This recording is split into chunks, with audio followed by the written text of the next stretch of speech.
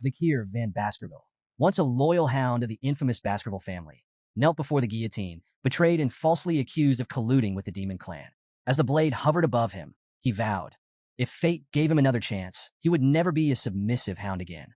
To his shock, the guillotine's finality dissolved, and he awoke, not in the afterlife, but in the fragile body of an infant. Surrounded by the cries of newborns, Kier realized he was in the Baskerville family nursery. His new life began under ominous circumstances. The cold-eyed patriarch Hugo Le Baskerville entered to inspect the infants. Dismissing the others as useless, Hugo's attention fixed on the silent Kier, whose unyielding gaze betrayed no fear. Intrigued, Hugo ordered him sent to the Cradle of Swords, a deadly trial meant to forge Baskerville heirs. Kier's hatred for Hugo burned hot. This was the man who had orchestrated his downfall in his past life. Memories of betrayal rushed back. He had been the Baskervilles' expendable pawn, loyal to the core, yet executed for knowing too much. But this time, Kier would write a different story. Revenge could wait. Survival came first. The Cradle of Swords awaited, a brutal labyrinth of blades where children had to crawl to the Styx River, a mythical waterway said to fortify the body. The first to reach the river would reap its full benefits, while others were left with scraps. Kier remembered how his siblings had sabotaged him in his past life, denying him the river's blessing. Not this time. Crawling through the razor-sharp maze, his infant body bleeding from countless cuts, Kier pressed forward. Pain was an old friend, and he embraced it. Against all odds, he reached the river and plunged in. The Styx River's waters burned like molten fire, seeping into his wounds and bones. The agony was unbearable, yet Kier endured. Compared to the torment of his past life, this was a whisper. Every second submerged strengthened his resolve and body. Outside, attendants panicked as they watched the infant endure far longer than any child before him. Hugo observed with his signature smirk, indifferent to their pleas for intervention. 7 minutes, reported John Barrymore, the family's butler. Hugo chuckled, his amusement tinged with grim expectation. He might not survive, Hugo called out, signaling it was time to surface. But Kier ignored him. Each second in the river was a rare chance to grow stronger, and he refused to abandon it. The water began to flood his lungs, and his vision blurred. Even as his body screamed for air, his mind chanted a single mantra, endure. Just as darkness threatened to claim him, Hugo pulled Kier from the Styx River. The patriarch's smug smile betrayed a mix of amusement and satisfaction. Greedy little thing, he mocked. You even try to drink the river. As Hugo examined him, something unusual caught his attention. Kier already had teeth, an extraordinary trait for a newborn. Intrigued, Hugo turned to the head butler and asked the child's name. Upon hearing it, his smirk deepened. A very greedy son has been born, he mused, half amused, half impressed. Though weak and groggy, Kier's mind remained razor-sharp. Silently, he vowed to grow stronger in secret and someday tear Hugo apart with his own hands. His hatred didn't stop with Hugo. It extended to the entire Baskerville family. They had tried to erase him once, but this time, he would make them disappear into history. As he lay in the nursery, the memories of his past life seared his thoughts. He was Hugo's illegitimate son, cursed with low status despite his extraordinary talents. By 20, he had proven himself a master of assassination, espionage, and conquest, earning renown despite the family's disdain. Yet to the Baskervilles, he had always been a tool, disposable and replaceable. At 30, when demonic gates unleashed hell upon the world, Kier became a pillar of resistance, fighting for 5 grueling years. His efforts turned the tide, but instead of recognition, betrayal awaited him. Accused of treachery and silence for knowing too much, his life had ended on the guillotine. This time, however, Kier vowed that no one, not Hugo, not the Baskervilles, would get the chance to betray him again. As he fully awoke, the power of the Styx River coursed through his veins, giving him a stronger starting point than in his previous life. Yet his thoughts were interrupted by the soft creak of the nursery door. A maid entered, startled to see him awake, muttering about Madam's unusual request to leave something on his bed. Curiosity piqued. Kier waited until the maid left before inspecting the small box she had placed beside him. The lid creaked open, revealing 2 venomous mambas, their crimson eyes glinting in the dim light. Kier's sharp mind pieced it together instantly. This gift was an assassination attempt, orchestrated by one of the few women in the Baskerville family addressed as Madam. The motive was obvious: eliminate competition. If Kier died, the other infants in the nursery might also succumb to the Viper's fangs, removing all potential rivals. Hatred burned in his chest as the snakes lunged at him. With cold precision, Kier caught the mid-strike, his tiny hands fueled by a lifetime's worth of rage and survival instinct. The venomous creatures writhed in his grip, but were no match for his iron will. By morning, the snakes lay lifeless beside him as Vikir peacefully dozed. The scene sent shockwaves through the Baskerville household. Chaos erupted as the nannies on duty faced brutal interrogations, their failure deemed an unforgivable crime. They were swiftly executed, but the Viper's origins remained a mystery to all, except Vikir. 8 years passed, and Vikir sat in a classroom, half listening as the teacher droned on about the hierarchy of swordsmanship. The students were captivated by the descriptions of the stages. Sword beginner, unable to imbue their blade with mana. Sword expert, capable of infusing a small amount of mana. Sword graduate, their blade shimmered with a liquid-like mana aura. Sword master, the pinnacle of mastery, able to form and shape solid mana freely. The class erupted in awe as the teacher mentioned that Sir Hugo, the family patriarch, was a sword master, the strongest in the Baskerville line. Vikir, however, paid no attention. His thoughts were consumed by his own goals, not Hugo's accolades. His coming-of-age ceremony was fast approaching, and each day brought him closer to the moment he would regain his full power. To him, the question wasn't if he could destroy Hugo, but when. The teacher glanced at Vikir, mistaking his quiet focus for disciplined dedication. Vikir's unmatched endurance in the Styx River and his remarkable physical development made him a standout. The teacher thought Hugo would be pleased. Vikir, however, cared little for Hugo's approval. He was busy calculating how many years he had left to exact his revenge. After class, trouble came in the form of 3 arrogant boys. Identical in every way, but their misplaced bravado, the triplets, Highborough, Middleborough, and Lowborough Le Baskerville, cornered him. Known as Hugo's Trident, they sneered and jeered, calling him Garbage Van and mocking the stories about his legendary feats as a baby. Styx River? Strangling snakes? What a joke, Highborough taunted. The others laughed, feeding off each other's malice. Vikir's sharp memory identified them instantly. These were the same triplets who had betrayed him in his past life, stabbing him in the back when he was on the run from false accusations. At 9 years old, their cruelty was unchecked, but Vikir knew they would grow into dangerous obstacles. He debated whether to deal with them now or bide his time. Highborough, the self-proclaimed leader, pulled out a knife. They say your body's immune to blades, he smirked. Let's test that. Middleborough grabbed Vikir from behind, clamping a hand over his mouth. 3 minutes, he said with a sneer. If he can endure that, I'll eat my hand. The triplets began their experiment, slashing at Vikir with increasing frustration. 1 minute passed, then 3, then 10. No matter how hard they tried, the knife didn't leave a scratch. Annoyed and out of ideas, the triplets let Vikir go. Guess the legend's true, Middleborough muttered. As he released Vikir, he froze, noticing blood on his hand and the absence of a finger. Vikir spat the severed digit onto the ground, his expression calm, almost bored. What are you doing? Middleborough shrieked, his face pale. Vikir's dark smile deepened. You said you'd eat your own hand, he reminded him coldly. Panic gripped the remaining 2 triplets. We need a priest, they yelled, scrambling to find a way to reattach the finger. Vikir wasn't interested. His icy gaze silenced their panic, and he spoke with quiet authority. Leave. The enraged triplet lunged at Vikir with a knife, hurling insults and emphasizing their age advantage. Vikir remained calm, letting the blade strike him, but it failed to pierce his skin. Seizing the moment, he grabbed the boy's wrist and twisted it with merciless precision. The triplet screamed in pain as Vikir, his voice cold and steady, reminded them that in the Baskerville family, power and talent always trumped age. An evil glint flashed in Vikir's eyes as he taunted them. Shall we continue your little game? Let's see who lasts. He wrenched the boy's arm further, eliciting louder cries. The remaining 2 triplets, frozen in fear, soon snapped into action. One charged at Vikir in a blind fury, only to meet a devastating punch that sent him sprawling across the floor.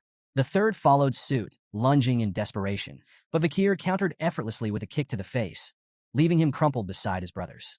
The room fell into an eerie silence, broken only by the groans of the defeated triplets. Vikir stood over them, his gaze icy and unforgiving. With chilling detachment, he told them that while their wounds could be treated, they would have to endure their pain for now. Then, with a mockingly generous tone, he offered them a way out. One of you can leave the room, Vikir said. Relief flickered across the triplets' battered faces, and they quickly asked which one of them would be spared. In response, Vikir picked up the knife and tossed it onto the ground between them. Decide for yourselves, he said, his voice dripping with cruel amusement. As he turned to leave, he added one last taunt. Don't take too long. At least one of you should live, right? The triplets stared at the knife, then at each other.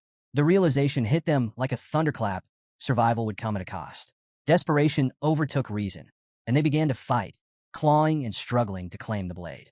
From outside the room, Kier paused to listen, satisfaction curling his lips as the sounds of their infighting, grunts, shouts, and cries echoed through the hallway.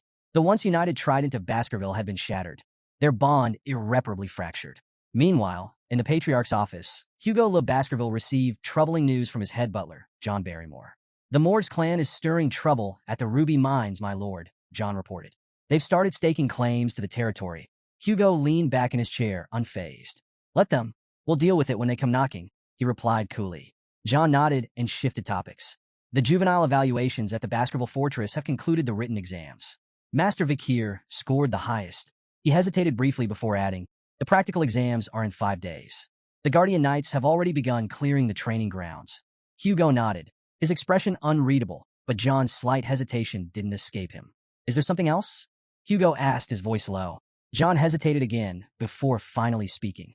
"There's been an incident involving the young masters." Hugo's gaze darkened. "How many died?" "None, my lord," John quickly clarified. "But there were injuries. Master Highborough's teeth were completely shattered. Master Middleborough suffered a broken jaw, and Master Lowborough lost his left index finger." Hugo's face remained impassive as John continued. "The physical wounds have been treated, but the psychological impact seems severe. The boys are deeply shaken." Hugo's brow furrowed in mild surprise as he remarked, "The Trident of Baskerville is known for their unshakable bond. They wouldn't have turned on each other without good reason." John Barrymore, standing attentively, responded with precision. "The cause was another young master, Kier. Not only did he inflict their injuries, but he also achieved the highest score on the written exam." Intrigued and faintly concerned, Hugo ordered, "Summon him." Kier entered Hugo's office with a calm smile, exuding quiet confidence. Hugo greeted him with a tone of authority, commenting, "You've grown considerably since we last met." Hugo wasted no time addressing the incident with the triplets, noting the gravity of their injuries, not the physical ones, which had been treated, but the deeper wounds inflicted on their bond as brothers. Hugo's gaze was steady as he asked, "Do you think your actions were wrong?" Kier met his gaze without hesitation, replying with his own question. "What did I do wrong?" Hugo's eyes narrowed slightly, yet he allowed Kier to continue. The boy elaborated, asserting that in the Baskerville family, strength was paramount. If strength decides all, how can the stronger party ever be in the wrongs? Hugo paused, his expression unreadable, before revealing, "The triplets have already forgiven you." The revelation caught Kier off guard. "They forgave me?" he echoed, incredulous. An old memory surfaced in Kier's mind, a scene from his previous life. A young woman, the last survivor of a family annihilated by the Baskervilles, had come to Hugo as a nun. Despite her suffering, she forgave him, citing her faith. Hugo's response, cold and cutting, now rang clearly in Kier's ears. Forgiveness is merely an excuse for the weak, who lack the strength to seek revenge. Drawing from that memory, Kier repeated Hugo's own words back to him. Forgiveness is nothing more than a way for the powerless to cope with their inability to retaliate. For a moment, silence filled the room. Then Hugo's stern expression softened into approval, his eyes faintly glowing with satisfaction. "You understand," he said simply. Turning to John Barrymore, Hugo issued an unexpected command. "Let him take whatever snacks he wants from the food storage, so long as he can carry them himself." Grateful but cautious, Kier made a modest request, chocolates. As he turned to leave, Hugo's voice stopped him. "Perform well in the upcoming evaluation," the patriarch said, his tone sharp yet almost fatherly, "particularly against the direct descendants of the Baskerville bloodline. Don't disappoint me, son." Kier's lips curled into a faint smile, though his crimson eyes betrayed a simmering hatred. "Understood," he replied, and left with Barrymore. The head butler led Kier to the storage room, proudly explaining the premium quality of their chocolates. "These are the finest in noble circles," Barrymore said. The Mords clan spared no effort in procuring them. Before he could continue, Kier interrupted firmly. "I don't want anything processed." Barrymore, momentarily taken aback, sought clarification. "Cacao beans," Kier specified. "The ones with the richest aroma." Though puzzled, the butler complied, arranging for a batch of cacao beans to be brought to Kier. As he placed one in his mouth, a nearby chef offered an explanation. "Those are bloody beans," the chef said, impressed by Kier's choice. "They're legendary for their potency. Just one bean can produce up to 100 liters of chocolate. Their aroma and yield are unparalleled." The head butler, Barrymore, watched in bemusement as Kier chewed on the bitter cacao bean without hesitation. Assuming Kier had an unusual love for chocolate, Barrymore thought the boy's unorthodox request might be a clever ploy to secure more in the future. When the chef offered to process the beans into chocolate and deliver it to his room, Kier declined, insisting on taking the raw beans with him. The peculiar request left the staff scratching their heads. What none of them realized was that Kier had no intention of eating chocolate. These cacao beans were tools for a far more devious plan, one that would unfold during the practical exam in 5 days. Unbeknownst to everyone, the seeds of chaos had been sown, and a catastrophic event loomed, destined to become a defining moment in the Baskerville clan's brutal history. The Baskerville family, infamous as the Berserker family, forged their reputation through relentless trials and ruthless discipline. From their first steps, Baskerville children were shaped by grueling evaluations designed to strip away weakness.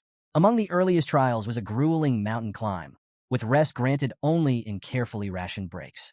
At night, they were forced to sleep beside the corpse of a slain monster, a grisly exercise meant to steel their nerves and prepare them for hostile environments. This unrelenting training produced warriors feared and respected across the land. However, it was at the age of 8 that the true test began, the deadly evaluation, a rite of passage that would cement their place in the Baskerville hierarchy. On the outskirts of Baskerville territory loomed the life-engulfing forest, a treacherous mountain infested with monsters. This foreboding peak was the site of the deadly evaluation. The young hounds, children selected for the trial, gathered at its base, their expressions a mix of determination and fear. Standing before them was Shadow Dog Pavlov van Baskerville, an instructor renowned for his sharp instincts and formidable aura. He laid out the rules of the exam with cold precision. The task was deceptively simple: survive for 1 month on the mountain while hunting strong monsters. The scoring system, however, demanded both strategy and ruthlessness. Survive the month, 10 points. Avoid permanent injuries, 30 points. Defeat a monster, 70 points. Eliminate a contestant, 50 points. Fulfill all conditions, 90 points. But no one could achieve a perfect 100. Sir Hugo had decreed that perfection bred arrogance, and arrogance was the path to ruin. Additional points could be earned by stealing the badge issued to each participant. However, death carried an unforgiving penalty, 0 points. Pavlov issued a grim warning: do not stray beyond the designated area. While the marked zones were dangerous, they were partially subjugated with monitored monster populations. Beyond these areas lay the mountain's forbidden zones, where unknown horrors prowled. The shadow dogs, acting as examiners and covert supervisors, would observe the participants and minimize casualties where possible. Killing was not forbidden but carried penalties, and the instructors aimed to prevent unnecessary deaths. Yet in the Baskerville family, the line between survival and slaughter was perilously thin. As the young masters gathered at the base of the mountain, anticipation crackled in the air. Whispers rippled through the group, with many casting furtive glances at Kier. His legendary endurance in the Styx River and the rumored incident with the triplets were hot topics of conversation. Kier, as composed as ever, remained indifferent to their murmurs, his thoughts focused on the mountain before him. He had been to Le Rouge et Le Noir before and was no stranger to its dangers. Unlike the others, who saw only a brutal test, Kier saw an opportunity. Nearby, the triplets stood together, their usual arrogance dampened. Beads of sweat glistened on their foreheads as they cast uneasy looks at Kier. Their nerves betrayed them. It was clear the memory of their encounter with him still lingered. Shadow Dog Pavlov, standing tall and imposing, offered a brief wish for success before the sharp toll of the bell echoed across the mountain. The evaluation had begun. The group exploded into motion, scattering in every direction. Some pursued carefully planned strategies, racing toward areas they believed offered an advantage. Others played opportunists, trailing their peers to claim their badges, or their lives, when the moment presented itself. The triplets, however, were already arguing. Each insisted on their own plan, their voices growing louder as frustration took hold. Their bickering slowed them down, their movements clumsy and disorganized. Watching from a hidden perch, Pavlov's expression darkened. Though he hoped to keep casualties minimal, the disarray among the participants hinted at an inevitable bloodbath. One shadow dog, assigned to monitor Kier, followed him closely, while the other candidates scrambled for safe zones or sought out weaker competitors to target. Kier took an entirely different route. He strode confidently toward the restricted zone, a place forbidden even to many of the instructors. The shadow dog's curiosity was piqued. Who was this boy? Rumored to be a prodigy, Kier had already distinguished himself through his feats. His boldness in venturing into the restricted zone intrigued the seasoned observer, who followed silently, eager to see how Kier would fare in the uncharted wilderness. Kier stopped at a massive tree, scanning his surroundings with calm precision. The soft ground beneath the tree seemed like the perfect place to set up camp. To the Shadow Dog's surprise, Kier began preparing to rest. While the other candidates battled monsters or plotted to steal badges, Kier busied himself with mundane tasks, gathering wood, digging small holes, and practicing with a wooden stick. When night fell, he slept peacefully under the tree, completely unbothered by the chaos erupting elsewhere on the mountain. The Shadow Dog grew impatient. Was this boy truly a genius, or just a fraud avoiding the real competition? His so-called strategy seemed like nothing more than camping and cooking. Frustrated by the lack of action, the Shadow Dog eventually decided to abandon his watch, muttering to himself as he left to observe more interesting candidates. As soon as the Shadow Dog was gone, a sly smile crept across Kier's face. He had been waiting for this moment. Without the observer breathing down his neck, he could finally focus on his real plan. Tossing a handful of bloody beans into the fire, Kier leaned back against the tree, reminiscing about the old days when camping like this was second nature.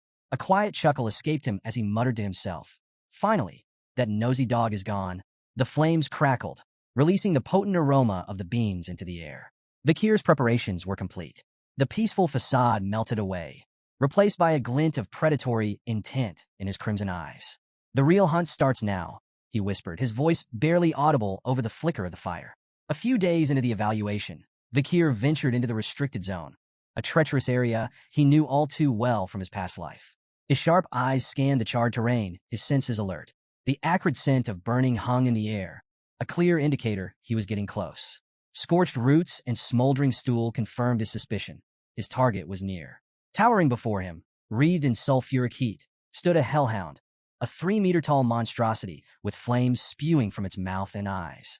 The beast radiated terror, its very presence capable of incinerating anything in its path. Known for its relentless brutality, the hellhound burned its victims until nothing but ash remained. With a risk rating of B+, it was a living disaster, a nightmare brought to life.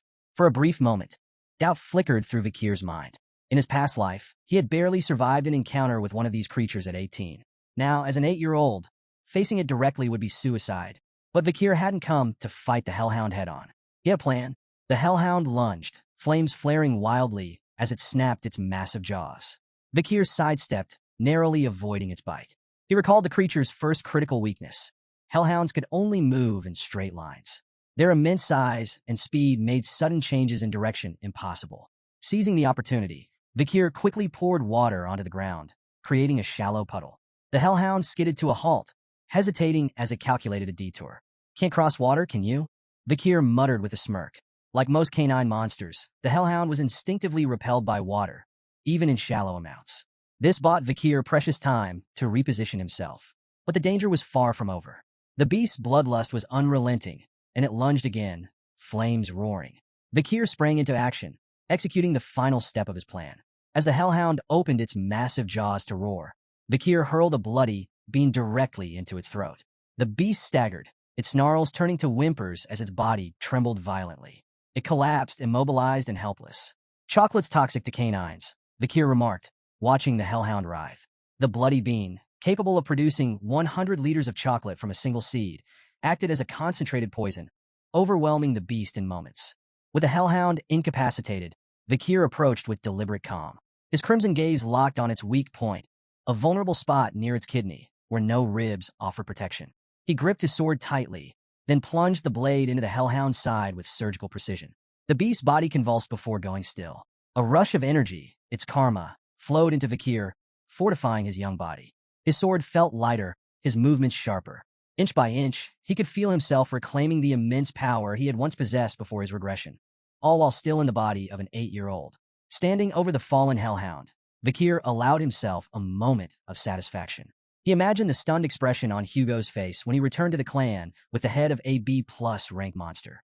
With a flick of his blade, Kier decapitated the hellhound and hoisted its massive head.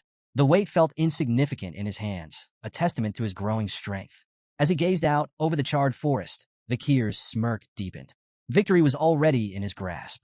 He knew that this kill had all but guaranteed him first place in the practical exam. Kier's triumph was short-lived. A low, menacing growl shattered the silence, and he turned to see a group of hellhounds emerging from the shadows. Their flaming eyes locked onto him, filled with vengeful fury. It was clear they had come for their fallen comrade. Despite the odds, Kier remained calm. He gripped his sword tightly, mentally calculating his resources. He had enough bloody beans to exploit their weakness, and he knew their patterns and limitations. Victory wasn't impossible, but before the hellhounds could attack, something unexpected happened. The pack began to whimper, their flaming eyes darting nervously as they shrank back. This sudden display of fear immediately caught Vikir's attention. Hellhounds never back down, even when facing certain death. What could terrify them? Vikir murmured, his heart pounding as he turned to face the source of their fear. His eyes widened in shock. Towering above him was a Cerberus, the legendary three-headed guardian of the underworld. The beast was colossal, 7 meters tall and radiating an aura of unmatched menace. Its 3 heads snarled and snapped, each mouth spewing fiery embers. With a risk rating of A+, Cerberus was leagues beyond the hellhounds in strength and ferocity. Vikir's mind raced. What is a Cerberus doing here? The monstrous creature was supposed to reside on the 7th ridge of life engulfing forest, far beyond the exam's designated area. Then he noticed something critical. Cerberus was injured. The creature's massive body bore several deep wounds, and arrows jutted out from its flesh. Blood trickled down its dark fur, and its movements were slower than usual. It was clear someone or something had been hunting it, driving it to this lower ridge. Realizing the opportunity before him, Vikir quickly assessed his options. An injured Cerberus was still a massive threat, but it was far more vulnerable than usual. This was a once-in-a-lifetime chance. With steely resolve, Vikir charged forward, his body moving with precision honed from years of battle in his past life. His blade flashed in the dim light as he landed several strikes on the massive beast. Each blow was calculated, targeting weak points exposed by its injuries. The Cerberus roared in pain, its fiery breath scorching the ground as it lashed out in retaliation. Vikir dodged with agility, his movements sharper than ever thanks to the strength he had gained from the Styx River. An injured Cerberus. This is doable, Vikir thought, his determination burning as brightly as the flames around him. But his confidence was short-lived. In a moment of carelessness, the Cerberus struck with lightning speed. Its first swipe shattered Vikir's sword, the blade exploding into fragments that scattered across the forest floor. The second blow hit him with tremendous force, sending him flying through the air like a rag doll. Vikir's flight ended abruptly as his body slammed into a tree trunk with a sickening crack. The impact left him crumpled on the ground, motionless and battered. Blood spilled from his mouth, pooling beneath him as silence descended. For a moment, nothing moved. Then, Vikir's eyes fluttered open. Pain shot through his body, sharp and overwhelming. Panic flared as he noticed the unnatural angle of his left arm. His first thought was that the Cerberus had torn it clean off, but to his relief, it was still attached, though badly mangled. He grimaced, forcing himself to sit up. The Styx River's blessings saved me, he realized, though the protection came with limits. He wouldn't survive another direct hit. The Cerberus advanced, its 3 heads snarling in unison, fire and fury emanating from its massive frame. Vikir's instincts screamed at him. Brute force was no longer an option. Survival demanded a different strategy. Sometimes the wisest move was to retreat and live to fight another day. Swallowing his pride, Vikir turned and ran. His mind raced as he scanned the terrain for an escape. The beast's roars thundered behind him, its footsteps shaking the ground with each stride. Then he saw its salvation. A weathered iron fence loomed just a few yards ahead, marking the edge of the restricted zone. If he could cross it, he'd be closer to the safe haven he had prepared before the battle. Summoning every ounce of strength, Vikir sprinted toward the fence. The Cerberus lunged, its massive jaws snapping inches from his back. With a final burst of speed, he threw himself through the gate, crashing onto the other side. Relief surged through him, but there was no time to waste. The beast's pursuit was relentless, and Vikir had to move fast. He scanned the forest, his eyes locking onto the trap he had set days earlier, a deep pit camouflaged beneath thick foliage.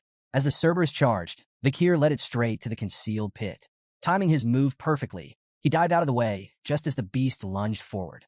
Unable to stop its momentum, the Cerberus plummeted into the pit, impaling itself on the wooden spears hidden below. Vikir's lips curled into a grim smile.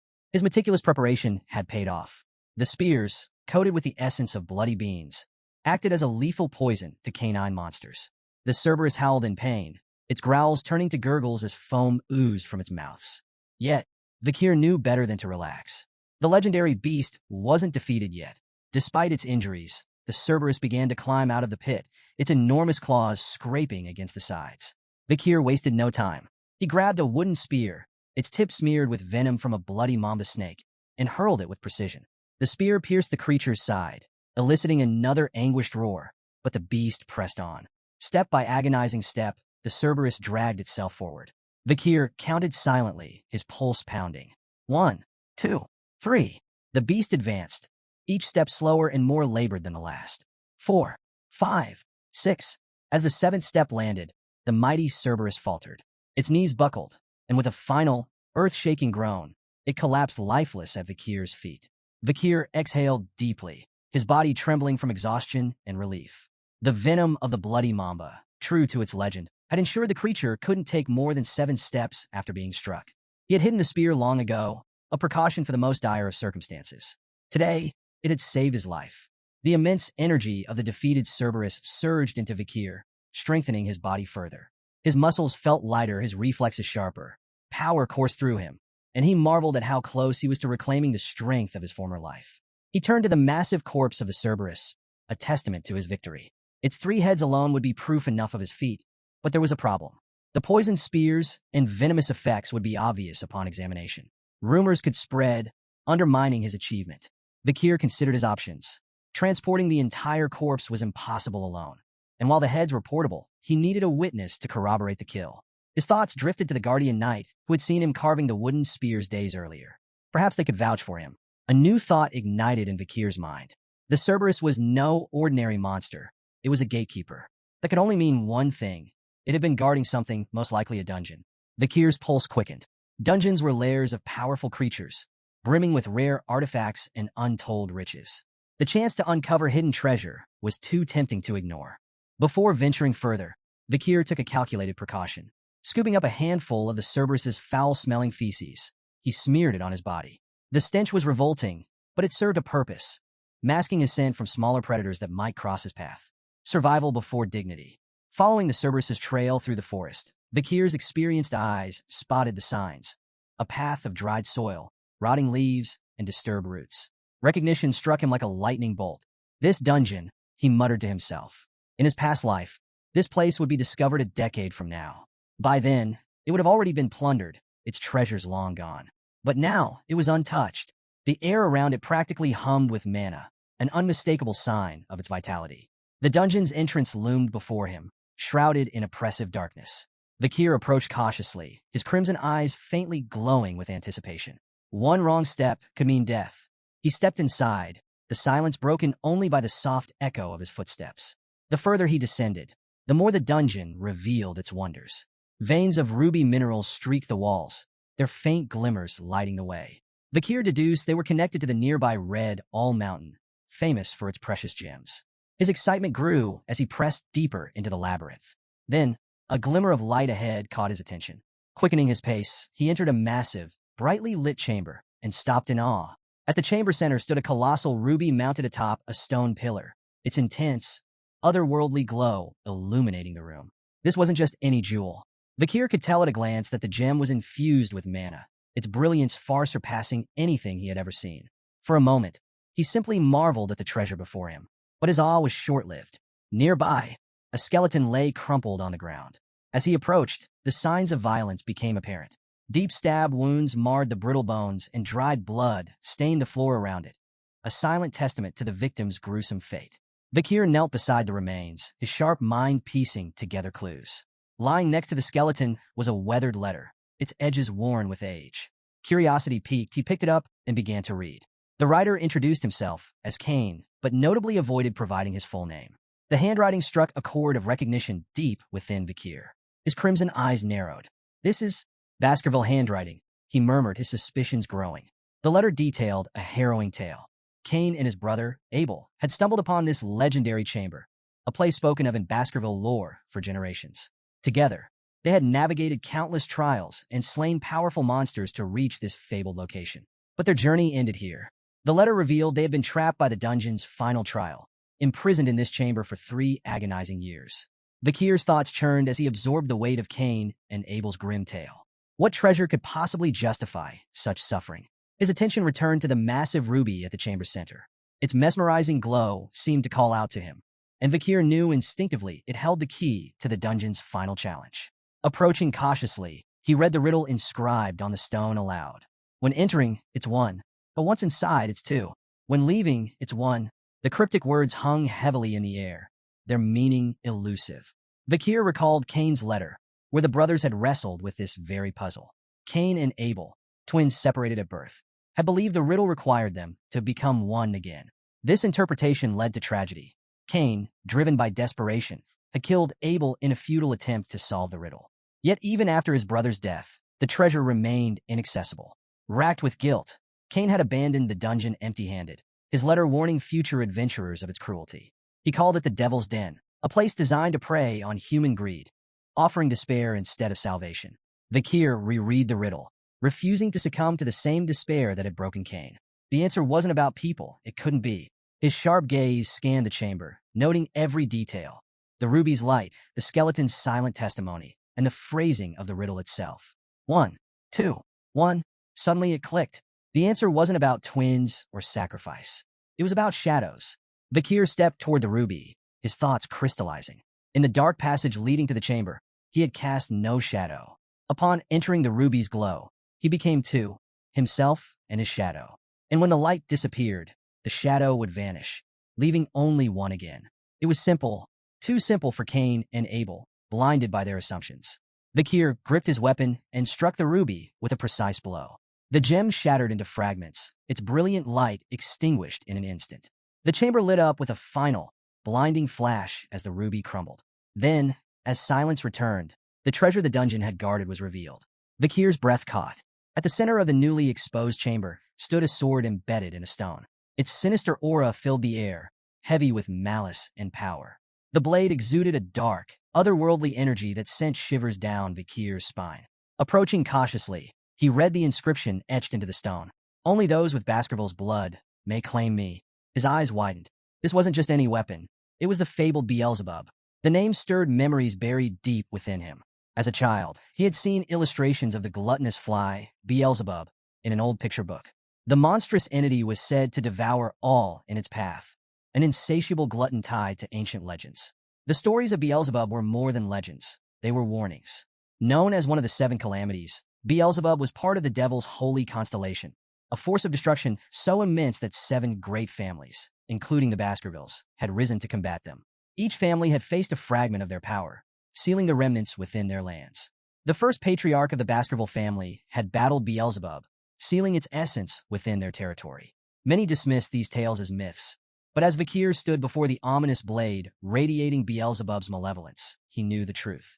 The sword's existence was undeniable proof that the legends were real. Kier stared at the blade, its dark aura flickering faintly like the dying embers of a fire. This weapon was more than a tool of destruction.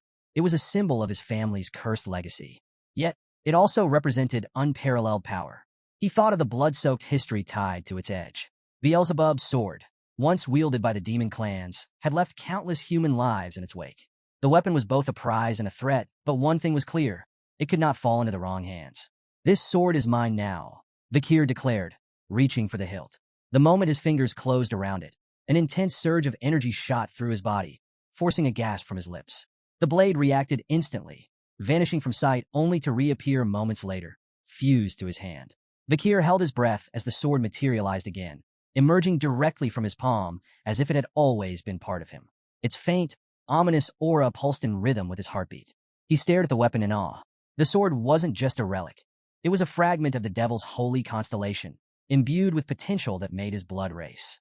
A grin spread across his face as he marveled at the power it could unlock. With such a weapon, his path to vengeance grew clearer. After thoroughly exploring the dungeon and finding nothing else of value, Kier decided to leave. But as he approached the exit, a sudden wave of nausea overtook him. His vision blurred, his legs buckled, and he fell to his knees, clutching his stomach. At first, he thought it was his own hunger, but the sensation was strange, foreign. Then he understood. It wasn't his hunger. It was the sword's. Beelzebub's insatiable appetite was now linked to him, its hunger coursing through his veins. Stumbling out of the dungeon, Kier felt the blade tugging at him, pulling in a specific direction. Unable to resist, he followed its guidance. It led him back to the hellhound's corpse, still steaming from its earlier battle. Confused but compelled, Kier extended the blade toward the body. His eyes widened as the sword came alive, voraciously absorbing the hellhound's blood. The once dark blade pulsed with crimson light as it fed, its hunger satiated at last. As the feeding ended, the sword let out a strange, satisfied sound, like a child after a hearty meal. Vikir's own hunger faded, replaced by a gnawing frustration. The blade was unpredictable, its needs a burden he hadn't anticipated. Yet, its power was undeniable. Examining the weapon, Vikir noted its intricate design, slots embedded within the blade, faintly glowing. He recalled the stories about Beelzebub's inherent ability, Gluttonous flies. The sword could absorb not only the blood of its victims but their skills, adding them to its arsenal. This ability made Beelzebub a weapon of limitless potential, but also one of chaos. Many of its past wielders had overindulged its appetite, allowing it to absorb so much that even their most fearsome opponents had been rendered powerless. I won't make the same mistake, Vikir muttered. He resolved to limit the sword's consumption to 3 abilities at a time, no more. Any more would risk making the blade unmanageable, and himself its victim. The barren trees and dried soil of the mountain took on a new meaning as Vikir reflected on the blade's gluttony. He suspected Beelzebub had been the cause of this desolation, its insatiable hunger draining life from everything around it. Inspecting the first slot, Vikir noted the newly absorbed skill, hellhound B+. This ability caused wounds inflicted by the blade to bleed uncontrollably, even from the smallest cuts, a devastating tool for attrition-based battles. His gaze shifted to the massive corpse of the Cerberus, and an idea sparked. Extending Beelzebub toward the body, Vikir allowed the blade to begin feeding. The sword's dark aura flared, and the Cerberus's blood was drawn into it. Before the weapon could devour the entire corpse, Vikir stopped it with a sharp word, tapping the hilt lightly as if scolding a pet. Enough, he muttered. The blade responded with a shrill cry, like a reprimanded child. Beelzebub's 3 slots were now filled. 1. Incinerate Cerberus. A+, inflict severe, flaming injuries that are resistant to healing. 2. Hellhound, B+, causes catastrophic blood loss from even minor wounds. 3. High-speed regeneration. F. A minor healing ability absorbed from a crushed sewer rat. Vikir smirked, noting the high-speed regeneration skill. While not as impressive as the others, it could still prove useful in emergencies. He glanced at the squashed rat beneath the Cerberus's corpse and felt a mix of amusement and practicality. Reflecting on Incinerate Cerberus, Vikir marveled at its raw, destructive power. Thermal injuries, he knew, inflicted far more agony than hemorrhage. With his preparations for the exam complete, Vikir chose to remain near the Cerberus's remains until the evaluation officially ended. When the young hounds returned to Baskerville Fortress, the elders began assessing their performances. Each participant was awarded a reward crafted from the remains of their hunted monsters, a sword, shield, or necklace symbolizing their success. But one hound stood out above the rest. In his office, Patriarch Hugo Van Baskerville leaned back in his chair, eyebrows raised in mild surprise. Turning to his head butler, John Barrymore, he asked, "Who caught what?" Barrymore responded dutifully. Master Kier Van Baskerville, the 8-year-old hound, hunted a Cerberus, an A+ rank monster that wandered into the restricted area during the exam. Hugo's surprise deepened. Even the family's guardian knights avoided facing such creatures. Yet, Vikir had managed to slay one. Barrymore continued, explaining that the Cerberus had been previously wounded by the barbarian tribe before Vikir encountered it. The boy had then used poison on a wooden spear to secure his victory. However, the exact nature of the poison remained unknown, as Vikir's hunting journal offered no explanation. Hugo smirked, intrigued. And why hasn't he clarified this? Barrymore hesitated before answering. The boy claimed he was tired and retired to his dormitory. The patriarch chuckled, his eyes glinting with amusement. The little brat is already so sly. He understands that information is power, and power has its value. Barrymore nodded, though his astonishment lingered. It's remarkable that such talent comes from a hound named Van, rather than Lon. Hugo dismissed Barrymore's implication with a smirk. I do not judge hounds by their lineage. I raise them for their talent and their spite. Even mutts can rise to greatness. His tone left no room for doubt. In the Baskerville clan, skill and ambition outweighed noble birth. Barrymore hesitated, his mind drifting briefly to Hugo's second son, who was undergoing isolation training. He wondered if Hugo's indifference masked concern, but chose not to voice his thoughts. Instead, he bowed slightly and apologized for his earlier comment. Hugo waved it off. Enough of that. Bring me something to lift my spirits. Shall I summon Master Vikir? Barrymore offered immediately. Hugo nodded, and the butler departed. When Vikir entered the Patriarch's office, his composed, self-assured demeanor didn't escape Barrymore's notice. Hugo, ever direct, wasted no time questioning him about the Cerberus hunt. How did you manage it? Hugo asked. With calm precision, Vikir revealed his use of chocolate as a poison, exploiting its lethal effect on canine monsters. Hugo's eyes briefly widened in surprise, quickly piecing together the implications. The boy's earlier request for chocolate hadn't been a whim. It had been a carefully laid strategy. Barrymore, standing nearby, was equally astonished but kept his focus on the subtle tension between the two. The lack of formal greeting struck him as unusual. Was this how a father and son truly interacted? As the conversation continued, Hugo shifted gears. Why didn't you explain this to Barrymore earlier? Vikir's reply was curt but deliberate. The butler is not my master. Hugo raised an eyebrow, intrigued. Then who is your master? I belong to the clan, Vikir said without hesitation. The master of the clan is my master as well. Hugo smirked faintly, leaning back in his chair. Well said.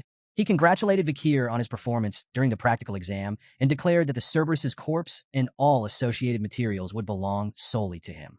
Hugo then announced an additional reward. As the highest scorer, Vikir was entitled to a special privilege, the opportunity to make a wish. Vikir's eyes gleamed at the prospect. Without hesitation, he requested access to the 10,000-book library, one of the largest and most prestigious repositories of knowledge in the Empire. Deep within the Baskerville clan's territory, the library housed forbidden techniques and secrets, accessible only to the patriarch, the second-in-command, and their direct descendants. Hugo's eyebrows rose at the request. He reminded Vikir of the strict rules governing access, emphasizing that illegitimate children were barred from entry. Vikir, undeterred, replied coolly, if access is denied, I'll accept the decision. Inwardly, however, he was already devising plans to sneak in if necessary. To his astonishment, Hugo granted permission. You may enter, Hugo said, his tone calm but unreadable. Vikir was momentarily speechless, but quickly recovered. Hugo wasn't finished. Specifically, I want you to seek out the Baskerville 6 technique in the 6th restricted zone of the library. Barrymore's composure faltered. The 6th restricted zone was an area even the legitimate children of the family rarely ventured. No illegitimate child had ever been granted access this far, much less given a directive to retrieve such an advanced technique. The weight of the moment wasn't lost on Vikir. While he maintained his composure, his mind raced. Why is he giving me this opportunity? Even so, he reminded himself that the 6th technique, while formidable, was still far below Hugo's level of mastery. Before his regression, Hugo had achieved mastery over the Baskerville 7th technique, wielding the legendary power to bear 9 fangs. It was a feat that made him unparalleled within the clan, solidifying his place at its apex. But Vikir's ambitions extended far beyond the 6th or even the 7th technique. His sights were set on the ultimate prize, the textbook of swordsmanship, the foundational manual created by the first Baskerville patriarch, who had subdued the 7 great disasters. It contained the teachings that had shaped the clan's unmatched legacy, and Vikir believed it held the key to his success. As Hugo offered a faint smile and wished him good luck, Vikir bowed, expressing his gratitude.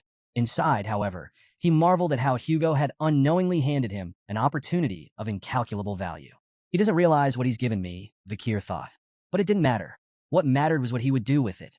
Arriving at the 10,000-book library for the first time, Vikir stood in awe. Towering shelves filled with ancient tomes stretched endlessly before him, each spine bearing a title that sparked his imagination. He read a few aloud, letting the evocative names linger in the quiet air. Severing incisors, grinding molars, piercing canines, snaggle tooth that embeds twice, wisdom teeth that lay down.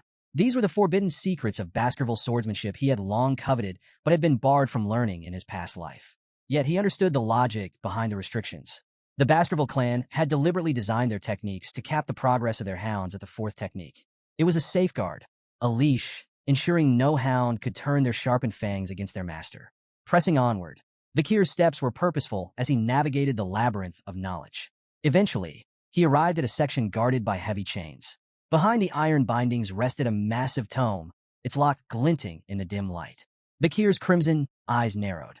This is it, the Baskerville 6 technique. For a moment, he couldn't believe it. Hugo had truly granted him access to something he could only dream of in his past life. Unlocking the chains, Vikir smirked. He knew why Hugo had allowed him here, because the patriarch likely believed number 8-year-old could possibly memorize the book's contents in a single day. But Hugo underestimated him. Before his regression, Vikir had already studied the theories behind the 1st through 4th techniques exhaustively. His obsession had even bred frustration. He had grown sick of those early stages, dissecting them endlessly in his quest to deduce the 5th technique. It was then he realized his past mistake. After drawing the 4th tooth, he hadn't stopped the flow of mana. That single oversight had kept the 5th technique out of his reach. The Baskerville swordsmanship followed a unique progression system. Each technique corresponded to a specific number of fangs. The 1st technique bore 1 fang, the 2nd 2, and so on. With each stage, a distinct red sword energy manifested. a visual representation of the user's mastery. The sixth technique, with its immense power, was a treasure Hugo likely thought Kier could glimpse but never truly grasp. But Kier's focus wasn't on the sixth technique itself. He wasn't here for what Hugo expected. His goal was far more audacious: to find a way to transcend his current limitations entirely. Leaving the swordsmanship section, Kier caught the guards off guard. They stared at him in disbelief. "You're already finished reading?" one asked, incredulous. Another guard, clearly impressed, offered to retrieve more advanced texts from the deeper sections of the library. "You should check out the techniques stored in the restricted zones. That's where the real treasures are." But Kier declined with a polite nod. "I've completed my task." The guards exchanged amazed glances as Kier walked away. "Does he even realize how valuable those techniques are?" one whispered. "If it were me, I'd spend every second memorizing them," the other added. Kier smirked to himself, letting them think what they wished. He knew exactly what he was doing. Amid the dusty shelves of miscellaneous books, Kier searched for the real treasure he sought. His crimson eyes scanned row after row until they landed on an unassuming, tattered book tucked away in a neglected corner. Its title read, "Lurking Embedded Teeth." The book's worn cover and damaged pages made it appear worthless, a relic forgotten by time. Kier held it in his hands, his expression calm, but inside his heart raced. He vividly recalled the time before his regression when he had served in the Hound squad. During a mission, his team had stumbled upon a torn page from a Baskerville swordsmanship textbook. The page bore the unmistakable handwriting of a Baskerville ancestor and contained cryptic hints about a forgotten technique. When the page was brought to Hugo, it sent the patriarch into an obsessive frenzy. Determined to find the original text, Hugo scoured the library for years before finally locating it. Within the lurking embedded teeth, the book, hidden among useless texts, contained the writings of a Baskerville ancestor and revealed the existence of the legendary 10th Fong technique. Kier remembered the carnage that followed. Hugo, captivated by the promise of the 10th Fong, declared war on anyone holding the missing pages. He dispatched Baskerville hounds to the 7 great families to recover the remaining 6 pages. The mission came at an unimaginable cost. Hounds died by the dozens, their bodies piling high, drenched in blood. When the pages were finally recovered, Hugo's only acknowledgement was a cold, dismissive phrase: "Good job." Kier's hands clenched as the memory burned in his mind. The senseless waste of life enraged him. He vowed that history would not repeat itself. He would surpass Hugo, not by mimicking his methods, but by learning from his mistakes. Flipping through lurking embedded teeth, Kier noted its disjointed techniques and incomplete passages. Without the missing pages, the book was little more than a fragmented puzzle. But Kier had an advantage no one else did. Before his regression, he had memorized every detail of those lost pages. The reason he couldn't progress beyond the 4th technique in his previous life wasn't his lack of skill or mana. It was the absence of this original text. The missing pages were the key to understanding the techniques in their entirety. As Kier closed lurking embedded teeth, he muttered to himself, "To most, this book would seem like meaningless, disjointed nonsense. But with the missing pages, the misleading information transforms into an absolute masterpiece." He marveled at the text's brilliance, understanding that its true genius emerged only when the blanks were filled. Before his regression, Kier had reached the pinnacle of graduate aura and mastered the highest level of the 4th Fong technique. Now, armed with this knowledge, he was confident he could surpass it. This time, however, he vowed to avoid the mistakes of his past. Before he turned 15, he would reclaim all the power he had lost, and more. Engrossed in the book, Kier lost track of time. By the time he finished, dawn had broken. The realization of how much he had achieved filled him with pride. He had memorized every word, every nuance of the text. Glancing around the library, he noticed the absence of the Guardian Knights. The silence emboldened him. Though his young body wasn't yet capable of drawing all 10 fangs, he was certain the elusive 5th Fong technique, which had eluded him in his past life, was finally within reach. Approaching a nearby statue, Kier steeled himself, his mind focused and his heart resolute. He began executing the Baskerville sword techniques, unleashing every ounce of power he could summon. First Fong technique, a sharp, decisive strike, its precision cutting cleanly through the air. Second Fong technique, building momentum. Each movement grew more deliberate and deadly. Third Fong technique, forceful and unrelenting. His strikes hammered the statue's surface. Fourth Fong technique, a whirlwind of honed precision, each blow infused with years of dedication. As his sword collided with the statue, Kier's memories surged. He recalled the brutal struggle to reach graduate aura in his past life, only to have his illegitimate status bar him from progressing further. The direct bloodline of the Baskervilles had ensured he never advanced beyond the 4th technique, crushing his potential with their hostility. But this time was different. With each strike, Kier channeled his anger, frustration, and defiance into his blade. In his mind, the statue became a vivid image of Hugo's face, taunting him. With a ferocious swing, he unleashed his full force, slicing through the statue in a series of precise, calculated blows. As the dust settled, Kier stepped back, his breath ragged and his body trembling. For a moment, he stood still, hands gripping his weapon tightly, anticipation coursing through him. Then it came, a hot surge of energy flowing from his heart to his neck. He knew instantly. A triumphant smile spread across his face. He had done it, overwhelmed with emotion. Kier nearly felt tears welling in his eyes. His success was monumental, but it was the tangible proof that left him awestruck. His canine teeth had begun to grow. In the Baskerville clan, this development symbolized the hound's readiness to draw their fangs against their master. Such a transformation had never occurred at such a young age in the clan's history. His body trembled with excitement as his mana surged within him, evolving into something far greater. The solid state of his energy had transformed into a liquid form, denser and more versatile. This was graduate aura at its true peak, a level of mastery that had taken him 30 arduous years in his previous life. Now, at just 8 years old, he had reached the same milestone. Kier gazed at the flowing aura surrounding him, its liquid form a testament to his newfound status.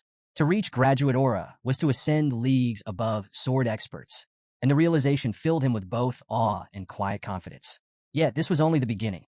His gaze shifted back to lurking embedded teeth, the book that had unlocked this monumental progress.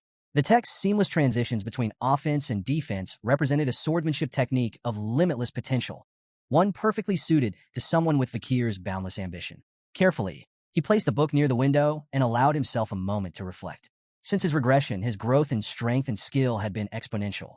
With his current abilities, Kier was confident he could hold his own against a mid-class graduate aura swordsman and emerge victorious. Still, he knew better than to reveal the full extent of his power. Not yet. For now, he needed to keep Hugo's eyes on him, buying time to secure everything he needed for the future. A sly grin spread across Kier's face as he pulled out a magnifying lens. Positioning it over the book, he allowed the sun's rays to converge, igniting the pages in a small, controlled fire.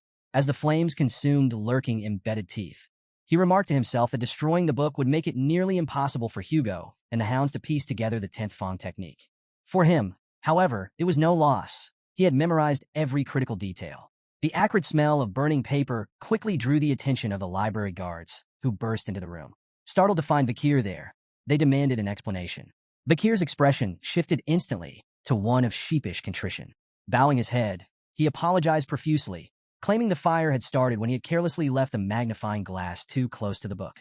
He even offered to report the incident to the butlers himself.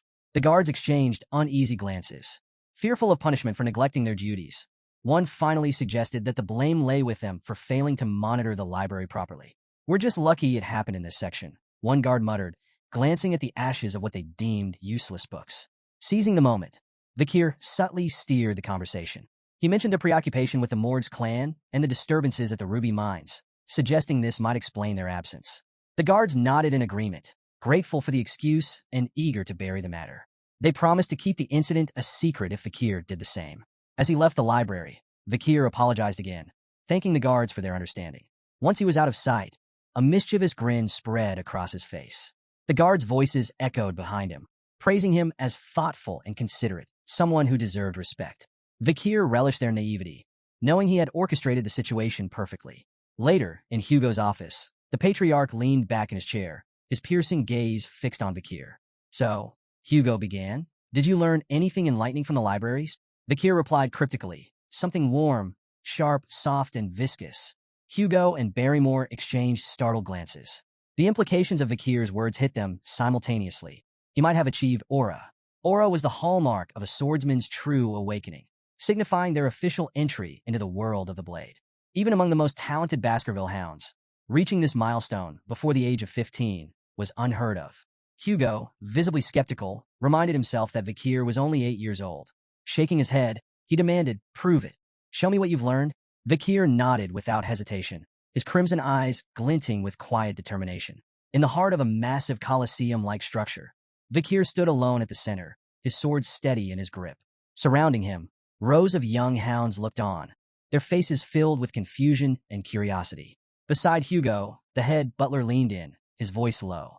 How do you plan to test the boy's skills? Hugo's smirk was both calculated and unsettling. By releasing a monster, the butler's eyes widened in disbelief.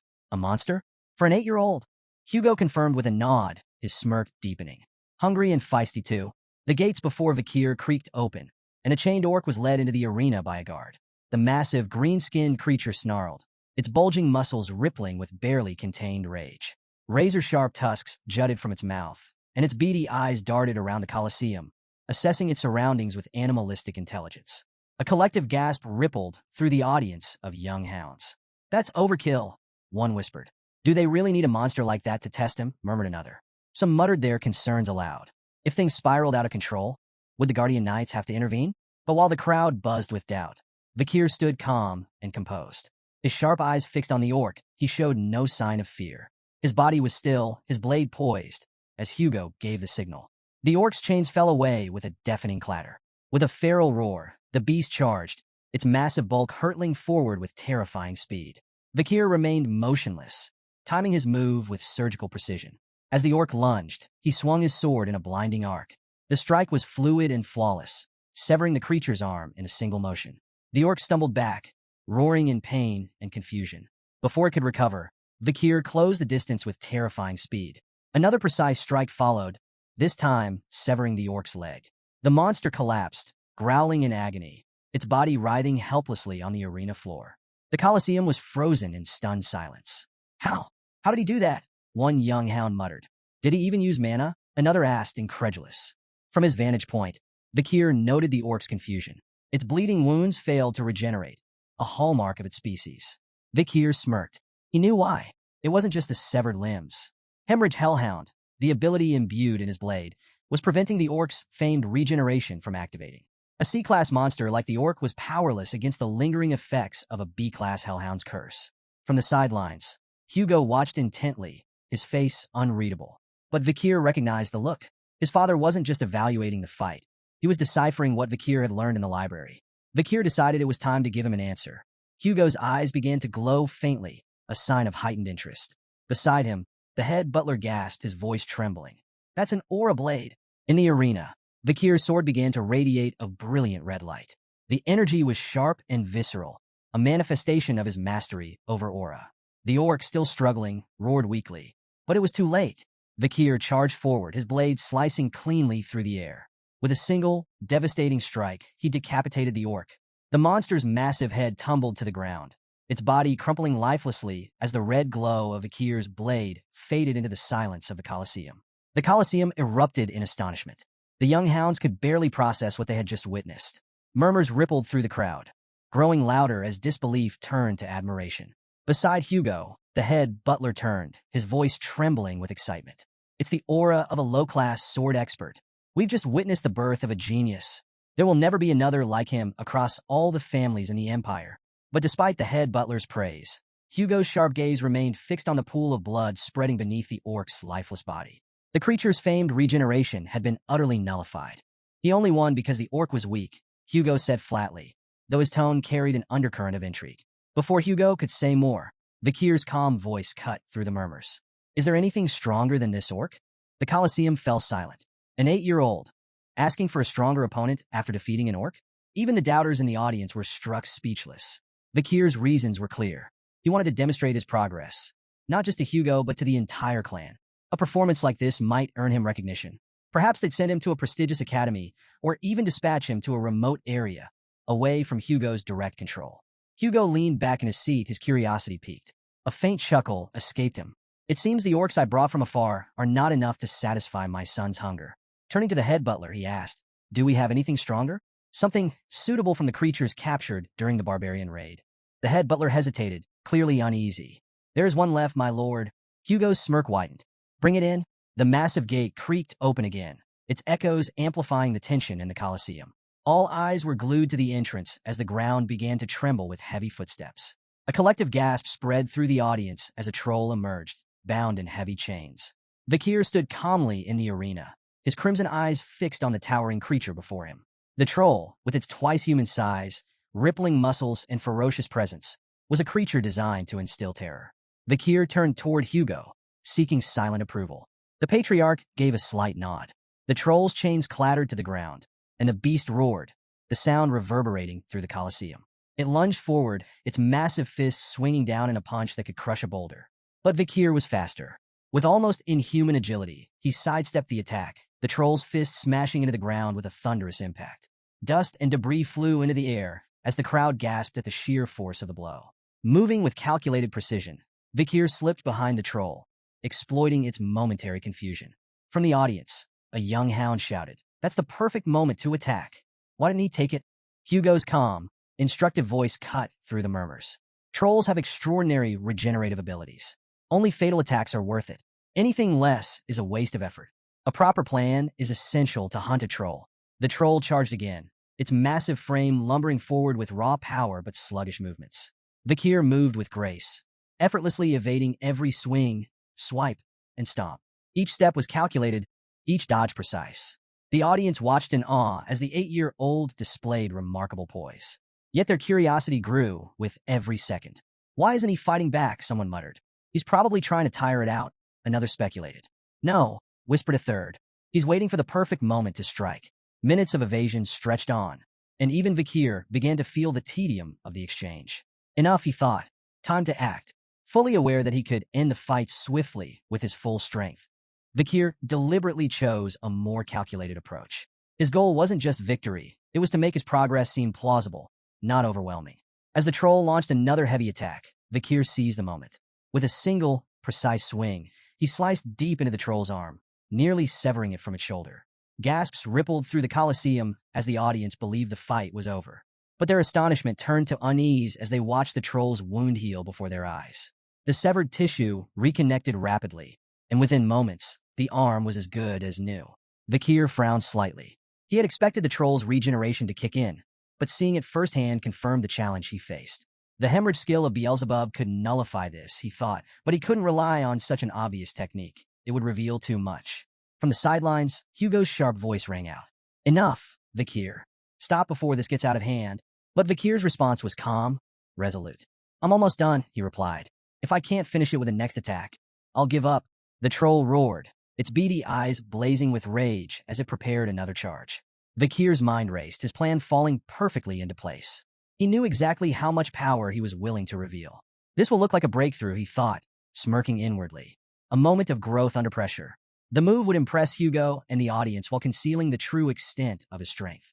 The crimson glow of Kier's sword flared, its fiery aura blazing brighter than before. Gasps echoed through the Colosseum as the young hound's presence seemed to grow, commanding attention. The troll lunged with a guttural roar, its massive fist hurtling toward Kier. Kier met the attack head-on, his blade flashing in a clean, decisive arc. The audience held their breath as his strike cut through the troll's neck, severing its head in one fluid motion. The troll's body collapsed with a deafening thud, its massive head rolling across the arena floor. Silence engulfed the Colosseum. Every pair of eyes widened in shock, frozen in disbelief at what they had just witnessed. Even the normally stoic head butler gasped audibly, his composure breaking. "The second technique," he whispered, his voice barely audible. "He's achieved the second technique of the Baskerville clan at 8 years old." His gaze turned to Hugo. "That's unheard of. Most don't reach this level until they're at least 18. In the center of the arena, Kier stood with an innocent smile, his sword lowered, as if blissfully unaware of the magnitude of his accomplishment. "I did it," he declared cheerfully, his tone almost childlike. The silence that followed was deafening. Hugo remained seated, his expression unreadable. Yet inside, he was reeling. What he had just witnessed defied everything he knew about swordsmanship and training. An 8-year-old performing the second technique? The implications were staggering. A week later, Kier sat in the Baskerville dining hall, staring down at a bowl of unappetizing meat porridge. Around him, the air was heavy with tension. None of the other young hounds dared approach him. Their gazes flickered toward him briefly, before they quickly looked away. Kier wasn't surprised. In the Baskerville family, power was everything. His recent display had placed him far beyond the reach of his peers, and they all knew it. As he ate, Kier reflected on his progress with satisfaction. Even Hugo seemed unsettled by his performance. So far, he had revealed only what he wanted them to see: his mastery of the second technique and his rank as a medium-ranked sword expert. Yet the truth remained hidden. He was, in fact, a low-ranked sword graduate capable of weakly performing the fifth Fong technique. Kier's thoughts turned to the ability he had gained from the troll. Super speed regeneration, C+. now occupying Beelzebub's third slot. The skill bolstered his strength to the level of an average graduate or a swordsman. Yet he noticed an unexpected side effect. His appetite had increased dramatically since acquiring the ability. Shoveling another spoonful of porridge into his mouth, he paused as he sensed a sudden presence behind him. The triplets had appeared, surprised and wary. Kier turned to face them cautiously. He had no desire to deal with them again, so he returned his focus to his food, hoping they would leave. But instead of provoking him, the triplets quickly blurted out their reason for approaching. "You were so cool during your fights with the Cerberus and the troll." The statement hit Kier like a thunderbolt. He was so shocked that he spat out his porridge. The triplets, alarmed, asked if he was okay, but Kier remained suspicious. Could this be a two-faced technique? Or maybe a deceitful policy? He wondered. For a brief moment, he even considered beating them up preemptively, just in case. But after a moment's thought, he decided to observe them further. Before Kier could act, Barrymore appeared behind him, his presence commanding the room. "Master Kier," the head butler said, his tone polite but firm. Kier turned, startled. It wasn't often that the butler sought him out in the dining hall. "The patriarch has summoned you to his office immediately," Barrymore informed him. Intrigued, Kier quickly finished his meal and stood. The triplets shuffled aside, their sudden admiration for him still puzzling. With a nod to Barrymore, Kier made his way to Hugo's chambers, his mind racing with curiosity about what awaited him. In the Baskerville Patriarch's office, Hugo sat in his chair, exuding his usual air of authority. Across from him stood Adolphe Morgs, the Morgs clan's proxy patriarch. The Morgs clan, a prestigious mage family, had a long, intense history with the Baskervilles, an iron-blooded sword clan. While their philosophies clashed, the Emperor's decree bound them to conduct annual joint training sessions for children between the ages of 8 and 15. "It's been a while," Hugo said curtly. Adolphe nodded politely. "Indeed. I trust this year's event will proceed smoothly." Hugo's tone was casual, almost dismissive. "The joint training has always been handled without issue." Adolphe raised an eyebrow. "Without issue? Last year, 2 children, one from each family, were seriously injured." Hugo waved off the remark with a faint smirk. "A scratch. Nothing more. It seems the Morgs children are dramatic." Adolphe's lips twitched in irritation. "The Morgs children are noble and dignified, unlike some." His words carried a subtle but unmistakable sting. Once, the Baskervilles and Morgs had enjoyed a strong alliance. The past emperor had even declared that magic and swords complemented each other, fostering cooperation between the two clans. But everything changed with the discovery of a ruby mine along their shared border. The bloodshed that followed shattered their relationship. Now, the joint training sessions continued solely because of imperial command. Adolphe had arrived on behalf of his brother to ensure this year's event proceeded without complications. Turning to Hugo, he remarked, "I've heard there's a supernova in the Baskerville family. A rare genius, born once in a century. A blessing to the Empire, no doubt." Though secretly pleased, Hugo downplayed the compliment. "It's nothing extraordinary," Adolphe smirked, detecting the subtle pride in Hugo's tone. "We, too, have a genius in our family," he said, gesturing toward the door. Morgs clan head Raspine's daughter, Camus. The door opened, revealing a red-haired girl with a fiery demeanor. She strode into the room with confidence, her sharp eyes immediately locking onto Hugo. Adolphe began a formal introduction, but Camus interrupted, pointing an accusatory finger at Hugo. "Are you the thief who stole our ruby mine? Give it back." The room fell into a tense silence. Hugo's face darkened, his calm demeanor giving way to a sharp glare directed at Adolphe. "Thief?" he asked coldly. "Is that what you're teaching your kin now?" Adolphe looked startled. "I never said such a thing." Camus, however, was unfazed. Fixing Adolphe with a determined glare, she declared, "You did. An hour and 42 minutes ago, right before we got off the carriage, you called him that annoying chin beard who stole the ruby mine." Hugo's glare deepened further as Adolphe stammered, his composure crumbling. "Camus, you must have misheard. I said no such thing." But Camus stood her ground, arms crossed. "You definitely said it." Hugo's patience was wearing thin. "It seems the Morgs clan struggles with teaching children proper etiquette," he remarked, his voice laced with irritation. Adolphe, scrambling to salvage the situation, tried to defuse the tension. "It's simply a misunderstanding, Patriarch Baskerville. Camus is young and spirited." Hugo's sharp gaze remained fixed on him. "There's no need to explain the Morgs clan's problems with education to me," he said icily. Camus, undeterred, persisted. Crossing her arms, she repeated her demand, her fiery tone cutting through the air. "Our research is impossible without those stolen rubies." Adolphe's voice turned warning. "Camus," but she ignored him, stepping closer to Hugo. Hugo's patience finally snapped. His voice was sharp, tinged with barely concealed anger. "It seems the Morgs don't teach manners at all." Adolf bristled at the comment, his composure cracking. And what do you plan to do?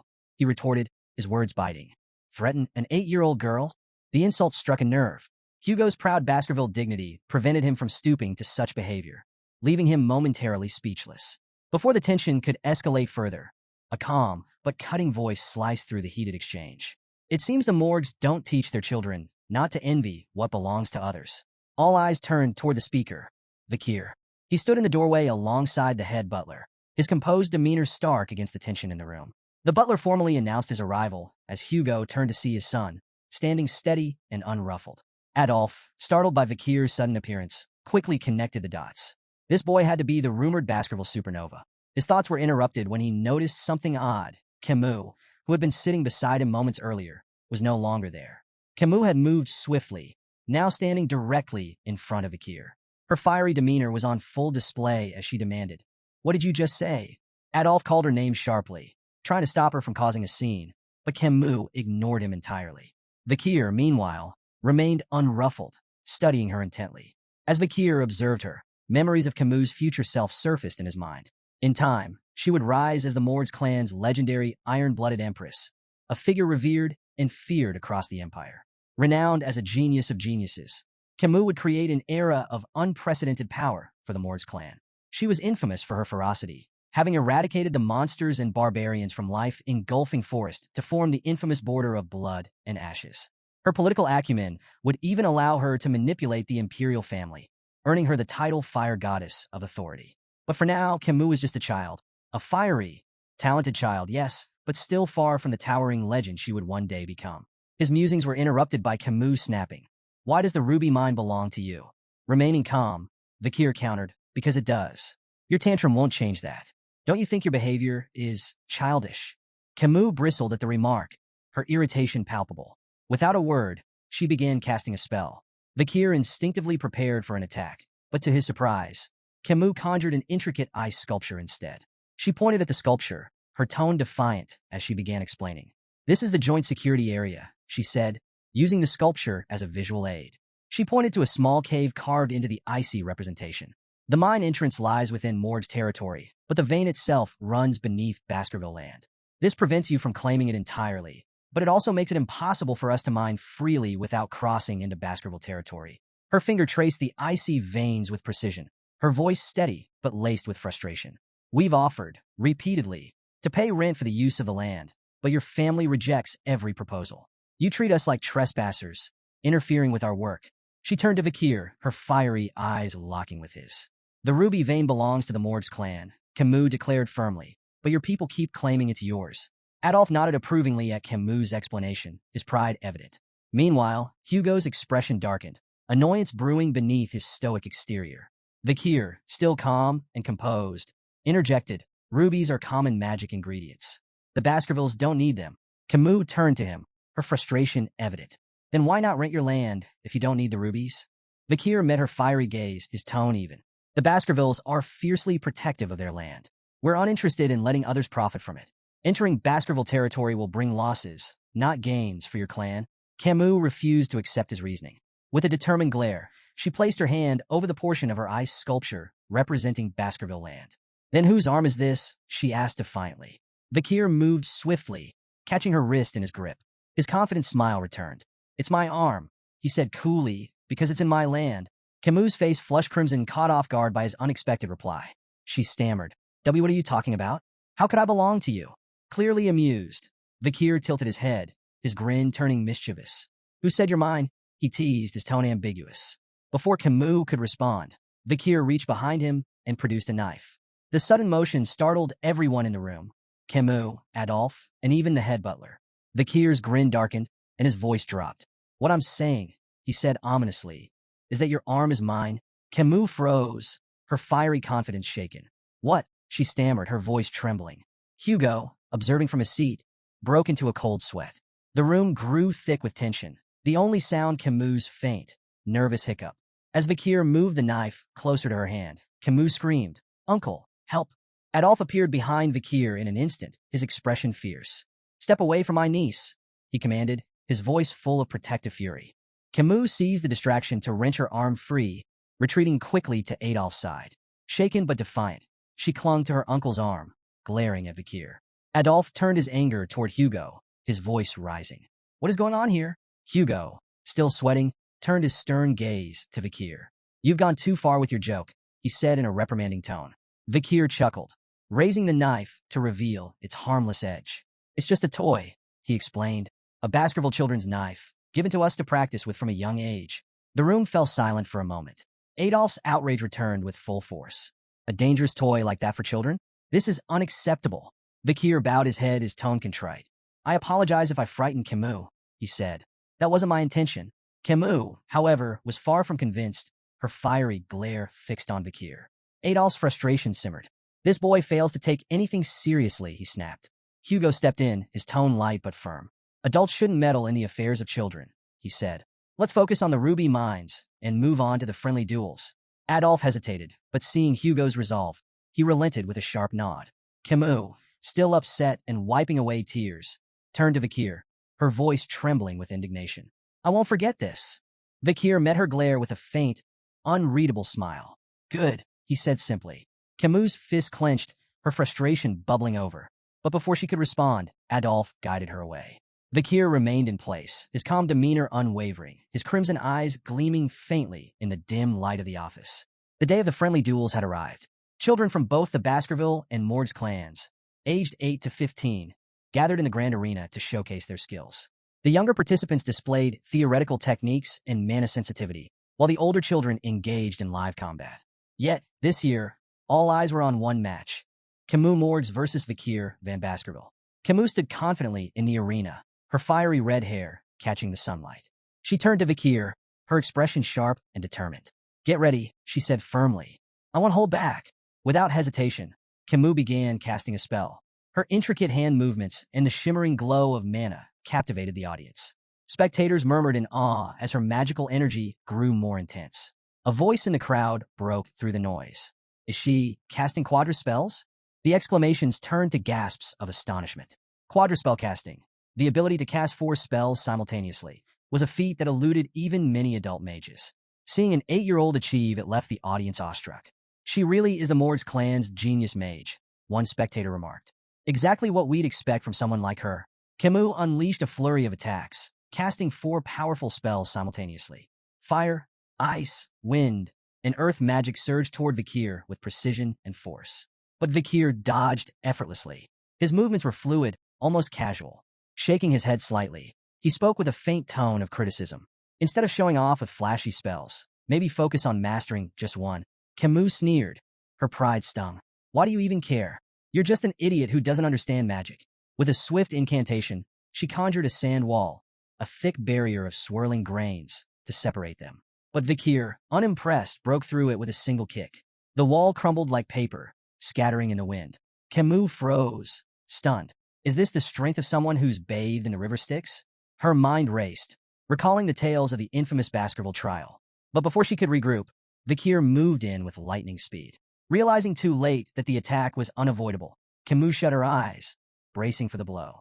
But it never came. When she opened her eyes, she found herself propelled backward. Not by a strike, but by a flick to her forehead. The sheer power of the flick sent her tumbling across the arena floor. On the sidelines, Adolphe stared in disbelief. A flick? That was just a flick. Camus winced, holding her forehead, her fiery demeanor shaken. Why did you flick me? Are you going easy on me? Kier smiled faintly, tapping his own forehead. Maybe it's time to end this before things get out of hand. Camus' eyes watered with frustration, but she refused to yield. With a defiant shout, she cast another spell. This time, she conjured 2 sand walls, layered for extra protection. Try getting through this, she declared confidently. Kier stood unbothered, considering walking around the walls entirely. But with a faint smirk, he decided to humor her. Drawing back his fist, he punched straight through both barriers. The sand wall shattered, leaving a clean hole in his wake. Camus froze, astonished, as Kier stepped through the debris. As he approached her, Kier mimicked a flicking motion with his hand. Whose arm crossed the wall? He asked, his tone calm and deliberate.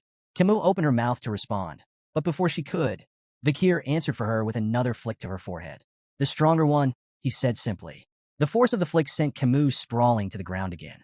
Growling in frustration, she pushed herself up, her fiery glare fixed on Kier. Still ready to fight, she snarled, I'm not done yet. Kier sighed inwardly. Dealing with children is harder than I thought. I could end this in zero point 0.1 seconds if I wanted to, but that would just cause more problems. Dodging Camus' relentless spells with ease, Kier's sharp gaze wandered to another part of the arena. Two contestants, a sword apprentice and a mage, were locked in a duel. The swordsman's precise, powerful strikes tore through the mage's spells. An idea sparked in Kier's mind. It might be useful for this. Meanwhile, Camus' frustration boiled over. "Stop running away and fight me," she shouted, her voice trembling with anger.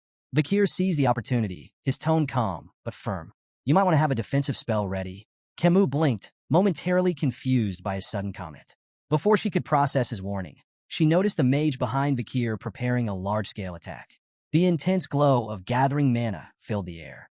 Adolf, observing from the sidelines, pieced together Kier's plan. His voice rose in alarm. "Camus, watch out." The mage's spell erupted in a massive, fiery blast that engulfed the arena. Gasps and cries rippled through the audience as heat and blinding light consumed the battlefield. For a few tense moments, nothing was visible but flames and dust. In the chaos, Camus activated a defensive spell just in time, narrowly avoiding serious injury.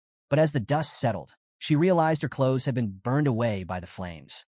The crowd murmured in shock, their whispers growing louder. Camus froze. Tears welled up in her eyes as the horrifying reality sank in. She had been exposed in front of the entire audience. Her hands trembled as she tried to cover herself, humiliation washing over her. She heard her uncle Adolf calling her name, his voice filled with worry. How could this happen? She thought, her shame overwhelming. As the smoke began to clear, Kier stepped forward. His calm figure emerged from the dissipating dust, unscathed and composed. The audience fell silent, their attention fixed on him. Kier approached Camus, shrugging off his jacket as he reached her. To the crowd's surprise, he draped it over her shoulders. "You'll need this," he said simply, his voice steady. Camus stared at him in shock, her face flushed. "But you'll be exposed if you give me your only jacket." Kier brushed off her concern with a faint smile, his tone light but resolute. "It doesn't matter." Camus, still reeling from the chaos, struggled to understand why her supposed rival would offer her kindness. Her confusion deepened when she noticed a thin line of blood trailing down Kier's arm. "You're hurt," she said, pointing at the wound. Kier glanced down, momentarily surprised. He hadn't expected his body, strengthened by the river Styx, to be scratched.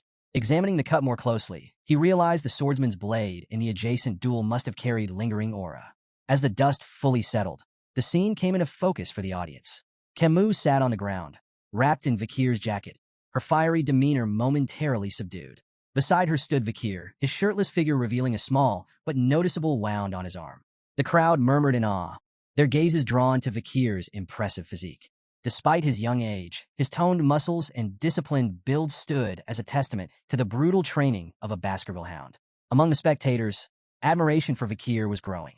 But for Camus, the situation was more complicated. Her cheeks burned with a faint blush as her gaze kept drifting toward Kier. "Why am I feeling like this?" She wondered, her earlier anger replaced by an unfamiliar sensation. Even as her uncle Adolf pulled her into a protective hug, her thoughts remained on Kier. Later, Kier walked alongside Hugo down a dimly lit hallway, breaking the silence. Hugo's voice was calm but probing. "How was the battle with the Mords girls?" Kier answered thoughtfully. "It was interesting. I learned the purpose of the event once again." Hugo nodded slightly. "A battle with a mage is different from a duel between swordsmen. Why didn't you go for a decisive blow?" Kier hesitated before admitting. "I wasn't sure how to handle a lady in battle." Hugo's expression hardened. "Letting your guard down will only lead to injury. Take this scratch as a lesson." The unexpected concern in Hugo's tone gave Kier pause. This isn't the Hugo I remember, Kier thought. The Hugo he knew had been strict, cold, and brutal, his emotions as unyielding as stone. Rumors whispered that Hugo's harshness stemmed from the loss of his first wife and eldest daughter, but such things had never been Kier's concern. Yet now, hearing a faint trace of worry in Hugo's voice, Kier felt a rare moment of unease. Seeking to shift the subject, Hugo asked, "What do you think we should do with the ruby mines?" Without hesitation, Kier replied, "We should give control of the mines to the Mords." Hugo's eyebrows shot up in surprise. "And your reasoning?" "The Baskerville's primary focus is territorial expansion," Kier explained. "The monsters and barbarians around the mines will be obstacles if we try to claim the region directly. By allowing the Mords control of the mines, we can use them to minimize our losses. Their presence will draw the threats into that area, allowing us to handle everything at once." Hugo listened carefully, his sharp mind processing Vikir's words. Slowly, a smile spread across his face. Interesting, he said. Once the Mords assign a large number of people to the mines, we'll push the monsters and barbarians into that region. The ruby veins will be soaked in their blood, and the Mords will think twice before stepping onto our land again. Placing a hand on Vikir's head, Hugo said, "Your idea aligns with about 90% of what I had in mind." Impressive. Vikir accepted the praise silently, his expression composed. Inside, he mused on the irony. This plan was originally Hugo's idea. Vikir had carried it out on his orders in his previous life. Now, seeing it unfold from this perspective brought an odd sense of satisfaction. To conclude, Vikir added, "We should keep a close eye on the Mord's movements." Hugo dismissed the concern with a wave of his hand. "There's no need. I've already increased the number of hounds scouting the area." Vikir nodded, choosing to keep his thoughts to himself. As they continued walking, a familiar voice rang out behind them, stopping them in their tracks. "Hugo, I have something to discuss before I leave." Turning toward the source, they saw Adolf approaching, his expression serious. Hugo nodded, gesturing toward a nearby room. "Let's talk." Once seated, Hugo leaned back in his chair. "What is it you want to discuss?" Adolf wasted no time. "I think it's time to resolve the issues surrounding the ruby mines peacefully," he began. Hugo raised an eyebrow. "Peacefully?" Adolf continued. "We could implement usage fees, but I have another suggestion, an engagement between the Morgs and Baskerville children." As the two patriarchs discussed the potential union, Camus sat nearby. Her gaze occasionally drifted toward Vikir, her cheeks faintly flushed. Hugo noticed this, leaning forward with subtle interest. "Which children do you have in mind?" he asked. Adolf smiled confidently.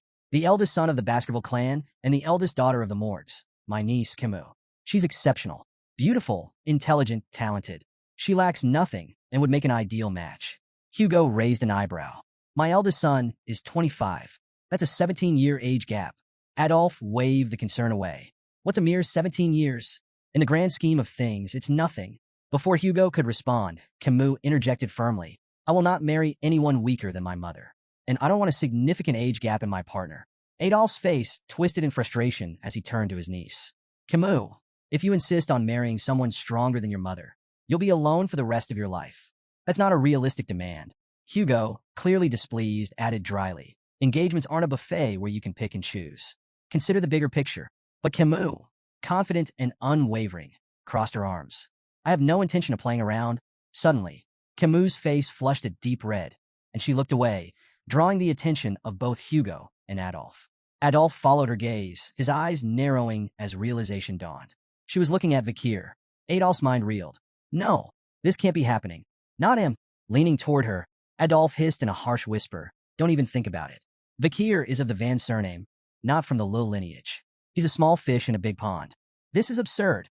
Hugo, sensing the rising tension, sighed and decided to intervene. "The most important thing in an engagement," he said, "is the opinion of those involved. Let's hear what Vikir has to say." All eyes turned to Vikir. Camus looked at him expectantly, her blush deepening as the room fell silent. Meeting her gaze, Vikir's calm voice broke through the tension. "I accept." The room erupted into chaos. Adolf's face turned beet red. He opened his mouth to object, but before he could say a word, Vikir added, "To do as I'm told." Adolf's outrage doubled, his voice rising. "What kind of attitude is that toward the Morgs clan's daughter?" Camus, on the other hand, was completely flustered. Her face turned crimson as she tried to decipher Vikir's cryptic response. Is he shy? Does this mean he's secretly okay with the engagement? Her mind raced with possibilities, each more baffling than the last. Hugo, clearly amused by the situation, interjected with a composed tone. "In the Baskerville household, names and titles hold little meaning. Greatness comes from ability, not bloodline. Even those of Van descent can rise to prominence." Adolf's expression remained skeptical, his eyes narrowing as he turned to scrutinize Vikir. The young Baskerville stood tall, calm and unyielding under Adolf's piercing gaze. Internally, however, Vikir was assessing Adolf just as carefully. As a six-circle mage and one of the Mords clan's strongest supporters, Adolf was undeniably formidable. Breaking the silence, Adolf said coldly, "I don't think it's wise to rush this. We can't have just anyone become Camus' husband."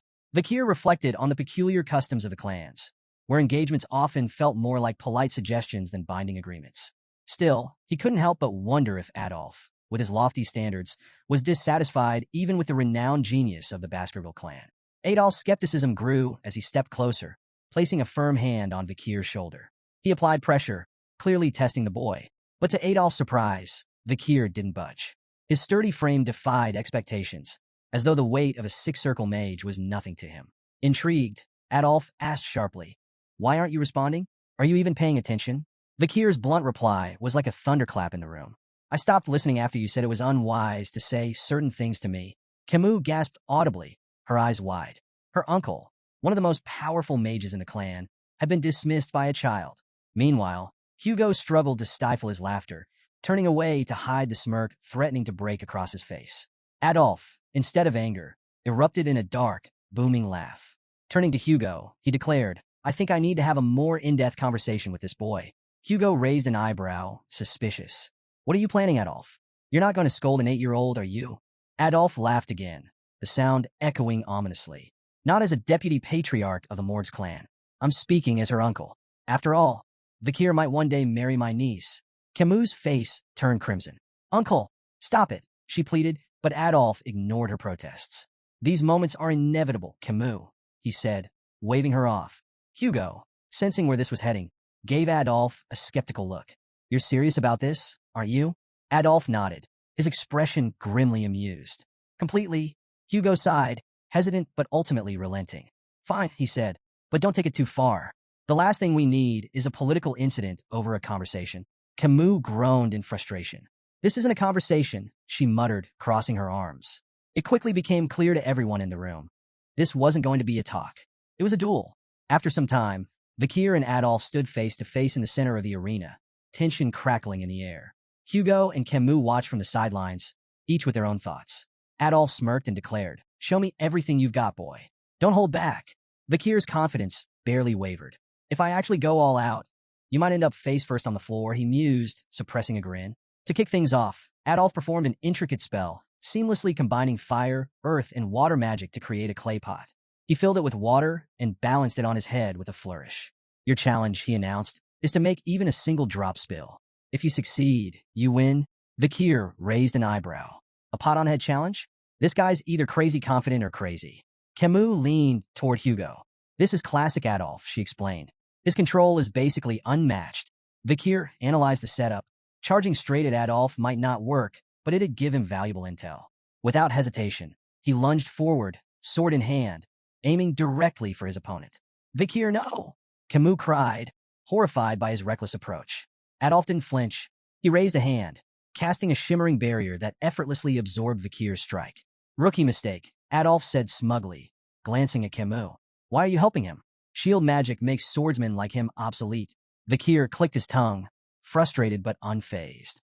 Adolf, clearly enjoying himself, launched a series of flashy spells. Fireballs, wind blades, and earth spikes flew toward Vikir, but he dodged them all with cat-like agility. From the sidelines, Camus seethed. "He never used this much magic against me," she shouted. Adolf turned to her, feigning betrayal. "Et2, Camus? My own niece, rooting for the enemy." He returned his gaze to Vikir, playful menace gleaming in his eyes. "You'll pay for that." Hugo stayed quiet, watching intently. Vikir's movements were sharp, his strikes precise. "Let's see how far he can push Adolf," Hugo murmured to himself. Vikir observed Adolf's techniques closely, replaying memories from his past life and adapting them to his current form. Adolf bragged, "No sword can break my shield." But cracks began to form as Vikir struck the same spot over and over, his attacks like a perfectly tuned machine. Adolf's smug grin faltered. Persistent little, before he could finish, Vikir's sword shattered. Adolf immediately regained his composure. "Amateur mistake," he taunted. "You ignored your weapon's durability." But the air shifted. Hugo and Camus exchanged knowing glances as Adolf continued his mockery, oblivious to the danger. Water poured down Adolf's face, soaking him completely. He froze. "What the?" He glared at the shattered pot above him. "How did a shard pierce my shield and the pot?" Vikir, calm and composed, simply shrugged. "Maybe it was too full." Camus stood frozen, cheeks flushed as the weight of the moment hit her. Vikir had defeated her invincible Uncle Adolf. Her thoughts spiraled. "He's amazing. Is this fate?" Images of wedding bells and matching outfits flashed through her mind. Meanwhile, Hugo stood in silent contemplation, his gaze fixed on Vikir. This wasn't just talent or luck. It was raw potential. Am I raising a hound far more powerful than I imagined? 7 grueling years passed. The young hounds, now honed by relentless training, faced their ultimate test, a monstrous horn bear. The beast charged, its roar shaking the ground. In perfect unison, the hounds launched their attack, swords slicing with precision. From the sidelines, their instructor, Staffordshire Baskerville, watched with a calculating eye. "Stop wasting your energy on its vital points," he barked. "Go for the hind legs, slow it down first." The triplets responded instantly, their crimson auras flaring as they executed synchronized strikes. The beast staggered, its movements slowing. Staffordshire nodded in approval. "Good. That's how Baskervilles fight. As a pack." With the monster weakened, the remaining hounds moved in for the kill, finishing it with a coordinated assault. Staffordshire clapped his hands. "Congratulations. You're now lower-rank sword experts and have mastered the first Baskerville technique." But his tone turned grim. This was a controlled environment. Out there in the life-engulfing forest, the oxbears won't be caged or predictable. One mistake, and you're dead. Your bloodline strength is your lifeline. Don't waste it. His words hung heavy in the air as the young hounds absorbed the harsh truth. Their 7-year training had officially ended, but their journey was only beginning. The newly minted hounds buzzed with excitement, discussing their futures. 2 of them debated their preferences for the Baskerville clan's 7 knight orders. "I'm all about the Wolfhound order," the first said, puffing his chest. "Guarding the patriarch? That's peak prestige. Wolfhound's cool," the second replied, "but I'm eyeing the Doberman, Pitbull, and Rottweiler orders. Assassination and all-out warfare? Now that's my vibe." Their banter shifted to a figure sitting atop the massive carcass of a slain oxbear, Kier. "Who's that?" the second asked, intrigued. The first gestured toward Kier. "That's the Kier. Took down an oxbear twice the size of ours." He leaned closer, voice filled with awe. "He's already a high-level sword expert and mastered the 3rd Baskerville technique. He's on par with the shadow hounds." Sitting on the slain beast, Kier stared into the distance, lost in thought. His progress had been substantial. He'd reached the 5th Baskerville technique and graduated as an intermediate-rank swordsman. But to him, it felt agonizingly slow. 7 years, and still, I'm far from where I need to be. His brooding was interrupted by the arrival of Barrymore, the head butler. "Master Kier," Barrymore said with a bow, "the patriarch requests your presence. Your assignment has been decided." Kier rose, his expression unreadable. "All right," he replied, sheathing his sword. The time for training was over. A new chapter awaited. Kier stepped into the patriarch's office, greeted by Hugo's signature grunt. His sharp eyes immediately caught a small cut on Hugo's nose. "Rough fight?" Kier asked, curious. Hugo smirked. "Barbarians in a life-engulfing forest. Outmatched by an archer," he admitted, before adding with a satisfied grin. "But I left her a matching souvenir." After a brief silence, Hugo congratulated Kier on his graduation, but his tone carried an edge. "Things will only get tougher from here," he warned. Kier's mind wandered. This had to be about his new assignment. Memories of his previous life surfaced. Back then, as a junior knight of the Pitbull Order, he'd endured 21 brutal months in a life-engulfing forest. Just another expendable soldier in the Baskerville clan's ruthless system. At 15, Baskerville children were divided into 2 paths, elites or expendables. The expendables, like Kier before his regression, were sent to the front lines, survival being their only measure of worth. Meanwhile, the elites received political and administrative training, protected by the expendables who lived long enough to serve them.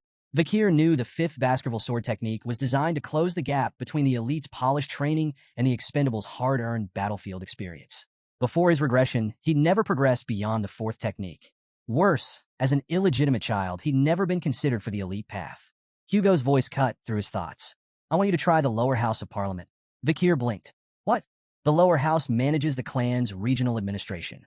Law enforcement, infrastructure, economic oversight, its politics and pragmatism combined.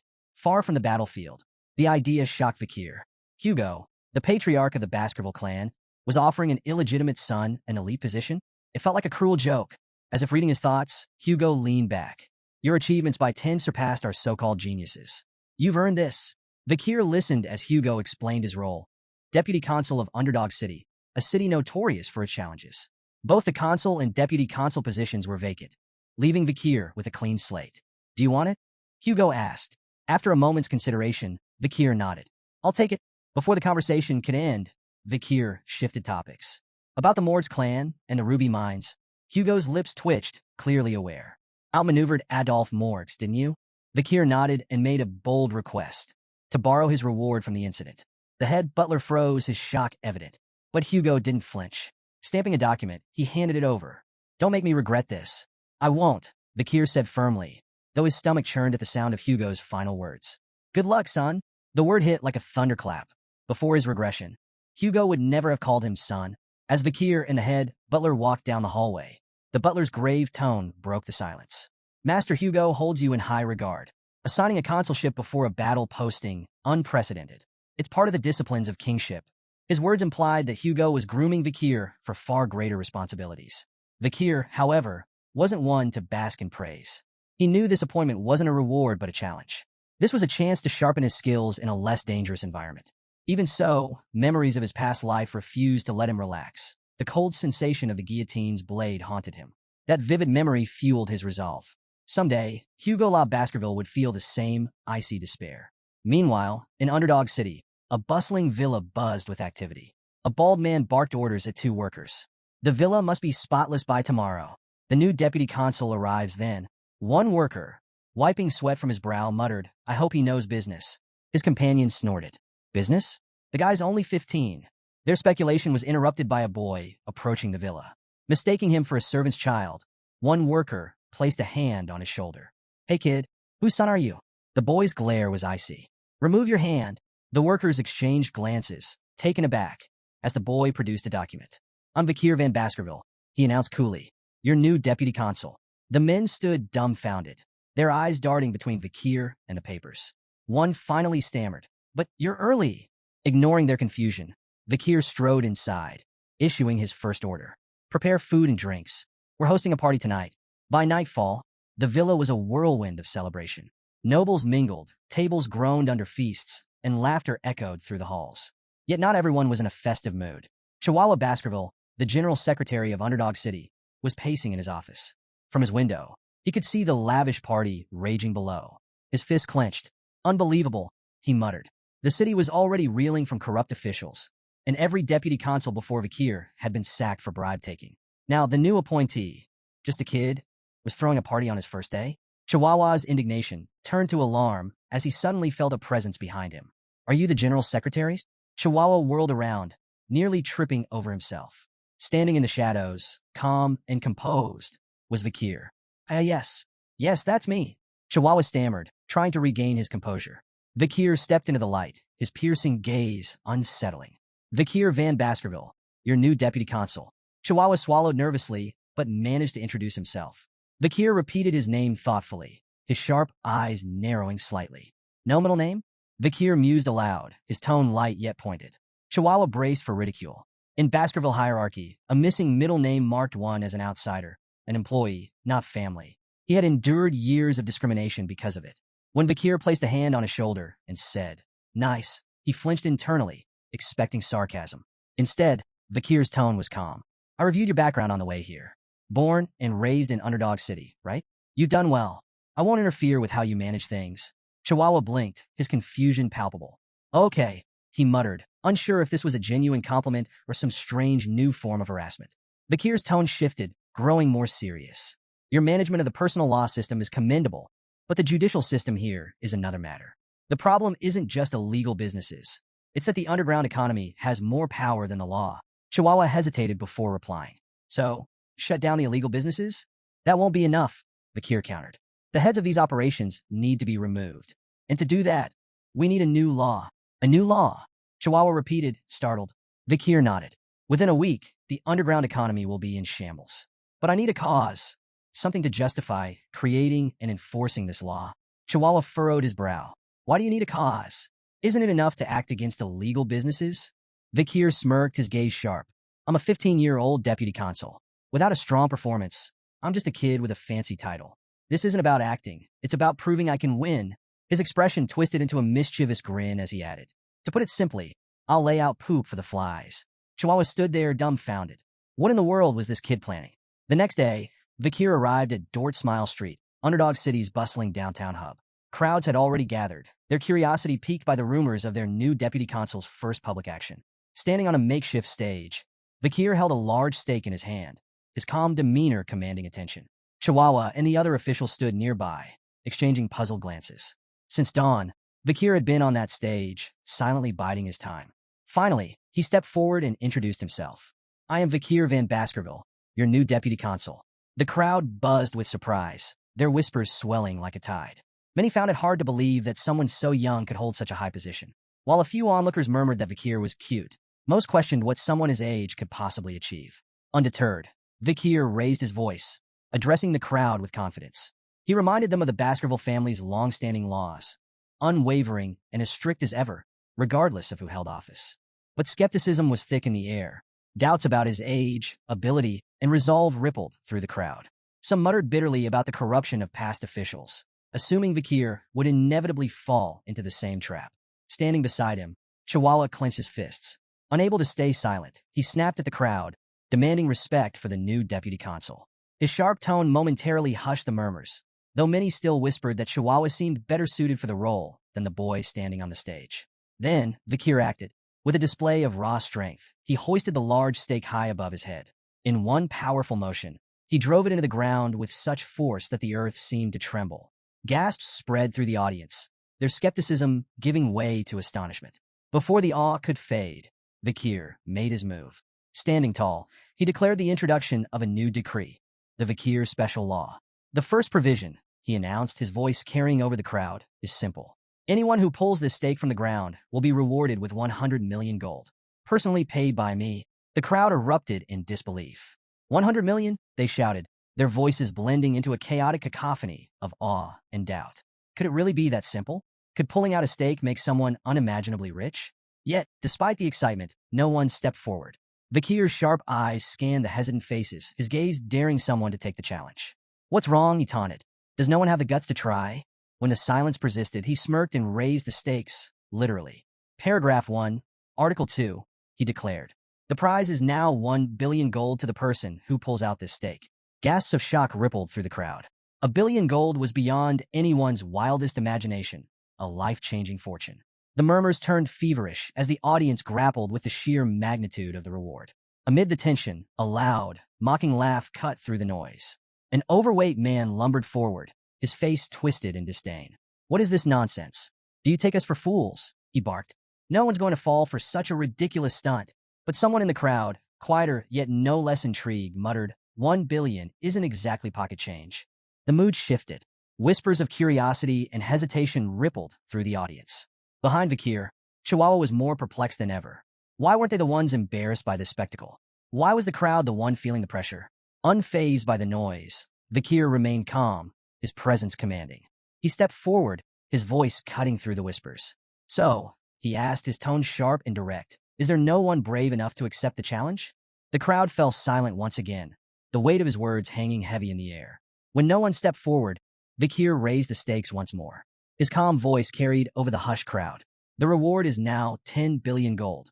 The crowd collectively froze, their disbelief palpable. Whispers rippled through the gathering. This has to be a joke, someone murmured. Don't be stupid, another cautioned. Look at his sword.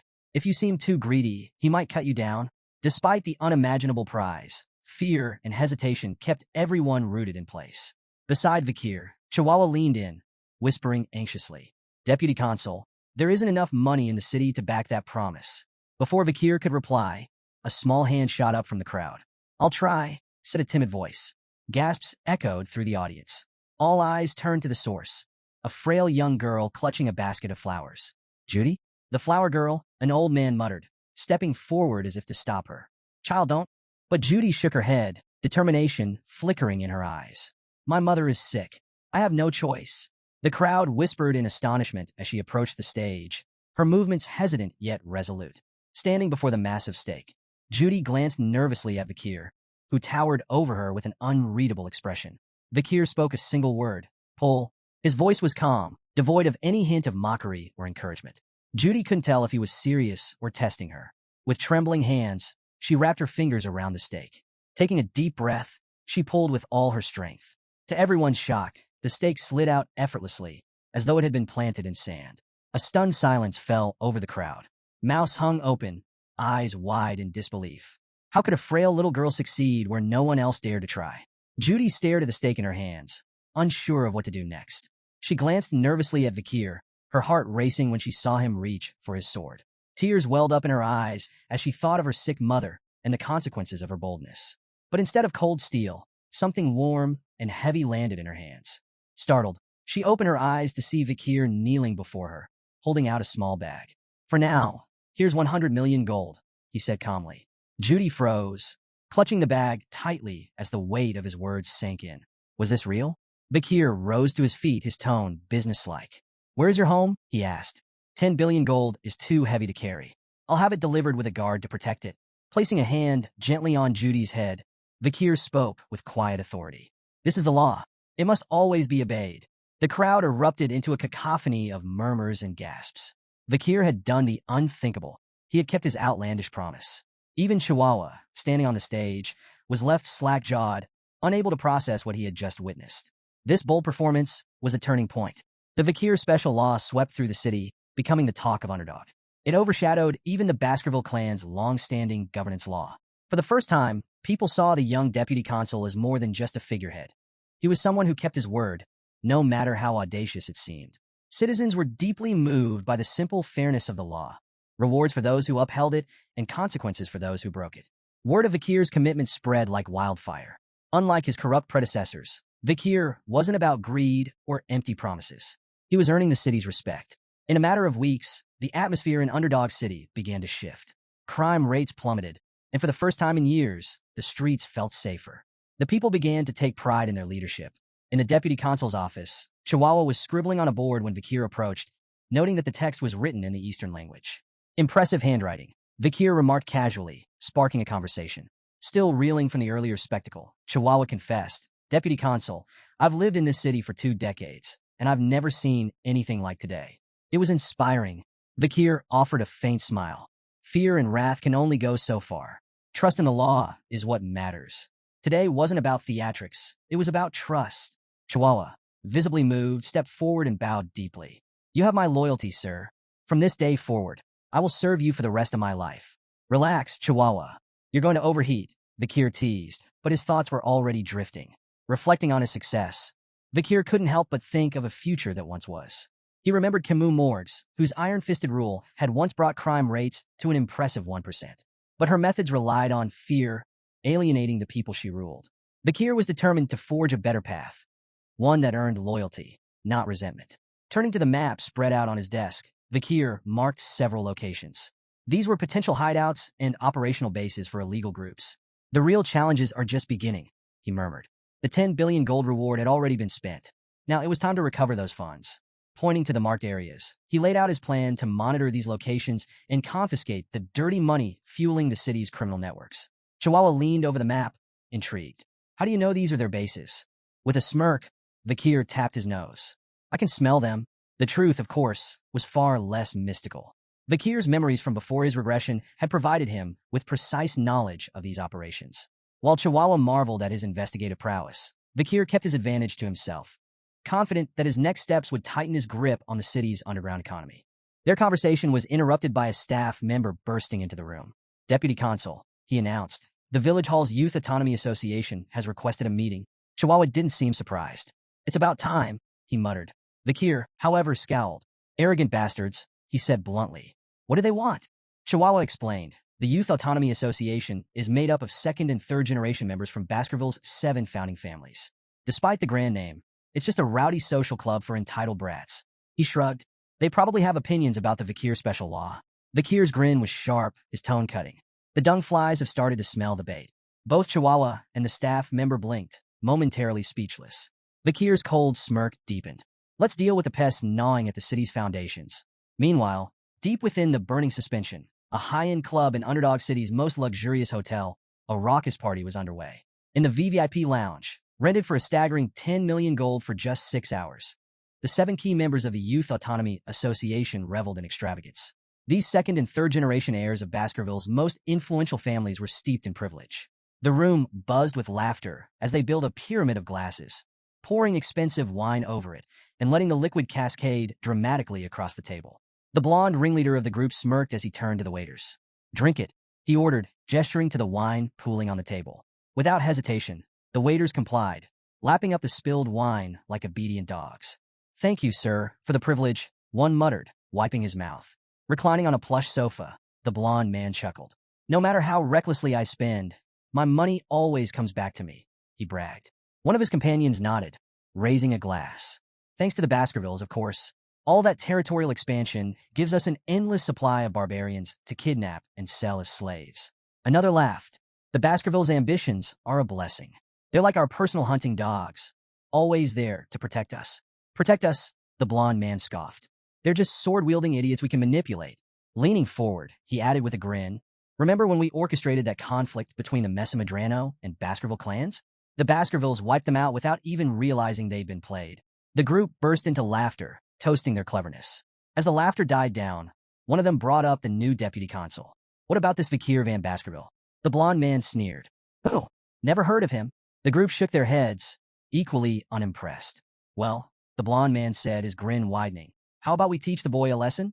We'll invite him to a lavish party, ply him with expensive drinks and women, and then stick him with the bill. The group roared with laughter at the thought. Think about it, the blonde continued. The kid wouldn't dare report us. A 15-year-old deputy consul? He'd ruin himself trying to pay. As they finalized their plan, the waiter entered with a group of women in tow, their arrival announced with a flourish. The group's attention shifted immediately, their laughter giving way to eager anticipation for the night's indulgences. As the party raged on, one of the companions noticed an unfamiliar young man standing among the women. His brow furrowed. Who's that kid? He demanded. The waiter stammered nervously. He entered with so much confidence that no one stopped him. The young man stepped forward, and the room fell silent as recognition began to dawn. It was none other than Kier himself. The blonde man, smirking to hide his unease, gestured for a waiter to handle the situation. The waiter grabbed Kier by the hair, yanking him forward. Who do you think you are, barging in here? He snarled. Kier's cold, glowing eyes froze the room. A tension so thick it felt like suffocating blanketed the space. Without a word, Kier twisted the waiter's arm at an unnatural angle, eliciting a howl of pain that sent shivers through the group. The companions froze, staring in disbelief as Kier calmly stepped forward. One of them, his voice shaking, stammered, Deputy Consul Kier? Why are you here? Kier's reply was short and cutting. You invited me. The blonde man forced a laugh, his tone overly jovial. Well, isn't this incredible? The deputy consul has graced our humble party. What an honor. Kier didn't respond. He sat silently, his sharp gaze scanning the room as the blonde man leaned in to whisper to a companion. Their hushed tones weren't subtle enough to escape Kier's trained ears. Let's move ahead with the plan, the blonde man murmured. Keep him here, and when it's over, stick him with the bill. The companion smirked. Let's see if he even tries to fight it. Kier's patience snapped. Slamming his hand down on the table, the entire surface exploded with a deafening crack, sending glass, drinks, and the champagne tower crashing to the floor. The room descended into chaos as the stunned partygoers struggled to process what had just happened. The blonde man's eyes widened in shock. He stared at the shattered remnants of the table, his mind racing. Did he use mana for that? The realization hit him like a blow. Kier wasn't just a child. He was a trained Baskerville, one of the most dangerous warriors in the territory. One companion, trembling, whispered angrily, we underestimated him. The blonde man snapped back, do something. But the companion shook his head, visibly terrified. We don't stand a chance.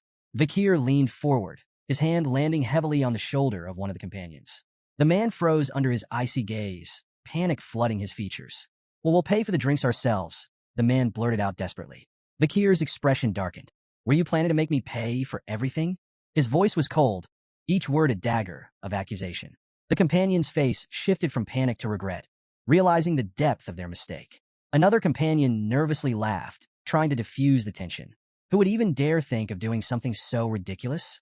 The blonde man forced an awkward laugh, jumping in. It's all a misunderstanding.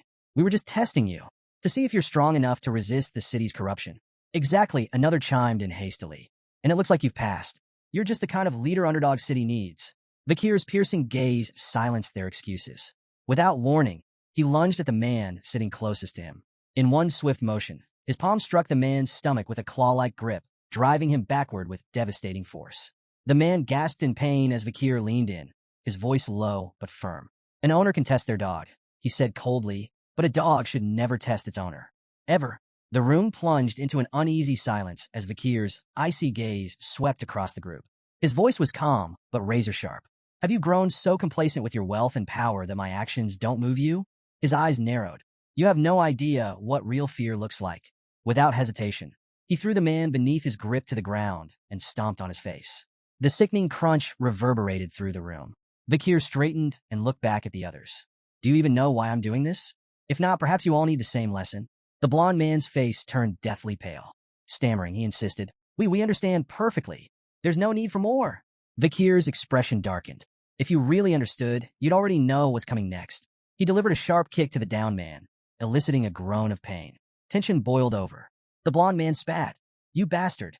Another sneered, his voice dripping with scorn. "Do you really think you can get away with this?" In an instant, Vikir closed the distance between them, standing mere inches from the second man. His voice was cold and unyielding. "You're guilty of abduction, kidnapping, illegal slave trafficking, and insulting Baskerville authority." The room froze. The companions' faces contorted in shock. How could Vikir possibly know the details of their crimes?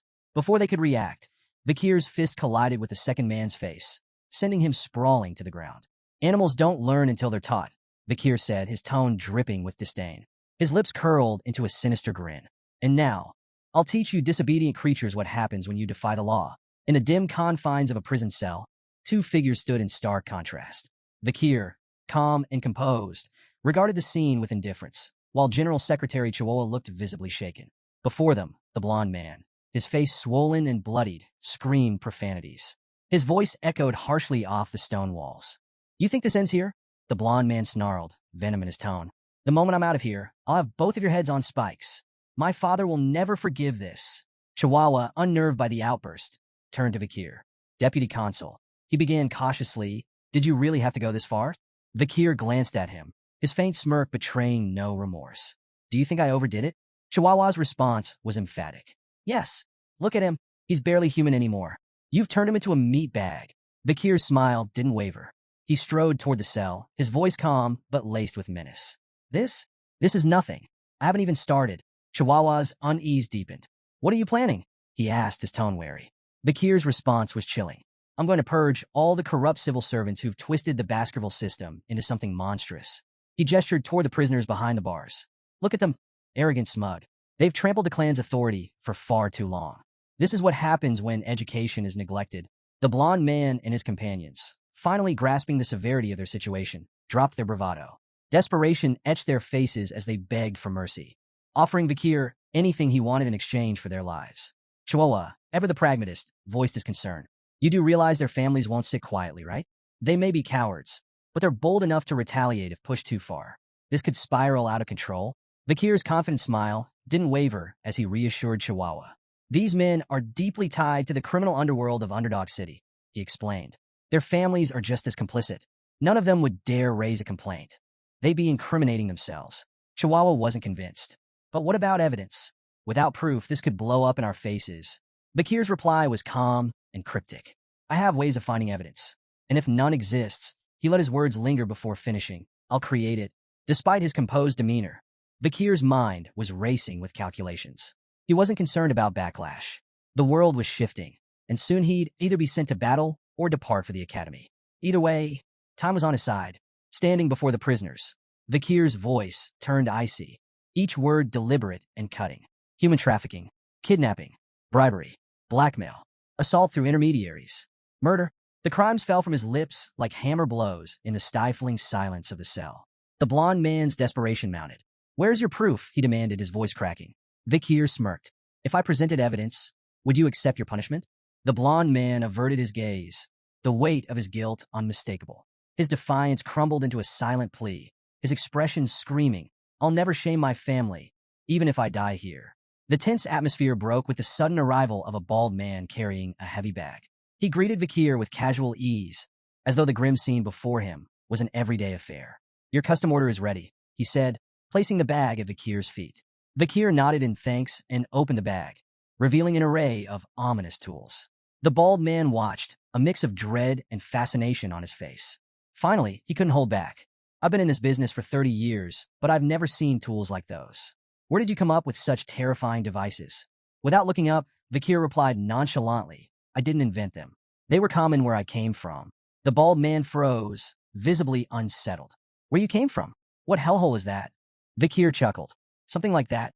Then, almost casually, he added, "Want me to teach you how to use them?" The bald man quickly shook his head, his face pale. "No thanks. If I watch what you're about to do, I'd lose everything I've eaten this week." Vikir smirked, but didn't respond. He turned his focus back to the tools, methodically arranging them as his mind drifted to darker times, the era of destruction. Memories of breaking Demon Clan prisoners resurfaced, the era when interrogation techniques reached horrifying heights in sophistication and cruelty. Opening his coat, Kier revealed a series of tools strapped to his body. The blond man's defiance shattered. His bravado dissolved into a high-pitched squeal as sheer terror gripped him. Kier's expression was cold and unreadable. "What happened to your confidence?" he asked mockingly. "Where's all that tough talk about never confessing?" Buttoning the cuffs of his sleeves with deliberate calm, Kier added, "Don't say anything just yet. Let's savor this moment. It's nostalgic." The blond man couldn't hold back anymore. Tears streamed down his face, his body trembling uncontrollably as fear consumed him. Rumors of the arrests of the 7 wicked gangs spread like wildfire through Underdog City. In every corner of the city, taverns, markets, and alleys, the topic dominated conversations. At a dimly lit tavern, a group of patrons argued over the shocking news. "Good riddance," one man spat. "Those gangs treated ordinary folks like pests." Another, more skeptical voice chimed in, "Don't get your hopes up. The new deputy consul might make some noise, but he'll release them soon enough.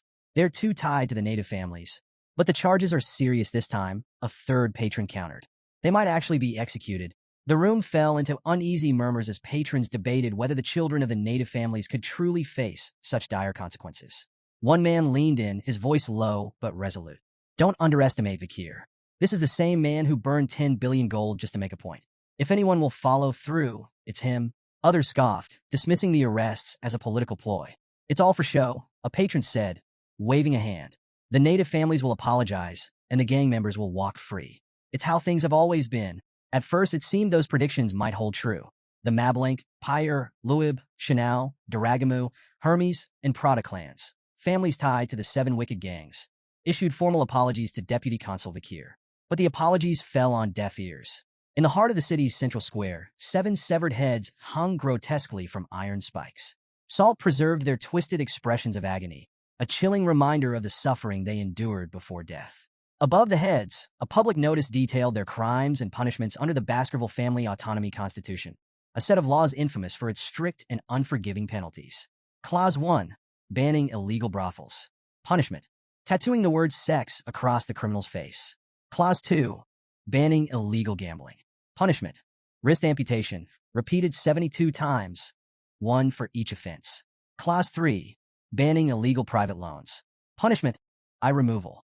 This penalty was suspended after pleas from victims. Clause 4. Banning illegal lobbying. Punishment: exile. Since the criminals were already dead, their headless bodies were discarded outside the city walls. The crowd stood frozen, staring in silent horror at the grisly display. The severed heads of the 7 wicked gangs and the brutal enforcement of the laws left the city in shock. In his office, Kier addressed Chihuahua, who was visibly shaken. "There's no need to look so surprised," Kier said, his tone cold. "These laws have always existed.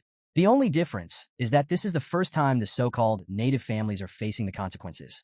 Chihuahua swallowed hard, struggling to process what had just unfolded. "Do you really think this will work?" Kier turned his gaze to the window, watching the flickering torches of the central square below. "This is only the beginning," he said. "This enforcement will spark a chain reaction. Underdog City is on the brink of a violent shift." His voice grew darker. "When the destruction begins, this city will become a bloodbath." Turning back to Chihuahua, Kier's tone sharpened. "Brace yourself. You're joining me for the next step of the plan." Chihuahua blinked, clearly rattled. "Me? Why do I have to?" "You're part of this now," Kier interrupted, his voice leaving no room for argument. Chihuahua let out a resigned sigh, his face pale as the weight of what lay ahead settled over him. The scene shifted to a dimly lit tent buzzing with anticipation. Chihuahua, now donning a sinister mask that only made him more jittery, stood among a crowd of similarly veiled figures.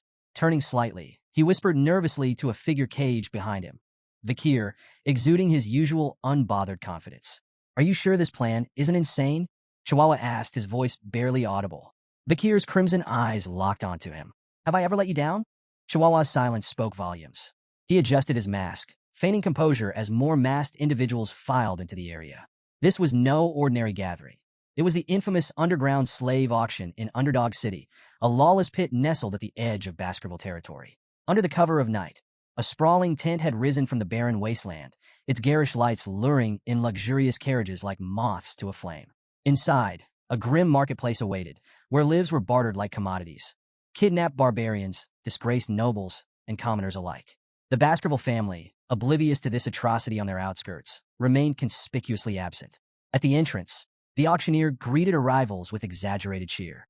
His tone shifted slightly upon noticing Chihuahua's group, recognizing the telltale insignias of the Mablink clan, one of the auction's most esteemed customers. "You're here as sellers this time," the auctioneer remarked, glancing at their credentials. "I trust you've brought something to impress. Last time, the clan wasn't exactly thrilled with our offerings." Chihuahua's lips curled into a nervous smirk beneath his mask. "No complaints here. Quality is never a problem." The auctioneer's gaze fell on Kier, trapped in a cage among the other merchandise. His striking black hair and piercing crimson eyes drew the man's attention like a shark to blood. "Now that's a rare gem," he murmured, his greedy eyes glinting. "I'll make sure he fetches a premium." Feigning agreement, Chihuahua nodded and let the auctioneer handle the rest. The man bowed theatrically before disappearing, leaving Chihuahua to stew in the chaos of the tent. Inside, the atmosphere was electric. The crowd of criminals and elites buzzed with anticipation, swapping whispers about the night's offerings. From exotic slaves to tragic nobles, everyone had their preferences, though all shared the same ravenous hunger for novelty. The auctioneer took the stage, his flamboyant energy rivaling that of a carnival barker. "Ladies and gentlemen," he boomed, "our first item, a beast straight from the nightmares of hell itself." With a dramatic flourish, he unveiled an A-rank monster, the Mercy Lego. The crowd gasped as the towering creature, part cow, part devil, growled menacingly. Its 19 hearts made it nearly impossible to kill, a fact the auctioneer didn't fail to exploit. "Every part of this beast is valuable," he announced, listing its leather, meat, bones, and even intestines. "The bidding starts at 100 million gold." Excitement rippled through the audience as the bids climbed. 140 million, 200 million, 250 million. "Sold for 250 million gold," the auctioneer bellowed, slamming his gavel with a theatrical bang. The crowd erupted into applause, eager for the next spectacle. As the auction continued, a variety of bizarre and horrifying products paraded across the stage, each commanding the audience's morbid fascination. However, the crowd's murmurs hushed when a worker approached the auctioneer, whispering in his ear. A wicked grin spread across his face. "Ladies and gentlemen," he announced, his voice laced with excitement, "we have a special addition to tonight's lineup. From the savage tribes of the life-engulfing forests, a warrior of unparalleled ferocity." The girl was dragged onto the stage, her fierce glare defiant even as the chains bit into her wrists. The auctioneer wasted no time hyping her up as a wild beast begging to be tamed, urging the crowd to prove their dominance. "Bidding starts at 5 million gold," he declared, his voice booming. Silence. "All right, 3 million," he tried, his enthusiasm wavering. The crowd exchanged uninterested glances. "Fine, 1 million gold. She's a steal," he shouted, desperation creeping into his voice. Still nothing. Murmurs of boredom rippled through the tent. Frustrated, the auctioneer waved the guards over. "Take her away. Let's get to something worth their time." The guard stepped in, but the girl wasn't about to go quietly. She thrashed violently, almost breaking free, until one guard struck her in the stomach. She crumpled to the floor, unconscious, and was unceremoniously dragged backstage. The auctioneer cleared his throat, forcing a smile as he tried to salvage the moment. "Apologies for that little incident, but fear not. I present to you the crown jewel of tonight's auction." The crowd stirred as the spotlight swung to Kier, seated calmly in his cage. He radiated a quiet, commanding presence that silenced even the most restless attendees. "Behold," the auctioneer proclaimed, "a pureblood with striking black hair and crimson eyes, beauty, strength, and obedience in one perfect package." Before the bidding officially began, a woman in the crowd, smitten by Kier's striking appearance, raised her hand. 600 million gold. The auctioneer blinked, momentarily caught off guard. "We haven't even announced the starting price." 800 million. Another bidder cut in, a gruff man with an imposing presence. The woman whirled on him, her tone sharp. "Why would you need him?" The man smirked. "I'll make him a gladiator. He'll be worth twice the price by the time I'm done." The two traded barbs as the bids climbed rapidly. 900 million, 1 billion. The tent buzzed with energy until a new contender, masked and silent, raised their plate. Number 99.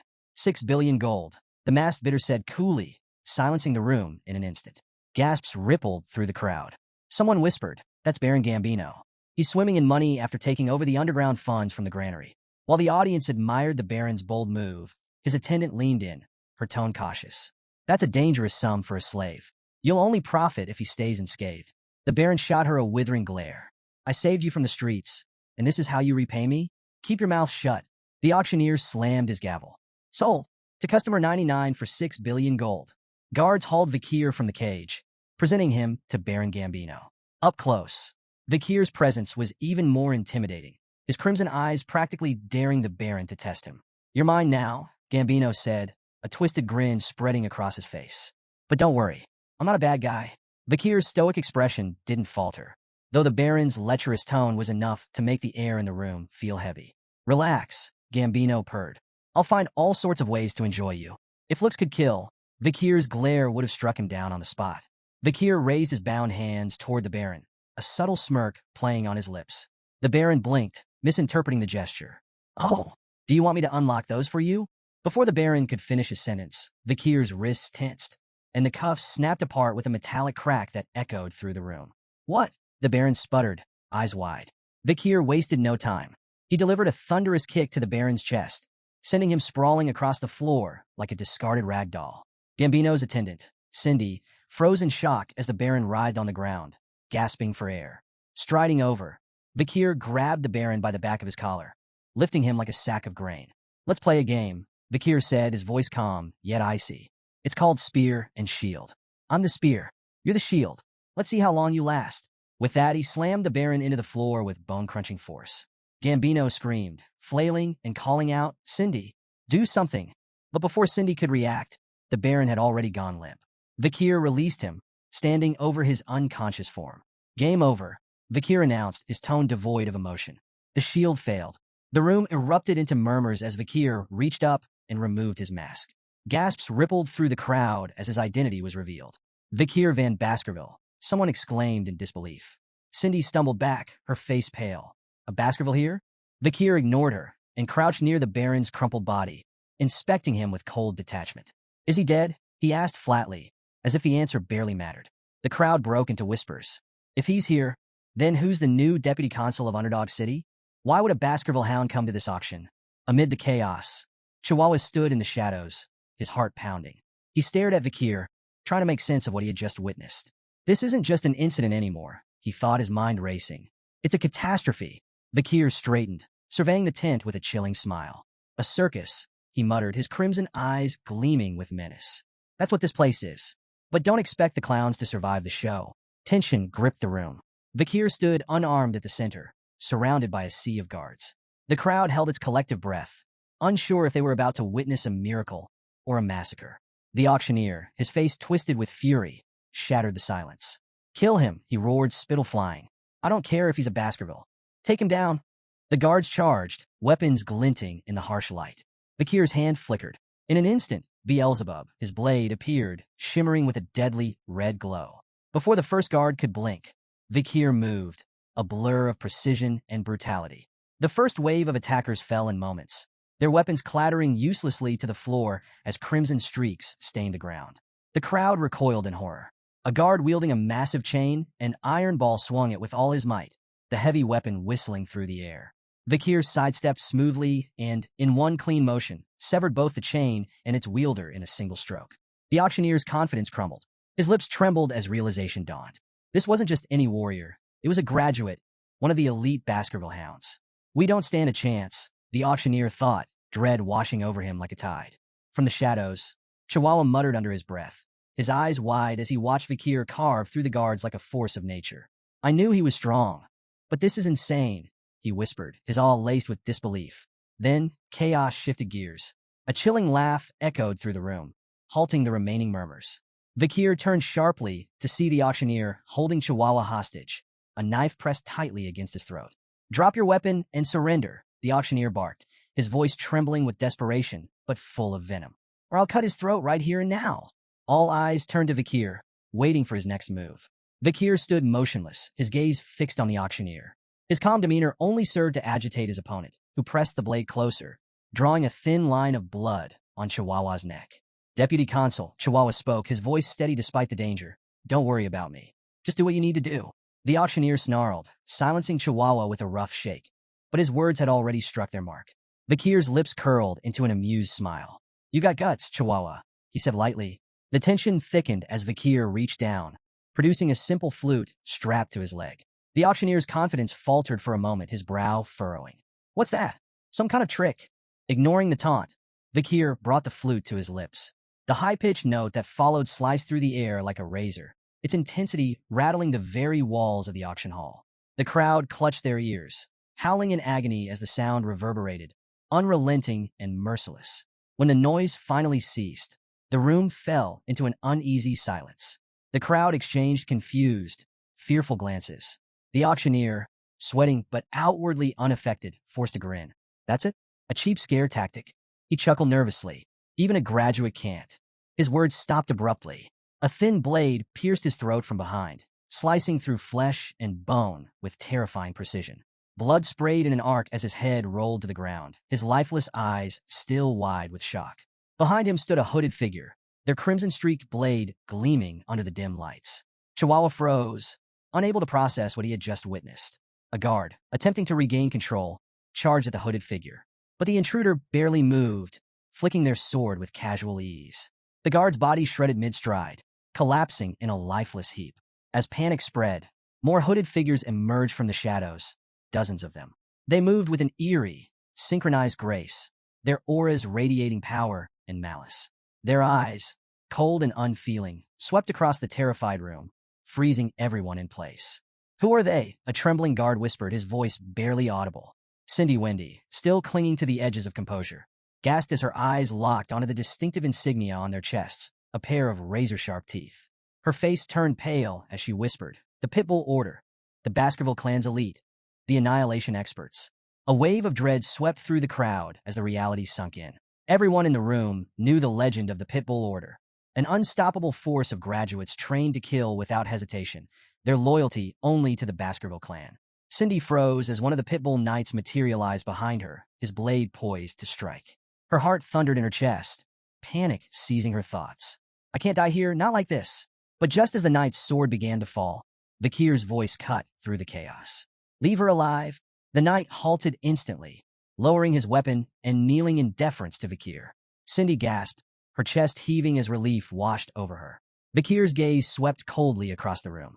"Rip the rest of them to shreds," he ordered, his tone sharp and unyielding.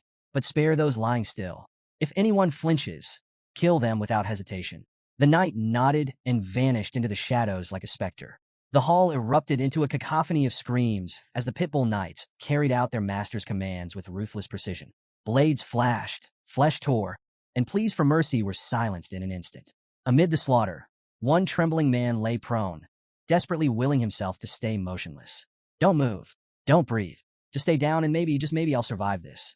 A knight loomed over him, an imposing figure radiating lethal intent. "I'll wear the cuffs.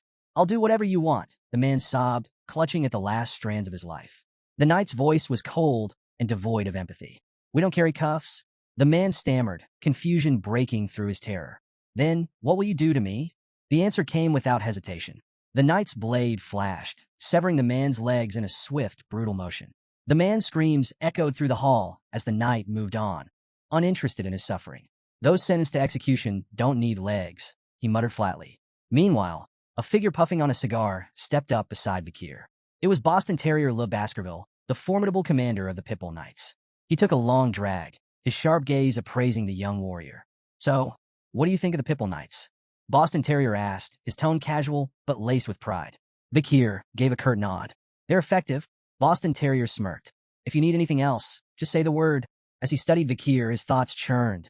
No wonder Brother Hugo is so invested in this kid. At 15, he's already this sharp, fierce and ruthless, a natural fit for us. Placing a hand on Kier's head, Boston Terrier grinned. "Come join us. I'll raise you into a proper knight." Kier hesitated briefly before responding, his tone polite but firm. "I'll think about it." Turning, he added, "I have urgent matters to attend to." Boston Terrier watched him leave, a faint frown tugging at his lips. "He's ignoring me," he thought, but instead of irritation, he felt a growing sense of intrigue. "That just makes me want him even more." Kier slipped into the shadowy storeroom, his eyes narrowing as they adjusted to the dim light. "It's here somewhere," he muttered, prowling between crates and barrels with the precision of a predator. In the corner, a hulking safe caught his eye. For a fleeting second, he considered if it held the nobles' contributions.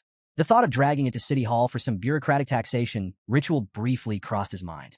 "Yeah, no," he dismissed, smirking to himself. "I'm not here to play accountant." His attention shifted to a cage covered with a tattered cloth.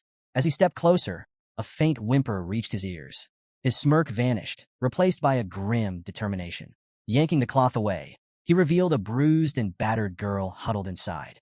She flinched at the sudden exposure, her tear-streaked face a picture of fear and pain. Kier let out a frustrated sigh, reaching into his pack.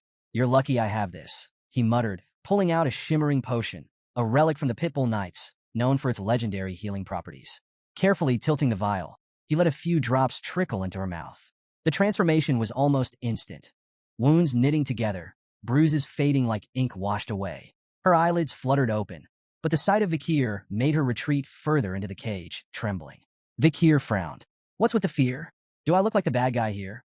The girl remained silent, staring as if weighing her odds of survival.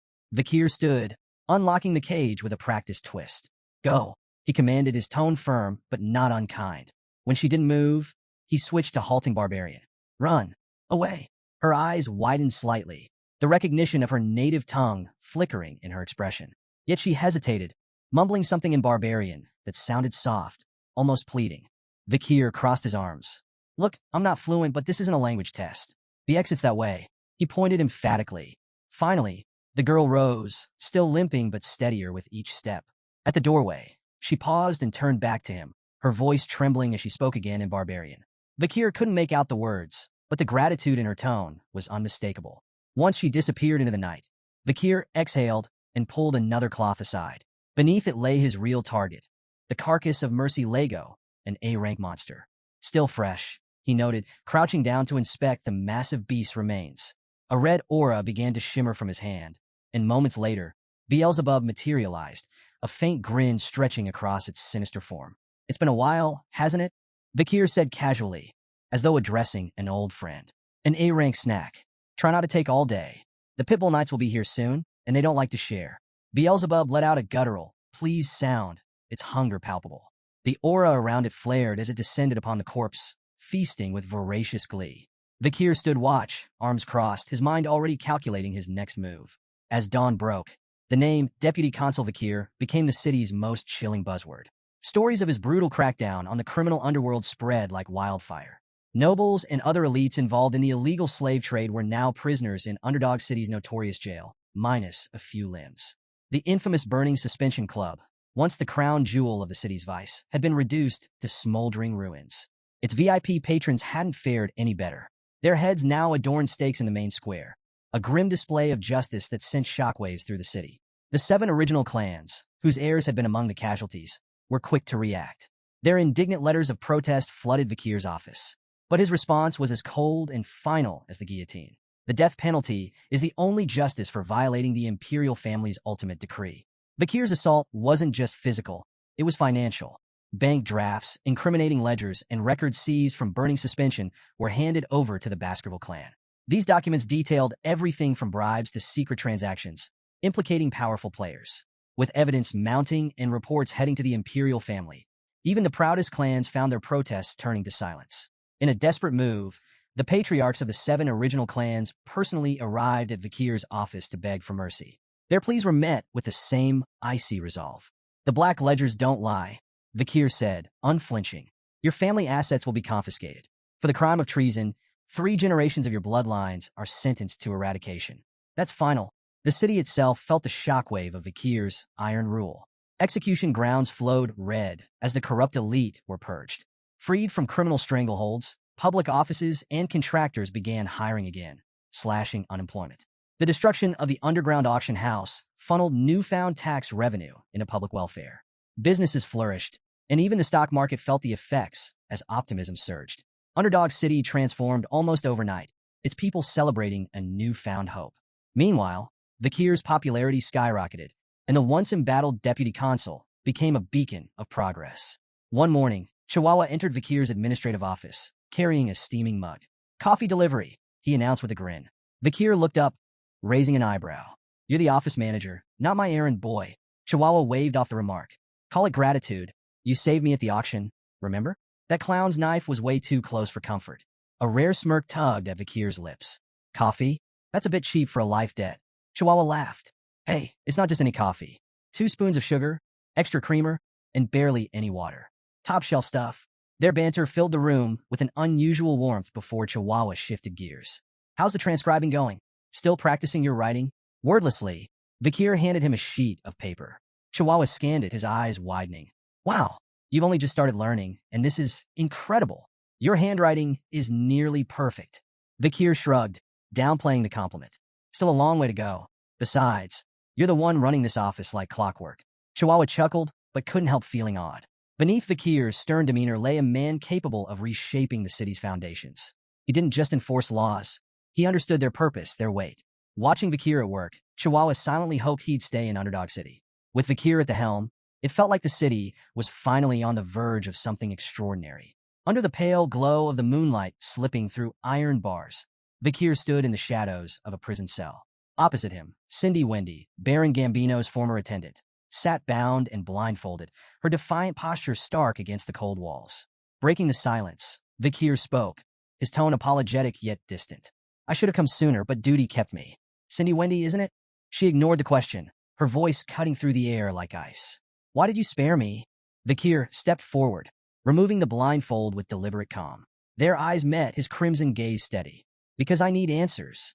Her lips twisted into a bitter sneer. So that's it? You only kept me alive to interrogate me. Ignoring the jab, Kier began pacing slowly, his words precise. Baron Gambino's meteoric rise wasn't natural. A nobody doesn't climb the ladder that fast without help. That help was you. Your talent for generating wealth made him untouchable. If you'd chosen a different path, you could have been a respected merchant, maybe even a banker. He stopped in front of her, dragging a chair noisily across the floor. Sitting down, he locked eyes with her. Let's keep this simple. Answer my questions honestly, and you'll walk free. Refuse, and his voice trailed off ominously, leaving the alternative to her imagination. Cindy's eyes narrowed as she bit her lip, wrestling with her anger before spitting out a reply. Fine, I'll answer. Kier leaned back, his first question direct and unsettling in its simplicity. How would you rate my performance as a law enforcer? Her laugh was sharp and mocking. A shining beacon of justice in Underdog City, she quipped, sarcasm oozing from every word. Unmoved, Kier leaned forward. Mockery's a dangerous game, Cindy. Play along, or the deal's off. With an exasperated sigh, she dropped the act. Fine, you're doing well. Happy. Kier's demeanor shifted instantly, his grin sudden and wolfish. Rising, he closed the distance between them, gripping her chin. His voice dropped to a chilling tone. Why do you think I'm doing well? Cindy stiffened, sweat beading on her brow as his crimson eyes bored into her. Releasing her, Kier returned to his chair, gesturing for her to speak. Grinding her teeth, Cindy finally relented. Because you enforce order with fear. People listen, but not because they respect you. They're terrified. You crush criminals and boost your authority, but you're planting seeds of hatred at the same time. That hatred will grow, and one day, it'll burn everything you've built. She paused, her gaze hardening. And the Baskerville clan? They won't tolerate your rise. They don't like threats to the throne, and you're becoming one. Kier's face remained unreadable, absorbing her words like a stone soaking in rain. After a moment, he asked, What's your solution then? How would you navigate this? Cindy locked eyes with Kier, her voice calm but firm. If you want to survive, return all your authority and accomplishments here to the Baskerville clan and its leader. Keeping the spotlight on yourself will only make you a target. She paused, then added, Find a place where your power won't draw attention. Somewhere like the life-engulfing forest or the Imperial Academy. Among your peers, you can blend in, hide your strength, and slip out of the Baskerville clan's crosshairs. Cindy's tone softened slightly. If you do this, the clan leader will eventually bear the consequences in your place. Kier said nothing at first, his gaze distant. The silence grew heavy, and Cindy's breath hitched as an overwhelming wave of bloodlust radiated from him. The air turned suffocating, the weight of his unspoken menace pressing down like a predator, sizing up its prey. When he finally spoke, his voice was calm, but laced with steel. I understand your suggestion, he said. It's like asking a loyal hunting dog to turn its fangs on its own master. His crimson eyes locked onto hers, the mix of bloodlust and cold calculation behind them unyielding. Yet Cindy, despite the shiver crawling up her spine, held his gaze with an unsettling calm. It's the only way to escape the Baskerville clan's hatred, she said evenly. A faint smile tugged at Kier's lips. Not bad, he remarked. Your thoughts align suspiciously well with my own. To Cindy's surprise, Kier stepped forward and unlocked her handcuffs, the metal clattering to the floor. She stared at him in disbelief. You're really letting me go? Kier nodded, his expression unwavering. I keep my promises. Cindy hesitated as she walked past him, glancing back. I hope you never come to regret this. Before she could leave, his voice stopped her cold. Do you know the Messama Denaro clan? Cindy turned, her expression puzzled. Bakir's tone was measured, deliberate. Among the founding families of Underdog City, everyone knows the 7 original clans. But there was an 8th, a prosperous merchant family, the Messamidinaro clan. They were as wealthy and influential as any of the 7. His voice darkened as he continued. Their rise ended in a single night. During a grand birthday celebration, the clan's youngest son showed off his newly learned sword technique. It stunned the onlookers because it was the secret Baskerville sword art, knowledge that only bloodline members of the Baskerville family are allowed to possess. Cindy's body tensed as she listened. Bakir's words carried the weight of history and bloodshed. The Baskerville clan leader deemed it a betrayal of the highest order. Their response was swift and merciless. The hunting dogs were unleashed, and the Messamidinaro clan was erased from existence. Cindy's unease grew, but she managed a forced smile. And what does this have to do with me? Bakir's eyes sharpened, his tone cutting. There's more to the story. That technique wasn't leaked by accident. It was stolen by the young masters of the 7 clans and taught to the boy as a cruel joke. The Messamidinaro clan was nothing more than a scapegoat, a victim of their malice. Cindy's forced smile faded entirely as Bakir stepped closer, his voice heavy with grim resolve. There was one survivor, a 1-year-old girl pulled from the ruins of her family's massacre. Beautiful, even as an infant, but beauty brought her no mercy. She endured unimaginable torment at the hands of those who took her. Cindy's fists clenched as anger flashed across her face. I don't want to hear any more of this, she snapped, turning away and striding toward the exit. But Bakir's voice cut through the silence, stopping her in her tracks. The story doesn't end there, he said, his tone measured but unrelenting. A new deputy consul uncovered the truth and brought justice. The 7 young masters who orchestrated the fall of the Messamidinaro clan were captured, interrogated, and forced to confess. His expression darkened, the weight of his words pressing into the room. Before they died, they showed remorse. Their final words were, "We're sorry for committing such a heinous crime." Cindy froze, tears streaming down her face as she turned to face him. Her voice trembled as she asked, "Who are they apologizing to?" Bakir met her gaze with calm resolve. "They were apologizing to the sole survivor of the Messamidinaro clan," he said. "To the girl who took the name Cindy Wendy." Cindy staggered, her tears falling faster. "How am I supposed to believe that?" she demanded, her voice raw with pain. "You tortured them. How can I trust that their apologies were genuine?" Without hesitation, Bakir grabbed a nearby torch. "There's only one way for you to believe me," he said evenly. "See it for yourself." He led Cindy through the dim halls to a desolate prison cell. Stopping before the door, he gestured toward the ground. "Look." Cindy's eyes widened as she took in the horrific sight. On the cold stone floor, written in dried blood, were the prisoner's final, desperate words. "We brought devastation upon the Messamidinaro clan. Forgive us for our crimes." The pitiful plea was raw and haunting, a message scrawled in their final moments of terror. Cindy's knees buckled as the weight of it all hit her. Overcome, she clutched her stomach and retched, tears streaming down her cheeks as she trembled. Bakir stood behind her, his voice steady but laced with an edge of cold purpose. Even though they suffered and died, the vengeance of the Messamidinaro clan isn't finished. There's still one more clan that must pay for what they've done. He knelt slightly to meet her gaze, his crimson eyes burning with intensity. "Hate the Baskervilles. You have every right to despise us." As a survivor of the Messamidinaro clan, Cindy wiped her mouth with the back of her hand, her tears refusing to stop. "Why are you doing this?" she asked, her voice hoarse. "Why are you helping me? You're a Baskerville yourself." Bakir's lips curled into a faint smirk. "You're asking the wrong question." Cindy pushed herself to her feet, brushing off the dust as she steadied her shaking frame. Without another word, she began to walk away, but at the door, she paused and turned back to him. Her expression was calm now, her voice steady. "I understand," she said quietly. "Bakir van Baskerville, I owe you a debt." Her tone grew firm, conviction lining every word. "No matter where life takes you, you'll never have to worry about money again. That's my promise." With that, she disappeared into the shadows of the hallway. Bakir stood in silence, watching her go until her footsteps faded into the distance. Then, almost to himself, he muttered with a faint smirk, "I'll hold you to that promise." The next morning, Chihuahua burst into Bakir's quarters, full of energy. "Deputy Consul, it's time to..." He started but froze mid-sentence. The scene before him was something out of a nightmare. Blood-soaked sheets and lifeless bodies scattered across the room. Bakir stirred, stretching lazily before rubbing his eyes. "Good morning," he greeted casually, as though nothing were amiss. Chihuahua's jaw nearly hit the floor. "Good morning. What about?" "All the corpses," he shouted, pointing wildly. Bakir glanced around at the carnage, his expression nonchalant. "Oh, those? Looks like I killed them in my sleep, he replied with a shrug. Chihuahua stared, utterly horrified. Are you serious? Kier chuckled lightly. Relax, I'm kidding. As they made their way down the hallway, Chihuahua shot him a wary look. Deputy Consul, I have to ask, what was your childhood like? Kier smirked, amusement dancing in his crimson eyes. Didn't find my joke funny? That's not what I meant, Chihuahua muttered, exasperated. Kier's tone turned thoughtful, almost distracted. Lately, I've had some inconveniences. Poison arrows, acid snipers, arson attacks, 2 near misses with runaway carts, the usual. Think I've caught someone's attention? Chihuahua stared at him in disbelief. You're insane. Ignoring the comment, Kier's mind drifted to Beelzebub, the weapon fused to his arm. His latest skill, Hellish Buffalo's Tough Life, obtained from the illegal auction, had proven incredibly effective despite its risks. With Beelzebub's slots now filled by burn injury Cerberus, hemorrhage hellhound, and tough life hellish buffalo, Kier's body was enhanced beyond recognition.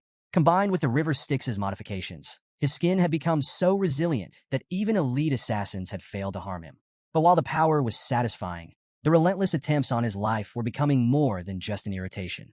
I need to figure out who's behind these attacks and deal with them, Kier muttered, his tone sharp. Chihuahua, still processing Kier's casual recount of near-death experiences, nodded nervously. That sounds like a good idea. As they approached the courtyard, both noticed a carriage waiting nearby. The flag it bore was unmistakable, the Baskerville crest. They've sent someone from the main family, Kier said, his tone growing serious. The carriage door opened, and a figure stepped out. Chihuahua immediately began sweating bullets, his posture stiff as he whispered to himself. No way. It's really him. Kier, by contrast, remained calm, his crimson gaze steady. The figure descending from the carriage was none other than John Barrymore, the legendary head butler of the Baskerville household. John greeted Kier with a warm smile. It's been quite a while, hasn't it? Kier inclined his head politely. You look well, head butler, he replied. The butler chuckled as he approached. Do I? I've always believed you'd do well since leaving the main residence. Just luck, Kier replied modestly, his expression betraying little. Nearby, Chihuahua was awestruck. John Barrymore wasn't just a servant. He was the servant, a man who had faithfully served the fearsome Baskerville family for 4 generations. Meeting him was like standing in the presence of a myth. Breaking the moment, Kier addressed John directly. What brings you here, head butler? John's ever-present smile didn't falter as he delivered his message. The patriarch has been following your progress and is pleased. He's ordered you to return to the main residence. Kier blinked, momentarily thrown. Hugo is pleased, he thought, struggling to picture such a concept. In his mind, he imagined his stern Uncle Hugo smiling, an image so absurd he almost laughed out loud. At the Baskerville estate, Hugo Le Baskerville, the clan patriarch, sat at his desk, his piercing gaze fixed on a newspaper article with a peculiar headline. The most beloved figure among Underdog citizens, Kier. The piece listed several awards Kier had earned. Most trusted by merchants, most loved by farmers, most respected by children and scholars, most targeted by assassins. Hugo's sharp eyes scanned the page before looking up at Kier, standing silently before him. The Baskervilles have always been known for their weapons, not their wits, Hugo remarked bluntly. But with your actions, perhaps we can change that reputation. He nodded, a faint trace of approval in his expression. You've done well, Kier. Kier bowed deeply, placing a hand over his chest. I only did what was expected of me. Yet inwardly, he couldn't help but wonder if Hugo's rare praise masked another layer of intent. Was that faint smirk truly pride, or something far colder? Hugo leaned back in his chair, his tone commanding. Reward and punishment must always suit the occasion. You've earned your reward. You will be attending the Colossio Academy this year. Kier nodded, unsurprised. He had anticipated this move. The Colossio Academy was the Empire's premier institution for the elite, accepting only the children of aristocracy and royalty. Its strict dormitory rules and unparalleled security made it the perfect training ground for the future rulers of the Empire, and an ideal way for Kier to grow stronger while keeping a safe distance from Hugo's scrutiny. Hugo continued, mentioning his intent to send companions with Kier, but admitted he hadn't decided who. Do you have any siblings you prefer to take with you? He asked. Kier answered smoothly, Highborough, Middleborough, and Lowborough. We're closest. Internally, he thought of them less as companions and more as reliable punching bags. Hugo nodded, seemingly satisfied. Done. He then asked Kier if he recalled a plan they had discussed when he was just 8 years old. Kier's mind immediately went to their joint training with the Morgs. You're referring to the plan to lend the ruby mines to the Morgs and use them to wipe out the barbarians?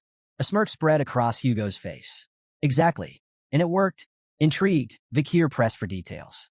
Hugo explained that the Morgs, seeking Baskerville support for a joint raid, had approached them with humility. The alliance was already yielding promising results. Switching topics, Hugo added one final task before Vikir's departure. Inspect the territory. Ensure the laws you implemented are being upheld. It will be educational. Vikir bowed once more. I'll follow your orders, patriarch. The next day, Vikir and Chihuahua stood at the city gates. Tears streamed down Chihuahua's face as he waved frantically. Deputy Consul, I'll do my best to manage everything while you're gone. Vikir turned slightly, glancing back at the emotional Chihuahua. Though he said nothing, he silently noted that this parting was likely permanent. As Vikir and his small group traveled farther from the city, the quiet was broken by his voice, sharp and commanding. Come out, now. In an instant, dozens of figures dressed in black emerged from the surrounding trees and rocks, encircling the group. One of them stepped closer to Vikir, removing his head covering to reveal his face. The man stepped forward, removing his hood to reveal a sharp face and an air of confidence. Staffordshire Baskerville, he introduced himself. Knight of the Pitbull Order. Vikir nodded in acknowledgement. Thank you for waiting. I wanted the departure to proceed in an orderly fashion. Staffordshire waved off the apology. No trouble at all. Our mission is to safely escort you to the Morgs family's juvenile fortress. Vikir's expression remained calm as he asked, Any word from my uncle, Boston Terriers? Staffordshire chuckled. He's doing well, but he's been relentless about trying to recruit you into the Pitbull Order ever since the slave auction incident. A faint smirk tugged at Vikir's lips. Internally, he couldn't help but feel uneasy about his uncle's obsession. It bordered on fanatical. The group eventually reached a hilly region where farmers worked the land with quiet diligence. Vikir gestured toward the fields. Is this the territory we lent to the Morgs? Staffordshire nodded. That's right. Everything seems peaceful here. No signs of trouble. Vikir's eyes swept across the farmland, his sharp gaze taking in every detail. Though the stated purpose of their mission was a routine inspection, Vikir knew the real goal, to eliminate the barbarians. As they moved on, Staffordshire provided more information. The Morgs family has assembled quite the force. 3 delegates, 30 members of the lower house parliament, and around 100 unaffiliated mages. Vikir noted the Morgs' efforts, contrasting it with the Baskervilles' modest contribution. Just himself, a dozen knights, and the elite forces stationed on standby beyond the mountains. Hugo's parting words echoed in his mind. Observe the barbarians' way of life. It'll serve you well. The fortress came into view, looming in the distance. Its surroundings were grim. Dead trees littered the landscape, their branches adorned with skeletons swaying in the breeze. Vikir observed the macabre scene. A mage's handiwork, he remarked. Clearly a message from the Morgs to the barbarians. Staffordshire shuddered. It's unsettling to say the least. But Vikir's thoughts drifted to Camus Morgs. How much had she changed since their last encounter? As they neared the gates, 3 figures appeared on top of the walls. A stern voice called out, State your business. Vikir and Staffordshire looked up, surprised. Standing above them were 3 identical girls, their expressions equally defiant. One stepped forward confidently. No one passes without our permission. The other 2 immediately echoed her words in perfect unison. Vikir sighed inwardly. The 3 flowers. The infamous Morgs triplets, high cis, middle cis, and low cis, were well known for their chaos and unpredictable behavior. People often joked that their combined insanity could rival the gods themselves. Steeling himself, Vikir stepped forward. I am Vikir of the Baskerville Envoy team, here to inspect the territory and strengthen relations. Open the gates. High cis crossed her arms, unimpressed. I need to report to the person in charge first, she said smugly. You'll get your response tomorrow. Irritation flickered across Vikir's face. You're denying me entry into my own land? High cis smirked, and the other 2 followed suit. Tenant protection law, she retorted, her tone dripping with mockery. Don't look down on us just because we're renters. That law, it's from your family after all. Vikir's temple throbbed with annoyance as the mocking tone of High cis grated against his nerves. A familiar red aura flickered faintly around his hand, a reflection of his growing irritation. He exhaled slowly, reining in his anger before it boiled over. Keeping his voice calm, but icy, Vikir replied, I've amended the law. It now allows me to evict tenants I dislike. His words were sharp enough to cut through the tension. Open the gates. Now. A wave of killing intent radiated from Vikir, slamming into the triplets like a physical force. The sudden surge of bloodlust made them hesitate, a flicker of fear flashing across their faces. High cis, recovering quickly, glared at Vikir and sneered. We've heard about the psycho kid running Underdog City, but we've dealt with enough lunatics to know how to handle you. With a swift motion, she cast a spell, aiming it near Vikir. The explosion shook the ground, sending his horse rearing in fright. From above, Losis shouted, "Don't even think about stepping on a Morg's territory without permission." Her insults sharpened. "Stupid swordsman. You think you can handle us? I'd love to see the so-called rising star of the Baskervilles try." Beside Kier, Staffordshire's expression darkened as he instinctively drew his sword. "This won't end with words," he muttered grimly. Kier signaled his readiness, a cold resolve settling over him. But before they could act, voices erupted from their group. "These girls don't even know their place." One member spat angrily. Another chimed in, his voice dripping with disdain. "Their words are absurd." The familiarity of the voices caught Kier's attention. He glanced toward the hooded figures in his group, his thoughts turning. "I've heard those voices before." The Morg's triplets exchanged amused glances, their confidence unshaken. High Sis scoffed. "Mere underlings." Middle Sis smirked. "You think you outrank us?" Low Sis sneered. "You don't even know your place." But the three hooded members of Kier's group stepped forward, their movements deliberate. "Not us," they declared firmly. In unison, they removed their hoods, revealing their identities. Kier's eyes narrowed. Of course, it was the Baskerville triplets, High Burrow, Middle Burrow, and Low Burrow. Standing tall and radiating confidence, the triplets pointed toward Kier and declared in unison, "He is the symbol of Baskerville." Turning to Kier with matching grins, they added, "Leave this to us." Kier's expression twisted into one of exasperation. "Great," he muttered, pinching the bridge of his nose. "My annoyance has just doubled." Despite his irritation, the scene unfolded with the over-the-top theatrics only the Baskerville triplets could provide. Kier, though thoroughly vexed, knew their motives well enough. High Burrow glanced back at Kier, his tone brimming with gratitude. "Thanks for recommending us to the academy. Don't worry, we've got this handled." Kier's thoughts raced as he pieced together their intent. So, this is about the academy? Typical. To him, they were glorified sandbags, clumsy, brainless, but undeniably loyal. With the right training, they could at least be molded into effective soldiers. A faint smirk crossed Kier's lips as he decided to humor them. "Fine, I'll leave this to you, older brothers." The Baskerville triplets practically glowed with pride at Kier's begrudging acknowledgement. They stood straighter, their confidence soaring. Meanwhile, Morg's three flowers looked on with disdain. High Sis sneered, her voice dripping with contempt. Pathetic, clinging to each other like scared little children. The Baskerville triplets, unfazed by the insult, responded in perfect unison by flipping them off. "No, you're the fools," they retorted, their defiance as synchronized as their gestures. High Sis's face twisted with anger, joined by Middle Sis and Low Sis, who bristled at the audacity. "They need to be taught a lesson," High Sis growled, her tone promising retribution. As the tension thickened, Kier's thoughts wandered to memories of the Morg's triplets before his regression. He remembered them as formidable mages, each with a distinct affinity, water, earth, and nature. Individually strong, their combined magic was devastating, amplifying their spells to an extraordinary level. It was this seamless synergy that earned them the title Morg's Three Flowers. Proving their reputation, the Morg's triplets summoned their power, combining magic to create a colossal barrier of intertwining vines and earth. The massive wall loomed over their opponents, its dense structure exuding raw magical energy. High Sis perched atop the barrier, laughing triumphantly. "Let's see you get past this," she jeered, her sisters joining in to mock the Baskervilles. Undeterred, High Burrow drew his sword with a confident smirk. "This," he said coolly, nodding toward the vine wall. "It's nothing." Without hesitation, he executed the Baskerville first technique. His blade cut through the air with precision, slicing the vine barrier apart in one devastating strike. The once imposing wall crumbled into ruin, its shattered remains scattering across the field. From a distance, Staffordshire's eyes widened in admiration. "A flawless execution of the first technique," he murmured, impressed. But High Burrow's victory was short-lived. Before he could fully recover, a vine whip lashed out with blinding speed. He managed to block the strike with his sword, but the force sent him staggering backward. High Burrow, Middle Burrow, and Low Burrow shouted in alarm, rushing forward to assist as their brother struggled to regain his footing. Perched atop the wreckage of her barrier, Low Sis smirked down at the Baskervilles.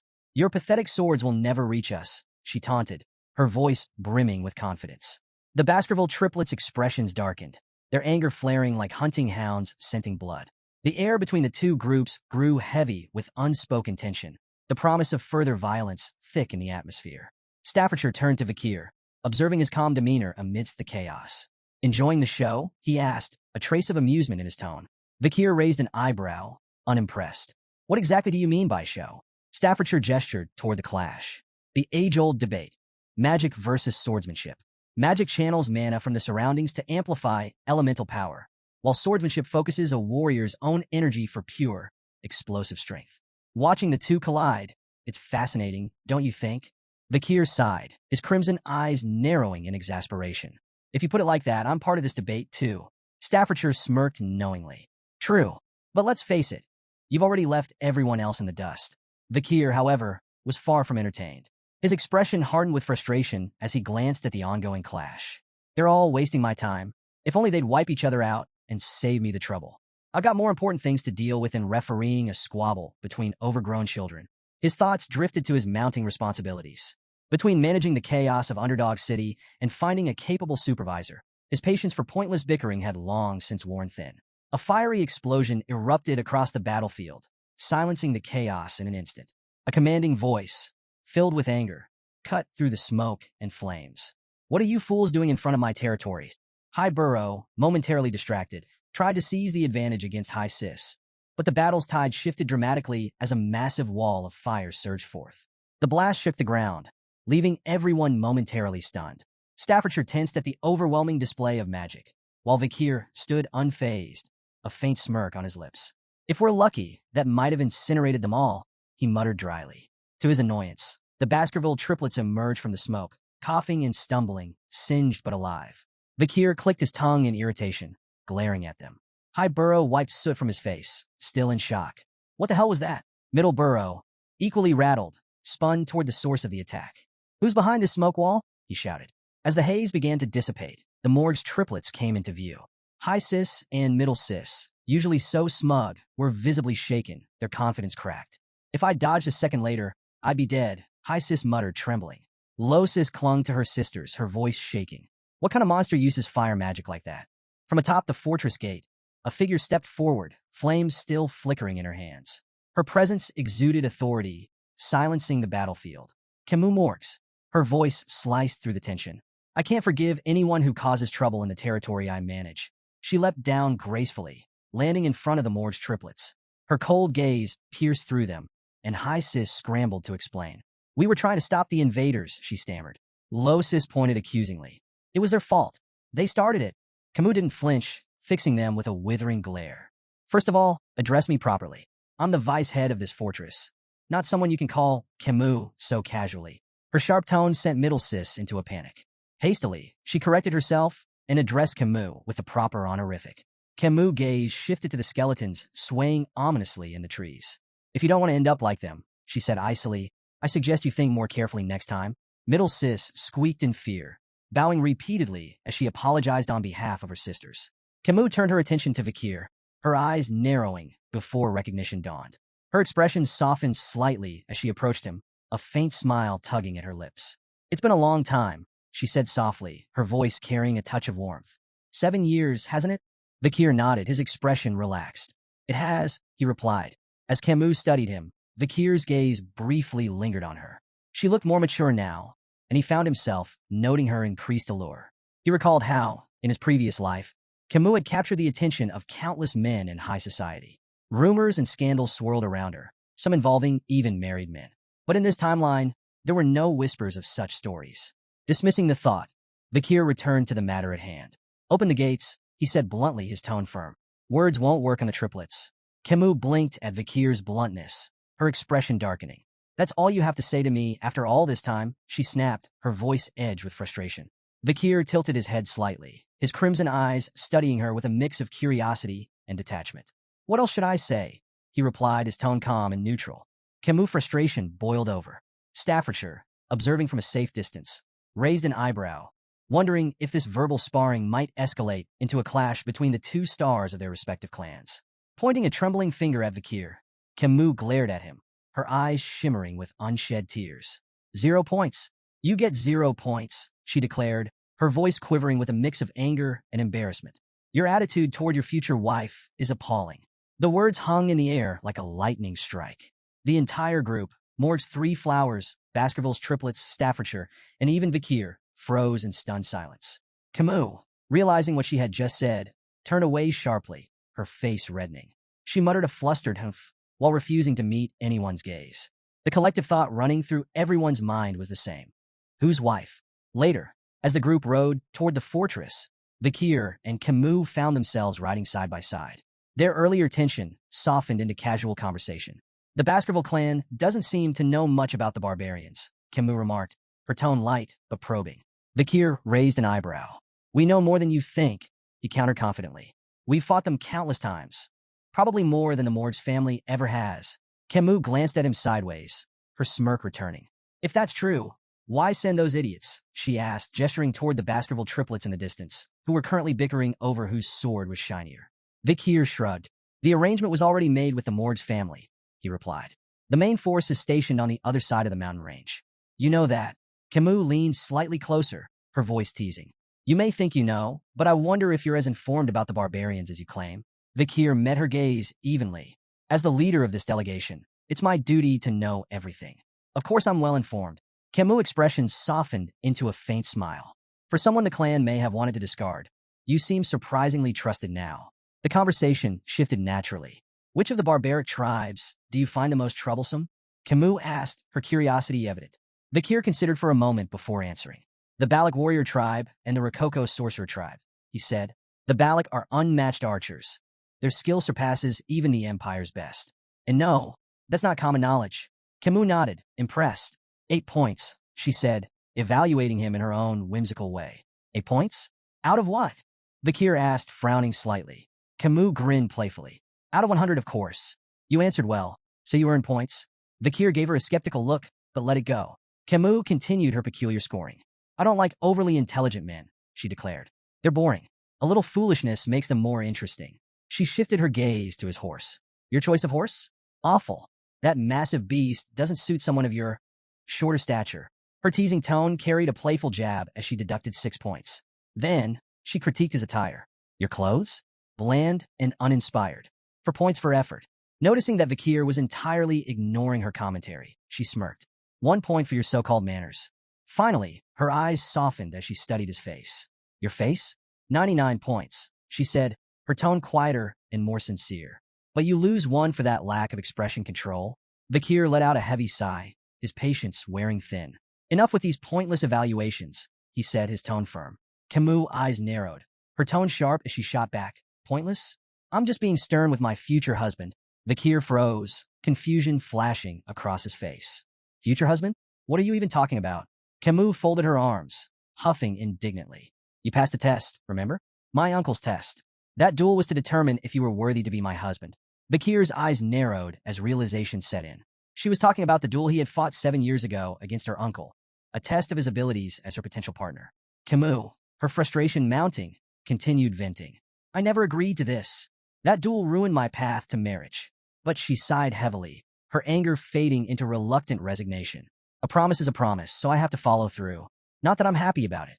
Kier watched her silently, acknowledging her skill as a fire mage, among the best he had ever seen. Finally, he interrupted her rant with a blunt declaration. I've forgotten all about that day. As far as I'm concerned, it never happened. Camus' face turned bright red. Without hesitation, she grabbed her jacket and threw it at him. You idiot, she shouted. You can't just pretend something like that didn't happen. Besides, I'm a genius. I never forget anything I see. Kier caught the jacket and stared at it, recognizing it instantly. It was the same one he had given her after their duel, 7 years ago, when her clothes had been burned. Camus, still blushing furiously, turned away with a huff. Don't read too much into it, she muttered, and stop saying such nonsense. Kier examined the jacket more closely, smirking faintly. She returned it unwashed. As they reached the outskirts of the fortress, Camus pointed toward a distant wall.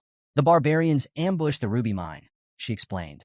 They've been pillaging crops and capturing indigenous slaves to sell elsewhere. She gestured toward the massive wall, a towering structure of earth and iron. We had our mages construct that in just 1 month. Kier studied the wall, his eyes narrowing in appraisal. Impressive. It would have taken several hundred workers over a year to build something like that. Camus nodded, pride evident in her expression. Naturally, but Kier's gaze lingered on the wall's flaws. Several large holes gaped in the structure, their edges jagged and burned. His expression darkened. Those were they caused by Balak arrows? Camus' expression turned grim. Yes, their arrows are imbued with a strong aura. We've suffered heavy casualties, especially during night guard duty. Those arrows can pierce walls 2 to 3 meters thick. She hesitated before adding, even my uncle wasn't spared. One of their arrows broke through his magic shield and struck his chest. He survived, but his pride didn't. Vikir's brow furrowed as he recalled a similar incident with Hugo, the Baskerville patriarch. A Balic arrow had grazed Hugo's nose bridge, leaving him seething with fury. Do you know who's behind these attacks? Vikir asked, his voice serious. Camus hesitated, her tone uncertain. It's hard to say. Their faces are painted black, so identifying them is nearly impossible. But I think it's a woman. Their conversation was cut short as a mage hurried toward them, addressing Camus with urgency. Vicehead, we've captured a reconnaissance member of the barbarians. Please come quickly. Vikir and Camus exchanged a glance. Curiosity and concern mirrored in their expressions. Following the mage to a large tent, they found a disheveled barbarian restrained and surrounded by guards. Vikir's sharp gaze swept over the captive. After a brief moment, he spoke with certainty. This one's from the Rococo sorcerer tribe. Camus turned to the mage, her expression firm. Have you been able to extract any information from him? The mage shook his head, frustration evident. He's uncooperative. His sorcery makes him resistant to psychic magic. We haven't been able to read his mind. Camus' eyes hardened as she directed her attention to the captive. Tell me about the ambush on the Mords clan's fortress. How many people did you take? The barbarian remained silent, his expression unreadable. Camus' voice sharpened with anger. Among those taken was Rose, a daughter of the Mords. She's my sixth cousin. Tell me, what have you done with her? A twisted grin spread across the barbarian's face, and he muttered something in his native tongue. Camus frowned, turning to the mage. What did he say? Is there anyone here who can translate? The mage shook his head again. We don't have anyone available who understands his language. Vikir's calm voice broke the tension. I know a little Rococo. Camus raised an eyebrow, surprised. Is there anything you don't know? I'm not fluent, Vikir replied, his tone measured. But I understand the basics. Camus nodded, her voice steady but strained. Then ask him. Ask him where my cousin is. She's 12 years old, with red hair, red eyes, and white skin. Vikir stepped forward, his voice firm, as he questioned the barbarian in his native tongue. The barbarian's grin widened, and he replied curtly, his tone dripping with mockery. Vikir's expression turned grim. He closed his eyes for a moment before looking at Camus. Your cousin is dead, he said quietly. Camus' face contorted with fury and grief, her hands balling into fists. She straightened, her voice cold and resolute.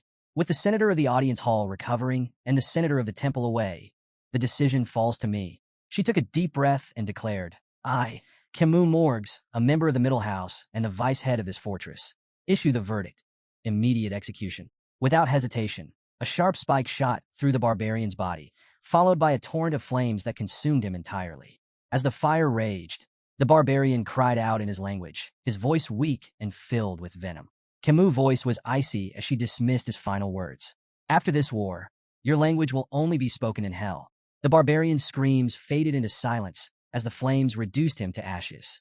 Nearby, another restrained barbarian watched in silent terror, his wide eyes reflecting the flames. Camus, her rage still smoldering, turned abruptly to Vikir. Follow me, she ordered, her tone leaving no room for argument. As Vikir exited the tent, he spotted Camus some distance away. Her shoulders trembled, and muffled sobs escaped her as she cried openly. Despite her formidable exterior, Vikir was reminded that she was still just a 15-year-old girl. He approached her slowly, his voice soft. Were you close with your cousin? Camus nodded, her tears falling freely. Very close. She was so pure, nothing like the rest of us. Unlike the cold-hearted Morgs, she didn't belong in a place like this. Vikir hesitated before offering comfort. I believe she left this world peacefully. Camus turned to him, her tear-streaked face clouded with doubt. Don't lie to me, she said, her voice trembling. I'm not stupid. I'm a genius. I understood a little of what he said. Her voice cracked as she pressed him. Tell me the truth. What did he really say? Vikir froze, unsure of how to respond. He had hoped she hadn't caught the barbarian's chilling words. We ate her. Camus' knees buckled, and she fell to the ground, her cries raw and full of anguish. I couldn't protect her, she whispered, guilt consuming her. I'm so sorry, Rose. Vikir stood silently, his expression unreadable as he watched her grief unfold. For a moment, he extended a hand toward her, but then he hesitated, pulling it back. Camus' heart-wrenching cries echoed through the air, and Vikir remained lost in thought, contemplating the weight of the moment. After a while, Camus managed to steady herself. Wiping her face, she stood and took a deep breath, her composure returning.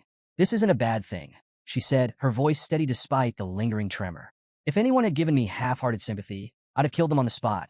She turned to Kier, her tear-streaked face now filled with resolve. This isn't the time to mourn. I need to focus. I need to prepare for revenge. Kier studied her steely determination, a faint glimmer of admiration surfacing in his mind. Heroines really are built differently, he thought.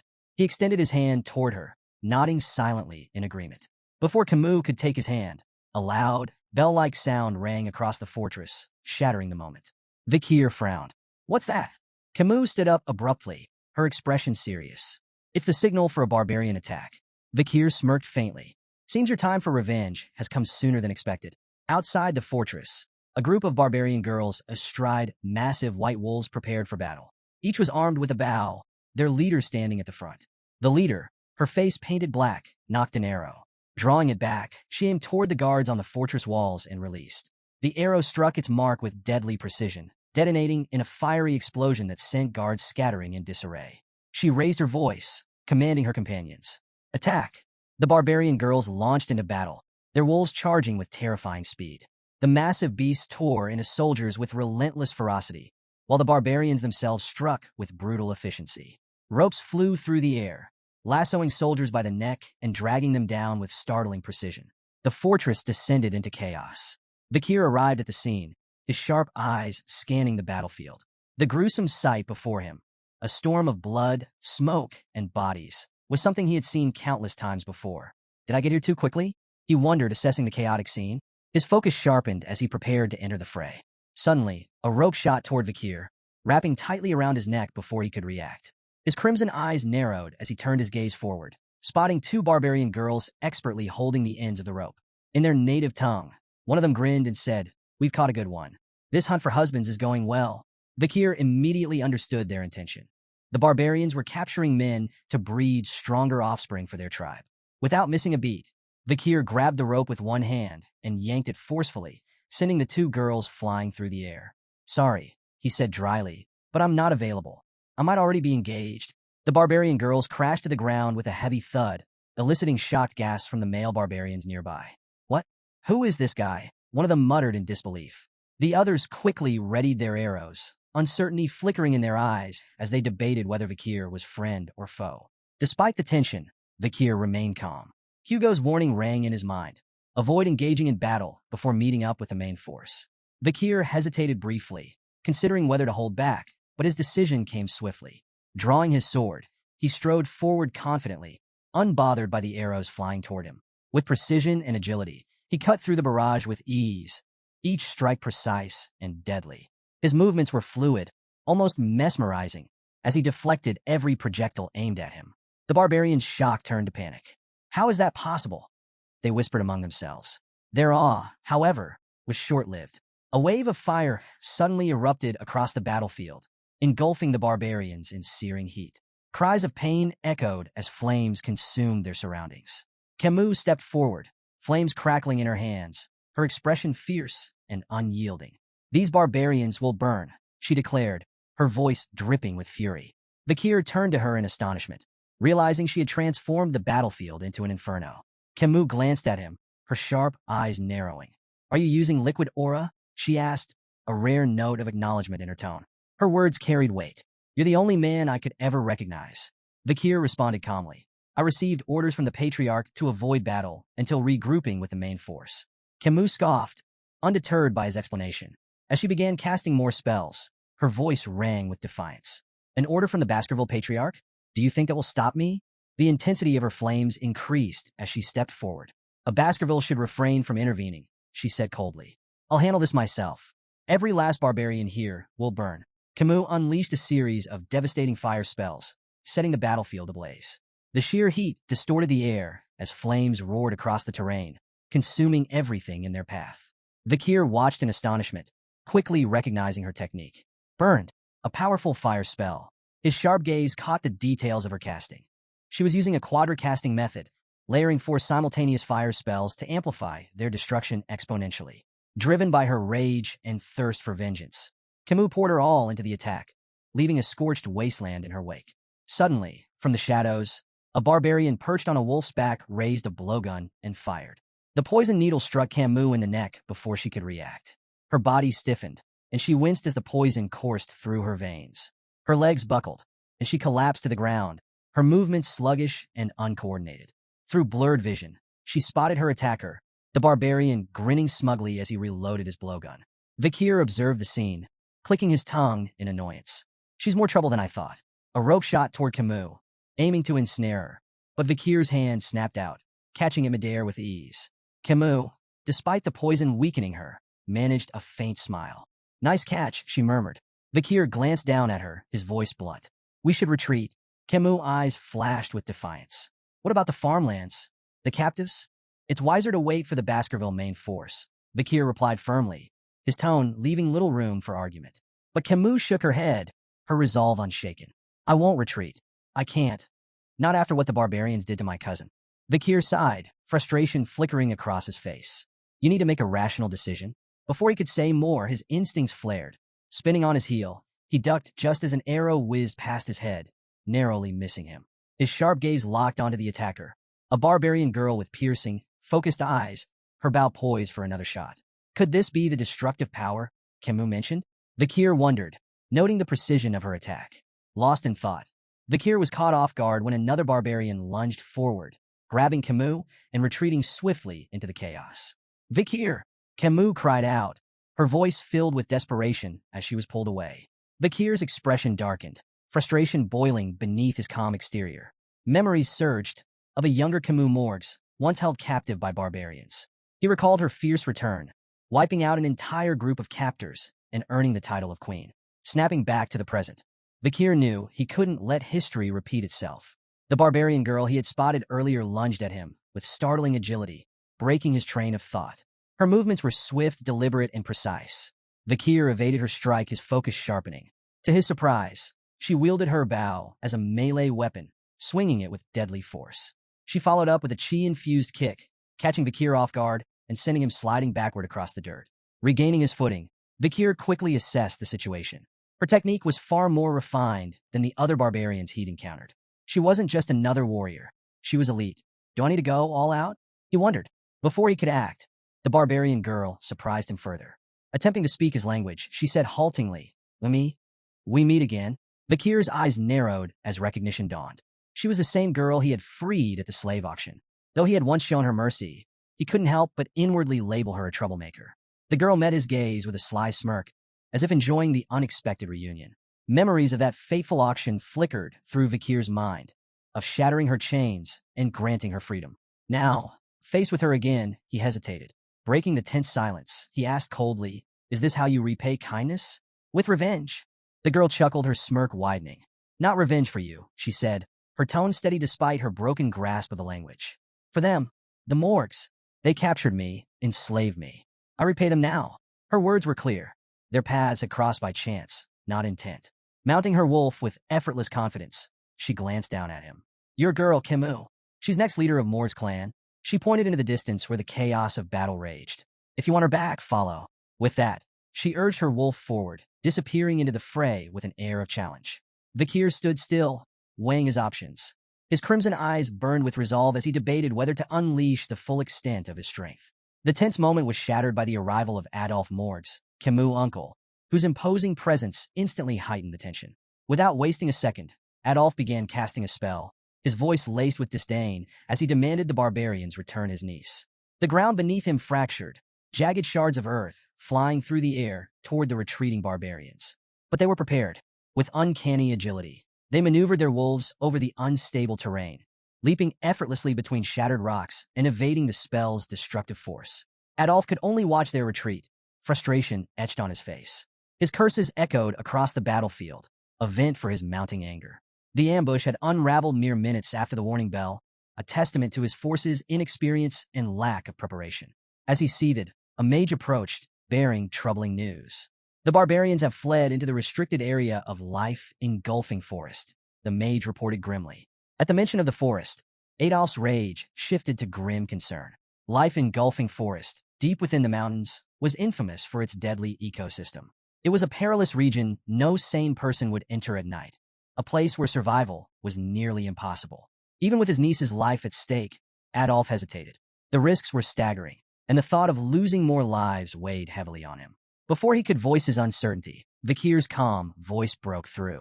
We can still pursue them, he stated simply, his tone steady and confident. Adolf turned to Vikir, incredulous. Are you serious? You know as well as I do that forest is a death trap after dark. Unfazed, Vikir nodded. I've navigated terrain like this since childhood. Life engulfing forest isn't as impossible as it seems. Not for someone trained. Memories of his past life flooded Vikir's mind. He recalled years spent honing his survival and reconnaissance skills in dense, hostile environments.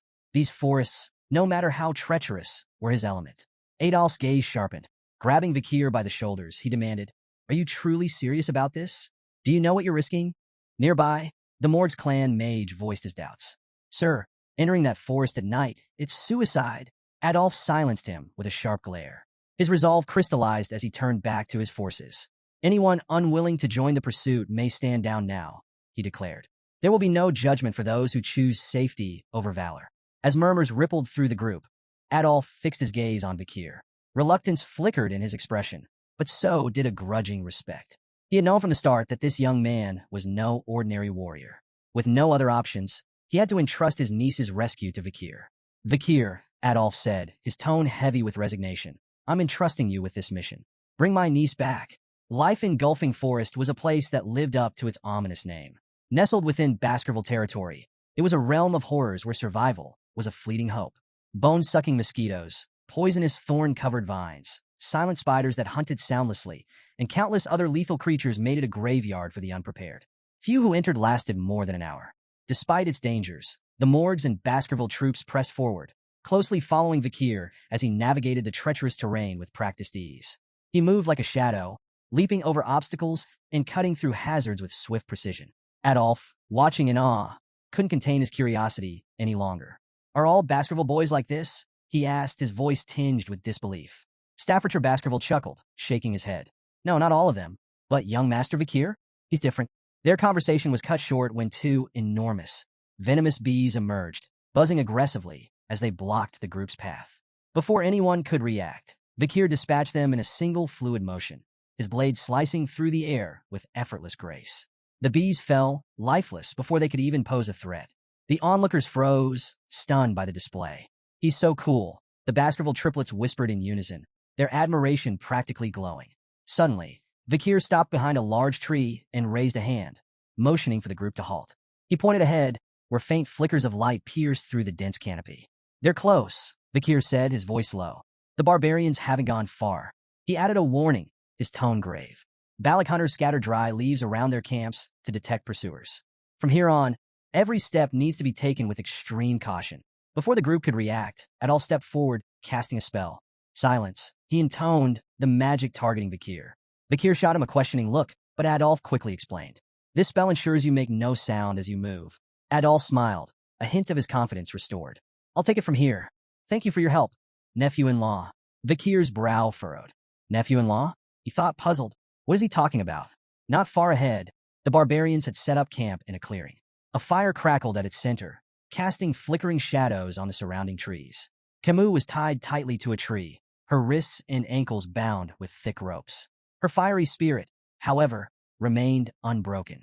You're all going to burn to ash the moment I get out of here, she shouted, her voice filled with fury. I'll make you regret capturing me with my special fireball. Her captors paid her no mind, likely unable to understand her language. Nearby, two barbarian girls chatted casually. One spoke of her interest in the man they had encountered earlier, while the other lamented her lack of success in husband hunting. Camus gritted her teeth, her frustration mounting. They're not even listening to me, she thought bitterly. She caught snippets of their conversation and pieced it together. Husband hunting? Wife hunting? Realization dawned. Is that why they've been ambushing us this whole time? Her thoughts were interrupted as the male barbarian who had captured her approached. Smirking, he addressed Camus in his native tongue. An excellent catch like you. Every male in our tribe will want you. Camus glared at him, her fiery spirit undiminished. You perverted bastard, she shouted. If that's your plan, just kill me now. The barbarian scratched his ear lazily, feigning confusion. I don't understand what you're saying, he said with a mocking grin. Then, with unsettling cruelty, he grabbed her chin, forcing her to meet his gaze. But I can tell you're talking back just by looking into your eyes, he sneered. Camus struggled, her anger boiling over as she spat. Touch me again, and I'll burn you alive. Ignoring her, the barbarian raised an arrowhead in his hand. Slowly, deliberately, he licked its tip, his intentions clear. This arrogant slave needs to be disciplined, he said menacingly, his voice dripping with malice. Before things could escalate further, another barbarian strode into the clearing, a figure Kier immediately recognized. It was the barbarian girl he had freed during the slave auction. "Stay away from my slave," she commanded sharply, her piercing gaze fixed on the male barbarian, Ahan. Ahan hesitated, his bravado faltering. "Commander Ian," he stammered. Then, regaining a shred of pride, he added, "But I was the one who captured her." Commander Ian shot him a cold glare. "Lower your voice," she ordered, her tone sharp enough to make him flinch. Defensive, Ahan tried to justify himself. "I shot the paralyzing arrow. I set the trap." Ian cut him off without missing a beat. "If I hadn't stepped in, you'd be a corpse. That boy with the sword would have taken your head in seconds." Ahan froze, her words sinking in.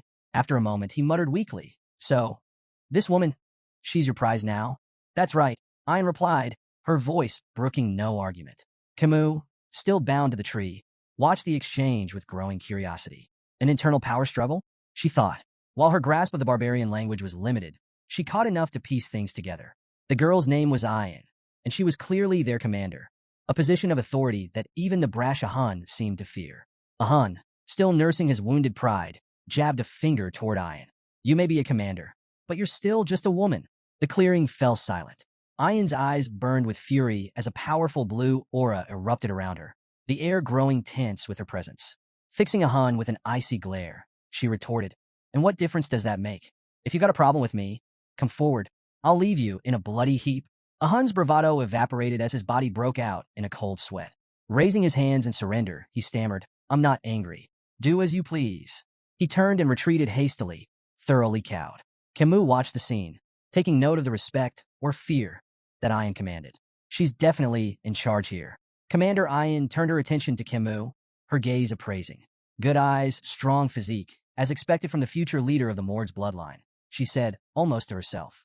But her tone darkened as she delivered a sudden, sharp kick to Camus' side. Camus winced, anger flashing in her eyes as Ian continued bitterly. "You Mord's bastards sold me into slavery. If not for a stroke of kindness, I'd still be rotting in chains. But you won't be so lucky." Leaning closer, Ian's voice dropped to a menacing whisper. "I'll tame you. You'll feel it in your very bones and soul. Menial tasks, like licking the space between my toes, will become your new routine." Camus' fiery spirit flared as she gritted her teeth. "You think I'll break that easily? Dream on." Before Ian could respond, a piercing scream shattered the tension. A barbarian behind her burst into flames, his agonized cries echoing through the clearing. "What is this? An explosion?" Ian snapped, spinning around to assess the situation. The burning barbarian collapsed as the fire spread, and the remaining warriors scrambled to arm themselves. "It's an ambush," one of them shouted, panic creeping into their voices. From the roaring inferno, a lone figure emerged. The firelight framed him like an avenging specter, his silhouette cutting an imposing figure against the chaos. "Barbarians," the figure called out, his voice sharp and resolute. "You'll pay for what you've done." Camus' face lit up with relief and joy as she recognized the voice. "Uncle Adolf," she exclaimed, her hope renewed. Amidst the burning wreckage, Adolf Morg stood with flames dancing in his hands, his presence commanding and unyielding. His booming voice cut through the battlefield. "Release my niece immediately, or face annihilation." The barbarians froze, startled by the overwhelming force of the Baskerville and Morg's troops who were now hunting them down with ruthless efficiency. Perched on a tree branch above the chaos, Kier surveyed the scene. His sharp eyes scanned the battlefield, narrowing in thought. Something fell off. The Balak hunters, renowned for their precision and tactical ambushes, were now scattered and in complete disarray. Below, barbarian girls astride their wolves voiced their frustration, barking orders to one another as they struggled to regroup against the relentless onslaught of the Morgs and Baskerville forces. Adolf's voice thundered once more as he spotted several barbarians attempting to flee. "No one escapes.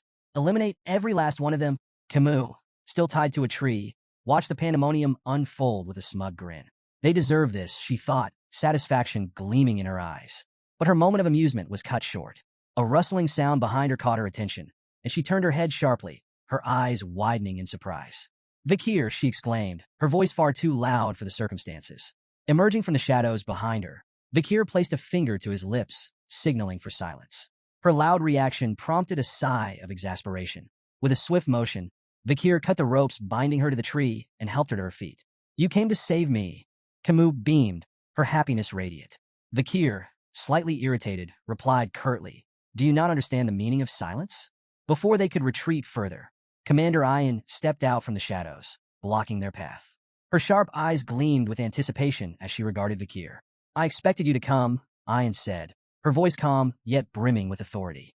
She studied him intently, her words carrying a weight that demanded attention. "Your speed, your composure, your determination to save her. Impressive. I won't ask about your past, but you've passed." Kier frowned at her cryptic remark. "Past what?" Ian offered no explanation, her attention shifting to Camus. The two locked eyes, their gazes sharp and unyielding. Though no words were exchanged, the intensity of their silent battle spoke volumes. Kier's grip on Camus tightened, a subtle signal that he was ready for action. "Concealing my abilities may no longer be an option," he thought grimly. As he studied Ian more closely, a flicker of recognition stirred in his memory. Could she be related to the one who scarred Hugo's nose? The infamous Balak archer, Night Fox, came to mind. But after observing Ian's movements, Kier dismissed the thought. No, she's too young and inexperienced. Perhaps she shares the same bloodline. Suddenly, a dart flew through the air, aimed directly at Kier. Without hesitation, he raised his hand, effortlessly intercepting the projectile. It shattered upon impact, harmlessly falling to the ground. Emerging from the chaos, the barbarian who had kidnapped Camus stepped forward, his eyes wide with disbelief. He had underestimated Kier, failing to predict his uncanny reflexes. Kier wasted no time. Sweeping Camus into his arms, he said firmly, "Things have gotten troublesome. I'll take you to your uncle." Camus' face turned bright red as she stammered. "Eh, right." Her embarrassment deepened as she noted his unusually formal tone. Is it the poison making her act like this? She wondered. Kier moved swiftly through the dense forest, carrying Camus effortlessly toward Adolph's position. Behind them, Commander Ian watched with a conflicted expression. A mix of disappointment and determination etched across her face. "Will you come to me willingly one day?" she murmured to herself, her voice barely audible over the rustling leaves. As they pressed forward, Kier glanced down at Camus. "Are you sure the poison isn't too severe?" he asked, his voice calm but concerned. Camus hesitated, unsure of her condition. "I think maybe it is," she replied uncertainly, her tone betraying her unease. Their exchange was cut short as two barbarians emerged from the shadows, firing arrows in quick succession. Kier deflected both projectiles with precision, his movements swift and efficient. From a distance, Ian silently raised her bow, her expression cold and resolute. Her sharp eyes locked onto Camus as she knocked an arrow imbued with a bluish aura. "Should I eliminate the girl from Morgues?" she mused aloud, her voice devoid of emotion. Without hesitation, she released the arrow, its path streaking through the air with deadly accuracy. Kier's glowing red eyes tracked the arrow as it sped toward them, its trajectory unerringly aimed at Camus. Reacting instinctively, he twisted his body to shield her. Camus, sensing his sudden movement, turned her head just in time to see the arrow close in, only 2 inches from her eye. But the arrow never struck. A shimmering ice wall materialized between them, stopping the projectile in its tracks. "Are you hurt, my dear niece?" Adolph's voice rang out, laden with worry. He approached quickly, flame still flickering faintly in his hands, the ice spell dissipating as he stepped forward. "Uncle!" Camus cried, relief washing over her. Adolph wasted no time, reaching out to cast cure poison. "It's a severe numbing poison," he explained. "I've slowed its effects, but we'll need to visit Divine Quo Vadis for complete treatment once we return." But before the spell could fully take effect, Camus pushed his hands away. "Let go for a moment," she demanded, surprising Adolph. He stepped back, confused, only to watch in shock as Camus ran toward Kier, throwing her arms around him in a tight embrace. "Thank you for saving me again," she said, her voice earnest and filled with gratitude. Adolph stood frozen, his eyes wide in disbelief. Tears welled up as he shouted, "Camus, I did my best too." Camus turned to him, her expression indignant. "And yet, you show up now?" she snapped. "I'm telling Mother about this." Before Adolph could muster a response, a rope shot through the air, wrapping tightly around Kier's neck. Commander Ian stepped forward, holding the rope firmly. "Come with me willingly," she demanded, pulling with all her strength. "It'll be easier for both of us." "I don't have much time." Despite her efforts, Kier remained unyielding, his feet firmly planted. Ian's frustration grew as she struggled to comprehend how he could resist so effortlessly. Camus gasped, her recognition immediate. "It's you again," she exclaimed, her disbelief evident. Kier remained calm, his focus unwavering. Gripping the rope with one hand, he broke it effortlessly, snapping it like a twig. Ian flinched at his strength, but held her ground. Her words, however, lingered in Vikir's mind. No, Tom, what does she mean by that? He wondered, sensing a deeper urgency behind her actions. A sudden, overwhelming wave of killing intent swept through the forest, suffocating the air. Birds burst from the treetops in panicked flight, their cries fading as an oppressive sense of dread settled over the area. Ayan's face turned deathly pale as her eyes darted upward, horror etched across her features. Her trembling voice cut through the eerie silence. "It's noticed us," she whispered, each word quivering with fear. Vikir frowned, confused, until a sharp, buzzing sensation radiated from his hand. He glanced down to see the red lines etched into his skin glowing ominously. Beelzebub, the hidden blade coursing through his arteries, was issuing an intense and unmistakable warning.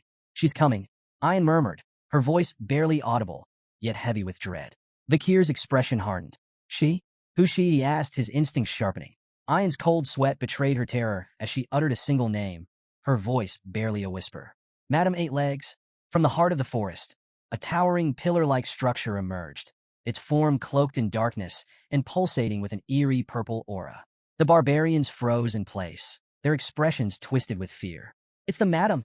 The madam is here!" they screamed, their voices trembling. Camus, still recovering from the earlier events, squinted at the strange structure. "Is that just a pillar?" she asked, her tone uncertain.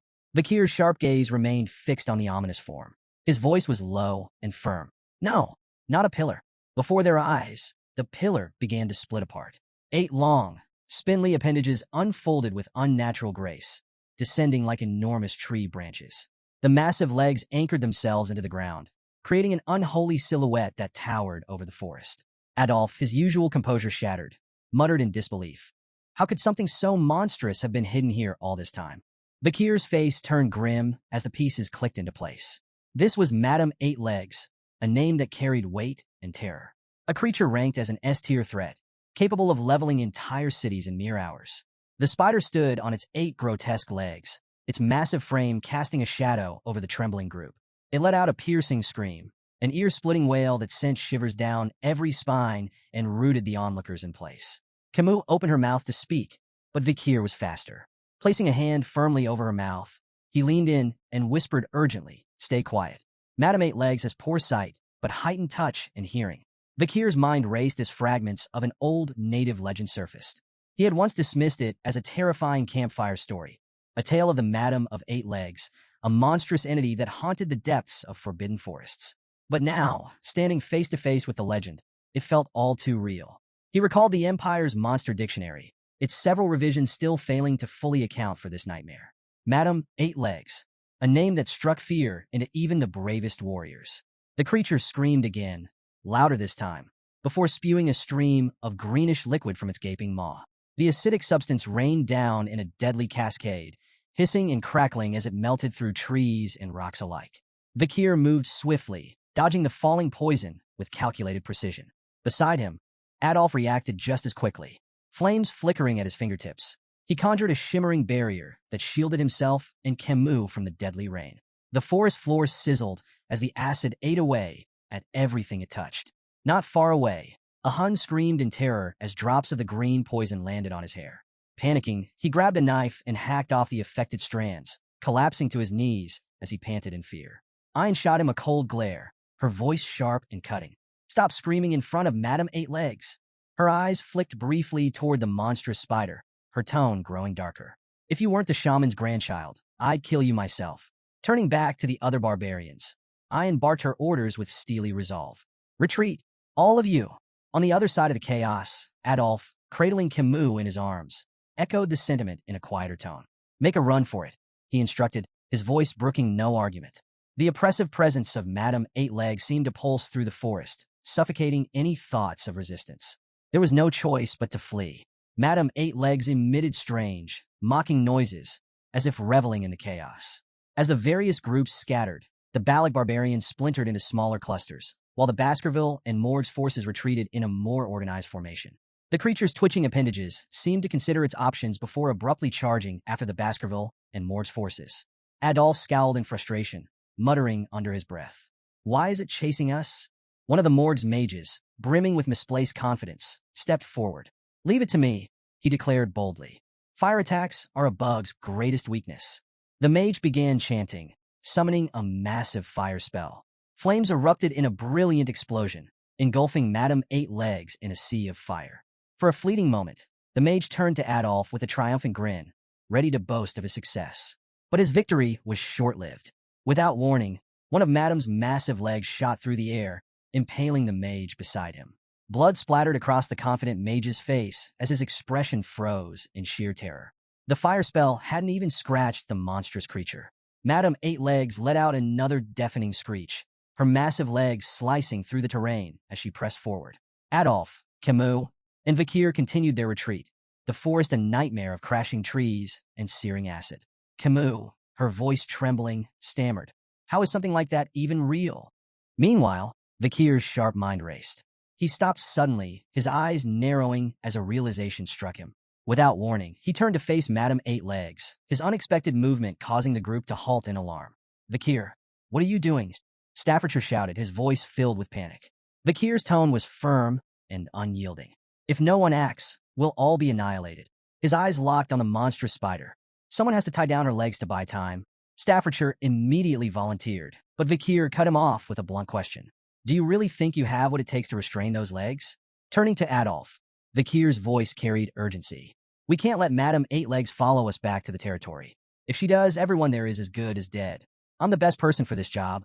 He tightened his grip on his sword, his crimson eyes burning with resolve.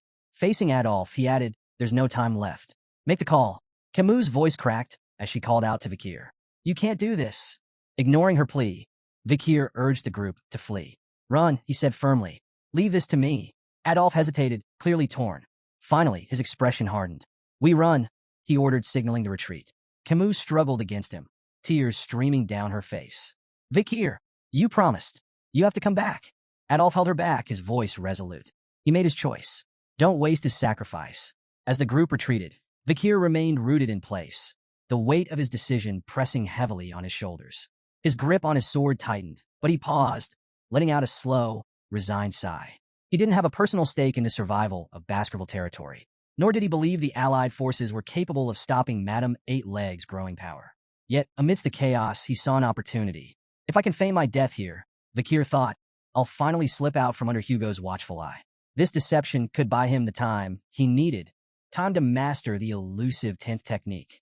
The unrefined skill lingered in his mind like an itch he couldn't scratch, a secret weapon waiting to be perfected. With mastery of the 10th technique, Kier could refine his control over his power, burying it so deeply that even Hugo would fail to sense it. Then, when the moment was right, he would return to the clan, not as a hound, but as something far more dangerous. A crimson aura radiated from Kier's hand as Beelzebub emerged, the weapon's menacing energy reflecting his steely resolve. He knew this battle might truly be his last. If he failed to wield every ounce of strength, skill, and cunning at his disposal, Madame Eight Legs would crush him. His crimson eyes burned with intensity as he committed to unleashing everything. The vast mana reserves gifted by the River Styx, the ethereal energy reserved for the highest-ranking Baskerville techniques, and the raw, unrelenting power of Beelzebub. The demonic sword pulsed in his grip, its blade cloaked in a violent red aura. With calculated precision, Kier dashed toward Madame Eight Legs, his movements swift and deliberate. The monstrous spider loomed above him, her massive form radiating malice. Kier leaped high into the air, the red glow surrounding him intensifying with each passing second. For a brief moment, he hovered above the creature, locking eyes with Madame Eight Legs. She let out a piercing, otherworldly scream, her legs twitching in agitation. Channeling the Baskerville 5th technique, Kier descended with blinding speed, his blade aimed at the creature's head. The air around him vibrated with the sheer force of his attack. Madame Eight Legs struggled violently, but her limbs seemed inexplicably rooted to the ground.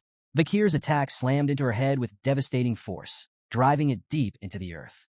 From afar, a radiant red light burst into the sky, illuminating the entire forest like a second dawn. Adolf, clutching Camus tightly, and the Baskerville triplets fled the scene with tears streaming down their faces. The deafening explosion of energy rattled the trees, and Camus, watching the clash unfold, felt a surge of raw emotion. A single tear slipped down her cheek as she screamed, "Kier!" In the aftermath, silence blanketed the forest. Only the ominous red glow remained, marking the site of the monumental battle. Kier's vision blurred and shifted. He was no longer in the forest. Instead, he found himself kneeling before a guillotine. The cold steel blade loomed above him as his eyes locked on Hugo La Baskerville. Hugo stood motionless under the moonlight, his face expressionless. Slowly, he raised his hand, signaling the blade to fall. Bakir's cold gaze didn't waver as the blade descended. He watched as his own head rolled to the ground, his final sight the cold, indifferent gazes of the onlookers. Hugo turned and walked away, his back framed by the pale glow of the moon. In the end, Hugo did it, Bakir thought bitterly. But before the thought could take root, his eyes snapped open. Bakir awoke to the sight of an unfamiliar ceiling, his mind clouded with confusion.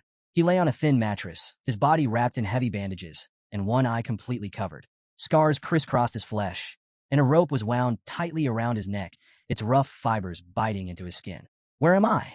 He wondered, his thoughts sluggish as he tried to make sense of his surroundings. Fragments of the battle against Madame Eight Legs surged to the forefront of his mind. The blinding explosion that had stunned the monstrous creature lingered vividly, possibly the sole reason he was still breathing. Attempting to sit up, a jolt of searing pain shot through his body, forcing him to stop. Every muscle screamed in protest, his veins felt stretched to their limits, and his bones throbbed with fractures. There wasn't a part of him untouched by the brutal encounter. The memory of Madame's final, devastating attack made the rope around his neck feel like a trivial annoyance in comparison. Yet, ironically, it was that very trap, set during the chaos of battle, that had saved his life, anchoring him just out of reach of certain death. Kier closed his eyes briefly, evaluating his situation. Despite his injuries, everything seemed to be going according to his plan. Adolphe and Camus had witnessed his supposed final stand, providing ample proof to confirm his death. Hugo's watchful gaze was finally off him. Dragging himself out of the room, Kier surveyed his surroundings. Barbarians moved about the camp with purpose. Children practiced archery while slaves hurried under harsh commands. The chilling realization hit him. Gulac, the Balak camp. He was deep within the territory of the Baskerville clan's sworn enemies.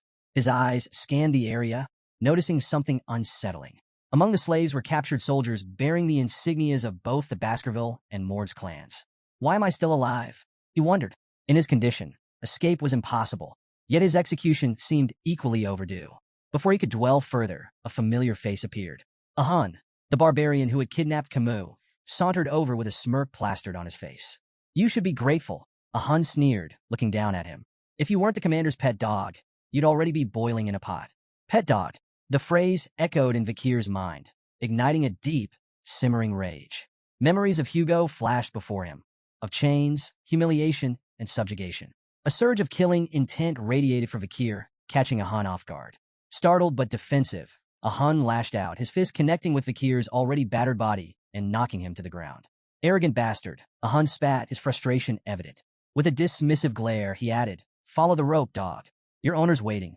Bakir lay still, his body racked with pain from the fall, his rage boiling beneath his calm exterior.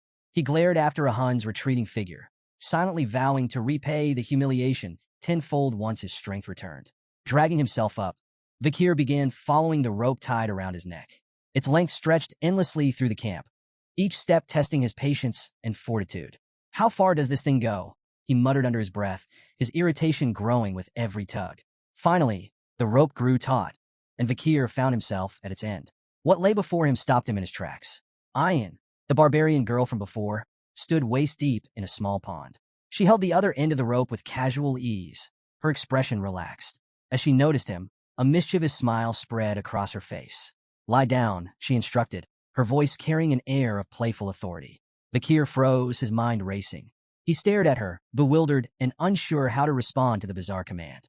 Before Bakir could fully process her words, Ayan yanked the rope with surprising force, sending him stumbling forward. Whiz! An arrow streaked through the air, narrowly missing Bakir's head before embedding itself into a nearby tree trunk. Ayan's sharp glare turned toward a group of children holding bows in the distance. What did I tell you about practicing near the pond? Go somewhere else, she barked, her voice commanding enough to send the children scattering. As Bakir lay on the ground, recovering from the unexpected tumble, Ayan turned her attention back to him, a sly smirk playing on her lips. I never properly thanked you for the auction, she began, her tone light but calculated. Pointing at him, she continued, in Balak culture, kindness is repaid twofold and revenge tenfold. Since you saved me once, I've saved you twice. Bakir's brows furrowed in confusion. Twice, he asked, his tone skeptical. Ayan crossed her arms, clearly enjoying herself. After that explosion, who do you think dragged your sorry self out of the forest? If I hadn't gone back for you, you'd be spider food by now. So yes, twice. Her smug response only deepened Vikir's unease. He sat up slowly, the rope around his neck pulling uncomfortably. If you've repaid the debt, why keep me alive? He asked bluntly, gesturing toward the rope. Ayan's grin widened, her mischief on full display. Because you're valuable. I have no doubt your party will pay a hefty price for you. You're not some ordinary soldier, are you? Vikir froze at the implication, his mind racing. If the Baskerville clan got involved in hostage negotiations, his entire plan to feign his death and escape Hugo's control would unravel. He kept his expression neutral, suppressing the panic bubbling beneath the surface. Ayan leaned in slightly, her voice dropping to a playful whisper. Relax. I've got no intention of returning you to them just yet. She straightened, her tone turning mock serious. You're my slave now. Without warning, she drew a dagger and sliced through the rope binding his neck. For a moment, Vikir felt an internal surge of relief. Maybe my plan is still intact, he thought. But his optimism was short-lived. Ayan pointed the dagger at him, tilting her head mockingly. Let's settle this properly. You'll call me master, and I'll decide what to call you. Vikir remained silent, his face impassive. His lack of reaction only seemed to amuse Ayan further. I like those rebellious eyes, she remarked with a smirk. It'll make taming you all the more satisfying. Before Vikir could respond, Ayan sheathed her dagger and gestured for him to follow. We have a stop to make, she said casually. Where? Vikir asked, his voice low. She shot him a glance over her shoulder, her tone teasing. Don't tell me you don't know. In the Balak way, we always pay respects when stepping onto someone else's land. Her grin widened. We're going to meet the matriarch. The matriarch's tent loomed ahead, its entrance adorned with intricate carvings. Inside, a throne made from the skulls of predators dominated the room. Bears, jaguars, alligators, and other deadly creatures stared down at visitors, their heads mounted with precision. Each skull bore an arrow firmly lodged between its eyes, a testament to the matriarch's unparalleled skill. As they approached, Ayan glanced at Vikir and began explaining the Balak way of life. If you don't have a place to sleep, borrow a friend's hammock. If you're hungry, someone wealthier will share their food. That's how we survive. Her voice softened slightly, a touch of pride in her words. It's why we're strong. Everyone here is bound by the same rules, tight-knit, homely, and united. Vikir noted something intriguing about the Balak camp. Private assets seemed to hold little importance to them. Everything functioned on a communal system, a stark contrast to the rigid hierarchies he was used to. Ayan led the way to the grand tent without hesitation, her pace confident. Stopping outside, she gestured toward the imposing structure and declared, We've arrived. She entered first, her voice ringing out with authority. Mother, she called, addressing the figure seated on the throne inside. The single word sent a jolt through Vikir, startling him. His sharp mind immediately began piecing together the connection between Ayan and the matriarch. The implications were unsettling. The matriarch rose gracefully from her seat, her commanding aura filling the tent like a storm cloud. Her piercing gaze swept over Ayan before landing on Vikir.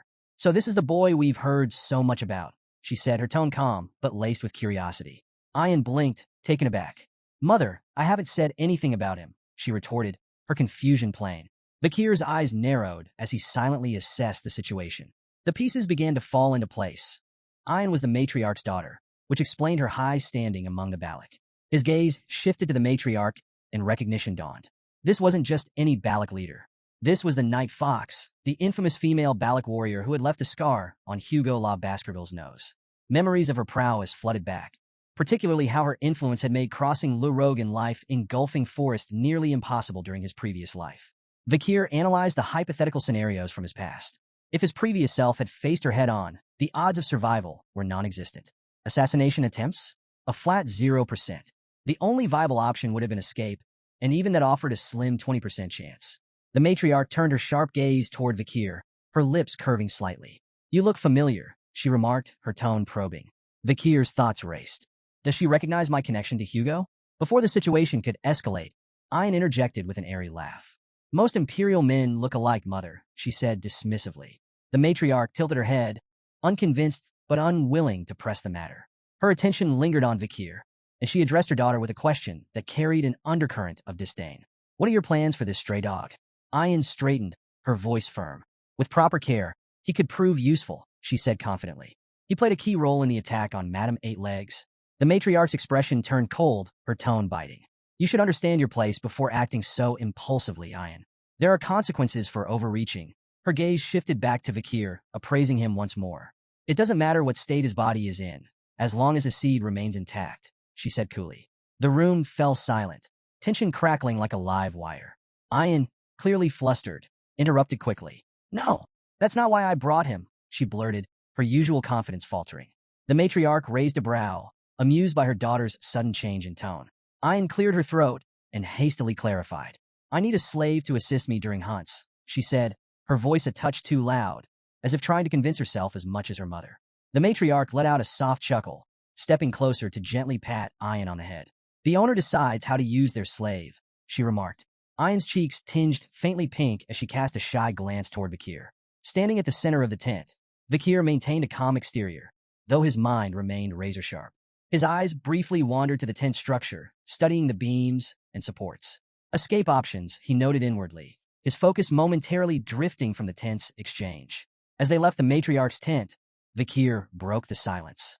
His tone calm and curious, he asked, What's your name? Ian stopped abruptly, her eyes wide with disbelief. Whirling around, she glared at him.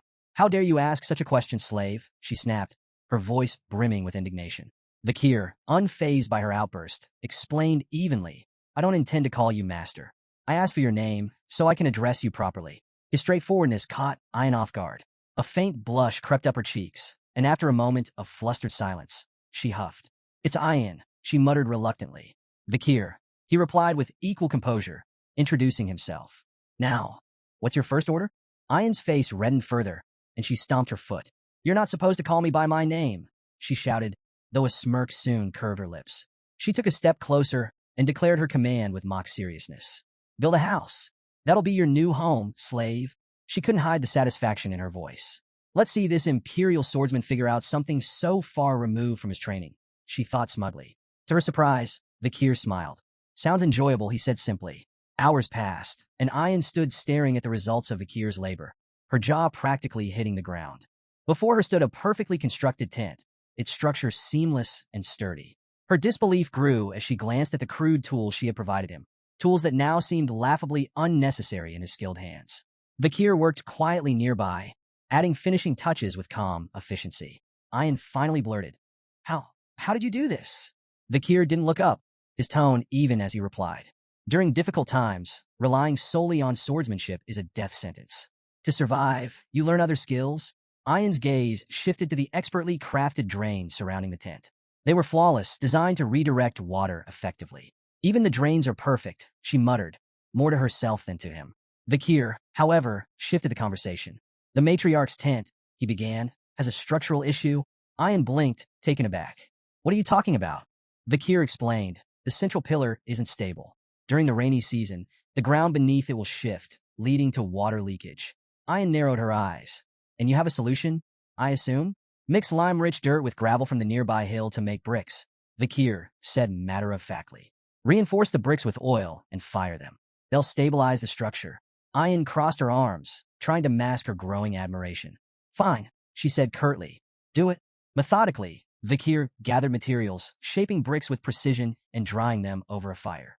Ian accompanied him to the matriarch's tent once the repairs were ready, explaining the plan to her mother. The matriarch watched with skepticism as the repairs were made. But when the work was completed, she examined the tent with astonishment. All these years, she muttered, her voice tinged with frustration. So many failed attempts, and it was the central pillar all along. Turning to Ian, the matriarch's expression softened into a rare smile. You've chosen well, she said approvingly. This male is useful. Ian's cheeks flushed as she tried to maintain her composure. He's my slave, she mumbled, though her tone lacked its usual edge. The matriarch addressed Kier directly, her voice commanding. From now on, you're responsible for handling all such tedious matters in the barracks. By the water's edge, Kier rinsed clothes methodically, his movements calm and deliberate. Ian approached, her tone casual, as she struck up a conversation. Doesn't all this slaving away exhaust you? She asked, gesturing at the laundry. You could always consider becoming an official member of the tribe. You know, without missing a beat, Kier replied, it's not so bad. Internally, though, he reflected on how this simpler life, mundane as it was, offered a reprieve from the chaos and treachery he had endured. Whether in the backstabbing politics of the Baskerville clan or the corrupt streets of Underdog City, peace had been a rarity. Ian observed him for a moment, her gaze appraising. You're surprisingly disciplined, she remarked. Guess it's hard for someone like you to complain, huh? Kier maintained his calm demeanor. It really isn't that bad. Ian snorted in disbelief. No way. Tough, tedious work is never easy, no matter how you spin it. As they walked back toward the camp, Ian nudged him lightly. You should stop with this complacent attitude, she said. Follow my lead. I'll help you figure out how to survive among the Balak people. Who knows? If you do well, maybe I'll even untie that rope around your neck. Kier glanced at her curiously. What do you want me to do? Ian smiled slyly, clearly pleased with his directness. Now we're getting somewhere. She paused for dramatic effect. I want you to go on a hunt and bring back some big prey. Intrigued, Kier pressed her for details. Ian explained. The warriors haven't brought in anything substantial recently. The kids are growing, and they need meat. If you manage to catch something impressive, it wouldn't be crazy for your title to change from slave to commoner. Playfully slapping him on the back, Ian added with a grin. You should feel honored to serve as the slave of the Balak's esteemed hunting commander. Kier winced slightly at the force of her slap, but remained composed. After a brief moment of consideration, he nodded. Fine, I'll do it. Ian's face lit up with a smile, and for a fleeting moment, a faint blush colored her cheeks. What's with the look? Kier asked, noticing her expression. Her demeanor shifted immediately. What look? She snapped, quickly turning away. You're imagining things. Unbeknownst to them, a pair of jealous eyes watched from the shadows. Hun glared at Kier, his teeth clenched and his fists trembling with rage. Seeing Ian happily engaging with the outsider stoked a fire of envy and resentment within him. Disgusting bastard, Hun muttered under his breath, his eyes fixed on Kier. At the tribe's central gathering, the Balak shaman, a human, began a traditional hazing ceremony. Standing before a pot of glowing charcoal, he withdrew his hand slowly, his face solemn. Gesturing for the hunters to line up, a human's voice carried across the clearing. Step forward to receive the blessing, he intoned, his words heavy with authority. Without it, your hunt will fail. Refuse, and you invite misfortune upon yourself and your kin. One by one, the hunters approached, bowing their heads as the shaman smeared the charcoal across their faces in intricate patterns. Ian, standing beside Kier, leaned closer to explain. The markings conceal the hunters from the god of death, she whispered. It's a gesture of guilt, our way of asking forgiveness for taking the lives of our prey. Kier observed the ritual in silence, noting the presence of a shaman even among the fiercely independent Balak warriors. Nearby, a barbarian girl whispered skeptically to her companion. The shaman's always nagging, she muttered. The boy shrugged, replying, let it go. A human has to make himself seem important somehow. The girl frowned. His blessings don't work anyway, she added. The only time the tribe even bothers with him is for rare hunts or big ceremonies. Kier absorbed their words quietly. Even in this remote tribe, hierarchies, doubts, and cynicism were no strangers. Just another version of what he had seen across the empire. Later, Ian approached Kier, her face adorned with charcoal markings that were noticeably uneven. Kier raised an eyebrow, fighting the urge to laugh. You look ridiculous, he said flatly, though a hint of amusement crept into his voice. Ian flushed, furiously wiping her face. I don't get along with the shaman, okay? She snapped, flustered by his teasing. In her embarrassment, she shoved the collar into his hands. Kier held it up with a deadpan expression. Is this a dog collar? Ignoring his tone, Ian fastened a similar collar around her own neck. These protect our necks from being bitten during hunts, she explained matter-of-factly. Kier eyed the collar, muttering, I've fought enough monsters to know they rarely aim for the neck. But as he watched her effortlessly adjust to the collar, he realized it was just another part of adapting to life among the Balak. Ian and Kier rode together on a wolf, the large beast moving swiftly through the forest. Ian glanced back over her shoulder. Hold on to my waist if you don't want to fall off, she instructed. Kier, stubborn as ever, refused to follow her advice. Moments later, a sharp bump sent him tumbling to the ground. Ian pulled the wolf to a stop, watching him dust himself off with a smirk. See what happens when you don't listen, she teased. Kier grimaced, wondering if he had the strength to climb back on the wolf. Before he could decide, an unwelcome voice cut through the air. So this is what you've been up to. They both turned to see Hun approaching, his expression smug and brimming with disdain. Ian, you seem awfully free these days, Hun sneered, his tone dripping with sarcasm. Neglecting your duties to play around, are you? Ian dismounted and folded her arms. What do you want, Hun? He stepped closer with dramatic flair. I'm here to tell you that I'll be catching the biggest prey this time. The next hunt? I'll lead the group as captain. My success will bring honor to my family. Ian raised an eyebrow, unimpressed. You're staking your grandfather's honor on your limited knowledge of shamanism? Bold move. Ignoring her jab, Hun suddenly lashed out with a kick aimed at Kier's face. The attack was abrupt, startling Ian. Ahan, she shouted angrily. What are you doing? Ahan smirked as Vikir sidestepped the blow, his movements subtle yet precise. This guy. Ahan gestured toward Vikir dismissively. He's a burn, injured and slow. How can you rely on him? But before Ahan could continue his tirade, Ayan's expression shifted. A sly smile curled her lips as she pointed at him. You might want to check your waistband before bragging any further. Confused, Ahan glanced down. His expression twisted into shock as he realized his quiver and arrows were missing. Still seated on the ground, Vikir wiped the blood from his lip and held up Ahan's quiver, a smug smile tugging at the corners of his mouth. You should hold onto your weapons as you would your lover, he remarked dryly. Ahan's expression twisted in rage as he realized he'd been outmaneuvered. Before he could fully process the humiliation, Ayan doubled over in laughter, clearly enjoying the spectacle. Seething, Ahan lunged at Vikir. Arrogant slave bastard, he roared, throwing a punch with all his strength. But before the blow could land, Ayan intervened. With a single, swift motion, she used her bow to block the attack. Her voice turned icy as she stared him down. Whose slave do you think you're punishing without permission? She demanded. Ahan, his face flushed with anger and embarrassment, shouted back. He insulted a Balak warrior. That demands punishment. Ayan's expression didn't waver. Pathetic, she muttered, her tone dripping with disdain. Desperate to salvage his pride, Ahan's voice took on a mocking edge. What's this, Ayan? Have you fallen for the slave? Ayan placed a hand on her head, sighing in exasperation. Her irritation was palpable. Vikir is my slave, she admitted coolly. If he's done something wrong, I'll punish him. But you? You have no right to lay a hand on him. The tension in the air was palpable as Ayan turned toward Vikir, who watched the exchange silently, his expression unreadable. Without warning, Ayan's fist shot out, connecting with Vikir's face. The impact sent him sprawling, blood spraying onto the green grass. Ahan stumbled back in shock, his jaw slack as he watched the scene unfold. Ayan turned to Ahan, fixing him with a cold stare. Are you satisfied now? She asked sharply. Ahan opened his mouth to speak, but Ayan cut him off. I get it, you're frustrated. You haven't managed to capture a maiden, and it's eating you up. But touch my slave again, her voice dropped, and I'll make sure you regret it. Ahan, cowed by her words and her sheer presence, nodded reluctantly. His bravado extinguished, he turned and retreated, muttering under his breath. Later, as Ayan and Vikir rode the wolf back toward the camp, Ayan kept sneaking glances at him. Her expression was conflicted, an uncharacteristic mix of guilt and concern. After several minutes of silence, she broke the ice. Does it hurt? She asked cautiously. Vikir didn't reply. She tried again. Are you angry? Still nothing. Frustrated by his silence, Ayan finally spoke up. Look, it was necessary, she began defensively. Ahan stubborn and petty. If I didn't deal with him like that, he'd keep looking for excuses to retaliate. When Vikir remained unresponsive, Ayan sighed heavily. Why aren't you saying anything? Finally, Vikir spoke, his voice calm, but tinged with a hint of dry humor. It hurts? Ayan froze.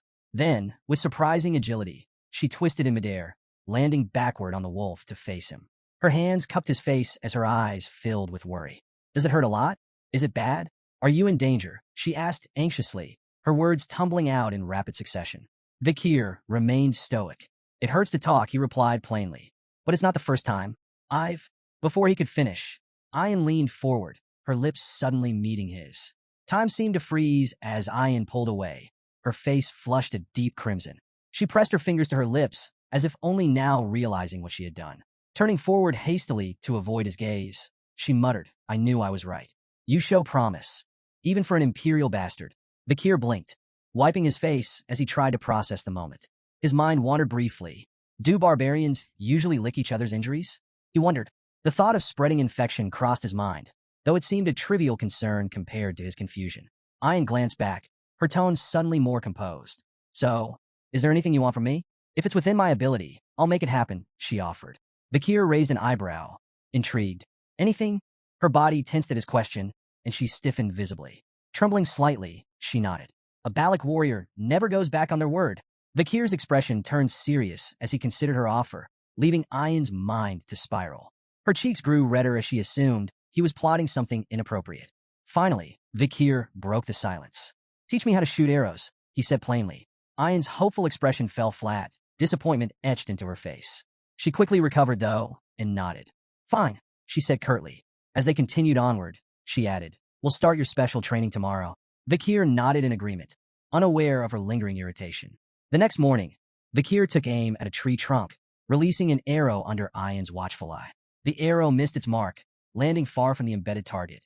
Ayan sighed, her tone tinged with exasperation and amusement. No. Aim for the arrow already stuck in the trunk, she instructed. Kier raised an eyebrow. Are you sure you're qualified to teach? Ayan smirked. You're the one who asked for lessons, she retorted. You'll learn properly, or you'll learn nothing at all. She reminded him of the importance of mastering the bow, especially since his injuries prevented him from wielding a sword effectively. If you want to capture prey and stop being a slave, you'll do this right, she emphasized. To correct his stance, Ayan pressed firmly against his back, adjusting his posture. Kier winced, feeling the strain on his battered body. Suddenly, Bakira, Ayan's wolf, appeared behind them, startling her slightly. Without realizing it, Ayan applied more pressure to Vakir's back, eliciting a loud crack. Kier crumpled to the ground, groaning in pain. Ayan, unfazed, turned to Bakira and asked, Did you find it? The wolf howled in response, and Ayan's lips curled into a confident smile. Good boy. Turning back to Kier, she clapped her hands impatiently. Get up. We're moving now. They arrived at a serene stream where the river met the ocean, a tranquil location teeming with life. Ayan gestured at the unique surroundings. This place is special, she explained. It's where the ocean and river meet, so you'll find animals from both habitats. It's a prime hunting spot. She paused, sharing a story her grandmother used to tell.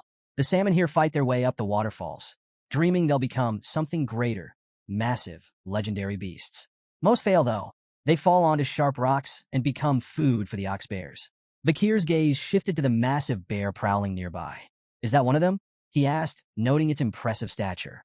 It looks a lot tougher than the ox bears I've seen before. Ayan nodded, her tone reverent. That's no ordinary ox bear. It's a superior specimen, born from a powerful bloodline and a survivor of countless battles. It's the kind of prey only the best hunters can take down. When Kier questioned if their task was to take down the colossal ox bear, Ayan shook her head with a smirk. We're not here for the dominant female, she explained. Our target is the smaller male trying to court her. As they watched from a distance, several male bears approached the towering female, each attempting to win her favor. One by one, she rebuffed them with brutal swipes, sending them fleeing into the forest. Intrigued by the display, Kier asked what kind of mate the female was searching for. Ayan chuckled. Strength isn't the answer, she corrected. To Kier's surprise, a much smaller male approached the female. This time, instead of rejecting him, she greeted him with gentle nudges and playful gestures. Ayan explained that female ox bears often preferred weaker males because stronger ones could become dangerously aggressive during mating, sometimes even fatally injuring their partners. It's not about brute force, Ayan added. It's about survival and raising healthy cubs. Drawing a parallel, Ayan noted that the Balak tribe had a similar philosophy. They often sought partners with excellent genes, especially if those partners were weakened from injury or fatigue, as it indicated resilience. Kier observed the pair of bears wandering off together. Ayan instructed him to wait. The female will completely drain his strength, she explained. Once he's exhausted, we'll strike. For days later, Kier stood outside a cave, listening to the deep roars and moans of the ox bears echoing through the forest. He reflected on their strategy, leaving food for the bears to facilitate their courtship and encourage their mating ritual. Ayan approached, holding a small fruit in her hand. This fruit boosts strength temporarily, she explained, but it shortens lifespan. The clever female will avoid it. The male? He'll eat it without a second thought to keep up with her. The strategy clicked in Vakir's mind. The male's desperate attempt to impress his mate would leave him depleted, making him the perfect target. Ayan handed Vakir a bowl of soup, urging him to eat and regain his strength. As he sipped, he couldn't help but comment on the bear's remarkable stamina during their mating ritual. Ayan smirked, leaning closer. That's just typical for Balak males, she teased. Imperials like you wouldn't know anything about it. Too reserved. Kier raised an eyebrow, unimpressed by her jab. Before he could respond, Ayan leaned in playfully. What about you? Can you match their vigor? His unamused expression deepened, but their exchange was interrupted by a deafening roar from the cave. Ayan immediately straightened, her teasing demeanor gone. It's time, she said sharply. From their vantage point in a nearby tree, Kier and Ayan watched as the female bear let out another earth-shaking roar, signaling the end of their mating ritual. The exhausted male stumbled out of the cave, his legs shaky, his strength utterly spent. The female emerged moments later, her demeanor entirely different. She charged at the male, swiping at him with ferocious intensity. Kier watched the aggressive display with fascination. Why does she chase him off after mating? He asked. Ayan explained, her tone matter-of-fact. Once the ritual is over, she becomes territorial. She'll drive him away to protect her space and ensure he never comes back. From now on, she's a predator, not a partner. Kier couldn't help but smirk as he watched the exhausted male bear stumble forward, desperate for rest after 4 relentless days. He looks ready to collapse, Kier observed, his tone laced with amusement. I nodded in agreement. He's completely drained. All he wants now is a safe, secluded spot to recover. That's where we'll strike. The two tracked the bear deeper into an unforgiving, icy terrain. The cold air stung Kier's skin, the frost cutting deeper than he anticipated. He noted the bear's resilience and commented on its remarkable endurance. Ox bears aren't just brutes, Ein explained. They're smart. They know how to survive. This one came here deliberately to avoid blood-sucking insects. It's calculated, choosing its recovery spot wisely. As the chill seeped further into Kier's body, his movements became stiffer. Though he tried to hide his discomfort, Ein noticed immediately. She paused and offered a solution. We need to share body warmth, she said, matter-of-factly. If your muscles stiffen, you'll slow us down. Kier hesitated, reluctant to agree, but the biting cold left him little choice. With a resigned sigh, he relented and hugged Ein from behind. Caught off guard, Ein's face turned crimson. She stammered, quickly rationalizing the situation. This is just a practical decision. I have to keep you healthy. As your master, it's my responsibility. Kier remained quiet, unsure whether to tease her or let it slide. Their awkward moment was interrupted when Bakira, Ein's wolf, stopped abruptly, his growl low and menacing. The pair froze, their focus sharpening. The tracks, Ein whispered, her tone tense. They've disappeared. Before she could finish her thought, a thunderous growl shattered the silence. The ox bear, having set a trap of its own, lunged from a hidden spot with terrifying speed. Meanwhile, back at the Bala camp, a group of barbarians gathered around a massive boar, its size so impressive it overshadowed anything else brought back that day. A female barbarian, holding 3 modestly sized rabbits, stared at the boar in awe. I thought these would be enough, she said, glancing down at her catch. But compared to that, a male barbarian stepped forward, addressing a Hun with visible admiration. This is incredible, he said, gesturing toward the boar. You've outdone yourself, a Hun. Another chimed in, suggesting that a Hun should be made the tribe's new hunting commander. Even Ein can't handle every Hun alone, he added. The group's attention shifted briefly as someone mentioned Ein's current hunt. She brought a slave with her, a female barbarian noted, her tone skeptical. I doubt they'll catch anything worthwhile. A Hun, basking in the praise, dismissed Ein's efforts entirely. That so-called slave is nothing but dead weight, he scoffed. Mark my words, they'll come back empty-handed. I bet they won't even catch a rabbit. On the other side of the forest, the ferocious male ox bear launched a sudden attack, its massive paw swinging toward Ein with devastating force. Before the blow could land, Kier reacted swiftly, pulling her out of harm's way just in time. The bear's crushing strike missed her by mere inches, the sheer force blowing strands of her hair into the air. Both Kier and Ein tumbled off their wolf, landing hard on the frosty ground. Bakira, the wolf, growled fiercely, leaping into action to shield its companions. Kier quickly turned to Ein. Are you okay? He asked, his tone calm but urgent. Ein nodded, still catching her breath. Thanks to you, she admitted reluctantly. Kier's sharp eyes assessed the situation. It's almost like it set this up, he speculated, his voice low. Did the ox bear lure us here deliberately? Ein frowned, her pride bruised but unable to deny the truth. It's too smart for a monster, she muttered. Her gaze flicked toward the bear, now snarling at them from a distance. No wonder the female picked it.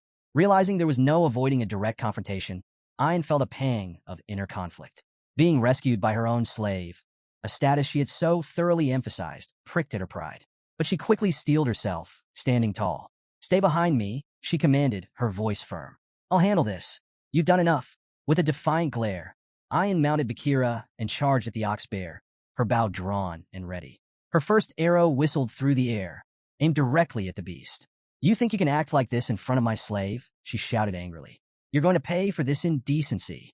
The ox bear, sensing the danger, retreated behind an icy boulder for cover. Ein pulled another arrow from her quiver, her tone sharp with confidence. There's nowhere you can hide from me, she declared. She loosed the arrow, which embedded itself harmlessly in the boulder. The ox bear growled in defiance, thinking itself safe. But the moment the bear let its guard down, a surge of blue energy erupted from the embedded arrow. The aura-infused blast pierced through the boulder, striking the bear in the stomach with pinpoint precision.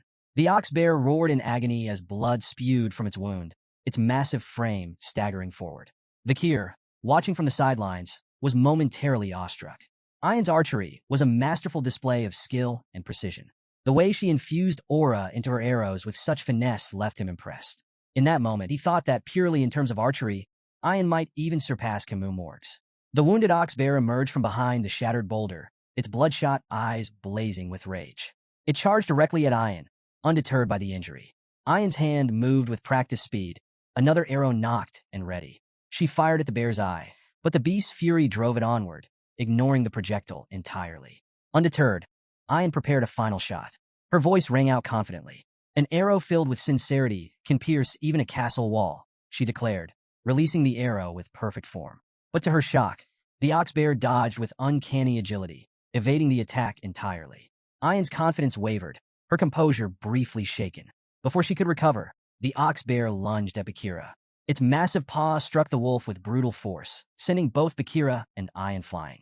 Ian tumbled across the ground, her body skidding to a stop as Bakir sprinted toward her, his expression grim. As Ian lay dazed, fragments of her mother's teachings surfaced in her mind. Her mother had once told her that beasts on the brink of death could sense the killing intent of a predator, often becoming most dangerous in their final moments. Ian now realized, too late, that she had gravely underestimated the ox bear. Confidence, bolstered by her righteous intentions, had blinded her to the peril. The ox bear, now a towering menace, advanced with drool dripping from its massive jaws. Its mouth open wide, ready to deliver a fatal bite. Paralyzed by fear, Ian closed her eyes and braced for the inevitable. Instead of the crushing jaws of death, however, a familiar voice cut through the chaos. "Are you done demonstrating a master's dignity?" Her eyes flew open, and she saw Vikir standing before her, positioned squarely between her and the ox bear. His calm yet commanding presence sent a shiver down her spine. With a deliberate step forward, Vikir spoke with quiet confidence. "It's my turn now." Thrusting his glowing red hand toward the beast, Vikir summoned Beelzebub, the demonic blade igniting in a blaze of fiery energy. Flames infused with the power of Cerberus roared forth, engulfing the ox bear's head in a hellish inferno. The beast reared back, letting out an agonized roar as the searing heat overwhelmed it. Ian, frozen in place, could only watch in awe. The sheer ferocity of Vikir's attack left her speechless, her heart racing at the raw display of power. The ox bear staggered, its charred form collapsing lifelessly to the ground. The battle was over. The flames subsided, revealing Vikir's frame. The intense heat had burned away the bandages covering his injuries, exposing his fully healed body, including his once-bandaged eye. Ian's cheeks flushed a deep crimson as she marveled at his strength, her gratitude and amazement impossible to hide. "You saved me again," she murmured softly, her voice barely audible over the crackling of the fire. But her joy quickly turned to concern as Vikir's expression twisted with pain. She rushed forward as he admitted, "I might have overdone it." His legs gave out, and he collapsed to the ground. "Vikir!" Ian cried, her earlier awe replaced by panic. She knelt by his side, frantically calling his name and trying to rouse him. The memory of his unwavering determination lingered in her mind as she desperately sought a way to help him. Later that night, the Balak tribe gathered around a roaring bonfire, celebrating the success of the hunt. The tantalizing aroma of roasted meat filled the air, and a massive pot of stew bubbled cheerfully over the flames. The villagers danced and sang, their jubilant cries echoing into the night. Off to the side, Ian and Vikir sat together, each wearing traditional Balak hats. Ian's voice carried a mix of pride and excitement as she explained the significance of their victory. "The ox bear wasn't just any prey," she said, her chest puffed with pride. "It was both strong and intelligent, a worthy opponent. Catching it has made us the stars of this pillaging ceremony." Vikir, stoic as ever, didn't seem particularly moved by the festivities. His indifferent expression earned him a sharp glare from Ian. "You could at least pretend to care," she huffed, crossing her arms. Her gaze shifted to the other side of the gathering, where a Hun sat glumly next to the small, sluggish boar he'd caught. The sight filled Ian with satisfaction, and a faint smirk tugged at her lips. "That boar," she said, tilting her chin toward it. "Compared to our ox bear, it's nothing. You'd think he would have caught something more impressive, given how much he brags." Despite her playful scolding, Bakir caught the unmistakable glimmer of pride in her eyes. For the first time that evening, a faint smile flickered across his lips. Ian turned to a Hun, her eyes practically begging for backup. "Say something, a Hun?" A Hun, clearly irritated, shoved a bowl toward Vikir, sneering. "Here, slave. Eat." Vikir glanced at the bowl's measly portion of meat and raised an eyebrow. "This is it? Why so little?" A Hun rolled his eyes. "Tradition. The more honor you earn, the less you eat. You should be grateful for your honor." Ian stepped in with a smirk.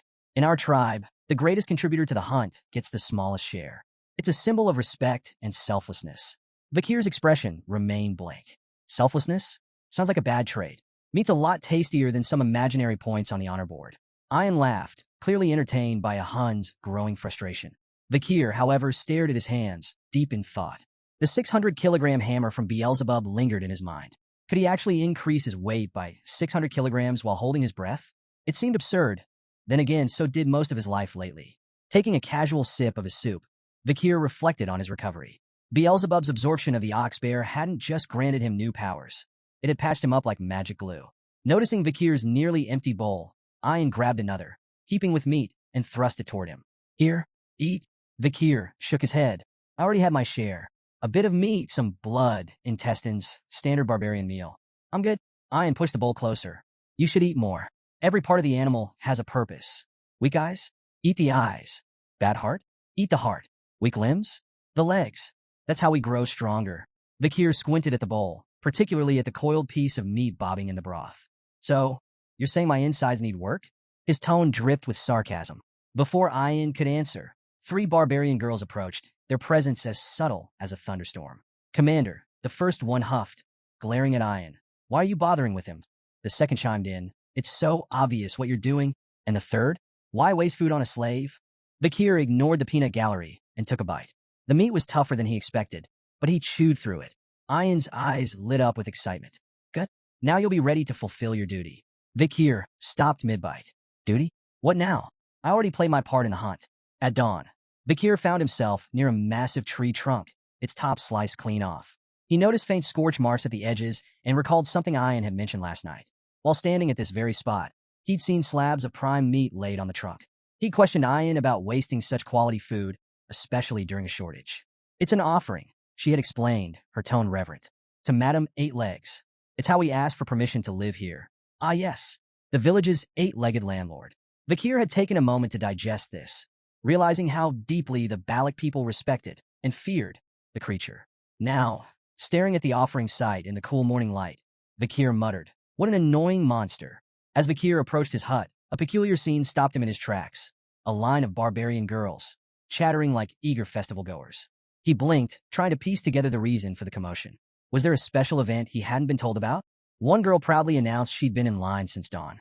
Another gloated about snagging a spot near the front. A third bragged about staying up all night to ensure a place. Amid the chatter, a few speculated about the previous day's hunt. Maybe a village woman will be chosen as Vakir's wife, one suggested starry-eyed. After all, he did take down an ox-bear. Before Vakir could back away unnoticed, Ian appeared, a freshly hunted deer slung over her shoulder. Spotting the crowd, her expression soured. What's this nonsense? She barked. Go home. He's already spoken for. The girls gasped and immediately began protesting. You can't claim him just because you fed him stew, one argued. Yeah, that's unfair, another chimed in. You should have shared with us. Ian narrowed her eyes. If you're so hungry, why don't you catch something yourself? Set some traps. Prove you're worthy. The girls groaned in defeat, explaining they had tried and failed. We even went as far as the Empire's border, one muttered wistfully. But there's no one like him out there. Then keep going. Ian snapped, her tone sharp. Try hell while you're at it. Her glare was enough to send the girls scattering, their excitement evaporating like morning mist. As they disappeared, Ian muttered under her breath, annoyed yet wary. Those sneaky girls might try something while Vakir's still recovering. Her irritation turned into a self-assured smirk. After all, she had fed him the ox-bear stew that made her claim indisputable. A sudden shift in the air made her glance sideways. There, not 10 feet away, stood Vakir, arms crossed, watching the entire scene unfold. Ian froze. Oh, I didn't realize you were standing there, she stammered, visibly flustered. Vakir's face twisted slightly as realization dawned. So that's what I ate yesterday. Sensing his discomfort, Ian scrambled to change the subject. Anyway, my mother held a meeting with the elders last night. You'll be called before her soon as the honorable hunter. When the time comes, make sure to ask for what I'll suggest. It's important. Later, in the matriarch's tent, the atmosphere was charged with quiet reverence. On one side, the elders sat stoically. Opposite them, the younger prodigies gathered in silent awe. Vakir knelt, bowing his head respectfully.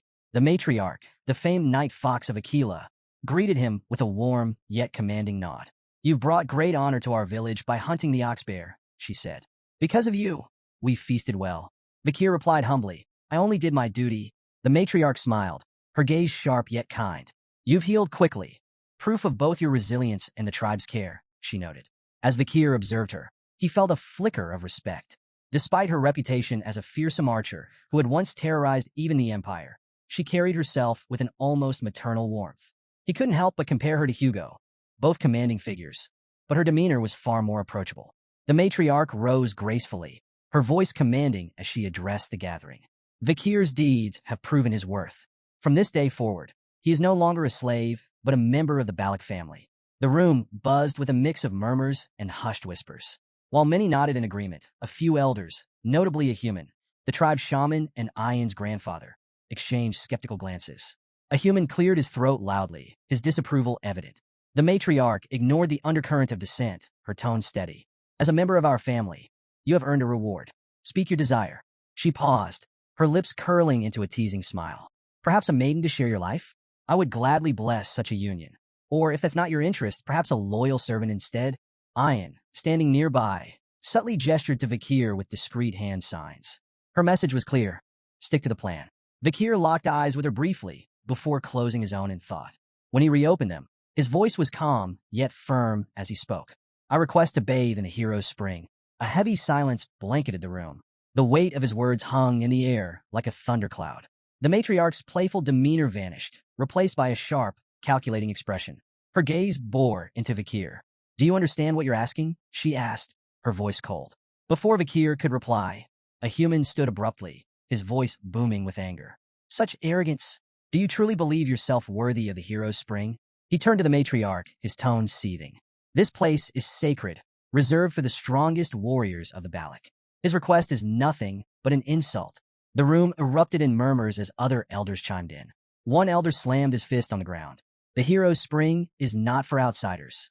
This is a privilege for our finest warriors, not some commoner. But Ian stepped forward, her voice cutting through the commotion. Enough, she declared. Kier has proven himself more than worthy. None of you can deny his strength. He captured the ox bear during the pillaging ceremony, a feat even our most seasoned warriors have failed to achieve. The room quieted as her words resonated. The matriarch's piercing gaze shifted to Kier. Do you truly understand the significance of the hero's spring? Without hesitation, Kier nodded. I do. It is no ordinary shrine. Its waters can heal wounds, internal and external alike. Only the mightiest warriors are granted access to its power. The matriarch listened, her expression unreadable. Around her, the elders resumed their debate. The hero's spring must remain exclusive, one elder argued fiercely.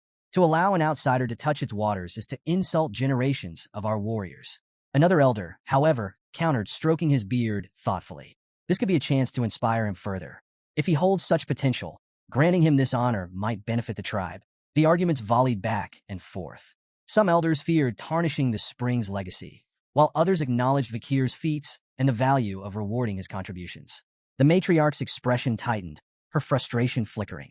She wanted to honor Kier's bold request, but could feel the weight of tradition and a human's staunch opposition pressing down on her.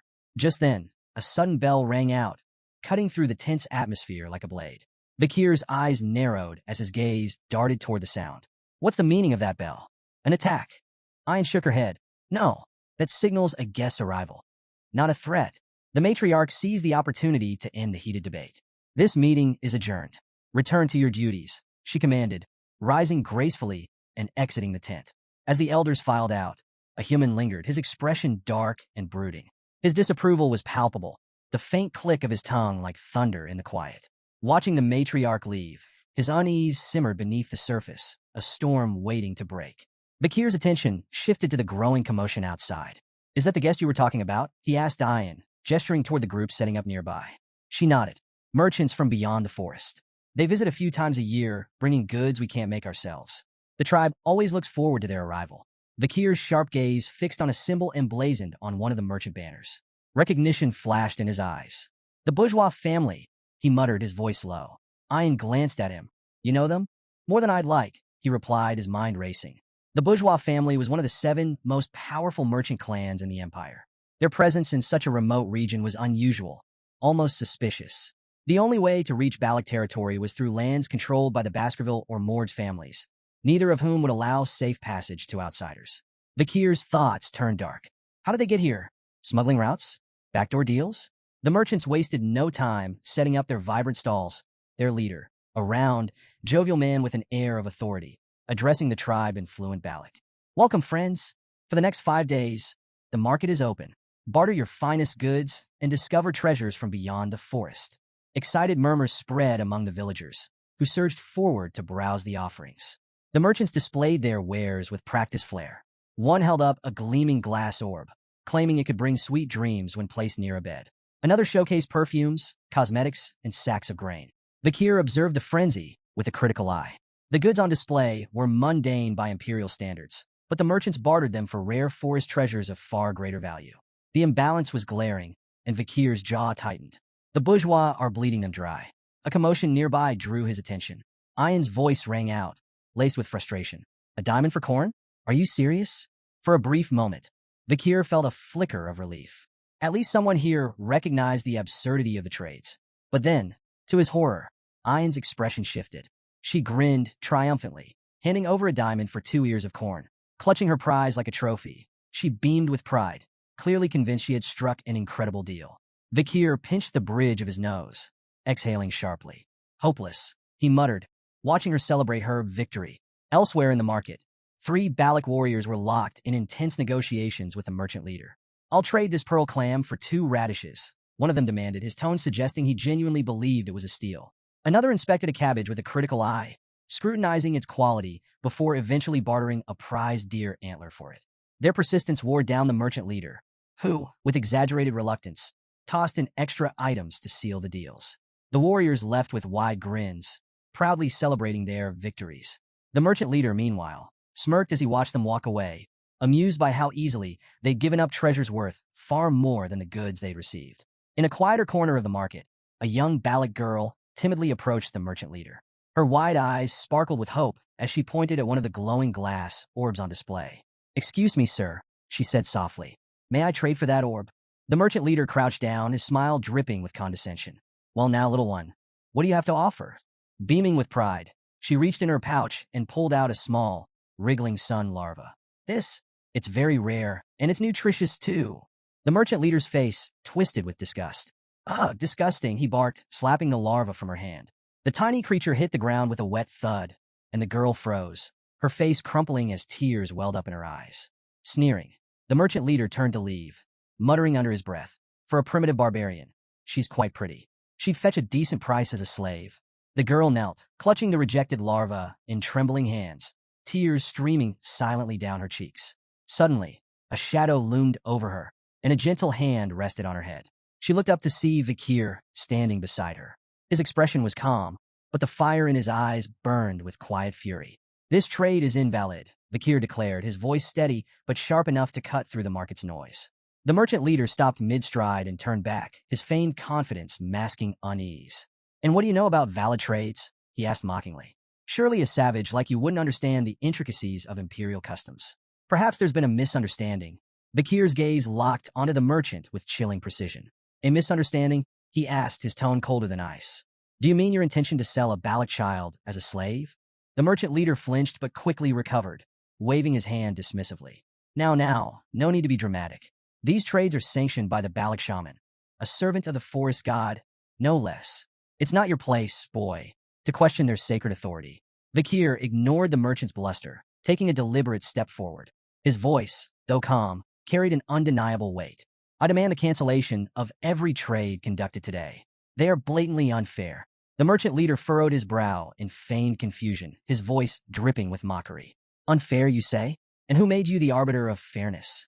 Vikir's expression remained cold, his tone sharper than steel. "Fairness is determined by market value, something your trades blatantly disregard." He stepped forward, his presence commanding, as he began dismantling the merchant's schemes piece by piece. "Take that corn you bartered. Each ear is worth 100 gold at most. Yet a diamond, worth 2 million gold, was given in exchange. And the ox-bear horn? Properly crafted into billiard balls, it would fetch no less than 1 million gold.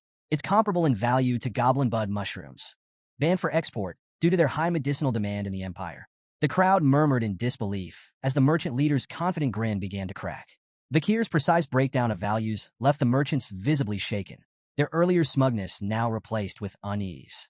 Reaching for one of the merchant's prized items, a glass orb, Kier held it aloft for all to see. "And this," he began, his voice heavy with contempt, "is your so-called treasure for sweet dreams." The merchant leader forced a tight smile. "Ah yes, one of our finest wares. A marvel for peaceful sleep, perfect for weary minds." Kier rolled the orb between his fingers, his eyes narrowing. "This orb is coated with microscopic holes that release a drug. It's banned in the Empire for its devastating effects. While it may induce dreams at first, prolonged exposure destroys the mind, leaving its users broken." Without warning, he crushed the orb in his hand. The crowd gasped as shards fell to the ground, releasing a fine, powdery mist into the air. "This isn't a treasure," Kier continued, his voice hard as iron. "It's poison, and you've been spreading it under the guise of trade." The merchant leader stumbled backward, his pale face glistening with sweat. Nearby, one of his associates leaned in, whispering frantically, "Who is this boy? How does he know so much?" The leader swallowed hard, his voice barely audible. "Someone who knows far too much." Ian's voice cut through the tense silence like a whip. "What did you mean by poison bodies and harm?" she demanded, her fury palpable. Kier gave her a single nod, confirming her worst suspicions. Ian's expression darkened further, and her rage turned toward the merchant leader. "How dare you poison our people?" she roared, her voice trembling with indignation. "You've been deceiving the Balak without fear or consequence, haven't you?" The merchant leader raised his hands, stammering as he searched for a defense. But before he could speak, a sharp whistle pierced the air. Ian's arrow struck true, embedding itself in his shoulder. The leader screamed in pain, clutching the wound as blood seeped through his fingers. His face contorted in agony as he staggered back, tears springing to his eyes. "You cowards preyed on us with your lies and poisons." Ian snarled, her bow drawn and ready for another shot. The merchant leader glared at her, his voice weak but venomous. "You'll regret this," he spat, his words barely audible over his labored breathing. His companions wasted no time. Scrambling to their feet, they shouted frantic orders to pack their goods. The merchants hastily mounted their horses, clutching whatever they could as they fled into the night, leaving behind shattered wares and stunned villagers. Kier watched the merchants flee into the shadows of the forest. He turned to Ian, his expression calm but questioning. "You're letting them escape?" he asked. "You know they'll regroup to recover their losses. Why not end it now?" Ian lowered her bow, a cold glint in her eyes. "Sometimes you don't kill the beast outright," she said sharply. "You wound it, let it run, and it'll lead you back to the pack. Then you take them all down in one strike." Kier considered her strategy, his gaze shifting back to the fading silhouettes.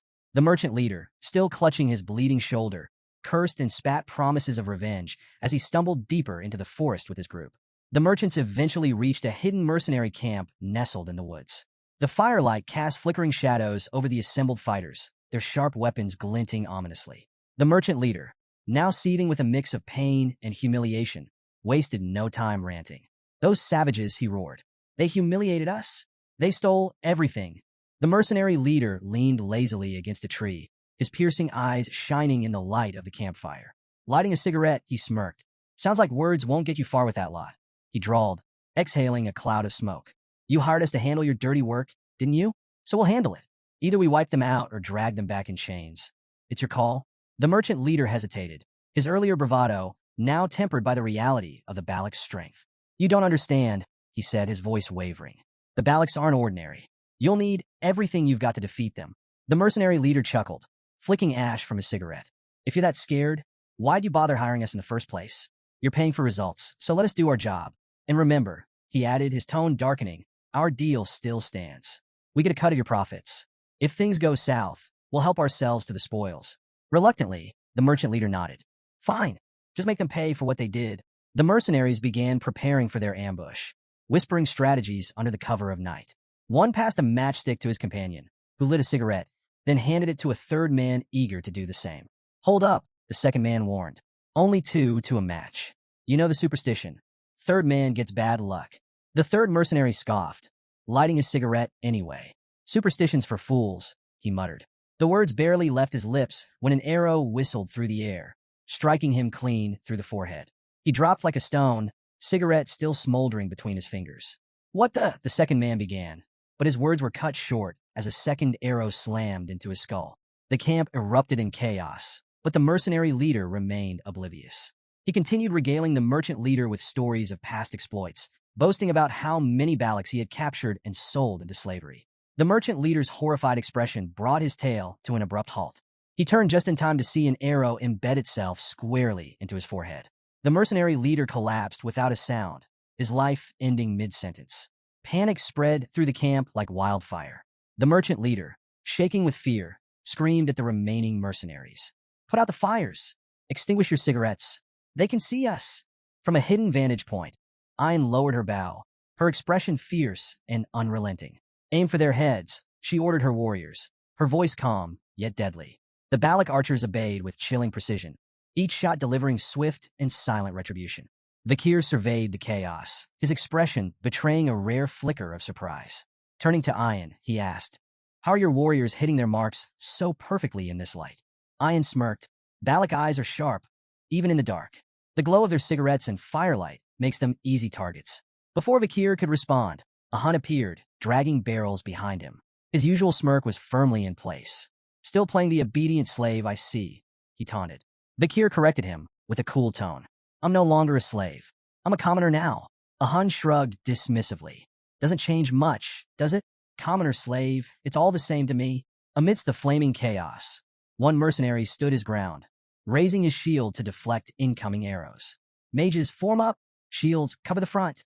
Prepare for a counterattack," he barked, his voice cutting through the panic. But before they could regroup, a strange sight drew their attention. 2 arrows embedded in nearby trees held a barrel aloft, suspended by thick ropes. More barrels began to appear, dangling from the trees, all tied by expertly aimed arrows. "What kind of trickery is this?" a mercenary shouted, his voice edged with panic. One soldier sniffed the air and muttered, "It's alcohol." His realization was cut short as a volley of flaming arrows rained down. The suspended barrels exploded in a fiery inferno, engulfing the camp in a massive blaze. The fire spread rapidly, consuming everything in its path. The screams of burning mercenaries filled the night air, mingling with the crackle of flames. Hidden behind a tree, the merchant leader's face twisted in horror. "They're using oil barrels as weapons," he muttered, his voice trembling. "Launching them with arrows? How?" A rustling noise behind him made him freeze. Turning slowly, he saw a shadowy figure emerging from the darkness. His heart raced as he recognized the crimson glow of Balak eyes. "Wait, don't kill me," he pleaded desperately. Fumbling, the merchant leader pulled a document from his bag, the official seal gleaming faintly in the firelight. "This is an exploration permit," he stammered, "stamped by the deputy consul of Underdog City. If you kill me, the Baskerville family will have their revenge." Kier stepped into the light, his red eyes gleaming coldly. "This deputy consul," he said softly, "was his name Kier by chance?" The merchant leader nodded eagerly, sensing a lifeline. "Yes, Kier, the infamous Kier." A faint smirk tugged at Kier's lips. "Strange," he replied icily. "I don't recall granting any such permit." The merchant leader's face paled as recognition dawned. "You're—" His words were cut short by Kier's arrow, which struck him cleanly in the chest, silencing him forever. "Those who forged the Baskerville seal," Kier stated, his voice steady and unforgiving, "are executed without exception." Moments later, Ayn arrived astride her wolf, urgency in her voice. "We need to move, slave. Hurry." Kier's brow twitched as he corrected her, his tone firm. "Not a slave. Remember that." The surviving mercenaries, emboldened by the sudden cessation of Balak arrows, regrouped. "They're retreating," one shouted. "Pursue them. Make them pay." Before they could advance, the forest seemed to shift. A monstrous presence descended upon their position, a suffocating aura that struck terror into even the bravest. Screams of fear echoed through the night, as the mercenaries faced something far worse than the Balak warriors. Standing beside Kier, Ayn watched the distant carnage. "The fire tactic was clever," she remarked, her tone tinged with admiration. "You're becoming a real Balak warrior." Kier smirked faintly. "I could say the same whenever I see you." Their attention shifted to the looming shadow of Madame Eight Legs, her monstrous aura palpable even from afar. Kier's expression hardened, his voice carrying a note of resignation. "This night just keeps getting better." Back in the village, the matriarch addressed the gathered Balak warriors with a warm smile. Placing a hand on Kier's shoulder, she declared, "For your many achievements, resolving our food shortage, minimizing casualties with clever tactics, uncovering the truth behind the warriors' ailments, and exposing the merchant's deceit, I grant you permission to enter the hero's spring." The crowd murmured in approval as she added, "Tonight's full moon marks a sacred time. Ayn, guide Kier to the spring." Ayn stood with a cheerful, "Yes, mother," and led Kier toward the sacred site. As they walked, she looped her arm around his casually, her tone light but pointed. Did you notice a human stayed quiet back there? He was quick to blame curses for the warrior's sickness, but your discoveries? Let's just say they didn't help his reputation. Vikir's gaze drifted toward the shaman, recalling the merchant leader's words about a human being a supposed proxy of the forest god. He couldn't help but wonder how much truth there was in those claims, or how much the shaman might be hiding. That night, Vikir submerged himself in the hero's spring, letting its warmth seep into his battered body. He closed his eyes as relief washed over him. The spring's magical properties soothed his muscles, mended his bones, and purified his mana. It was leagues beyond the river Styx back in Baskerville, free of its limiting conditions. He was so absorbed in the spring's restorative effects that he almost missed Ian slipping into the water beside him. Opening one eye, he raised a brow. The matriarch said I should bathe alone. If you're here, the spring's effect might diminish. Ian waved off his concerns with a grin. Details. True Balacs don't bother with minor rules. Rolling his eyes, Vikir let it slide. His interest peaked when Ian mentioned Sir Adonai, the legendary figure credited with discovering the spring. Adonai? What's his story? Ian's tone shifted to reverence as she explained. He's the only warrior in Balac history who dared to face Madame Eightlegs head-on. The most powerful man in our legends. You should show him respect. Vikir nodded, acknowledging her words. If he stood up to that monster, he deserves honor. Ian frowned, catching the faint trace of skepticism in his tone. I'm being serious. You're impossible to talk to sometimes. She huffed and turned away, muttering about how frustrating outsiders could be. Her irritation softened as she thought back to her mother's earlier words. The matriarch had spoken of Vikir's transformation, from a slave to a respected commoner with a growing reputation. With the hero's spring aiding his recovery, her mother had said, he might become the man he's destined to be. He wouldn't make a bad husband. Ian's face flushed as she stole a glance at Vikir, her resolve strengthening. Today, I'm going to make him mine, she thought with determination. Breaking the silence, Ian shifted the conversation, trying to mask her embarrassment. You know, I was aware of those merchants' shady profits, she said confidently. If you hadn't stepped in, I would have handled it myself. Vikir smirked knowingly, which only flustered her further. Her cheeks burned as she blurted, I really do know the price difference between diamonds and corn in the Empire. Curious to test her claim, Vikir asked Ian to explain the actual exchange rate of diamonds to corn in the Empire. 20 corns per diamond, she declared confidently, only to falter at Vikir's silent stare. Quickly revising, she added, fine, 30 corns. Final answer. Vikir raised a brow before calmly revealing the truth, the staggering amount of corn 1 diamond could fetch. Ian's jaw dropped. That's insane, she exclaimed, quickly clapping a hand over her mouth.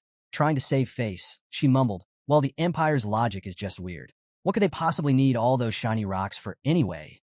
Unmoved by her evasions, Vikir shifted the focus. None of that matters. What does matter is this. Choose how you address me. My name or slave. I don't like ambiguity. Ian blinked at his seriousness, her demeanor softening. Standing, she moved closer to him, her piercing gaze locking onto his. You don't like ambiguity, huh? She said softly. Gently, she took hold of his chin, tilting his face to meet hers. Her playful smirk turned intent as she leaned in closer. Then I won't call you slave, and I won't call you Vikir, either. Her voice dropped to a whisper, teasingly. What I want to call you is... Suddenly, their moment was shattered by the splash of children joyfully diving into the spring. Commander, they shouted as they ran toward Ian, completely ignoring the tension in the air. Vikir's brother. Vikir. Ian spun around, startled. How did you even get here? She demanded, her exasperation drowned out by their laughter and splashing. Vikir glanced at the commotion, only half listening. Her unfinished words lingered in his mind. If it's not my name or slave, then what does she want to call me? Ian's temper flared as the kids splashed around. You rascals. If you keep playing here, the spring's effects will be ruined. But Vikir smirked, his tone laced with amusement. Didn't someone say a true Balac doesn't bother with minor rules? The children immediately took his side, chiming in with playful glee. Yes, stingy Ian? One of the older children stepped forward, his serious tone contrasting with the chaos. It was the matriarch's command, he explained. She said the sick children should use the spring. It'll help heal the damage caused by the merchant's drugs. Ian froze, her expression shifting to one of realization. Mother planned this, she muttered, her tone exasperated. Of course she did. Nearby, a small girl shyly approached Vikir, her brother by her side. Thank you for helping my sister, the boy said, his voice filled with gratitude. The girl nodded, adding a soft, thank you. Ahan, who had been observing the scene in silence, stepped forward hesitantly. His face was tight with frustration, but his voice was sincere. I misunderstood you, Kier. I'm sorry. Kier's response was simple and unimpressed. Yeah, Ayan threw her hands up in disbelief. We're apologizing here. Is all you have to say? Unfazed, Kier shrugged. Ahan's got too much anger in him. Better he learns to manage that first. Ayan's warm smile lingered as she glanced at Kier, a light blush spreading across her face. We still have so much time together, she thought, feeling a quiet contentment. With a cheerful grin, she called out, congratulations on officially becoming one of us, Kier. After some time, a loud thud broke the peace as a solid punch sent Ahan sprawling to the ground. He groaned, clutching his face, blood trickling from his nose. Standing over him was none other than Kier Van Baskerville, now a striking 17-year-old. You're more of a crybaby than I thought, Kier said with faint amusement. Ahan gritted his teeth, wiping the blood from his nose as he scrambled to his feet. Don't walk away. Let's go another round. But Kier had already turned, his calm demeanor unshaken. That's enough for today, he said casually, his back to Ahan. Running away again? Ahan shouted, his frustration palpable. Kier didn't stop walking. I'm just going for a stroll. The moment Kier left, Ahan's friends rushed to help him up. Man, he's a beast, one muttered, shaking his head. He's gotten stronger since he recovered. Another chimed in, stronger? I heard his marksmanship's on par with Commander Ayan now. The third scoffed. On par? Don't make me laugh. I could probably give him a bloody nose with one punch. Ahan surprised them by revealing the truth. You don't get it. His punch didn't even hit me. His friends blinked in confusion. What are you talking about? Ahan clenched his fists, still feeling the phantom impact. It stopped right in front of my face. The wind pressure from his punch made my nose bleed. Elsewhere, Kier stood in front of a wall riddled with massive holes. Sweat dripped from his brow as he exhaled, his chest heaving from exertion. Finally, he muttered, the sixth technique perfected. His gaze sharpened as he assessed the destruction before him. At just 17, Kier had mastered the six-fong technique, a feat even seasoned Baskerville swordsmen rarely achieved. Pride flickered in his eyes, but he remained grounded. The path to the pinnacle, the 10th technique, still stretched far ahead. Beyond his swordsmanship, Kier had cultivated 6 mana circles, raising himself to the rank of a high-tier graduate. He reflected briefly on the tools and techniques that had brought him here. The river Styx's power coursing through him, the demonic sword Beelzebub in his arsenal, and the lethal skills he'd honed during his time with the Balax. With these combined strengths, Kier knew he could now stand toe-to-toe with even the most elite graduates of the Baskerville lineage. 2 years had passed since he entered the deep forest. As he stared into the horizon, a question lingered in his mind. When my preparations are complete, will it finally be time to leave the Balax? Later, Kier and Ayan moved through the dense forest together. Kier crouched down, examining faint impressions in the dirt with a sharp eye. These tracks, he said, his voice steady, are from a deep forest snake Masasu. An old, massive one. Ayan nodded, her expression momentarily serious. If we catch it, Kier continued, it'll feed the village for 4 days. As he stood and turned to her, he noticed something was off. Ayan's gaze was distant, her face clouded with thought. You seem distracted, Kier remarked, narrowing his eyes. Something on your mind other than the hunt? Caught off guard by Kier's question, Ayan's face flushed crimson, and she stumbled over her words. Of course not, she blurted, though her tone was anything but convincing. Desperate to change the subject, she quickly pulled a knife from her belt. Anyway, she said hastily, another hunting group wanted me to ask you about something. Kier's brow arched, suspicion flickering in his eyes. It was clear she was dodging the conversation. Ayan held up the blade for him to inspect. They found this on an imperialist who trespassed into the forest, she explained. Do you recognize the emblem? Kier leaned closer, his sharp gaze scanning the intricate design on the blade's hilt. His expression darkened as he nodded. I do. That emblem belongs to the Leviathan clan, one of the 7 imperial clans, alongside Baskerville. Ayan's face fell as she processed the information. We thought it might have belonged to someone from the mercenary group we took down 2 years ago, she admitted. But it looks like this is something bigger. Her tone grew heavier as she continued. There's something off about all of this. We've been finding traces of a red liquid at random locations around the headquarters. Glass bottles, shattered and discarded, always left behind by intruders who disappear before we can catch them. Kier's eyes narrowed. What kind of red liquid? Ayan sighed. We're not sure, but it's deliberate. The hunting group did manage to capture someone once, but she hesitated, her frustration evident. They swallowed poison before we could question them. This dagger is all they left behind. She paused, studying Kier intently. Her demeanor shifted, her voice lowering. Kier, she asked softly, do you want to go back to your hometown? The question stopped him cold. He turned to meet her gaze, his brows furrowed. Why are you asking me this now? He asked, his tone steady but edged with caution. Ayan's frustration broke through as she stepped closer, her voice rising slightly. I don't like secrets or lies, Kier. Just tell me the truth. Before he could respond, her next words struck like a bolt of lightning.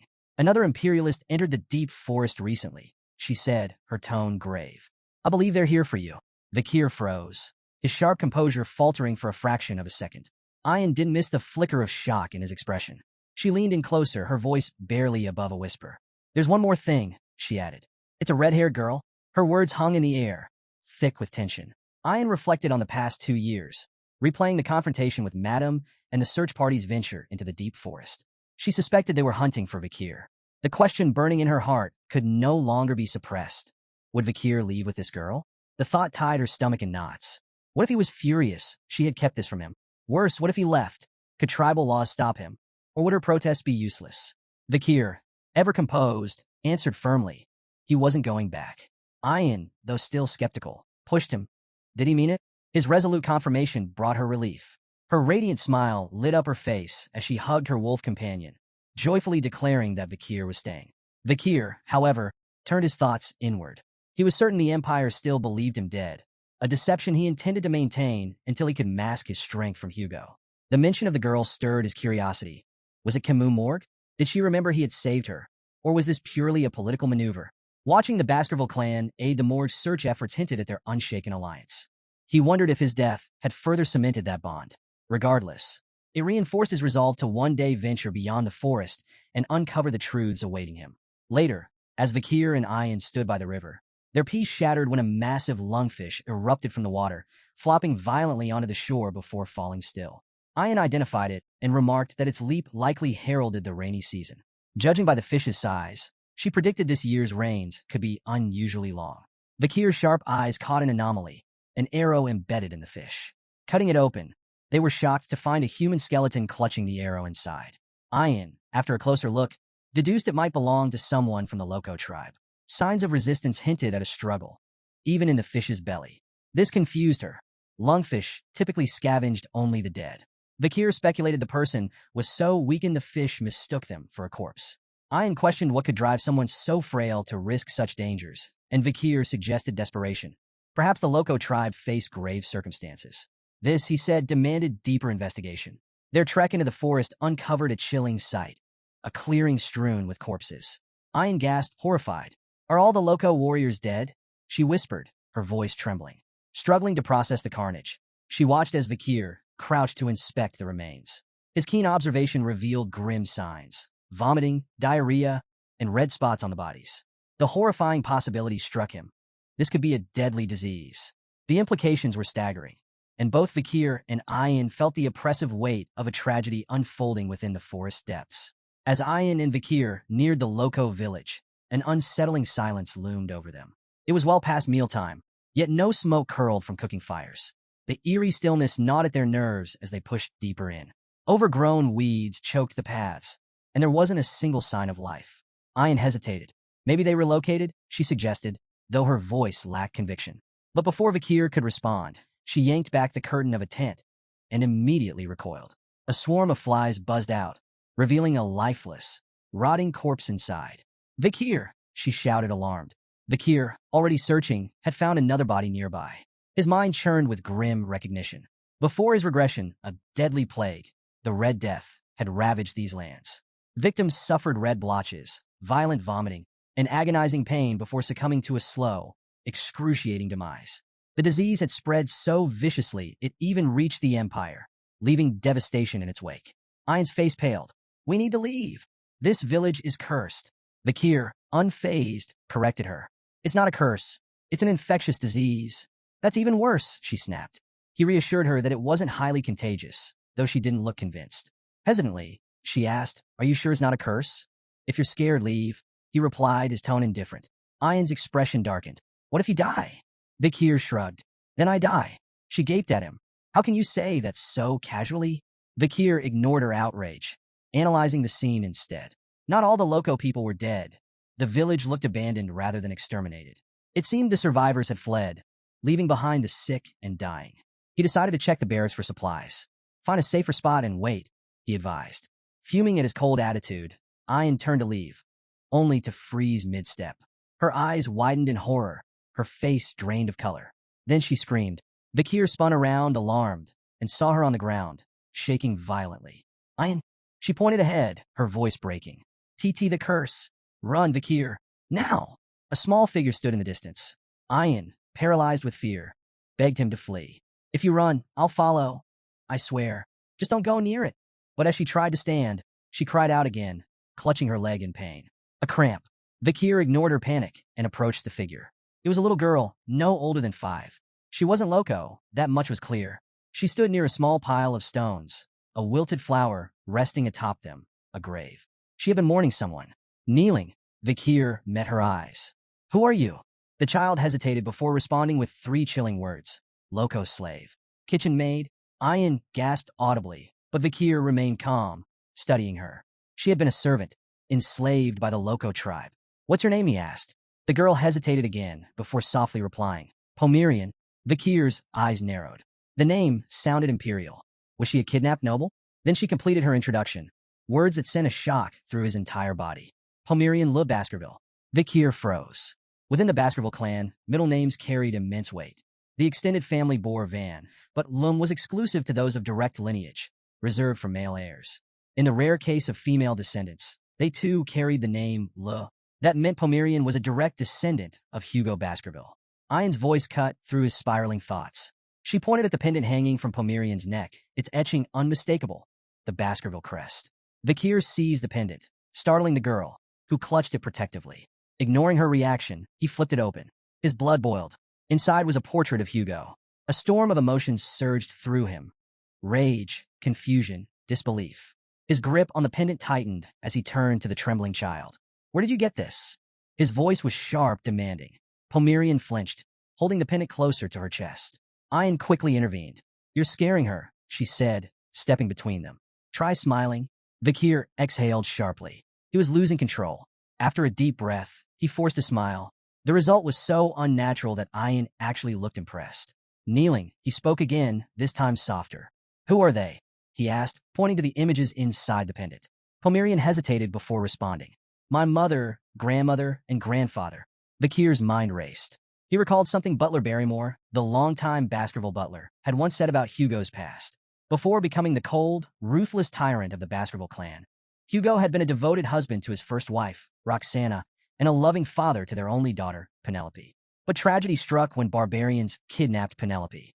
Desperate, Hugo moved the entire Baskerville clan to the remote Lenore Mountains, near barbarian lands, and sent out countless hounds in search of her. Yet no trace of Penelope was ever found. Her loss shattered him.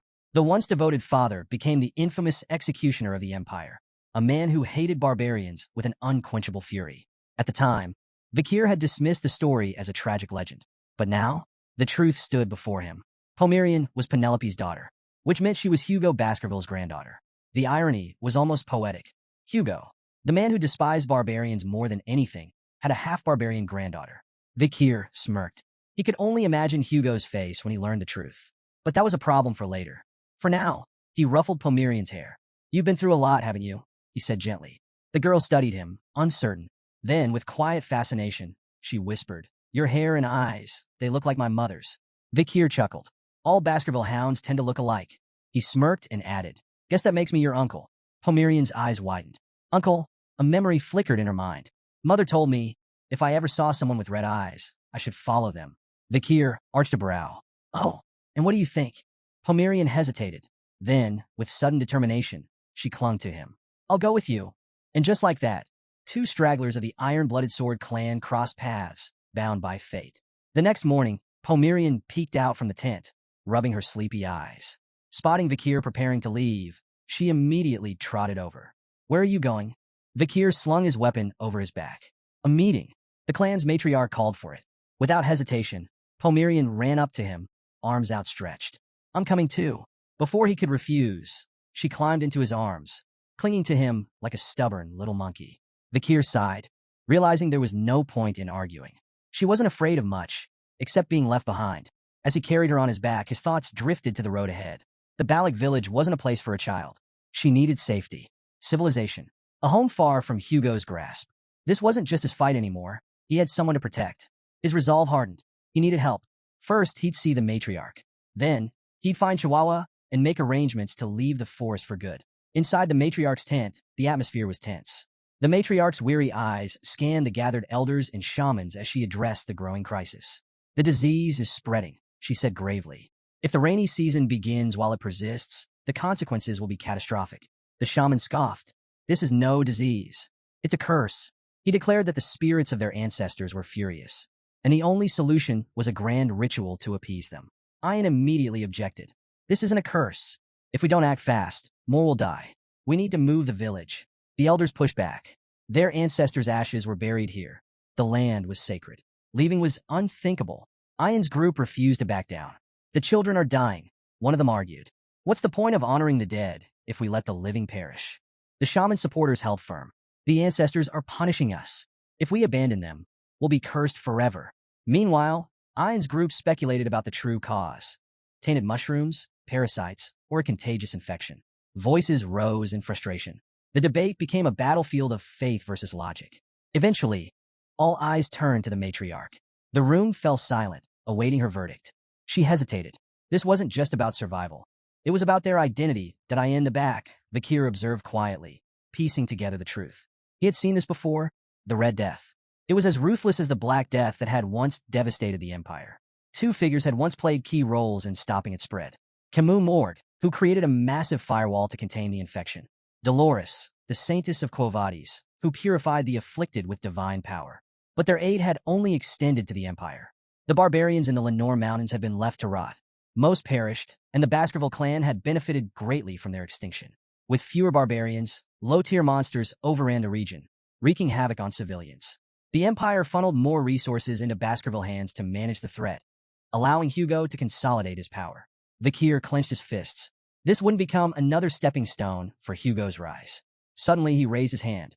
The matriarch's gaze snapped to him. The entire tent fell silent. Then, with quiet confidence, Kier made his declaration. I know how to stop the Red Death. Kier's method was put to the test. A goblin, bound and suspended upside down, was submerged in water drawn from an infected source. Seconds passed. When they pulled it out, horror rippled through the crowd. Red spots bloomed across its skin, the telltale mark of the Red Death. Without hesitation, the barbarians threw the writhing creature into a fire. Better to burn it than risk the disease spreading. Ian turned to Kier, her expression shifting between shock and realization. Every goblin exposed to the contaminated water had shown symptoms. So it really spreads through water, she muttered. Kier nodded.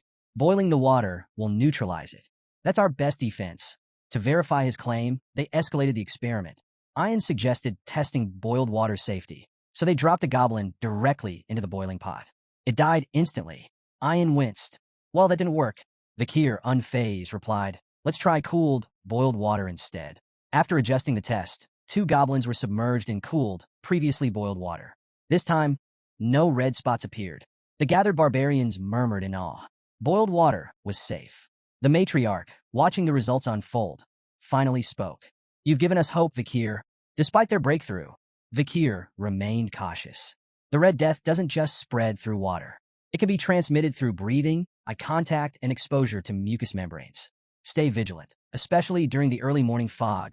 Ian smirked, casting a smug glance at the shaman. Funny, I remember someone insisting it was a curse. The shaman scowled but quickly fired back. And how do you plan to avoid rain? The river will flood.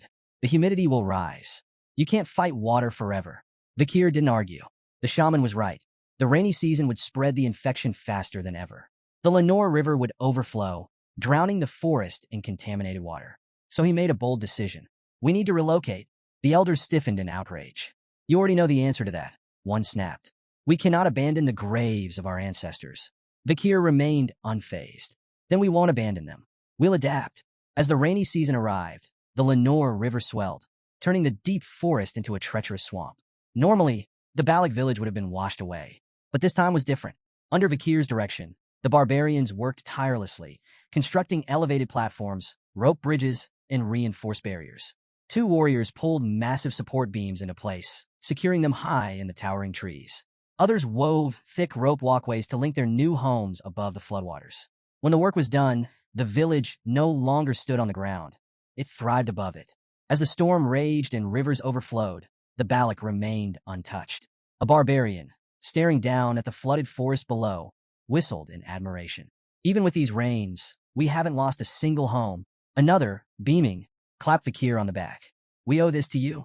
Kier didn't respond, just gazed up at the towering trees. If the Balak territory hadn't been so naturally blessed, none of this would have worked. Pomerian, crawling out of the hut, rubbed her sleepy eyes. I want to stay with you, she murmured, clinging to Kier's leg. Before he could respond, urgent shouts cut through the air. Two barbarians were waving frantically from a nearby platform. Something fell off. Kier's instinct screamed, danger. A massive catfish erupted from the murky waters, its gaping maw aimed at the unsuspecting warriors. Their fearful screams rang out as they scrambled to react. Too late. Just as the catfish lunged, an arrow whizzed through the air, striking it cleanly in the side. The impact sent the beast flailing back into the water. The sharpshooter? Ian. Lowering her bow, she glared at the catfish. You ugly bastard. Try that again, and I'll turn you in a stew. Kier exhaled, momentarily impressed. Fast, precise, sufficient. Ian had saved them in seconds. He turned to her. That thing, is it the infamous Mishisu? Ian shook her head. No, this one's Ka. It's ruled these waters for decades. Before she could say more, Ka slammed into a platform. The impact sent two barbarians tumbling toward the water. Kier moved instantly. His hand glowed red as he summoned Beelzebub. His blade blurred as he unleashed the sixth Baskerville technique, 6 lurking ambushes. A flurry of precise, deadly slashes struck Ka, forcing it back. The beast screeched in agony before retreating into the depths. The fallen barbarians caught onto a nearby tree trunk and managed to climb back up, shaken but safe. The gathered warriors, still processing what had happened, suddenly erupted into cheers. Kier, the hero of Balak Village. You save us again. As chants of praise filled the air, Kier noticed a bitter glare from the crowd. The shaman, watching from a distance, clicked his tongue in irritation. Meanwhile, Ian smirked, giving Kier a thumbs up. You pass, she teased, though her eyes hinted at mischief. That evening, the atmosphere inside Kier's hut was surprisingly warm. Pomerian sat at the table, happily eating the meal Kier had prepared. Beside her, Ian also dug in, her face blissful as she chewed. Pomerian beamed. This is delicious. Ian, mouth still full, nodded in agreement. You're a surprisingly good cook. Kier arched a brow. I don't remember inviting you. Ian, flashing a mischievous grin, pointed to her empty plate. The smell led me here. Can't just ignore fate. Kier sighed. I didn't make enough for you. Ian shrugged. What belongs to the slave belongs to the master. Kier scowled. I'm not a slave. She waved him off, clearly enjoying herself. Pomerian, watching their playful exchange, suddenly tilted her head. You two act like a married couple. Ian choked on her food. Face burning red, she grabbed Pomerian into a tight hug. You're so adorable. Let's keep you forever. Pomerian giggled, hugging her back. Kier, watching them, exhaled. When did those two get so close? Suddenly, the warm mood shattered. A chill swept through the hut, and Kier's sharp instincts flared. Turning toward the entrance, he saw a shadowy figure standing in the rain. Soaked to the bone, trembling, and eyes filled with desperation. Ian's expression darkened. Ahan, the young warrior stepped forward, his voice shaking. Kier, I need your help. His tears mixed with the rain. Please save my little sister. The rain pounded against the tent, the dim light inside barely piercing the gloom. On a makeshift bed, a frail young girl lay still, her breathing ragged. Red bruises mottled her small body, a cruel sign of her worsening condition. Kier, Ian, and Ahan stood around her, the weight of the moment pressing down on them. Breaking the silence, Kier's voice was calm but firm. When did this start? Ahan swallowed hard. Yesterday. She went into the swamp to gather wood for the village. Ian added softly. Ahul is always trying to help. She's kind, too kind. She turned to Kier, eyes pleading. Is there a way to save her? Before he could answer, a shadow entered the tent. A sharp grunt, a heavy presence. A human, the shaman and Ahan's grandfather. His piercing gaze swept over them before settling on Ahul. His face twisted with disapproval. Foolish girl, he muttered, voice dripping with contempt. I warned you not to go near that swamp. His frustration exploded. He turned on Ahan and slapped him across the face. The crack echoed in the tent. Useless boy, he spat. You and your imperial spy bastard friend have disgraced this tribe. His glare bore into Kier. Ian bristled at the insult, but Ahan didn't fight back. Tears slid down his face, silent and unchallenged. The shaman's voice boomed, declaring Ahul's condition a divine curse, punishment for neglecting ancestral rites. Only an offering will cleanse this taint, he warned. The matriarch will understand. With that, he stormed out. The silence that followed was thick with tension. Ayan clenched her fists. That old bastard, she hissed. How can he? But Vikir's calm voice cut through the storm. If you want to save her, I have a plan. The battle against disease begins. Vikir turned to a Hun. You want to help? A Hun snapped out of his daze. Yes. Then listen carefully. Vikir's tone was steady, decisive. Sanitize everything a Huel has touched. Use boiling water. Burn charcoal in the bonfire to repel insects and bats. Keep her isolated, warm, and dry. This gives her the best chance to fight the disease. He locked eyes with a Hun. Can you handle it? A Hun wiped his tears away. I'll do it. Without hesitation, he rushed out to begin preparations. Ayan stepped closer, worry clear in her voice. You really think you can save her? Vikir didn't hesitate. I can, but I need your help. She straightened. What do you need? Vikir's answer shocked her. I have to leave the forest. I need medicine. Ayan stiffened. You know that's impossible. Though Vikir had earned a place in Balak, leaving the territory was strictly forbidden. The matriarch, Ayan's mother, would never allow it. Vikir nodded. I know. That's why I won't ask her. Ayan's breath hitched. If you and the others keep this secret, I can leave and return before anyone realizes. His red eyes met hers. Will you let me go? Ayan froze. Caught off guard. She struggled for words, but none came. The rain poured harder, flooding the forest, washing over everything in its path. Vikir pressed forward, leaping across floating planks in the rising water. Then he stopped. He glanced back. Ayan was following him. His voice cut through the storm. Why are you following me? You agreed to let me go. Ayan's expression remained firm. Then let's go together. Vikir's brow furrowed. You'll slow me down? She didn't budge. At least tell me where you're going. No. Her frustration flared.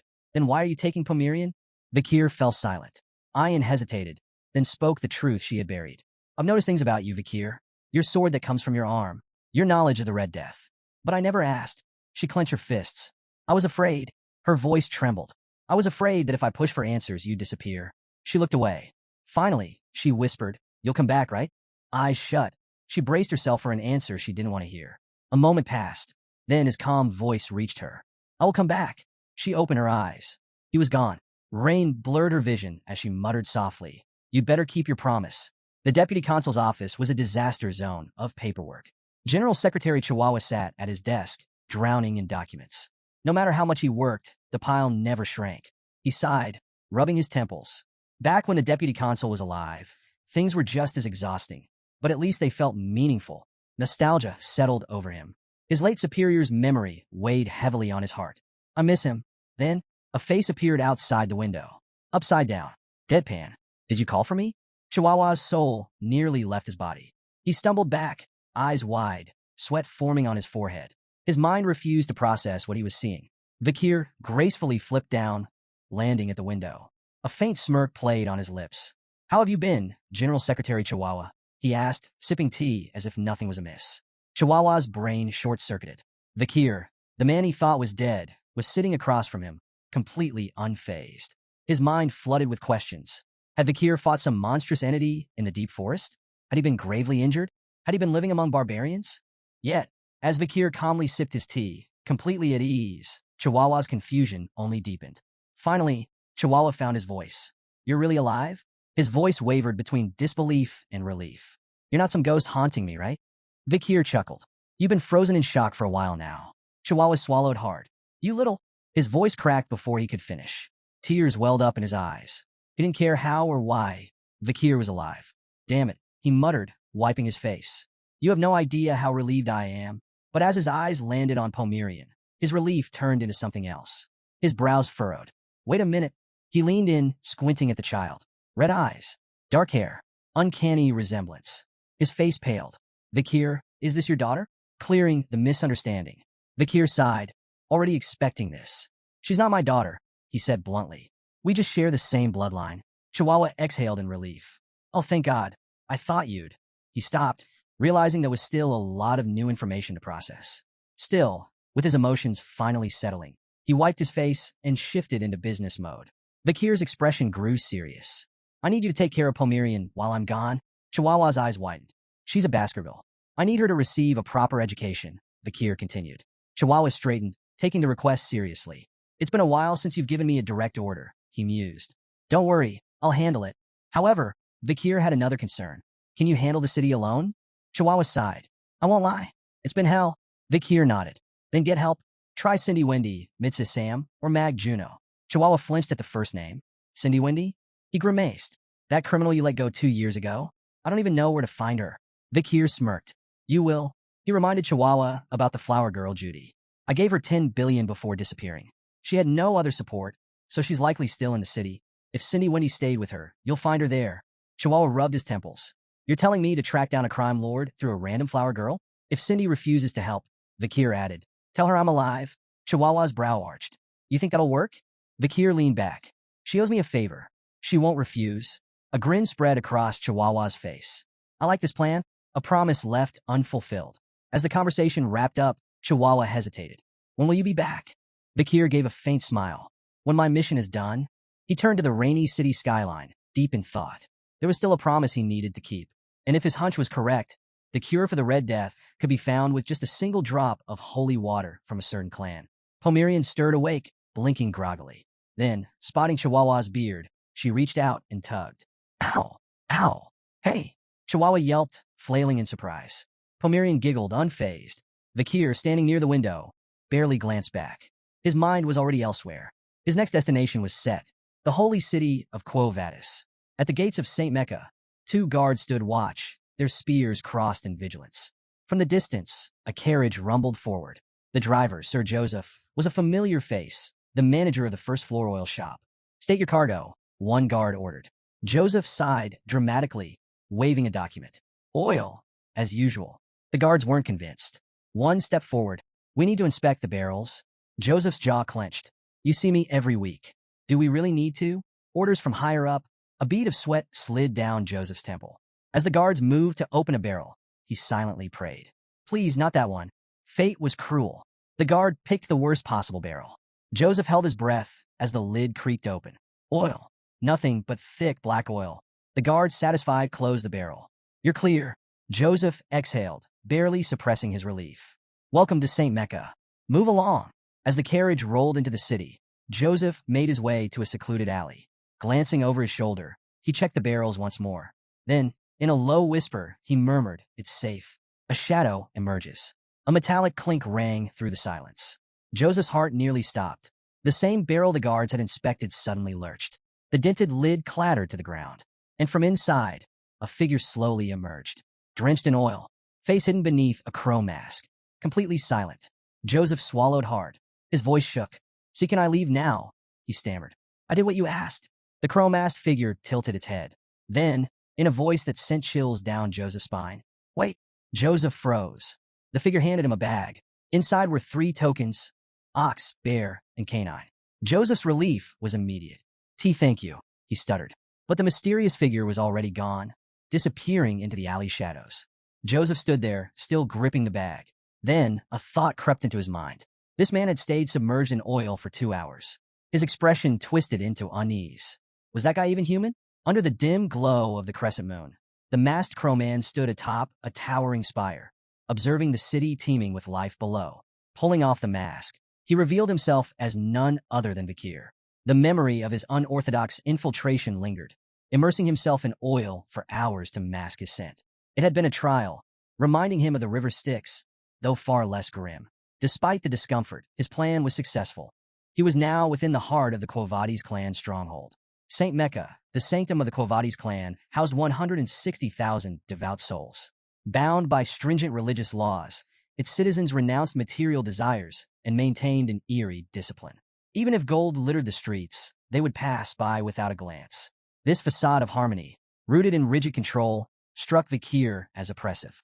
The solemn toll of a bell shattered his musings. High above, the bell tower stood as a silent sentinel. At its signal, the bustling city froze. Citizens halted mid-stride, bowed their heads, and shut their eyes in unison, uttering prayers as the air grew heavy with reverence. Their white garments seemed to glow in the evening light, a sea of purity that hid any individual expression. Weaving through the immobile crowd, Vikir felt like a shadow slipping between statues, his mind preoccupied with the suffocating devotion that gripped this city. As darkness fell, he approached a secluded well. From his jacket, he produced a small glass vial, its contents ominously swirling under the moonlight. Tipping it into the well, he released the bacteria responsible for the Red Death. It was a calculated gamble, In a city as devout and disciplined as St. Mecca, the outbreak would force authorities into swift containment, avoiding a catastrophic death toll. The Red Death's chaos, however, would sow the seeds of distrust and division. The sound of soft footsteps jolted him from his task. 3 children stood a short distance away, their wide eyes fixed on him. Whispering among themselves, they debated whether to approach or run. The Kier's sharp gaze pinned them in place, and a cold fear crept over them. "Stay away from the well," he commanded, his voice low and foreboding. "It's cursed. Anyone who drinks from it will be claimed by death." The children's faces turned pale, and with a shared scream, they bolted into the night, convinced they'd encountered a ghostly specter. Satisfied they wouldn't return, the Kier added a theatrical touch. He hurled a dagger near the well, murmuring that it bore the marks of the Leviathan clan, known for their mastery of poisons and treachery. As the blade lodged into the ground, the Kier's mind raced. The Leviathan clan's presence in the spread of the Red Death was plausible. Their enmity with the Quo Vadis clan made them prime suspects, and the resulting blame could ignite tensions into a full-blown war. A slow grin crept across his face. The board was set, and the first pieces were moving. With his groundwork laid, Vikir turned his attention to his next objective. The hour was near for the city's sacred ritual involving holy water. His destination? A meeting with Saintess Dolores herself. Under the pale moonlight, a grand mansion shimmered like a beacon, drawing hopeful souls to its gates. A restless crowd gathered, their voices a chorus of desperation and reverence. Rumors swirled. Within these walls resided the Saintess, a healer of miracles. The sick, the wounded, and the desperate all yearned for her divine touch. Suddenly, a calm yet commanding voice echoed from within. "Why have you come at this hour?" The crowd hushed instantly, recognizing the voice of the Saintess. A ripple of excitement spread as nobles and merchants pushed forward, each eager to flaunt their wealth and influence, hoping to secure an audience. A young noble from the Dortsmile region, heir to the Jonathan clan, boasted of his family's military prowess and ties to the Alphonse clan. Another man, an overseer of the Ibsen Guild, flaunted his control over lucrative trade routes, proudly name-dropping Count Boston Le Baskerville. But the grandest offer came from an aging noble who, in desperation, promised a granary, a beachfront villa, and even an exclusive fleet of carriages, all in exchange for her blessings. But the Saintess remained unmoved. Her voice, unwavering, dismissed them. "Wealth and status do not grant you the right to disturb me." Disheartened but obedient, the crowd gradually dispersed into the night. Yet one figure remained. Vikir. The glow of his crow mask shimmered under the moonlight as he stood in quiet contemplation. Memories resurfaced, visions of the Saintess in his past life. On a battlefield soaked in blood, she had walked among the wounded, her pristine white robes stained crimson, yet her divine light never wavered. Unlike the nobles who sought her favor now, she had always despised wealth and power, standing apart from the corruption that plagued the elite. Then, her voice broke through his thoughts once more. "You, who are you?" Vikir knelt, his voice steady yet reverent. "I am but a lost lamb seeking guidance." A pause. Then, with a slow creak, the door opened, and golden light poured out, illuminating the darkness. "Enter," she commanded.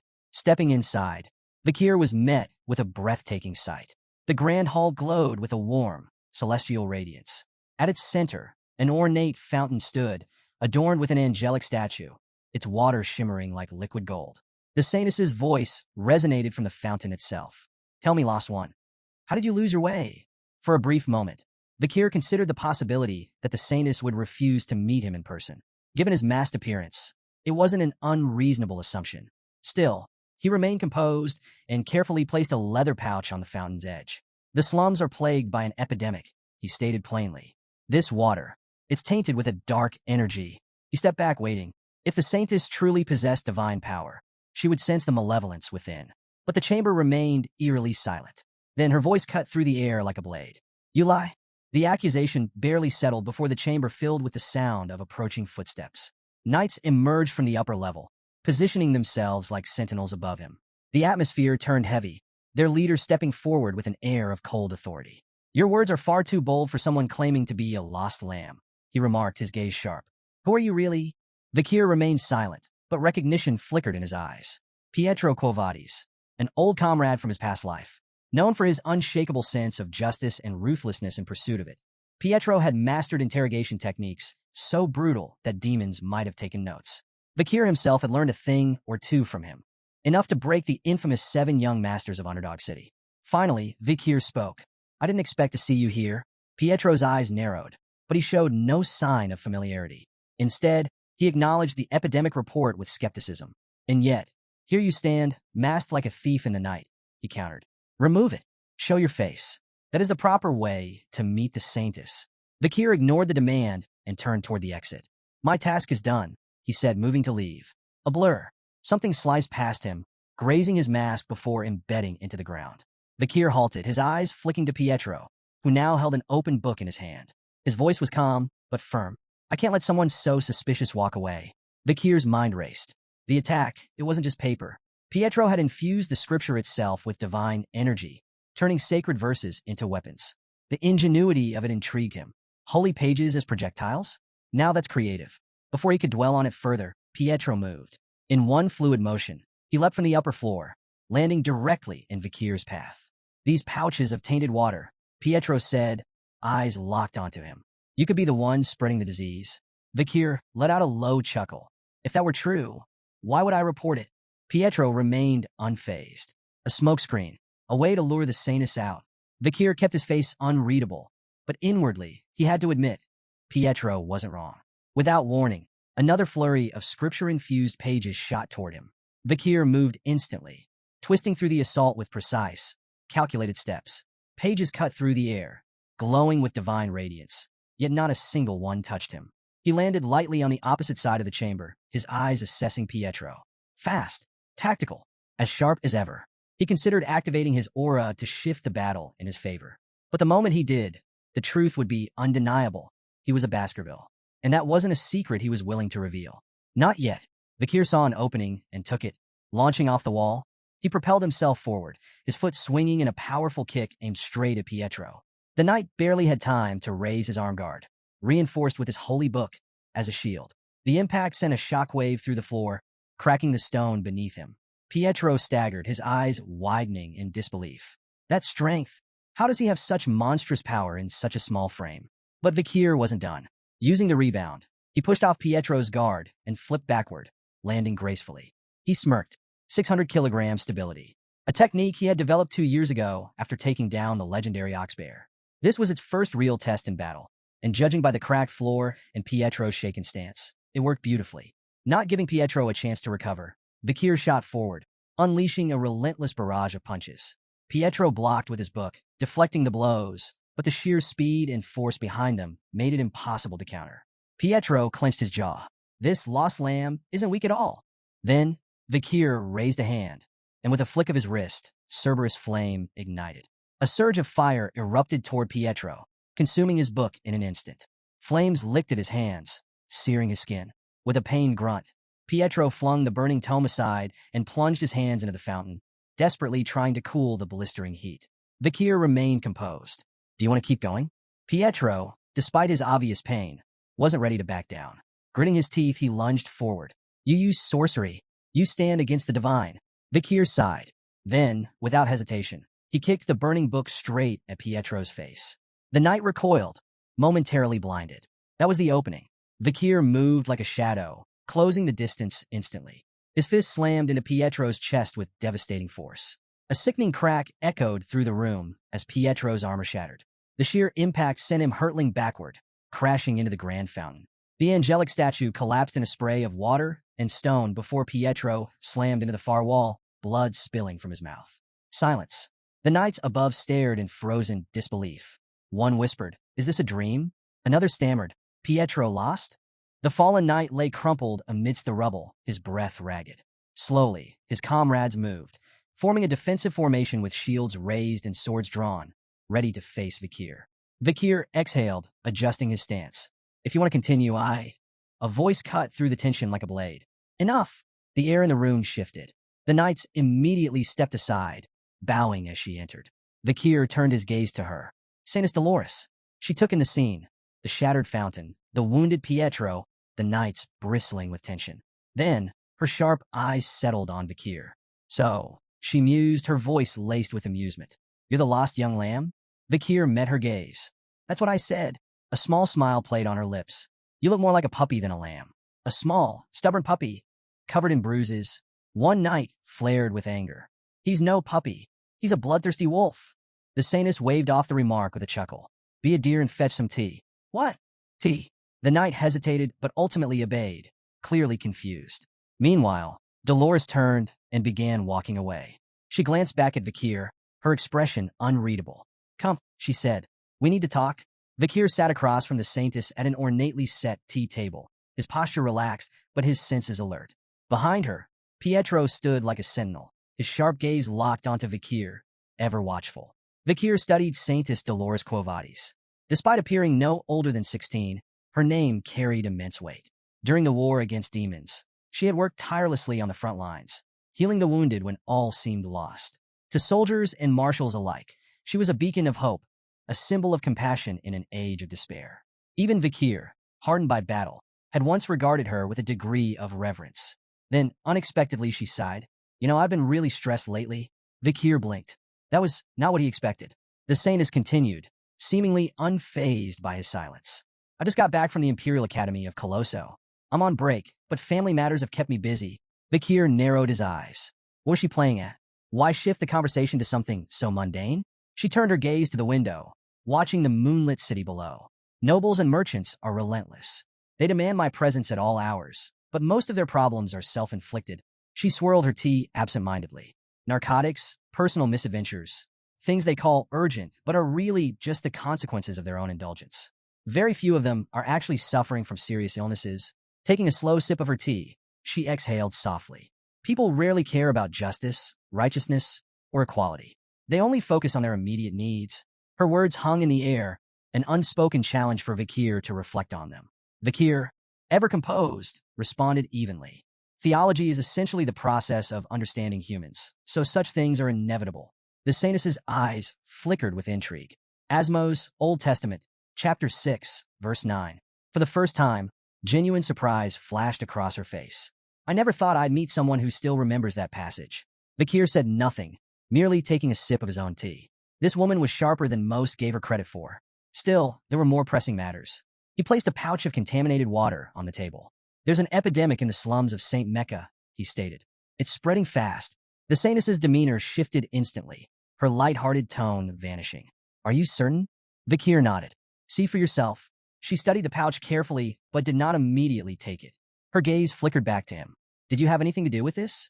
Vikir met her eyes, unshaken. If I did, why would I be telling you? Pietro, ever the skeptic, tensed. Silence settled over the room as the Saintess continued scrutinizing him. Vikir could almost hear her calculating the risks, the possibilities. Then, slowly he raised his hand. Pietro moved instantly. In a blur, he stepped between them, reaching for his weapon. Saintess stepped back, but there was no attack. Instead, a radiant golden glow enveloped Vikir's hand. I dislike harming innocent people, he said simply. Especially in my hometown. Pietro froze. The Saintess stared, her previous composure breaking in a genuine astonishment. The power radiating from Vikir, it was unmistakable. Are you? She hesitated, her voice tinged with disbelief. A believer of Lewin? Vikir remained unfazed. He met the Saintess's gaze and spoke with calm precision. Now, will you hear me out? With no objections, he began recounting his findings. He detailed how he had witnessed suspicious individuals pouring liquid from glass bottles into the slum's water supply.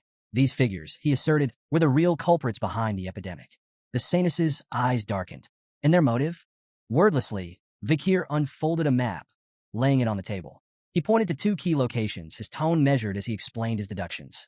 The Leviathan clan, the bourgeois family, two factions with everything to gain from a crisis.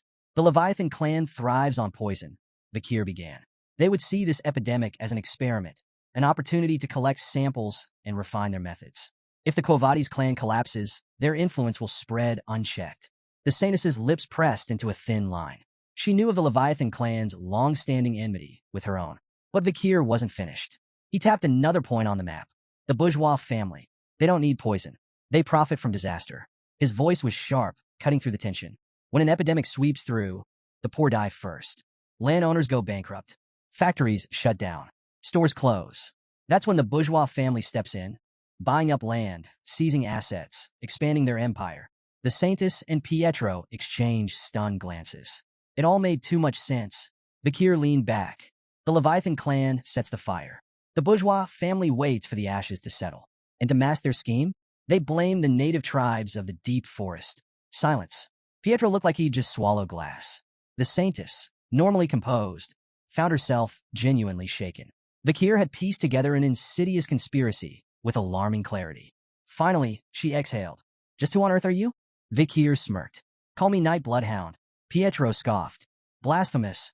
His gaze flicked to Kier's dark attire, his torn cloak, the faint traces of blood still staining his boots. That name suits you far too well.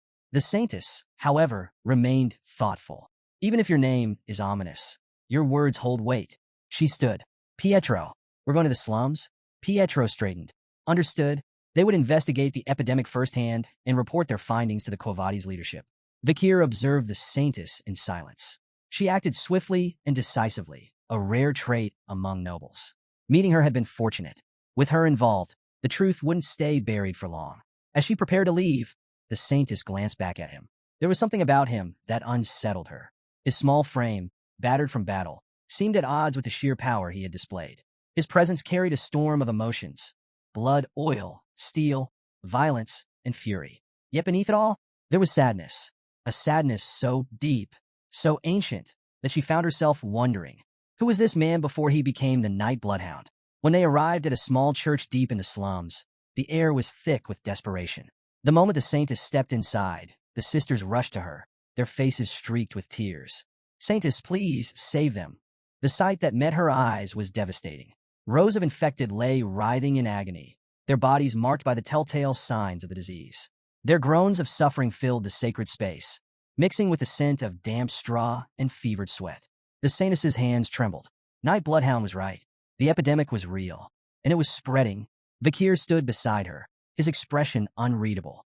Guilt gnawed at him. He had set this chain of events in motion, knowing innocent people would suffer. It was a calculated risk, but it didn't make it any easier to watch. Still, one thing brought him relief. There were no children among the afflicted. His earlier deception, the cursed well, had worked. The children had stayed away. At least some lives had been spared. But this was no longer his battle. Now, it was her turn.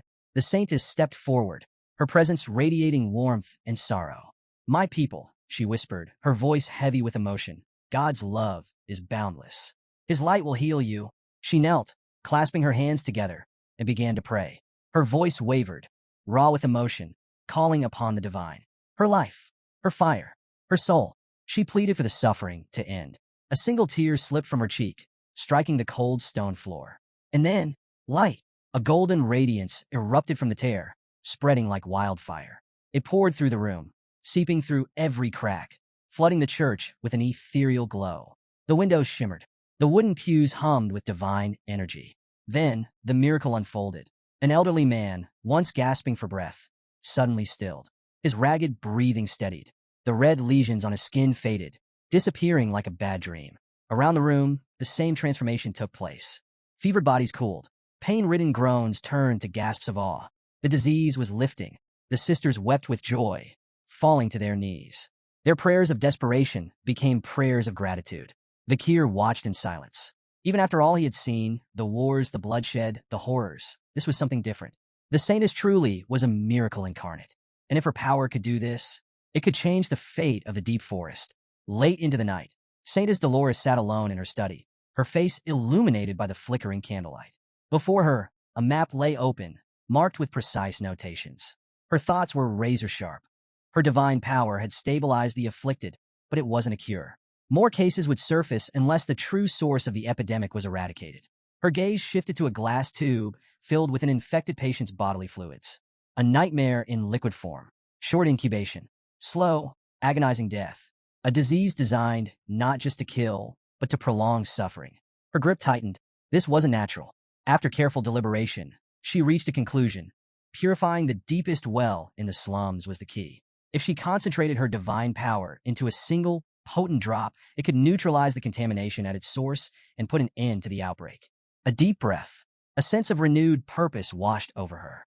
There were still people to save, but as she stood, a sudden pain lanced through her skull. She staggered, gripping the edge of her table. A headache, sharp, unrelenting. Was it anemia? Exhaustion? The strain of overusing her divine power? She clenched her teeth, pushing the pain aside. There was no time for weakness. Moments later, she emerged from her chambers, her expression unreadable. Waiting outside was a trio of noblemen. One of them, overly enthusiastic, lit up at her arrival. Saintess, what perfect timing. Dolores raised an eyebrow. Why were they here? Another noble, practically beaming with self-importance, stepped forward. We couldn't possibly allow someone as noble as yourself to venture into the filth of the slums alone, he declared. So we took the liberty of gathering some relief supplies. With a flourish of his hand, he gestured to 3 wagons stacked high with goods. Food, medicine, blankets, the works. The poor souls in the slums have truly hit the jackpot today, he chuckled, nudging his companion. Dolores studied them. Their smiles were too wide. Their voices dripped with self-satisfaction. This wasn't charity. It was theater. They weren't here for the sick. They were here for themselves. With a serene smile, Saintess Dolores walked past the noblemen, their exaggerated pledges of loyalty trailing behind her. It is a gentleman's duty to protect a lady, one declared dramatically. We swear to assist you in every way possible, another added, his eyes practically sparkling as if expecting praise. Her presence clearly captivated them, their hearts racing as if they were knights in a chivalric ballad rather than men about to enter a disease-ridden slum. Ever composed, Dolores offered them a gentle nod. I trust you will handle everything with great care, she said, her tone light yet distant. Their enthusiasm lasted all of 5 minutes. As they stepped deeper into the relief zone, the air grew thick with decay. The stench of sickness, filth, and human suffering assailed them like a physical blow. The first noble gagged, clutching his silk handkerchief over his nose.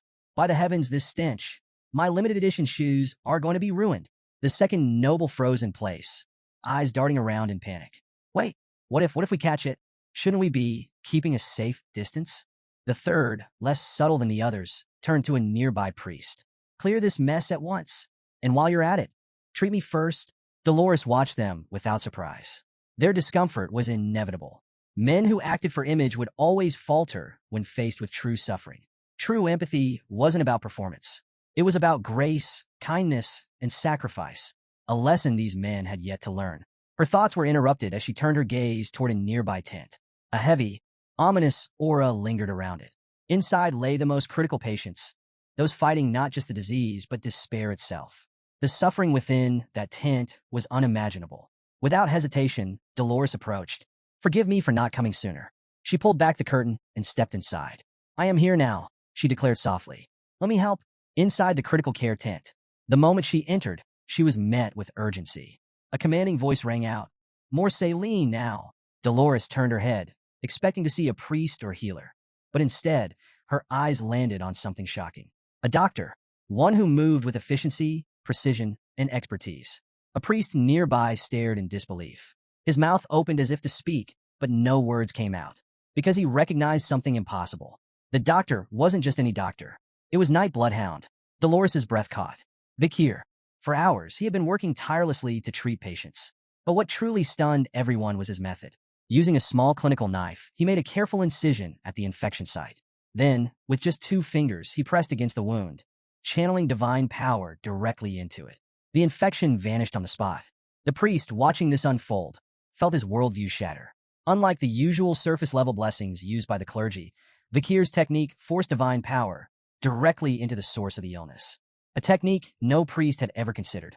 Dolores stood frozen, watching in silent awe. Kier, this man with the aura of steel, blood, and fire, was healing people. After curing the infection, he administered medicine, ensuring the patient's recovery. His movements were efficient, measured, and above all, purposeful. This wasn't just skill. This was a man determined to save lives. Kier placed both hands on the patient's chest, channeling divine power into their body. He understood the mechanics behind divine power well. It was typically granted through prayers to a god. The stronger the faith, the greater the return. 1 unit of devotion equaled 1 miracle. 10 units equaled 10. But Kier knew better. There existed a loophole, a method that allowed 10 miracles with just 1 unit, and 100 miracles with 10. His mind drifted back to the Great Fall, a time of war and chaos, when hordes of monsters flooded the battlefield, and the wounded piled higher than prayers could reach. The clerics, their power reserves rapidly depleting, faced a grim realization. They didn't have enough divine energy to save everyone. So, the rules were rewritten. A divine decree altered the system. Miracles first, consequences later. Instead of strict calculations, clerics could now draw divine power without an immediate limit. The catch: the excess power came with an invisible cost, and interest to be paid later. This phenomenon became known as advanced divine power, and it wasn't limited to clerics. Anyone, even non-believers, could harness it, provided they had purged enough evil. The Kier, with a soul steeped in karmic energy from his past, could tap into this power naturally within the sacred grounds of Saint Mecca. It was this ability that made his miracles so efficient, allowing him to perform feats others deemed impossible. Just then, a child's sobs broke through the silence. A young girl knelt beside her unconscious mother, shaking her weak form. "Mama, wake up, please." The Kier, having finished his previous treatment, approached her with calm assurance. "She'll wake up soon," he said softly. He reached into his pocket, pulling out a gold coin. Pressing it into the girl's small hand, he instructed her, "Use this for food, firewood, whatever she needs to recover." Before the girl could respond, a priest quickly intervened. "Wait, we cannot give material assistance," he objected, his tone firm. "Monetary demands never end. If you start now, you'll give away everything before you realize it." The Kier, still composed, tilted his head slightly. "If demands are endless, then what defines their limit?" The priest blinked. The Kier's voice was even as he continued. "What truly is limitless?" Silence. The priest had no answer. Meanwhile, the little girl's quiet sobs softened. She clutched the coin tightly, her small fingers wrapped around it as if it were the first bit of hope she had ever held. The Kier watched her, his eyes unreadable. Then he spoke again, this time more softly. "I could give away all the money in my pocket right now. That much is true." His gaze fell upon the sick mother, her frail form barely moving. Then he apologized. "I'm sorry," Saintess Dolores observes. Dolores, watching from a distance, felt something shift within her. Why? Why would someone as calculating as Kier, as strong, as composed, apologize? She turned his earlier words over in her mind. Theology is the pursuit of understanding humans. Then it clicked. He wasn't apologizing for what he had done. He was apologizing for what he couldn't do. For all his knowledge, all his power, he still couldn't save everyone. And she understood that feeling better than anyone. Her heartbeat quickened. At 16, she had seen miracles, had performed them herself. But this man who fought like a beast, carried the scent of steel and blood, and yet held divine power in his hands. He wasn't just a mystery. He was a contradiction, and he unsettled her in a way she couldn't explain. After hours of tirelessly treating the sick, the Kier finally stepped outside, seeking a moment of respite. He sat down with a quiet sigh, momentarily lifting his mask just enough to take a sip of water. The night air was cool, the city still heavy with the remnants of suffering. But his break didn't last long. From the corner of his eye, he noticed Saintess Dolores approaching. Quickly, he lowered his mask and greeted her. "Are you all right?" She settled beside him, her usual composure tinged with something more contemplative. "I just wanted to talk." The Kier nodded without hesitation. For a moment, neither spoke. Then, Dolores offered a quiet thanks. "With your help, we saved them," she said, sincerity in her voice. "The epidemic, we managed to stop it." The Kier, ever modest, simply shook his head. "I only did what had to be done." Dolores smiled softly, as if she had expected that answer. Then, silence settled between them. She clutched the fabric of her robes tightly, the tension in her fingers betraying the storm of emotions within. Finally, she spoke her doubts aloud. "Someone as strong as you should have been born with divine power," she murmured. She glanced down, hesitating before continuing. "I was given a gift, but I don't feel worthy of it. My faith is weak, my body frail, my mind uncertain." Her voice wavered. "Why would a higher power choose someone like me, when there are others, far more deserving?" The Kier's response caught her off guard. He smiled, calm assured. "Because of that doubt," he said simply. She looked at him confused. "The world doesn't need unshakable perfection," he continued. "It needs a light that can shine even in the darkest places." Dolores's breath hitched. His words, so unexpected, so certain, struck something deep within her. Tears welled in her eyes, but she blinked them back. "Do you really think I can become that person?" she asked, her voice small and certain. The Kier's reply was steady, unwavering. "You already are." Later, the clergy of the Kovades family gathered in solemn prayer, their efforts culminating in a sacred miracle. Before them, 3 drops of divine essence crystallized into liquid purity. Each drop held the power to cleanse the entire slums of the epidemic. Sealed in small glass bottles, they were given a name, Pliny de la Verge, or, as they were commonly known, the Saintess's Tear. In the grand hall of the temple, Saintess Dolores knelt before a podium. Before her, the sacred box containing the 3 bottles sat in quiet reverence. As she began her prayer, a radiant divine light filled the space. Her voice, clear, strong, yet laced with emotion, carried through the chamber. She spoke not of power, nor of miracles. She spoke of a woman. a mother chosen to nurture the only son of a higher power, a woman who had spent sleepless nights in anguish, whose heartache surpassed the limits of endurance, whose sorrow was carried in silence. She declared this day as one of suffering, and she poured every ounce of that suffering into her prayer. As Saintess Dolores concluded her prayer, the divine light descended upon the podium, bathing the hall in its radiant glow. The air hummed with sacred energy, a testament to the power of her faith. Moments later, holy knights entered the chamber, their movements reverent as they approached the podium. At the center of their formation, a sealed box rested in their hands, containing the three saintesses' tears. The lead knight carefully secured the box, bowing deeply before Dolores. Saintess, your offering is a blessing upon this land. The tears shall be stored safely in the basement vault. Dolores nodded, entrusting them with this solemn duty. She watched in silence as they departed, their figures fading beyond the heavy doors. Finally alone, she allowed herself a brief moment of contemplation. What came next? Nearby, a priest knelt in prayer before a statue of the goddess, his focus unwavering. Dolores approached quietly. Father. The priest lifted his head. Cardinal Humbert Lon Quo Vadis, a towering figure within the Lune Church. His presence was both commanding and warm. His eyes softened as he looked at Dolores, greeting her with affection. My fairy, my daughter, he murmured, placing a firm but gentle hand on her shoulder.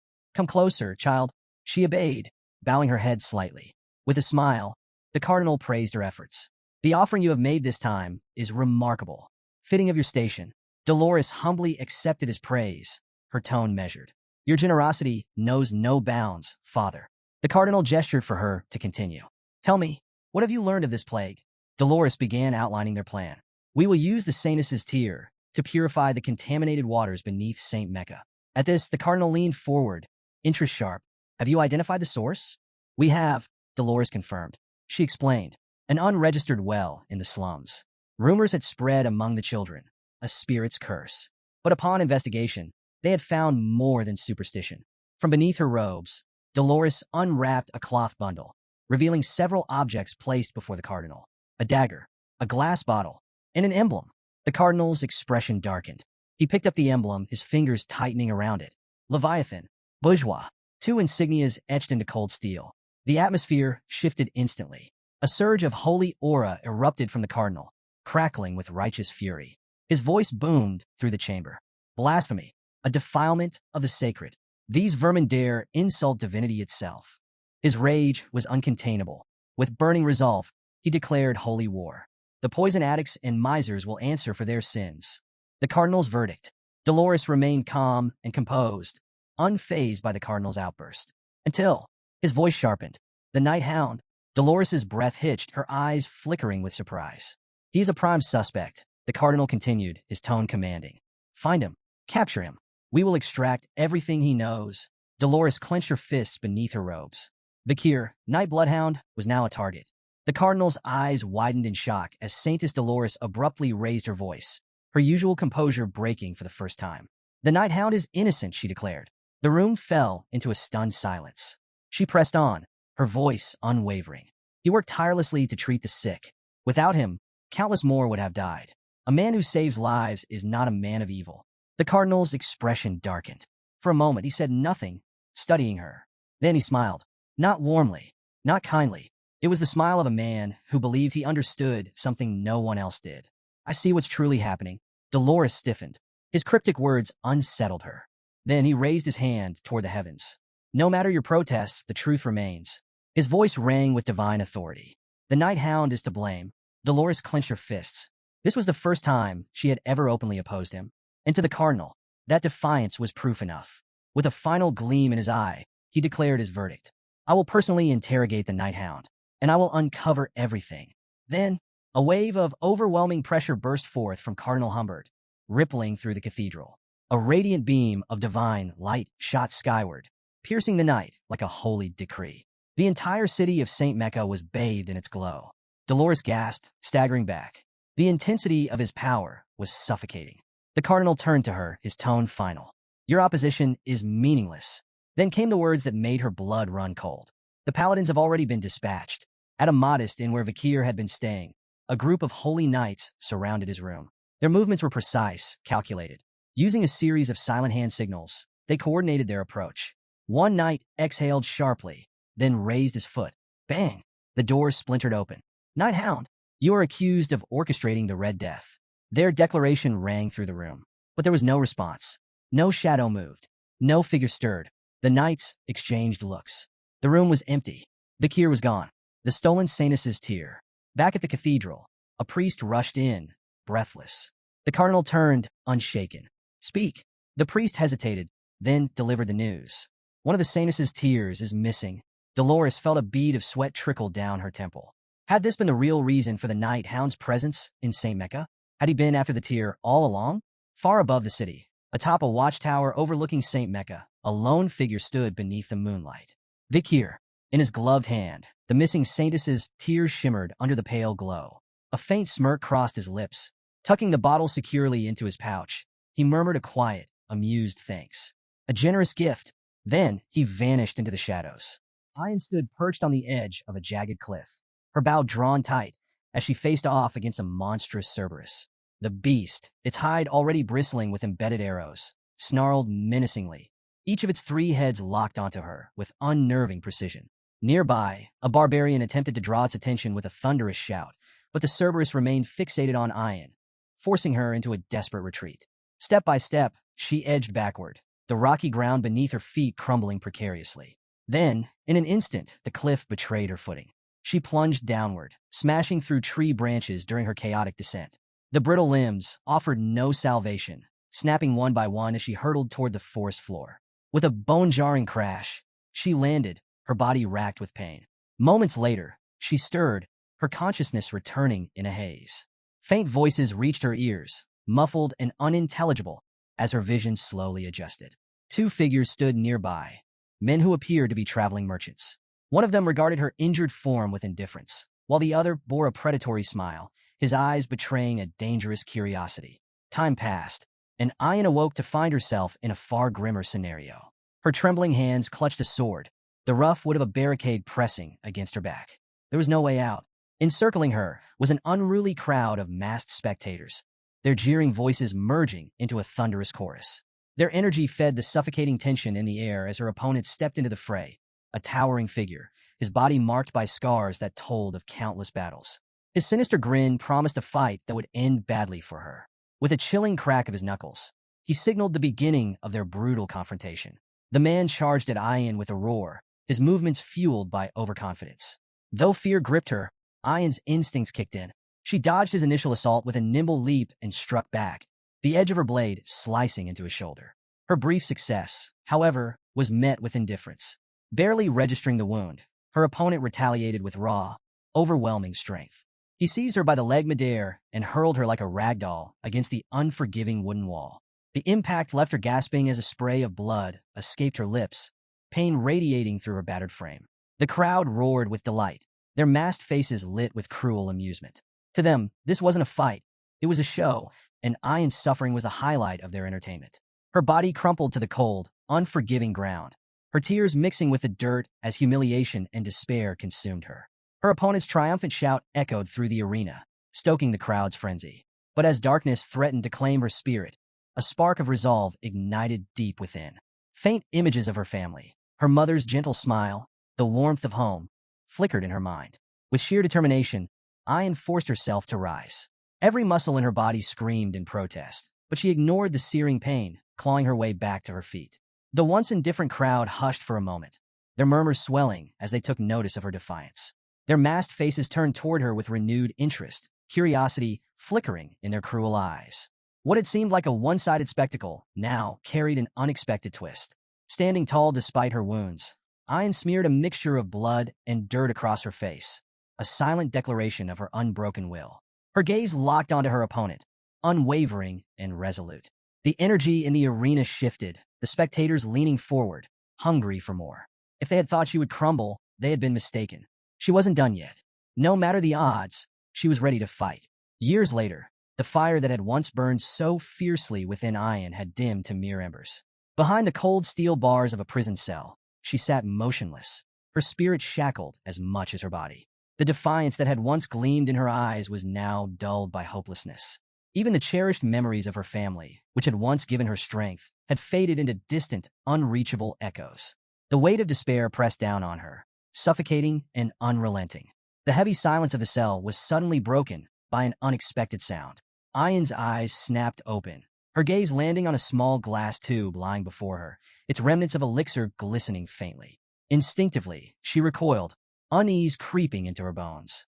Then, she noticed a shadowed figure standing just beyond the bars. As he stepped closer, recognition struck her like a thunderbolt. It was Kier. Without hesitation, he unlocked her cell door. His voice, rough and commanding in the barbarian tongue, carried a simple order: leave. Ayan awoke with a gasp, her chest heaving as she was pulled from the depths of the nightmare. Tears streamed down her face, the lingering weight of her torment pressing heavily upon her. But as she blinked away the remnants of the dream, she realized she wasn't in a prison. Instead, she lay cradled in her mother's lap, the warmth of the matriarch's presence anchoring her to reality. With gentle concern, her mother asked if she had been dreaming. She mentioned that even in her sleep, Ayan had called out for Kier. But the nightmare was not the only thing haunting her. Trembling, Ayan confided in her mother, her voice breaking under the weight of her suffering. A deep, unrelenting pain burned within her chest, her body racked with an agonizing dryness that felt as though it was suffocating her from the inside. Fear crept into her words as she admitted the terrible thought that had taken root in her mind. Was she afflicted with the Red Death? Through choked sobs, she confessed the unbearable truth. The pain was so overwhelming that it made her regret ever being born into this world. The matriarch's expression softened with sorrow, yet her touch remained steady and reassuring.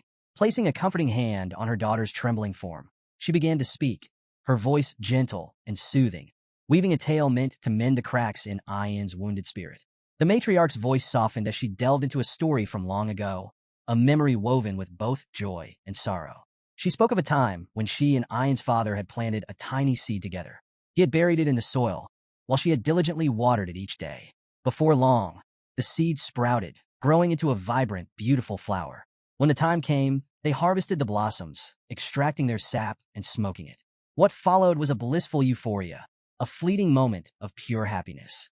And it was during this time of joy that Ayan had come into their lives. But as the matriarch continued, the warmth in her tone faded. The story took a darker turn. Because of a grave misdeed, Ayan's father had faced a terrible fate, executed at the hands of her own grandfather. The matriarch paused, watching as pain flickered across her daughter's face. Struggling with both her illness and the weight of her emotions, Ayan could no longer hold back her despair. The suffocating agony inside her made her question everything. Sensing this, the matriarch smiled gently, reminding her that life was unpredictable, a journey filled with both hardships and triumphs. She urged Ayan to endure, to hold on to hope, and assured her that Kier would return with a cure. But Ayan, lost in hopelessness, rejected the comforting words. She voiced her doubts, convinced that Kier would never come back. Just as the words left her lips, a sudden shout echoed from outside, piercing through the heavy atmosphere. The message was clear. Kier had returned, and he had brought the much-needed medicine. The matriarch's expression brightened instantly, a knowing smile playing on her lips. She turned to Ayan, ready to tell her that her faith in Kier had been justified. But before she could speak, Ayan was already gone, having bolted out the door. Slightly exasperated, the matriarch muttered to herself, wondering if her daughter truly had the Red Death after all. Ayan sprinted through the settlement, her heart pounding with a mix of hope and urgency. Her thoughts raced back to the past, to the moment Kier had rescued her from a life of slavery. She remembered the fearless way he had stood against Madame Eight Legs, the unshakable strength he had displayed. Through his actions, he had taught her a valuable lesson, the power of facing one's fears head-on. That lesson had given her the strength to rise above her own suffering. And now, as she pushed forward, her mind held on to one single thought. Kier was back. Finally, she arrived at the gathering of barbarians, her breath coming in ragged gasps. And there he was, standing tall, calm, and resolute. Their eyes met, and for the first time in what felt like forever, a wave of relief washed over her. Kier, noting her presence, raised an eyebrow in mild surprise. He had heard she was suffering from the Red Death, and yet here she was very much on her feet. Before he could say anything more, Ayan acted on instinct. Without hesitation, she ran straight at him and leaped into a forceful hug, sending them both crashing to the ground. Kier groaned dramatically beneath her weight, pretending to struggle. With an amused smirk, he muttered that if he hadn't reinforced his body with mana, her first hug might have actually broken his back. Then, with a teasing tone, he questioned how someone supposedly afflicted with the Red Death had the strength to tackle him like that. Still clinging tightly to him, Ayan admitted with a soft smile that the moment she heard he had returned, Her body had felt lighter. Kier studied her, his confusion evident, but as he took in her expression, bright, full of relief, he let out a breath and asked if she was truly all right. Ayan nodded, her joy unmistakable. She admitted that perhaps she was only pretending to feel better, but at this moment, she had never been happier. Then, with a beaming smile, she welcomed him back. Kier's expression softened, warmth flickering in his eyes. "I'm back," he replied. Inside a dimly lit tent, the atmosphere was thick with tension. Ahul lay on a crude bed, her breath shallow and labored, her condition worsening by the second. Around her, worried barbarians stood in anxious silence, their expressions etched with fear. Kier knelt beside her, his gaze steady as he reached into his pouch and retrieved a small vial. The Sanus's tear. The moment he uncorked it, a brilliant golden radiance spilled forth, bathing the tent in a warm, ethereal glow. The light cascaded over Ahul, enveloping her in its healing aura. All eyes were locked onto her frail body as, miraculously, the red spots marring her skin began to vanish. Gasps of disbelief filled the space, followed by murmurs of awe. The once hopeless barbarians watched as Ahul's ragged breathing steadied, her complexion regaining its natural color. The Red Death, which had plagued her so mercilessly, was gone. A wave of gratitude surged through the group, their voices rising in praise. To them, Kier was no longer just a warrior. He was the bringer of salvation. But Kier had no time for accolades. His focus remained sharp. Turning to Ayan, he asked how many among their tribe had been infected. She responded grimly. Ahul had been one of 30. His expression darkened as he pressed further, inquiring about the state of other tribes. Ayan's answer was even more troubling. Many clans were teetering on the brink of devastation. Kier quickly did the math. If the disease had spread as widely as suspected, there could be as many as 10,000 infected individuals across the land. Wasting no time, he instructed Ayan to send word to every tribe, telling them to gather their sick. The battle against the Red Death was far from over. Concern flickered in Ayan's eyes. With hesitation, she asked the pressing question, was there truly enough of the cure for all? Kier's response was calm, unwavering. More than enough, he assured her. But beyond survival, he saw an opportunity. This was their chance to showcase their tribe's strength and capabilities to the rest of the land. His words carried weight, filling the barbarians with awe. Whispers of admiration spread like wildfire. Kier was proving himself to be nothing short of extraordinary. However, he wasn't done yet. Shifting gears, he brought up another pressing matter, a formidable swamp monster known as Ka. Without much fanfare, he revealed that he had slain the beast during his journey. With his usual practicality, he instructed the barbarians to retrieve its carcass for food. More stunned murmurs rippled through the crowd. One by one, they realized just how far beyond their own abilities Kier truly was. But there was no time for idolization. Keeping the group focused, Kier issued the next directive. The tribes were to gather near the river catchment area for the next phase of the plan. Before long, the various barbarian tribes assembled by the riverbank, their leaders and warriors standing in anticipation. All eyes were on Kier, who stood at the forefront, the Sanus's tear in his grasp. With measured precision, he poured the sacred liquid into the flowing waters. The moment it touched the river, a radiant golden light burst forth, illuminating the water as it surged downstream. The glow spread rapidly, casting a brilliant shimmer across the forest, its reflection dancing like liquid gold. Kier turned to the gathered leaders, his voice steady as he addressed them. The water had been purified. Now, all the infected had to do was drink. One by one, the afflicted stepped forward, aided by their kin. As they took hesitant sips of the gleaming water, a hush fell over the crowd. Then suddenly laughter, cries of disbelief. "The sickness is gone," someone exclaimed. More voices followed, each filled with astonishment. One after another, the sick found themselves free of the Red Death, their bodies cleansed, their suffering lifted. The weight of despair that had loomed over the tribes evaporated, replaced by a wave of joyous celebration. Cheers erupted across the riverbank, the sound of victory echoing through the forest. Kier turned to the matriarch, his voice calm and assured as he explained the extent of the purification process. The river's catchment area was now carrying the cure far and wide, ensuring that the bacteria responsible for the Red Death would soon be eradicated entirely. The matriarch listened intently, her expression shifting from admiration to deep respect. Then, with a thoughtful nod, she spoke, suggesting that Kier be named the tribe's shaman. Before he could decline, the ground suddenly trembled beneath them. A thunderous thud shook the earth as one of the tribal leaders stomped his foot with overwhelming force, causing a visible crack to form in the dirt. Silence fell. All eyes turned to the source of the commotion. With a booming voice, the leader addressed the gathered tribes, his words carrying the weight of history itself. People of the deep forest. What is the name of the hero who purified our land? A beat of silence. Then, as one, the barbarians pounded their feet in rhythm and roared. Kier, another warrior stepped forward, raising his fist. Who saved our families from the Red Death? Again, the answer came like a rolling thunderclap. Kier, a third leader spoke, voice rich with emotion. Who has brought hope and a bright tomorrow to the deep forest? The response was deafening. Kier. The name echoed through the trees, vibrating through the very heart of the land. The people of the deep forest had spoken, their chants a declaration of gratitude and unwavering loyalty. Yet, amid the roaring celebration, Kier remained composed. His mind was already working ahead, calculating his next move. The destruction caused by the Poison Clan had been devastating, but in the chaos, a unique advantage had emerged. Winning over the Deep Forest tribes was not just a victory, it was a strategic strike against the Baskerville clan. As a former member of Baskerville himself, Kier recognized the opportunity before him. The loyalty of the mountain natives could be a powerful tool, one that might turn the tides in his favor against Hugo Baskerville, a man who had long stood as both a rival and an obstacle. A knowing smirk tugged at Kier's lips. This was more than just gratitude from the tribes. This was leverage. The matriarch, basking in the moment of triumph, raised her arms joyfully, declaring that a grand festival would be held to celebrate their victory over the Red Death. But before the cheers could swell, Kier raised a hand, his voice steady but commanding. There's still one last matter to resolve.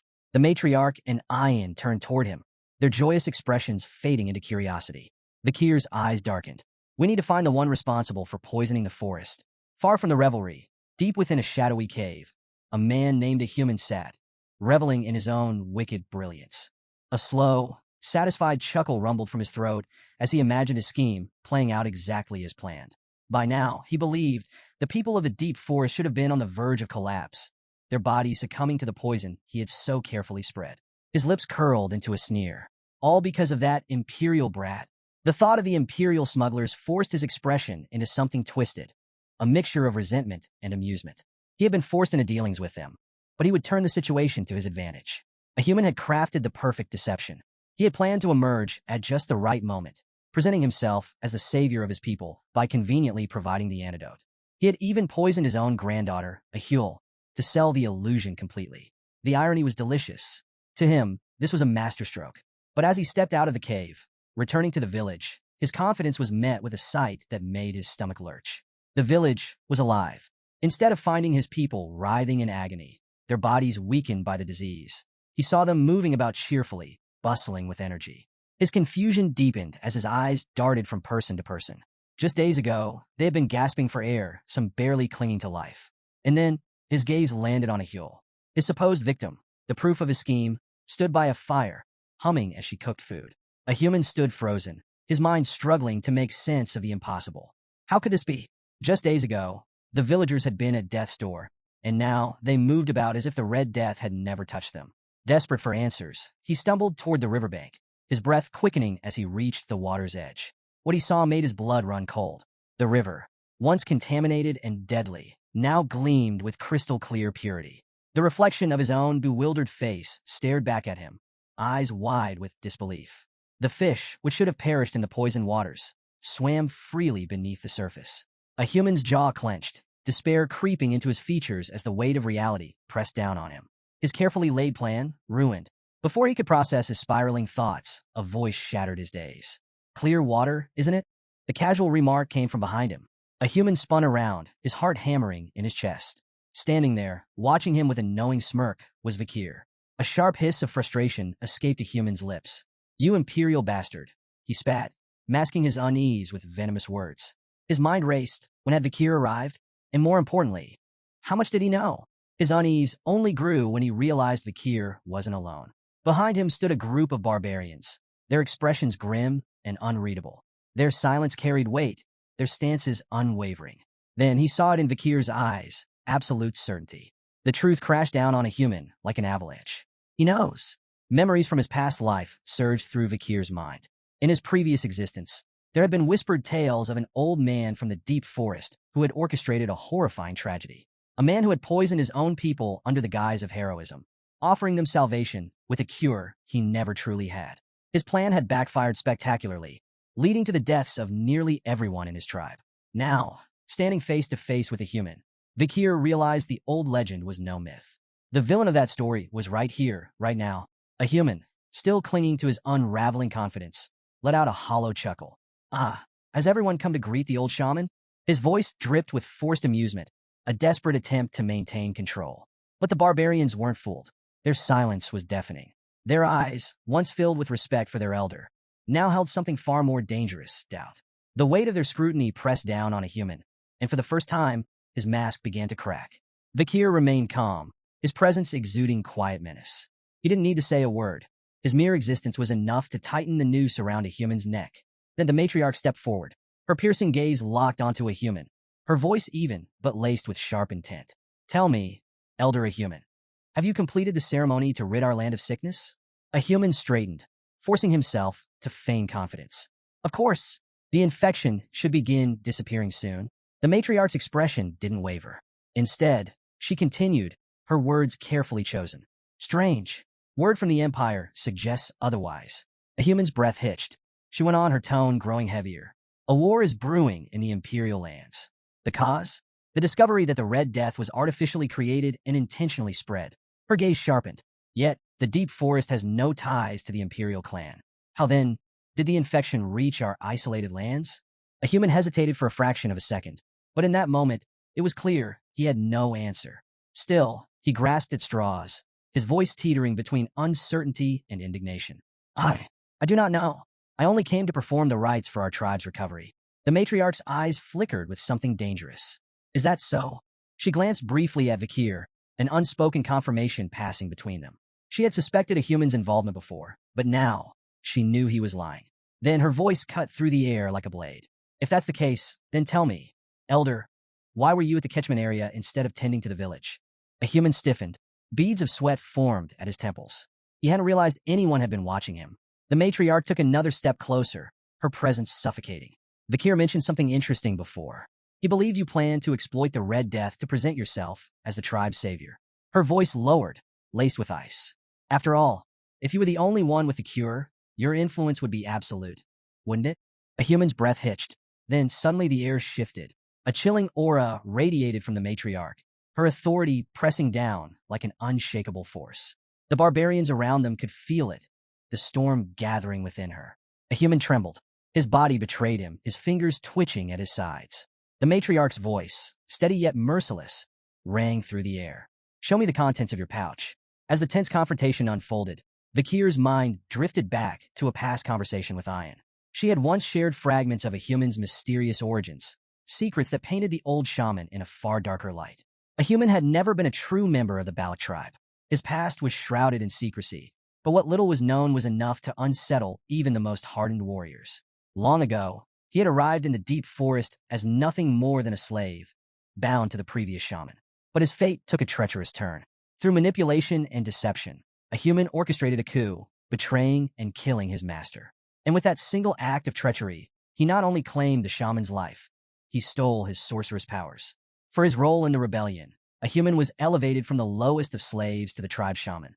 Yet, despite his newfound status, his path within the tribe was anything but easy. If he wanted to belong, he had to endure years of humiliation. He was made to handle the filthiest tasks, from cleaning excrement to serving as live bait for dangerous hunts.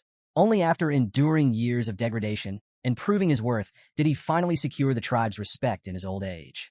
Now, standing before the trembling shaman, Kier wondered, had those years of suffering twisted a human into what he was today? Had his desperation for power driven him to defy even the matriarch, scheming to claim control over the entire forest? Kier's thoughts were interrupted as the matriarch's voice rang out, sharp and commanding. A human. The pouch. Now. The old man hesitated, his hands shaking as he fumbled for an excuse. It's nothing but flour. Something I saved for after the ceremony, he stammered. With great effort, he reached for the pouch, intending to prove his innocence. But his trembling hands betrayed him. The pouch slipped. Time seemed to slow as it tumbled through the air, then splashed into the river. A stunned silence followed.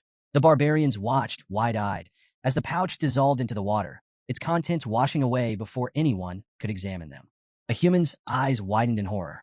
Panic flashed across his face before he forced himself into a nervous laugh, attempting to wave off the incident. On my old man's tremors. A foolish mistake, he muttered, though the unease in his voice was unmistakable. But it was too late. No one believed it was an accident. The matriarch's gaze hardened as she turned to him. Strange, she mused, her voice cool and deliberate. Why would you throw it into the river? A human's breath hitched. The Kier remained unfazed. Unfortunate, he remarked casually. Without the pouch, we can't verify its contents using conventional means. A human's face twisted with anger.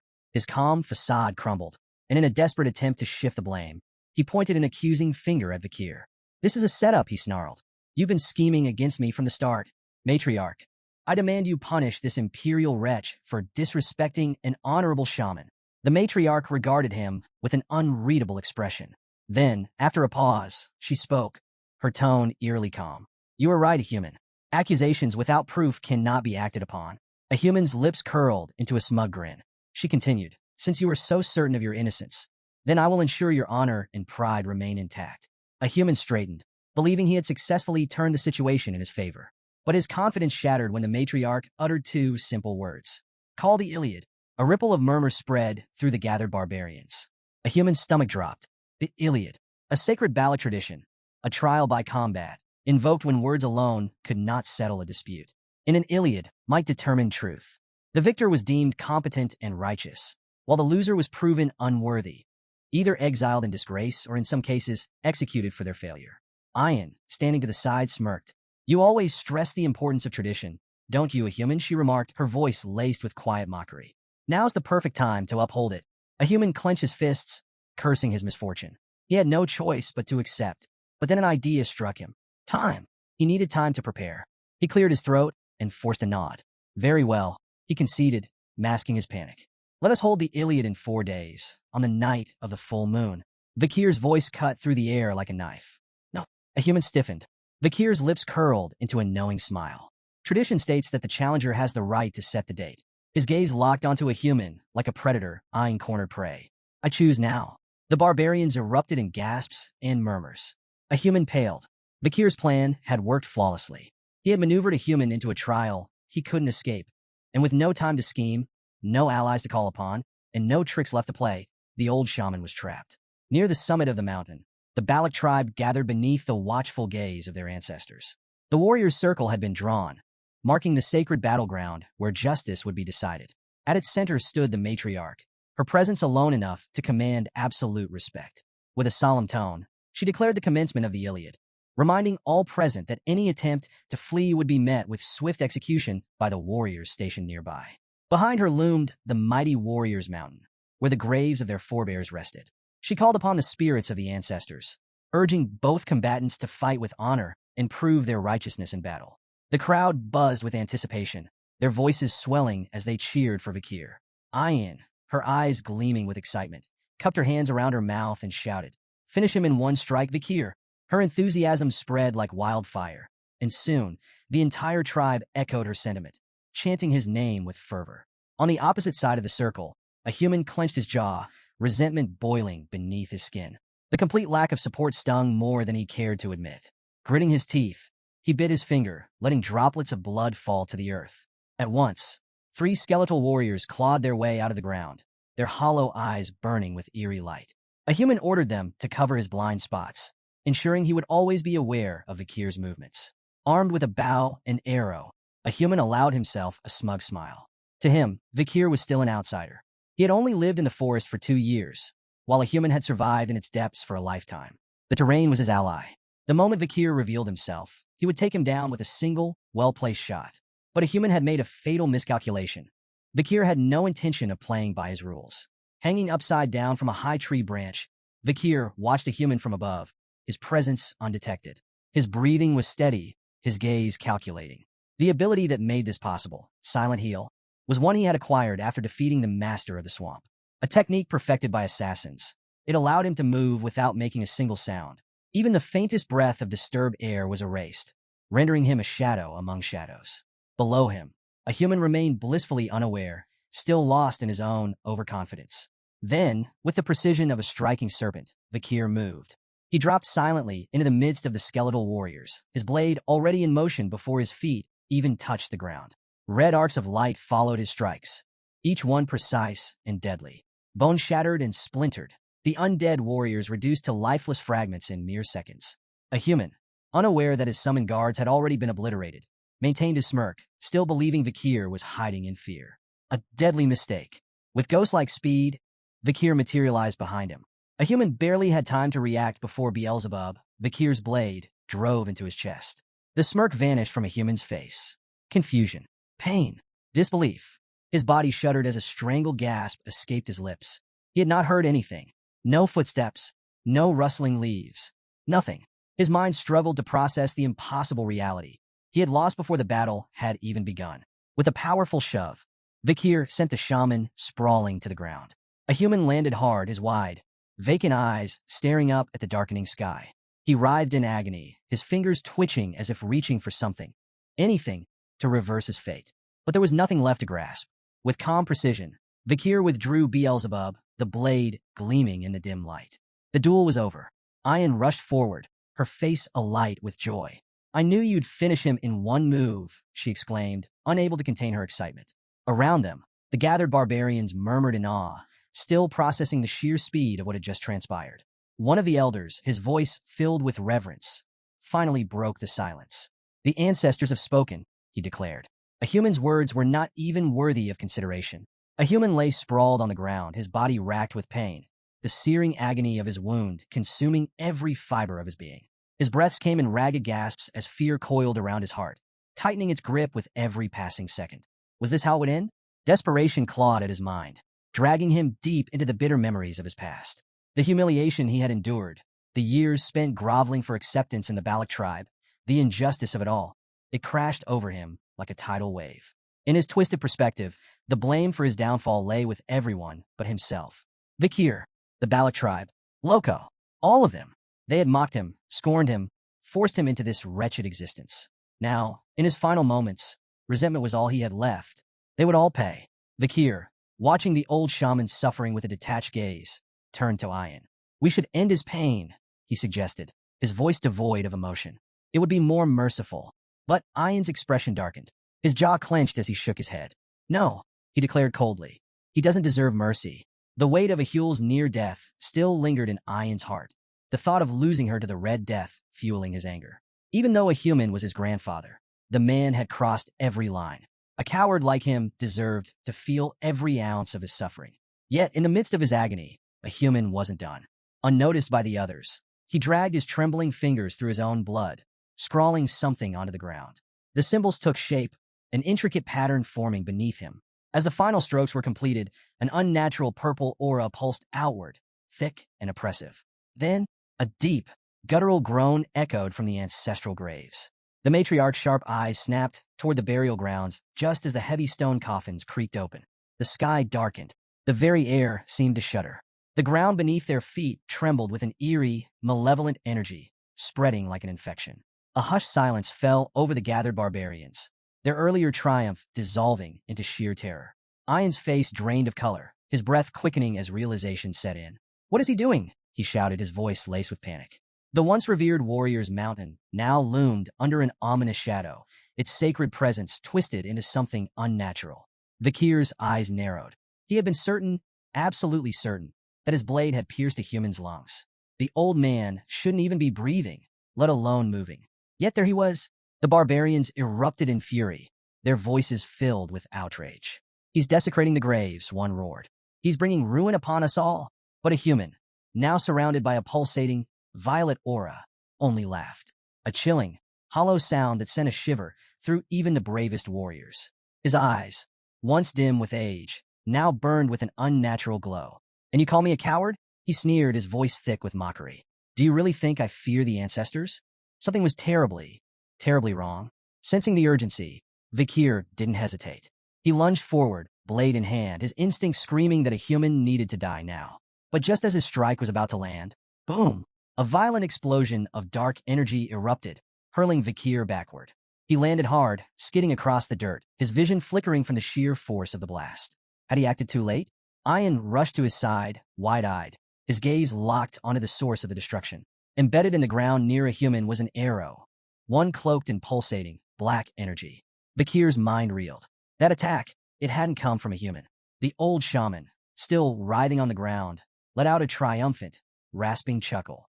His gaze drifted toward the mountain summit, his voice laced with malicious glee. You wished for the ancestors' judgment? His lips curled into a sinister grin. Then the time has come. Atop the mountain, a figure cloaked in a deathly aura stood motionless, gripping a bough with an unnatural stillness. The oppressive energy radiating from it sent an icy chill through the air, freezing the breath in the lungs of those who dared to look upon it. Then, a hushed whisper rippled through the gathered warriors. A death knight. The mere utterance of the name sent a wave of dread through the tribe. A creature of nightmare. Its risk rating ranged from A to S, a level of danger reserved for only the most formidable of beings. Death Knights were once warriors at the height of their power, only to be corrupted and resurrected as undead monstrosities. Their souls and physical bodies had been twisted into conduits for dark mana, granting them overwhelming strength and relentless endurance. Ian's voice wavered as he took a hesitant step back. Is that truly one of our ancestors? Vakir's gaze darkened as he analyzed the situation. This level of resurrection magic, a human couldn't have done this alone. Had the old shaman defiled the graves of their ancestors? Or had he turned himself into an undead being to seize such power? Before Vakir could reach a conclusion, the air thickened with malice. A human, his body now pulsing with dark energy, raised a trembling hand. With a wicked grin, he unleashed a torrent of skeletons, their hollow eyes gleaming with malevolence as they clawed their way out of the earth. His voice dripped with mockery. Did you really think I lived among you fools without preparing countermeasures? The warriors gritted their teeth, weapons at the ready, but a human wasn't finished. His smirk widened as he gestured toward the graves littering Warriors Mountain. You're all so shocked, yet this is only the beginning, he sneered. Did you forget? There is not just one grave here. A horrifying rumble rolled through the earth. Then, one by one, more Death Knights emerged.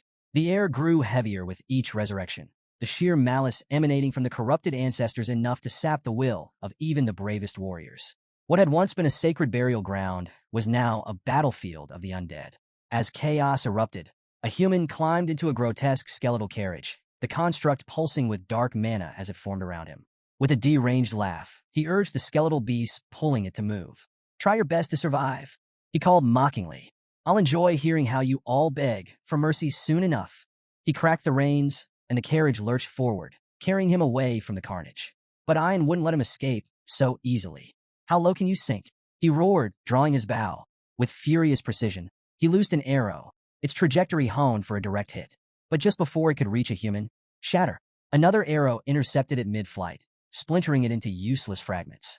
Ian's breath caught in his throat as he turned toward the source. Standing unmoving, bow still raised, was the Death Knight. It had protected a human. Before Ian could react, another arrow streaked through the air, this time from the depths of the forest. Crack! The Death Knight's head exploded on impact. Its lifeless body crumpled, collapsing into a pile of unmoving armor. A stunned silence fell over the battlefield. Who had fired that shot? The barbarians, still locked in their fight for survival, snapped their heads toward the forest's edge. But the archer responsible remained hidden, their presence shrouded in mystery. The moment of hesitation passed quickly. The undead army still loomed, and a human had escaped. From the center of the battlefield, the matriarch stood firm, her voice slicing through the chaos. Do not falter, she commanded. These creatures are not our ancestors. They are a human's puppets. Her sharp gaze swept across the warriors. Destroy them. Prioritize your survival. Hesitation will kill you. Her words reignited the warriors' resolve. But even with renewed determination, the battle was far from easy. The undead ancestors were unlike anything the tribe had ever faced. They moved with unnatural speed, wielded weapons with terrifying precision, and felt no pain. Every attack that should have felled a man only served to slow them down. The barbarians fought valiantly, but their losses were mounting. For every undead warrior that fell, two more seemed to take its place. The ground was soon littered with the bodies of fallen comrades, their sacrifice a grim reminder of the enemy's overwhelming power. Amid the chaos of battle, an undead warrior let out a defiant scream, only to have its head obliterated by a perfectly placed arrow. A heartbeat later, two more suffered the same fate, their skulls pierced with lethal precision. Vakir's sharp gaze followed the trajectory of the shots, his mind piecing together the source of such flawless marksmanship. Then, his eyes landed on the matriarch. It's her, the night fox Aquila. Even among the relentless swarm of undead, her movements were effortless. Each arrow she loose struck with pinpoint accuracy, instant kills against enemies powerful enough to rival elite warriors. The Death Knights, feared beings of immense strength, fell like leaves in an autumn wind under her assault. Vikir's eyes narrowed as realization dawned. So this was the woman behind the legends. Aquila, the warrior who had once single-handedly defended the deep forest from the Empire's aggression. The stories of her prowess were not exaggerations. They were a testament to sheer skill. Turning to Ian, Vikir spoke with certainty. With the matriarch here, the tribe will survive. But survival alone wasn't enough. Their true objective still lay ahead. Ian, we're going after a human, Vikir ordered. The battle here is only a distraction. He's still out there, scheming. Without hesitation, the two warriors vanished into the forest. Meanwhile, a human moved deeper into the wilderness, his laughter ringing through the trees as he fled. His thoughts churned with bitterness. Fools, all of them. The Balak tribe would rue the day they cast him aside. Along the way, he turned to a skeletal minion trailing behind him. Go, he commanded, voice low and urgent. The creature nodded and disappeared into the shadows, carrying out a mysterious task. A human sneered. The tribe might have Aquila, but even she wouldn't be able to stop what he had planned. She's a genius, he admitted under his breath, his tone laced with both admiration and resentment. The strongest leader in our history. But no matter how brilliant she was, no matter how skilled, she wouldn't be able to handle this trap. Vikir and Ian moved swiftly, tracking a human through the dense forest. At last they found him. In a hidden clearing, a human sat in the center of an elaborate magic circle, chanting in a low, guttural voice. The air around him pulsed with dark energy. Towering stone pillars, worn with age, surrounded the ritual site, their surfaces etched with ominous markings. Vikir's gaze swept across the scene, his mind racing. This wasn't just some improvised spell. This was ancient. Turning to Ian, he asked, "Do you know what this place is?" Ian shook her head, her expression tense. "I don't know the specifics," she admitted. "But whatever he's doing, we can't let it continue." Without hesitation, she drew an arrow, aura flickering around its shaft. "I'll kill him here and now." She let the arrow fly. It streaked toward a human, slicing through the air with deadly speed. But just before it struck, "I'm done." A human's triumphant shout sent a chill down Ian's spine. The ground beneath him shook. Then, from within the earth, a hand shot up. Snap! With impossible speed, it caught Ian's arrow between its fingers. Ian's heart nearly stopped. The air around them darkened. A wave of oppressive energy crashed over the clearing, suffocating and vast. A human staggered to his feet, his face alight with glee. "It worked," he whispered, before turning toward Vikir and Ian with a wide, deranged grin. "You're too late." Vikir's grip on his sword tightened as a human stepped aside, revealing what had risen from the ritual circle. A lone figure stood amidst the swirling dark mana. Tall, imposing, wrapped in an aura of unfathomable power. A human spread his arms in a grand gesture, his voice dripping with triumph. Behold, a heavy silence filled the clearing as he spoke the name. The divine archer, Adonai. Ian's blood ran cold. She knew that name. It wasn't just a legend, it was history. Adonai, the mythical archer of unparalleled skill. The warrior revered by generations. The protector of the deep forest, whose arrows had once rained death upon the enemies of their people. And now, he stood before them, corrupted, undead, summoned by a human to serve as his puppet. Vikir stood frozen, his mind racing as he processed the horrifying reality before him. Adonai, the legendary archer of the Balak. Now nothing more than an undead puppet, twisted by a human sorcery. Before he could react further, Adonai moved. Within human speed, the Death Knight notched an arrow and let it fly. The projectile sliced through the air with terrifying precision, its sheer force warping the very space around it. Too fast. Instinct took over. Vikir whipped Beelzebub into position, meeting the arrow in midair. Steel clashed against enchanted wood, and the impact sent a violent tremor through his entire arm. The deflected arrow veered off course. Then, boom! The moment it struck a nearby tree, the entire trunk exploded. Shrapnel and splintered bark rained down like deadly shrapnel. The very earth beneath them shook, the blast carving a smoldering crater into the battlefield. Vikir staggered, his mind reeling. Aura-infused arrows. And not just any aura. This is something else entirely. Then, a sharp cry of pain. Vikir's head snapped toward the sound. Ian clutched her thigh, her fingers slick with blood. Her face contorted in agony as she gritted her teeth. "It burns," she gasped, her voice laced with panic. Vikir's eyes narrowed as he inspected the wound. The bleeding wasn't normal. The flesh around it was corroding. Poison. Then it clicked. He had heard the stories, legends of Adonai's battle against Madame Eight Legs, a monstrous arachnid feared even among the deep forest warriors. The bow Adonai wielded, It had been crafted from that very creature's remains. And now, its venomous essence still lingered within its arrows. Before Vikir could fully process the revelation, Adonai attacked again. Another barrage rained down.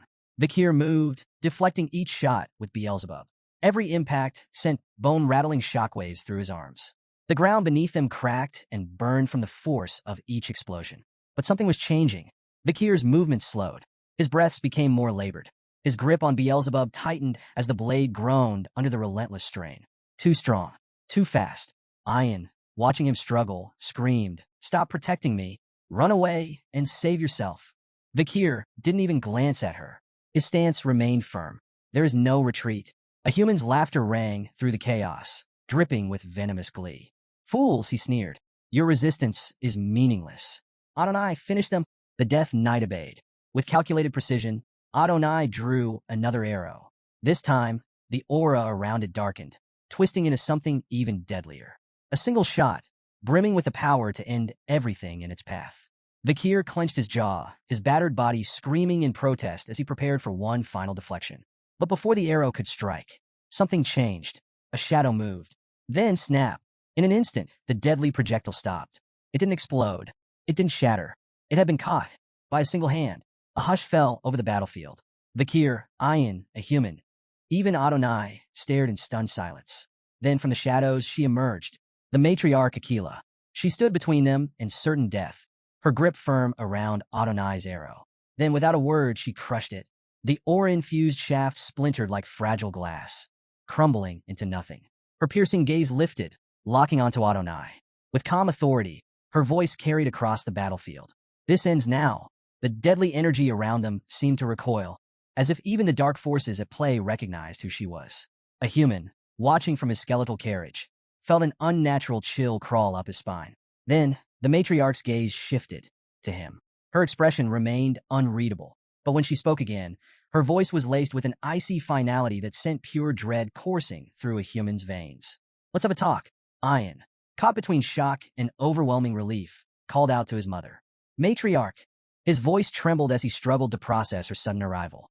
Aquila, standing tall amidst the battlefield's chaos, responded with calm certainty. "I sense the disturbance," she said, her tone unwavering. This level of aura couldn't be ignored. Her gaze swept across the destruction, the shattered earth, the smoldering craters left by Adonai's arrows, the warriors still locked in battle against the undead. Yes, she had made the right call. A human, still reeling from her presence, took an unsteady step back. His lips parted in disbelief, his once mighty confidence crumbling beneath the weight of her gaze. "Aquila?" He barely managed to choke out her name, his voice raw with fear. Before Aquila could respond, Ian spoke urgently. "Mother, your hand." That arrow was poisoned. Aquila glanced down at her palm. The flesh around the wound had darkened, the poison visibly spreading. Then, without hesitation, she clenched her fist tightly. A sudden ripple of energy surged through her body, an invisible explosion that made the very air tremble. A split second later, she unfurled her fingers, and the poison dripped away like water, purged completely. Vikir, watching closely, felt a rare flicker of astonishment. She detonated her own aura from within. The technique was incredibly rare. It required such mastery over one's internal energy that even the slightest miscalculation could have left her permanently injured, or worse. Yet, she had done it effortlessly. Vikir remained silent, committing the feat to memory. Aquila turned back to a human, her voice now devoid of warmth. "Answer me." A human, still trembling, desperately clung to his arrogance. You forced me into this," he spat. "You left me no choice." She ignored his pathetic justifications. Instead, her gaze shifted toward the undead figure standing silently behind him. "Is this truly the divine archer, Sir Adonai?" Her voice was steady, unreadable. A human hesitated. Then, regaining a sliver of his composure, smirked. "Of course." He spread his arms grandly. "He is the legendary Adonai. Even you," he sneered, "wouldn't dare to fight him." Aquila's lips curved into a faint, knowing smile. She turned to Vikir and Ian, her expression softening slightly. "You've done well," she praised. "Now stand back." Then, she faced Adonai fully, her sharp eyes locking onto his undead form. Despite the dark mana twisting through his body, despite the corruption that had claimed him, she spoke with genuine respect. "It is an honor to meet you. Even like this." A pause. Then, she drew her bow, her aura surging. "Let us settle this with a duel." to see who is the superior warrior. The forest fell eerily silent. The undead warriors, the surviving tribesmen, even the very wind seemed to halt, as if bearing witness to the moment. On one side, Aquila, the night fox, standing with unwavering confidence, her presence alone exuding authority and strength. On the other, Adonai, the divine archer, his very existence now corrupted by undeath, yet still possessing the terrifying skill that had once made him a legend. Then, without hesitation, Aquila moved first. She fired 5 aura-infused arrows in rapid succession, each one streaking toward Adonai at a speed that would be impossible for an ordinary warrior to track. But Adonai dodged every single one. His movements were inhuman, effortless. His footwork barely disturbed the ground as he slipped through the barrage like a phantom. Then, without a second's delay, he retaliated. Adonai knocked a single arrow, dark mana coiling around it like writhing serpents. With a flick of his wrist, he let it loose. Aquila twisted her body midair, avoiding the projectile by mere inches. The arrow streaked past her, embedding itself into the ground. Boom! A deafening explosion erupted, leaving a deep crater where she had stood just moments before. The duel had truly begun. From a safe distance, Kier lifted Ian onto his back, preparing to carry him to safety. His instinct screamed that staying here was a death sentence. 2 master-grade aura users battling at full power. This was a spectacle rarely seen even in the legendary times of the fall. Yet, even as he carried Ian away, Kier's unease grew. The air itself felt wrong. Something was still lurking in the shadows. Something far worse than even the corrupted Adonai. And Kier couldn't shake the feeling that this battle was only the beginning. From his concealed vantage point, a human watched the battle unfold, his twisted delight evident in his expression. His eyes tracked Aquila's movements with begrudging admiration. She truly is the night fox, he muttered, his voice laced with reluctant respect. But then his grin widened, the malice returning. Still, he sneered, she will fall. Because he is already dead. His laughter grew louder, unrestrained, reveling in the cruel truth of the battle. Adonai is no longer bound by mortal limits, he continued. As an undead, he can infinitely channel hell's dimensional aura. His tone dripped with glee. It doesn't matter how skilled she is, his arrows will never run out. His strength will never wane. And in the end, she will be the one who collapses first. On the battlefield, the duel raged on. Despite her mastery, Aquila was beginning to sustain injuries. Small gashes marred her arms and legs, her breathing growing heavier with each exchange. This isn't sustainable. Her mind worked rapidly, analyzing every movement, every attack. Adonai's precision was absolute. His arrows never missed their mark, his reaction time was flawless, and his mobility was almost inhuman. Every attempt to counterattack was met with a relentless onslaught, forcing her to constantly reposition. She knew it now. In a ranged fight, she would lose. If she wanted to end this, she needed to get close. Their arrows clashed in midair, triggering a massive explosion that sent a dense cloud of dust billowing across the battlefield. This is it. Aquila vanished into the obscurity of the dust. Then, in an instant, she struck. She emerged from the haze, launching a devastating kick aimed directly at Adonai's neck. But even without sight, Adonai's reflexes were near perfect. With inhuman precision, he twisted his body, narrowly evading the strike. Then, without hesitation, he summoned a weapon. A dark, ominous sword materialized in his grip, its blade radiating an unnatural aura. With a single, effortless swing, he cleaved through the surrounding trees. The sheer force of the attack sent massive trunks crashing to the ground, uprooted like mere twigs. Aquila barely dodged in time, her agility saving her from being bisected. But she saw an opening. Without breaking stride, she hurled her dagger, the blade whistling through the air before embedding itself in Adonai's hand. The Death Knight's grip faltered. The dark sword tumbled from his grasp, clattering to the ground. Now, capitalizing on his momentary imbalance, Aquila delivered a brutal kick to his knee. The joint buckled under the impact, his stance shifting. Then, without hesitation, she fired an aura-infused arrow at point-blank range. The projectile streaked through the air. Boom! The explosion ripped through the battlefield, a shockwave flattening trees and sending debris flying. When the dust settled, the gruesome aftermath was revealed. Adonai's upper right half had been completely obliterated. His bow arm was gone. A massive portion of his chest had been torn away, leaving a hollowed-out cavity where flesh and bone had once been.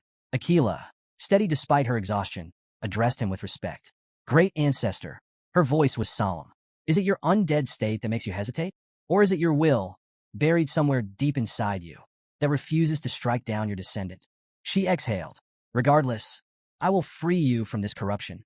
Then, she knocked another arrow. One final shot, aimed directly at his face. She released it. The arrow sped toward its target, cutting through the air with lethal precision.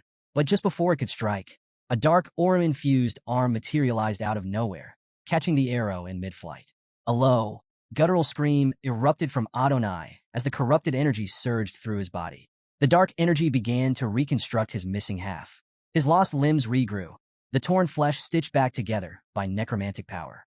His form, already fearsome, now looked even more monstrous. A human, watching from his hiding place, let out an impressed exhale.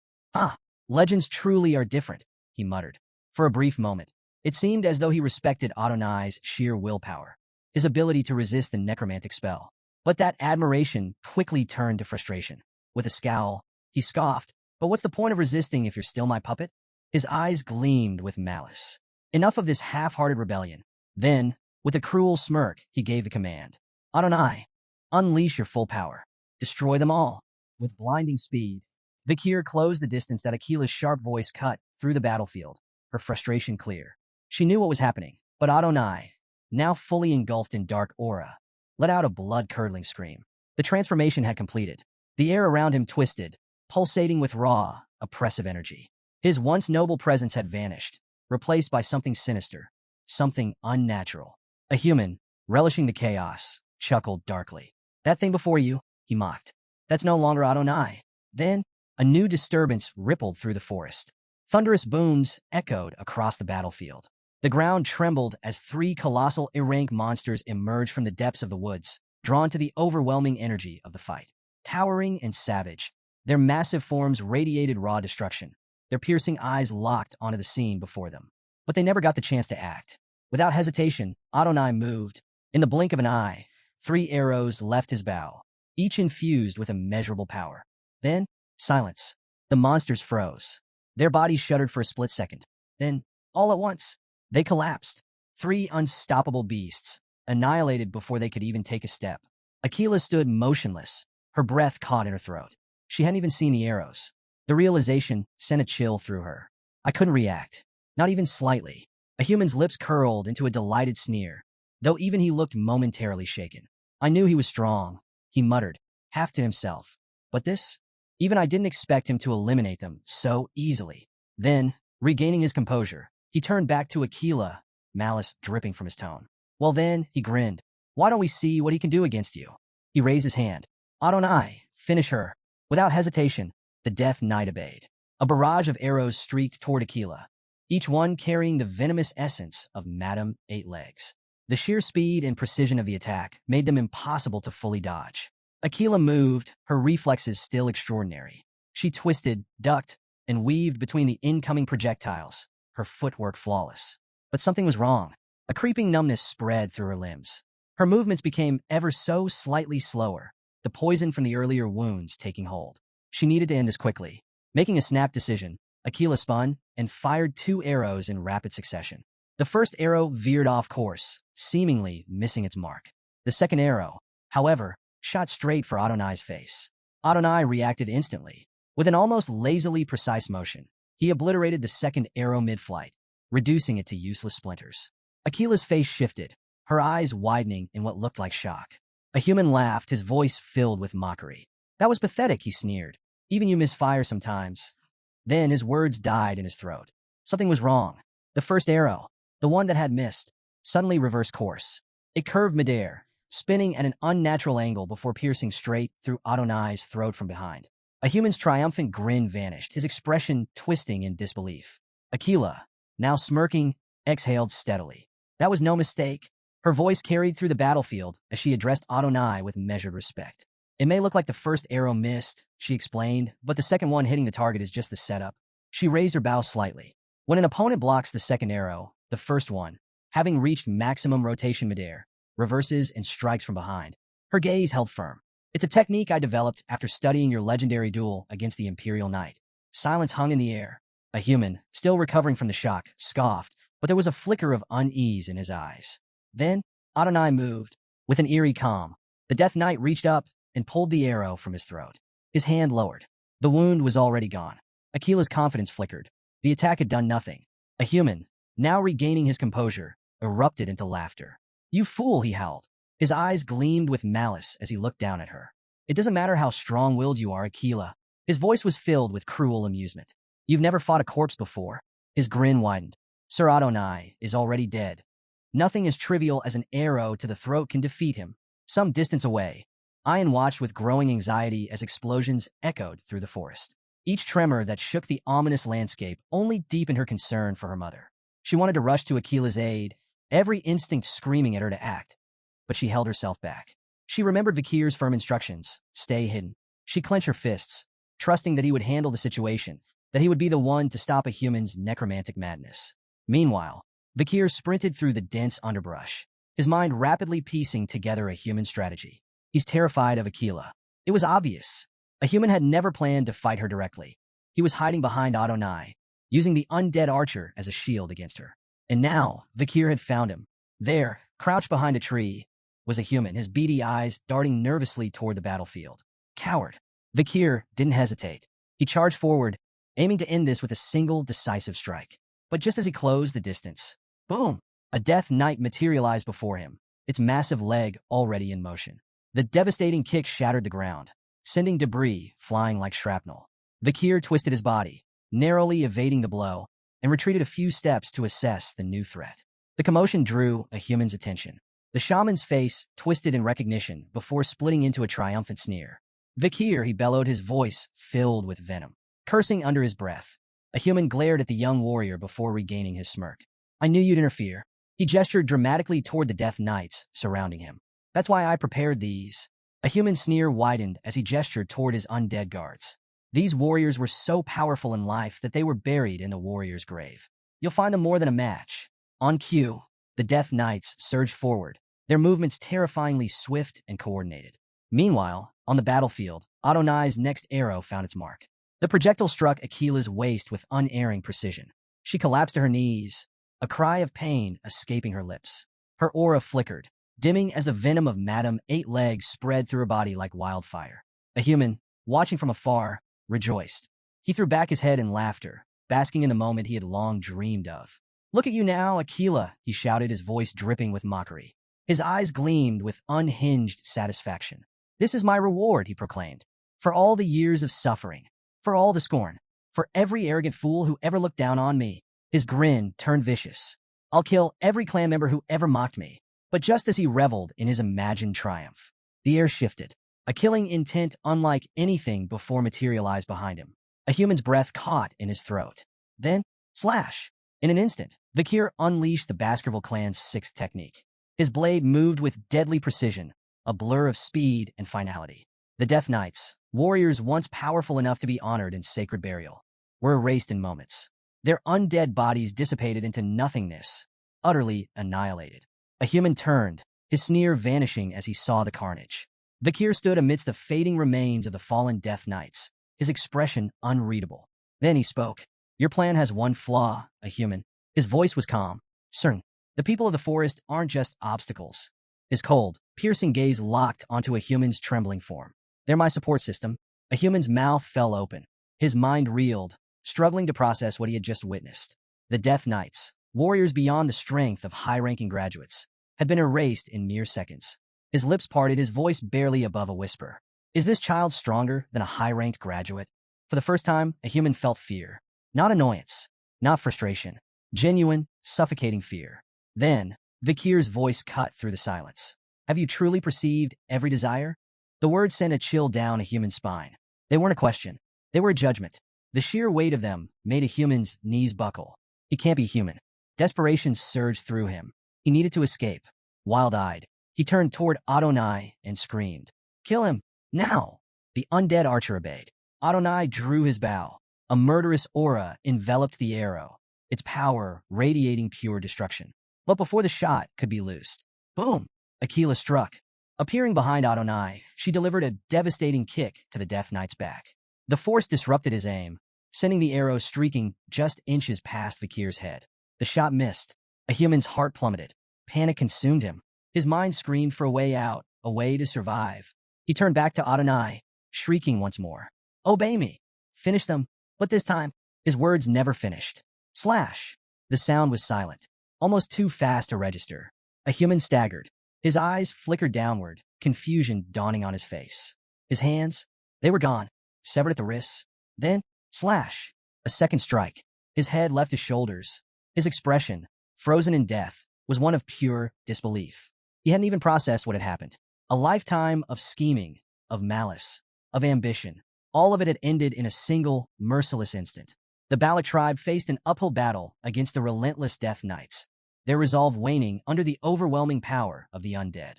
Amid the chaos, a young girl's bow was shattered by a Death Knight, which then prepared to use it against her. But before it could act, its body disintegrated into ashes, triggering a cascade across the battlefield. The entire legion of Death Knights dissolved into smoldering remains, their menace extinguished. Standing amidst the carnage, Aquila loomed over Adonai's fading form. Her breaths were heavy, her expression solemn. As Adonai crumbled to nothing, she placed a hand on his vanishing shoulder and whispered, "Rest in peace," her words soft but resonating with finality. On the other side of the clearing, a human's bitter laughter echoed, mingling frustration with despair. He cursed his failure to claim the forest, his venomous gaze fixed on Kier. "You child of the Empire, you've ruined everything," he snarled, his rage unrestrained. Kier met his tirade with calm indifference, though his thoughts briefly wandered. For all of a human's dark ambition, his mastery over necromancy was unparalleled. Commanding Death Knights and subjugating Adonai had required immense power. Kier pondered what a human might have achieved had he chosen the path of a true shaman instead of succumbing to corruption. The moment passed as a human, defiant to the end, bellowed a final threat. "This isn't the end. You'll regret driving me out." Yet his declaration was cut short by an arrow that struck his forehead, ending his twisted saga. Kier turned to see Ahun, bow in hand, his breathing labored. Ahun approached, guilt etched into his features. "If only I had listened earlier," he confessed, his voice heavy with regret. Kier placed a firm hand on Ahun's shoulder, his tone steady. "It wasn't your fault. You did well." With a human defeated, relief rippled through the group. Zier suggested they return to the village, and the survivors set off, eager to leave the horrors behind. But their relief turned to dismay when they arrived to find the village reduced to ruins. Where life once thrived, only wreckage remained, strewn like forgotten remnants of a shattered past. A stunned silence enveloped the group until Ayan's trembling voice broke it. "What happened here?" she asked, disbelief and dread lacing her words. The matriarch, her face ashen, explained that those who hadn't joined the Iliad had stayed in the village. Ahul stepped forward, her voice quivering as she revealed the culprit, Madame Eight Legs. Ayan froze. "Madam? She came here?" The revelation hit like a thunderclap. Desperately, she rushed to check on her sister, hoping against hope for her safety. Meanwhile, Kier, standing apart, puzzled over the monster's sudden aggression. Madame Eight Legs had remained dormant until now.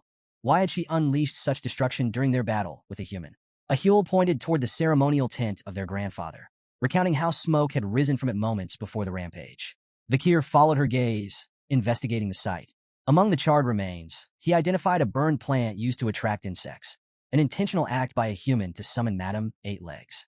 Even in death, a human's malice had left its mark. Back in the devastated village, the matriarch slammed her fist against a boulder, the impact echoing her fury. Her voice shook with rage as she cursed a human's treachery, her frustration boiling over. A subordinate rushed to her side, concerned as her injury worsened, but she waved them off, refusing to show weakness. Gritting her teeth, she steadied herself and declared, "We can rebuild. We can hunt again." Her focus then shifted to the survivors, ordering the uninjured warriors to tend to the fallen and search for those still clinging to life. Not far away, Ayan knelt beside her wounded wolf, Bakira. The loyal beast trembled, its leg rendered useless by Madame's venom. Tears streamed down Ayan's face as she held Bakira close, whispering apologies for leaving him to face such danger alone. Madame Eight Legs was no ordinary monster. To the tribes, she wasn't just a beast, but a force of nature, an unstoppable calamity that inspired pure terror. Revenge wasn't an option. Survival was the only goal. Yet, while despair settled over the village, Kier's sharp mind was already working through a plan. Later that night, beneath the cover of darkness, Kier entered matriarch Aquila's tent. She turned to face him, her expression wary yet composed. "What brings you here, Kier?" she asked. Unfazed, Kier met her gaze. "I need to know more about Madame Eight Legs." Aquila's eyes narrowed. "And why this sudden interest?" Without a word, Kier produced a worn document and laid it before her. "I found this in the Loco tribe's village," he he explained. It's a record detailing Madame Eight Legs. Her venom, witness reports from battles against other monsters, even the location of her lair. Akila's brow furrowed as she scanned the document. Kier continued, his tone unwavering. But even after reading it, I still don't understand. Why do the forest tribes fear her so deeply? Why hasn't anyone united to take her down? The matriarch exhaled, her voice tinged with the weight of generations. She began recounting the ancient lore of the Balak tribe. Long ago, the great archer Adonai fought Madame Eight Legs. He was the first to pierce one of her legs with an arrow, a feat no one else had achieved. Her voice darkened, but instead of victory, his attack triggered something far worse. She described how the severed limb didn't just regenerate, it multiplied. The more they destroyed her legs, the stronger she became, she revealed grimly. Her body became impenetrable, even to Adonai's legendary arrows. And every warrior who stood against her eventually fell to her venom. Akila gestured toward her own side, where an old wound still pulsed with lingering poison. Her venom infects everything it touches. Even the smallest wound becomes a death sentence if left untreated. Her voice carried both sorrow and warning as she concluded. Madame Eight Legs isn't just a monster. She's a nightmare woven into the very fabric of this forest. She is the evil force born from the deaths of those who tried to destroy her. Kier, I warn you, do not pursue this path. I cannot bear to lose any more of my people. Kier fell silent, weighing her words. Even with warriors like Akila and Adonai, the odds of defeating Madame Eight Legs were unimaginably low. Her regenerative abilities, invulnerable body, and lethal venom made her a near unstoppable force. And yet, despite the matriarch's warnings, Kier couldn't shake the thought that a path forward, however perilous, still existed. He had survived the fall, a time when monstrous demons ravaged the human world. He had faced horrors that defied logic and lived to tell the tale. No matter how terrifying Madame Eight Legs seemed, she was still a monster. And all monsters, no matter how powerful, had patterns, instincts, and weaknesses. If he could uncover hers, he was certain he could kill her. Deep in the heart of the forest, a seemingly dormant mountain suddenly trembled as a flurry of grotesque legs burst from its peak. Madame Eight Legs emerged, her ear-piercing screams slicing through the silence, sending shivers across the land. Concealed nearby, Kier remained perfectly still, observing her every move. The deafening sound that accompanied her awakening confirmed something he had already suspected. She followed a pattern. After days of staking out her lair, Kier had identified a crucial detail. Madame left her den at specific intervals to hunt, always returning within 2 hours.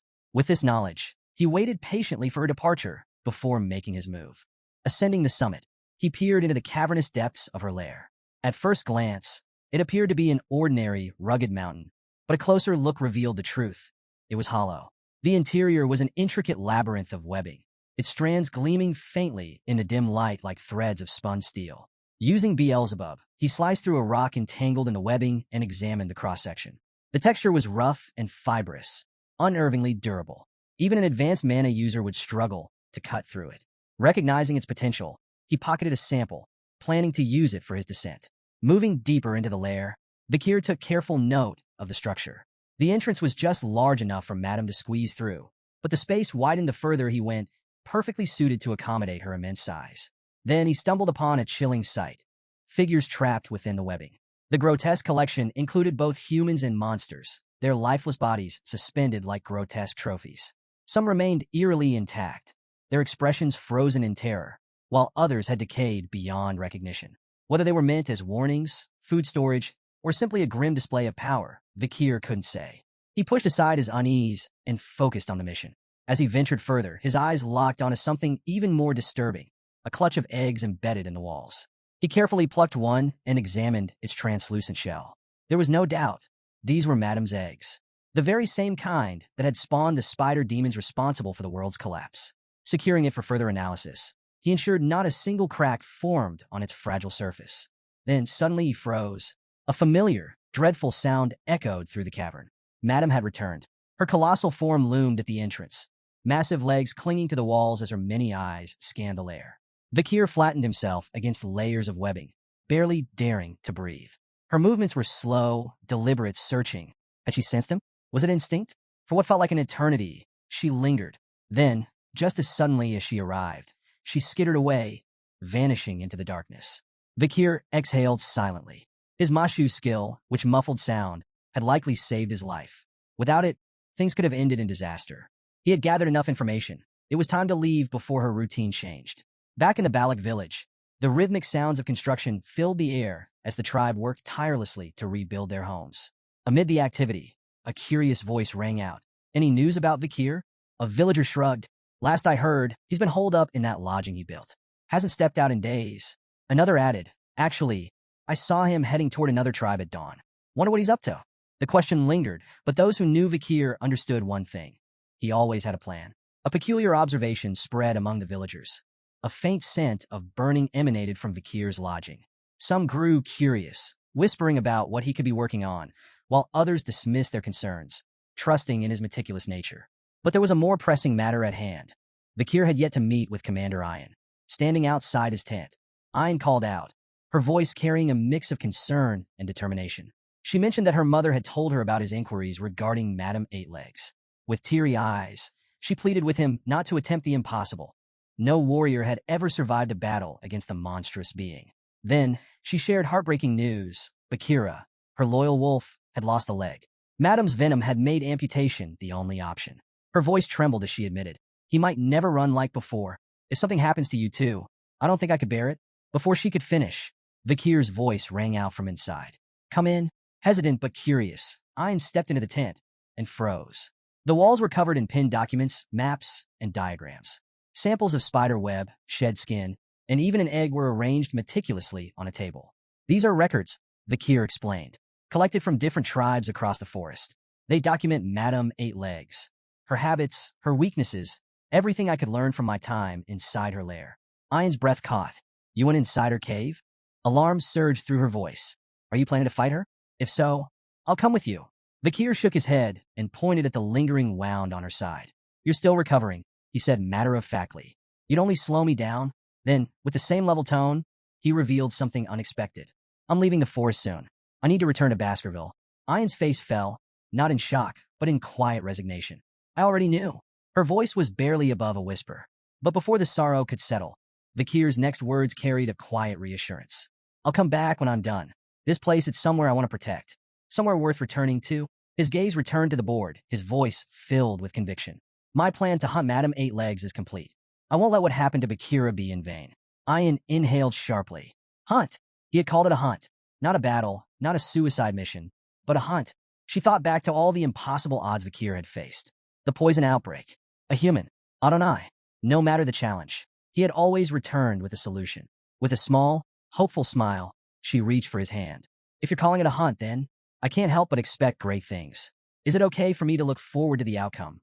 Bakir's response was soft but unwavering. "It's more than okay. You should." As night fell, heavy rain poured over the forest, drumming against the earth. Amid the downpour, Kier stood face to face with a giant salamander. The creature lunged, jaws snapping, but Kier didn't flinch. With a single, precise swing of Beelzebub, he sliced through its arm effortlessly. The salamander howled, its severed limb falling to the soaked ground, only for a new one to regenerate in moments. Kier's cold gaze didn't waver. This was exactly what he needed to confirm. If the creature's head remained intact, its regeneration would continue indefinitely. He tightened his grip on his weapon. "This is the last thing I need to confront, madam." Fixing his unyielding stare on the beast, Kier stepped forward and declared, "Give me your regeneration." Back in the village, Hun wiped the sweat from his brow, admiring the sturdy house he had just finished building. One of his friends, clearly impressed, let out a whistle. "Since when were you good at building houses?" Another pointed at the structure and asked, "Is this for Kier?" Hun grinned with pride. "Of course. Kier's like a brother to me. Building this house is just part of my brotherly duty." His heartfelt declaration earned laughter from his friends, who couldn't resist teasing him. "Brotherly duty? Weren't you the one who couldn't stand him at first?" Hun brushed off their jabs, crossing his arms. "That was before. Look around. The village is back to how it was, all thanks to him." Feeling eager to share the news, the group made their way toward Kier's tent, only to find it empty. One friend shrugged. "Maybe he's out." Hun frowned slightly. "I really wanted to see his reaction." Another friend chuckled, more skeptical. "Do you really think Kier is capable of looking touched?" From a distance, Ian watched the scene unfold, a bittersweet smile on her lips. Unlike the others, she knew exactly where Kier had gone. The day everyone had been dreading had finally arrived. Lowering her head, she knelt in quiet prayer to the spirit of the forest, seeking blessings for the warrior who had set out to face disaster itself. Far from the warmth of the village, Kier stood at the edge of Madame Eight-Legs' lair, his gaze locked onto the dark clouds swirling above. Rain loomed on the horizon, but he hardly noticed. His mind was razor-sharp, his focus unshaken. He had accounted for every variable, every contingency, and now the hunt was about to begin. Without hesitation, Kier leapt into the cavern.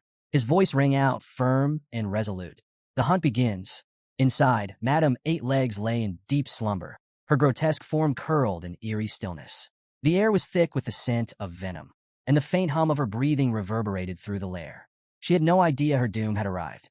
Moving with precision, Kier activated the Baskerville clan's sixth technique. In one swift, decisive strike, he severed one of her legs. A deafening, inhuman scream tore through the cavern. Madame Eight-Legs lurched awake, her body writhing in agony. But just as the ancient records described, her severed limb regenerated instantly, splitting into two new legs. Kier's eyes narrowed. Confirmed. Madame shrieked and lashed out, her freshly grown legs thrashing in a violent frenzy. The force of her movements sent tremors through the lair, but Kier was already in motion. Plan 1. Execute. Like a phantom, he weaved through the chaos, striking again and again. Each precise slash cut through another limb, each attack triggering another agonized wail. Madame retaliated, spewing venom in every direction, her movements growing erratic. Kier dodged effortlessly at first, until a single drop of venom grazed his arm. Searing pain tore through his body. A sharp exhale escaped his lips as the poison spread with terrifying speed. Even with his training, the burning sensation threatened to overwhelm him. He clenched his jaw. One hit was already too much. He couldn't afford another. Ignoring the pain, Kier adjusted his stance. This was only the beginning, and he was ready. Kier, feeling the venom ravage his bloodstream, made a split-second decision. Without hesitation, he severed his own poisoned arm. Madame Eight-Legs recoiled, her countless eyes widening in genuine shock. But before she could process what had happened, his arm regenerated before her very eyes. Standing tall, unshaken, Kier met her gaze and smirked. Don't look so surprised. I'm in the same position as you now. Then, he charged. The battle that followed was nothing short of relentless. Kier focused on severing Madame's legs one by one, moving like a blur to evade her attacks. But no matter how fast he was, even he couldn't dodge everything. One of Madame's massive limbs smashed into him with devastating force, completely obliterating his arm and leg. But even as he fell, he adapted. Rolling onto one of her massive limbs, he used the momentum to slow his descent, just enough time for his body to regenerate. Then, without missing a beat, he attacked again. The cycle continued, a brutal, endless loop of destruction and regeneration. Madame doubled her legs each time they were severed, while Kier's limbs reformed over and over. But while she was growing stronger, he was draining himself.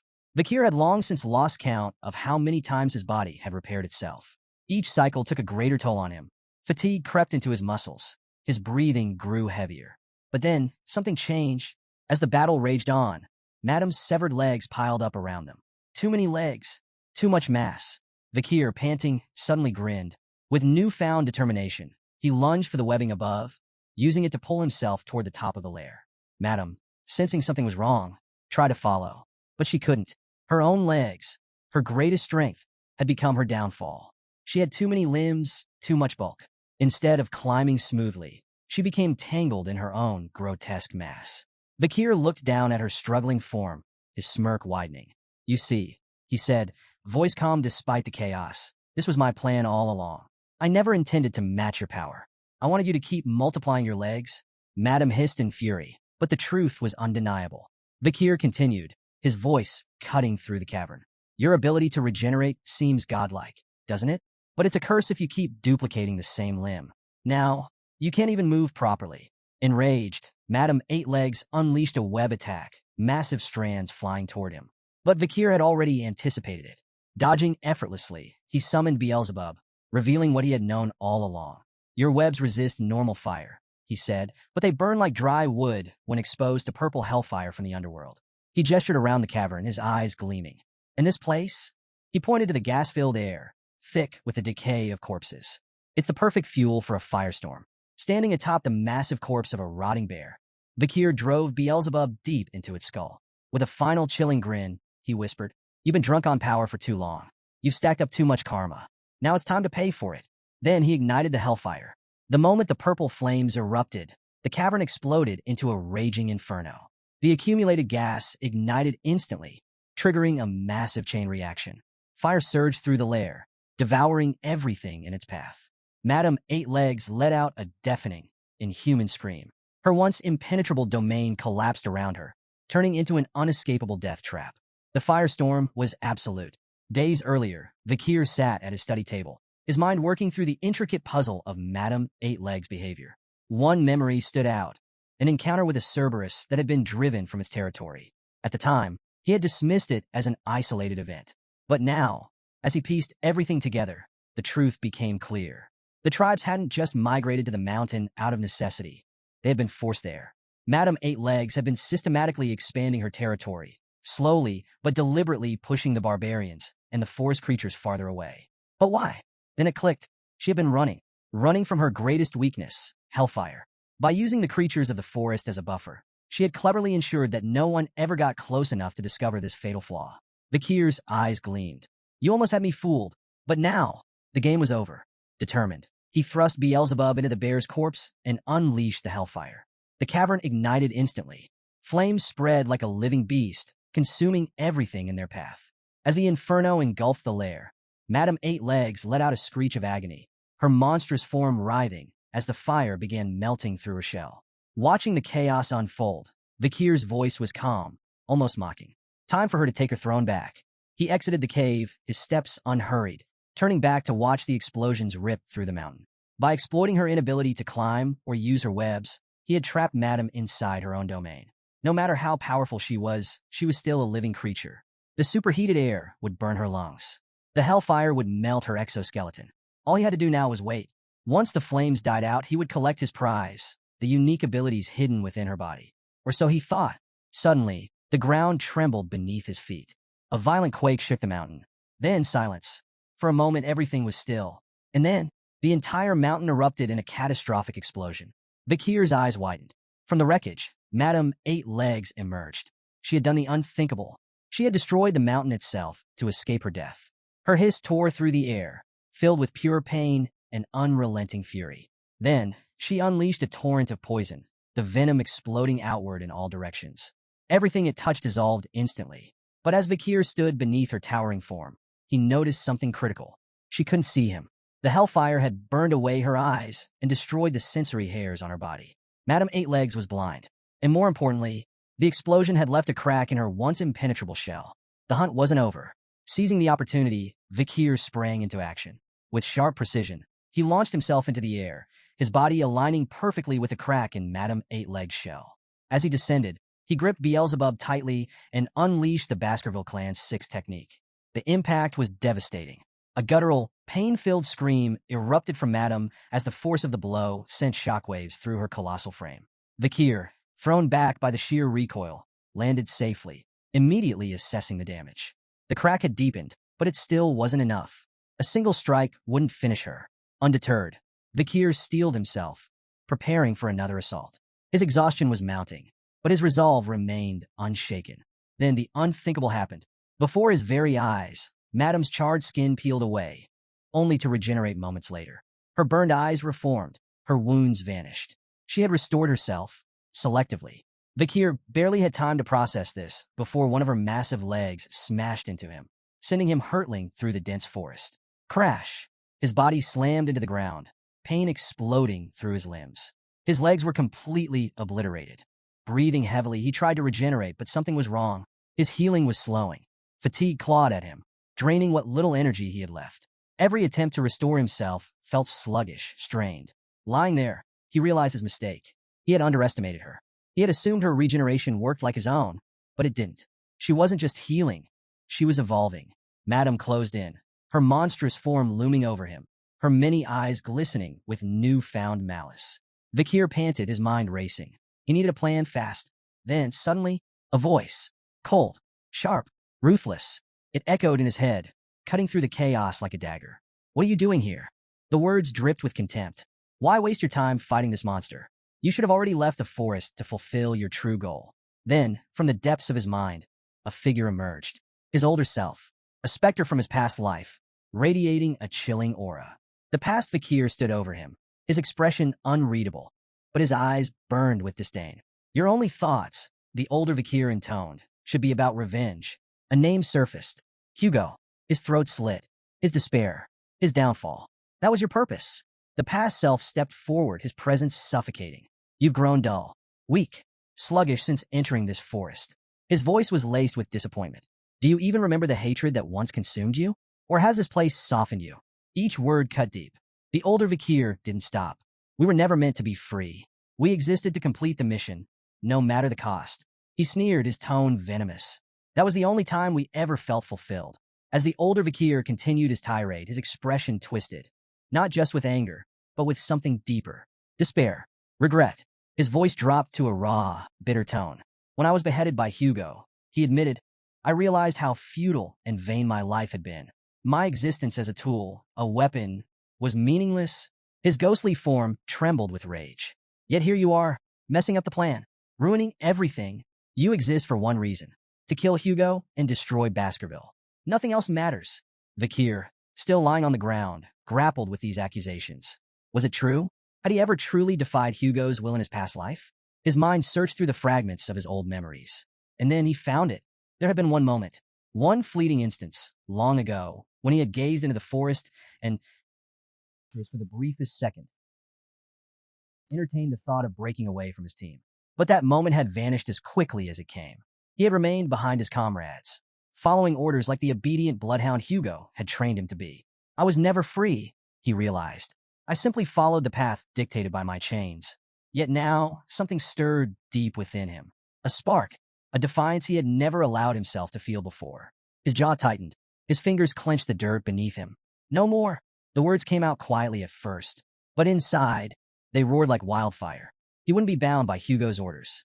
He wouldn't be shackled by the thirst for revenge. He would forge his own path. With newfound clarity, Kier embraced the regret he had carried since the moment of his execution. He wouldn't waste this second chance repeating his past mistakes. I am not just a hunter chasing prey. I am my own master. A piercing scream shattered his thoughts.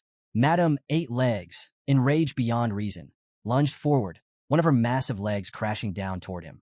But this time, Kier was ready. His eyes blazed with determination. His body, battered and exhausted, moved on instinct. Just as her legs struck, he exploded into motion. Dirt flew as he launched himself forward, dodging by mere inches. The ground where he once lay was obliterated, but he wasn't running anymore. As he moved, his mind wrestled with a single truth. The two sides of himself were colliding. The side that craved revenge against Hugo, and the side that longed to protect the home and people he had come to cherish. Both desires burned fiercely inside him, and now they merged into one, a singular, unbreakable conviction, to live life on his own terms, to take control of his fate. As Madame's colossal leg came crashing down again, he steeled himself, ready to fight, ready to win. Then, an arrow streaked through the air. It struck Madame's leg, shattering it on impact. A second arrow followed, then a third. A barrage of arrows rained down, each one striking with unrelenting precision. Madame shrieked in agony. Kier, startled, turned his gaze toward a distant hill. There, standing side by side, were two familiar figures. Ian, the matriarch, both armed with bows, their expressions fierce. From the hill, Ian's voice rang out. I won't let that thing take my chosen husband candidate. Kier nearly choked, but before he could react, Ian raised her bow high, her words igniting the warriors behind her. The Balak warriors, armed and ready, surged forward. Their weapons gleamed under the stormy sky, their battle cries echoing through the forest. The fight wasn't his alone anymore. They had come to fight for him, for their hero of the forest. Arrows rained down relentlessly, piercing Madame Eight Legs' body as her frustrated hisses filled the air. Meanwhile, Kier's legs regenerated, restoring his full mobility. Reinvigorated, he moved with unwavering determination. He climbed onto Madame's massive back, his focus locked onto the crack in her shell, the key to her downfall. Though Ian's reckless interference irritated him, he couldn't deny the truth. She had saved him. Under his breath, he muttered, "You saved me." Then he pressed forward. Reaching the weakened spot, he gripped Beelzebub tightly and drove it in with all his strength. A thunderous explosion erupted on impact, sending tremors through the battlefield. But when the dust settled, Kier's eyes narrowed. Her armor was far stronger than expected. One strike wouldn't be enough. Still, he refused to despair. With his resolve burning brighter than ever, he prepared for another assault. But then, Madame went berserk. A frenzied rampage overtook her as she stamped the ground with destructive force. Boom, boom, boom. Each step triggered massive explosions, sending shockwaves that tore through the land. The Balak warriors retreated, shouting warnings. But Ian's voice rang out over the chaos. She's cornered, she realized. This is it. Keep fighting. Her cry rekindled the warriors' determination. From atop the hill, the matriarch watched, her breath labored. To her, Madame Eight Legs had always been an unstoppable disaster. A force of nature, something to fear, something that could never be beaten. Yet, before her eyes, the Kier was proving otherwise. Fear could be overcome. Disaster could be defied. The realization ignited something deep within her. Ignoring the pain of her injuries, she tapped into her inner strength. Her aura flared. Her muscular frame shone with raw power as she pulled back her bowstring. Then, with a razor-sharp focus, she unleashed an arrow infused with her full strength. Whoosh! The projectile ripped through the air at unimaginable speed and struck Madame Eight Legs with a devastating impact. Boom! A shrieking scream tore from Madame's throat as she staggered, momentarily stunned. Vikir's eyes locked onto the opening. This was his chance. With blinding speed, Vikir closed the distance. Reaching the fractured shell, he gathered all his power and unleashed the Baskerville First technique. Deeply piercing Fong. Kaboom! The crack erupted into a gaping hole. Ungasped, Vikir had done the unthinkable. He had entered Madame's body. But this was only the beginning of his onslaught. Inside, Vikir wasted no time. His movements were precise, ruthless, relentless. He unleashed the second technique, biting Fong. Then the third technique, slicing Fong. Then the fourth technique, tearing Fong. Then the fifth technique, shredding Fong. Each strike sent shockwaves through Madame's body. Her agonized screams echoed across the battlefield. Blood gushed from her mouth, proof of the devastation inside. But Vikir did not stop. His fury, his resolve, his very existence, all converged into a single purpose. With every strike, he shattered the chains that had bound him for so long. He was not Hugo's bloodhound. He was not a tool for revenge. He was his own master. Then with one final, decisive blow, he executed the Baskerville Six technique, crushing Fong. The attack landed. The chains shattered. And Madame Eight Legs' reign of terror came to an end. Madame Eight Legs let out one final, guttural scream, her massive body convulsing violently under the relentless onslaught of Vikir's attacks. Her monstrous eyes bulged unnaturally, and in a gruesome, surreal moment, Vikir burst forth from one of them, emerging from within her body. A heavy silence blanketed the battlefield. The Balak warriors stood frozen, their expressions a mixture of horror and awe. Ian gasped, eyes wide with shock. She couldn't comprehend what she was seeing. Vikir, drenched in blood, emerging from Madame's eye like a demon clawing its way out of hell. Then, Madame's massive form collapsed. Her enormous body crashed to the ground, sending up a cloud of dust that swallowed the battlefield whole. Near her lifeless corpse, Vikir lay motionless, his chest rising and falling in shallow breaths. Pain racked his exhausted form. A burning sensation coursed through his veins. Poison. Madame's blood. His final assault had drenched him in it. He needed to purge the venom. Fast. But before he could move, darkness overtook him. His vision faded. And then, something stirred deep within him. His hand, as if acting on its own, rose into the air. Beelzebub manifested in his grip, hungry. The cursed blade pierced Madame's corpse, beginning its grotesque feast. In an instant, Madame's soul was pulled into a strange, otherworldly dimension. Confused, she thrashed violently, sensing danger. Then, three monstrous entities appeared before her, Beelzebub's previous victims. Among them, Cerberus, its three heads snapping hungrily. With feral brutality, the beast lunged, its fangs tearing into Madame's legs. Under Beelzebub's control, the entities descended upon her, ripping her apart. Her screams echoed in the void, until she was completely devoured. Back on the battlefield, Ian's voice cut through the silence. Vikir! She rushed toward him, but others held her back. Stay away, they warned. The poison. But Ian didn't care. Tears streamed down her face as she broke free, falling to her knees beside him. She gripped his shoulders, shaking him gently. Hold on, Vikir. Don't you dare die on me. For a moment, there was no response. Then, a small, weak whisper. Can you keep it down? Ian froze. Then, in stunned disbelief, she watched as his eyes slowly fluttered open. His first reaction? Mild annoyance. You're too loud. I'm trying to rest. Ian let out a shaky laugh. Half sob, half relief. Then she hit him. Idiot, she muttered, her voice cracking. Do you have any idea how much you worried me? As the battle came to an end, Beelzebub let out a sinister, satisfied slurp. The blade had grown even deadlier. Now, it carried 3 formidable abilities. The deadly venom of Madame Eight Legs, the silent healing of Masasu, the regeneration of the swamp salamander, each ability woven into its cursed steel, making it an even more terrifying weapon. Days later, the Balak warriors lay scattered across the village, drunk from endless celebrations. For days, they had feasted, drank, and laughed, reveling in their hard-earned victory.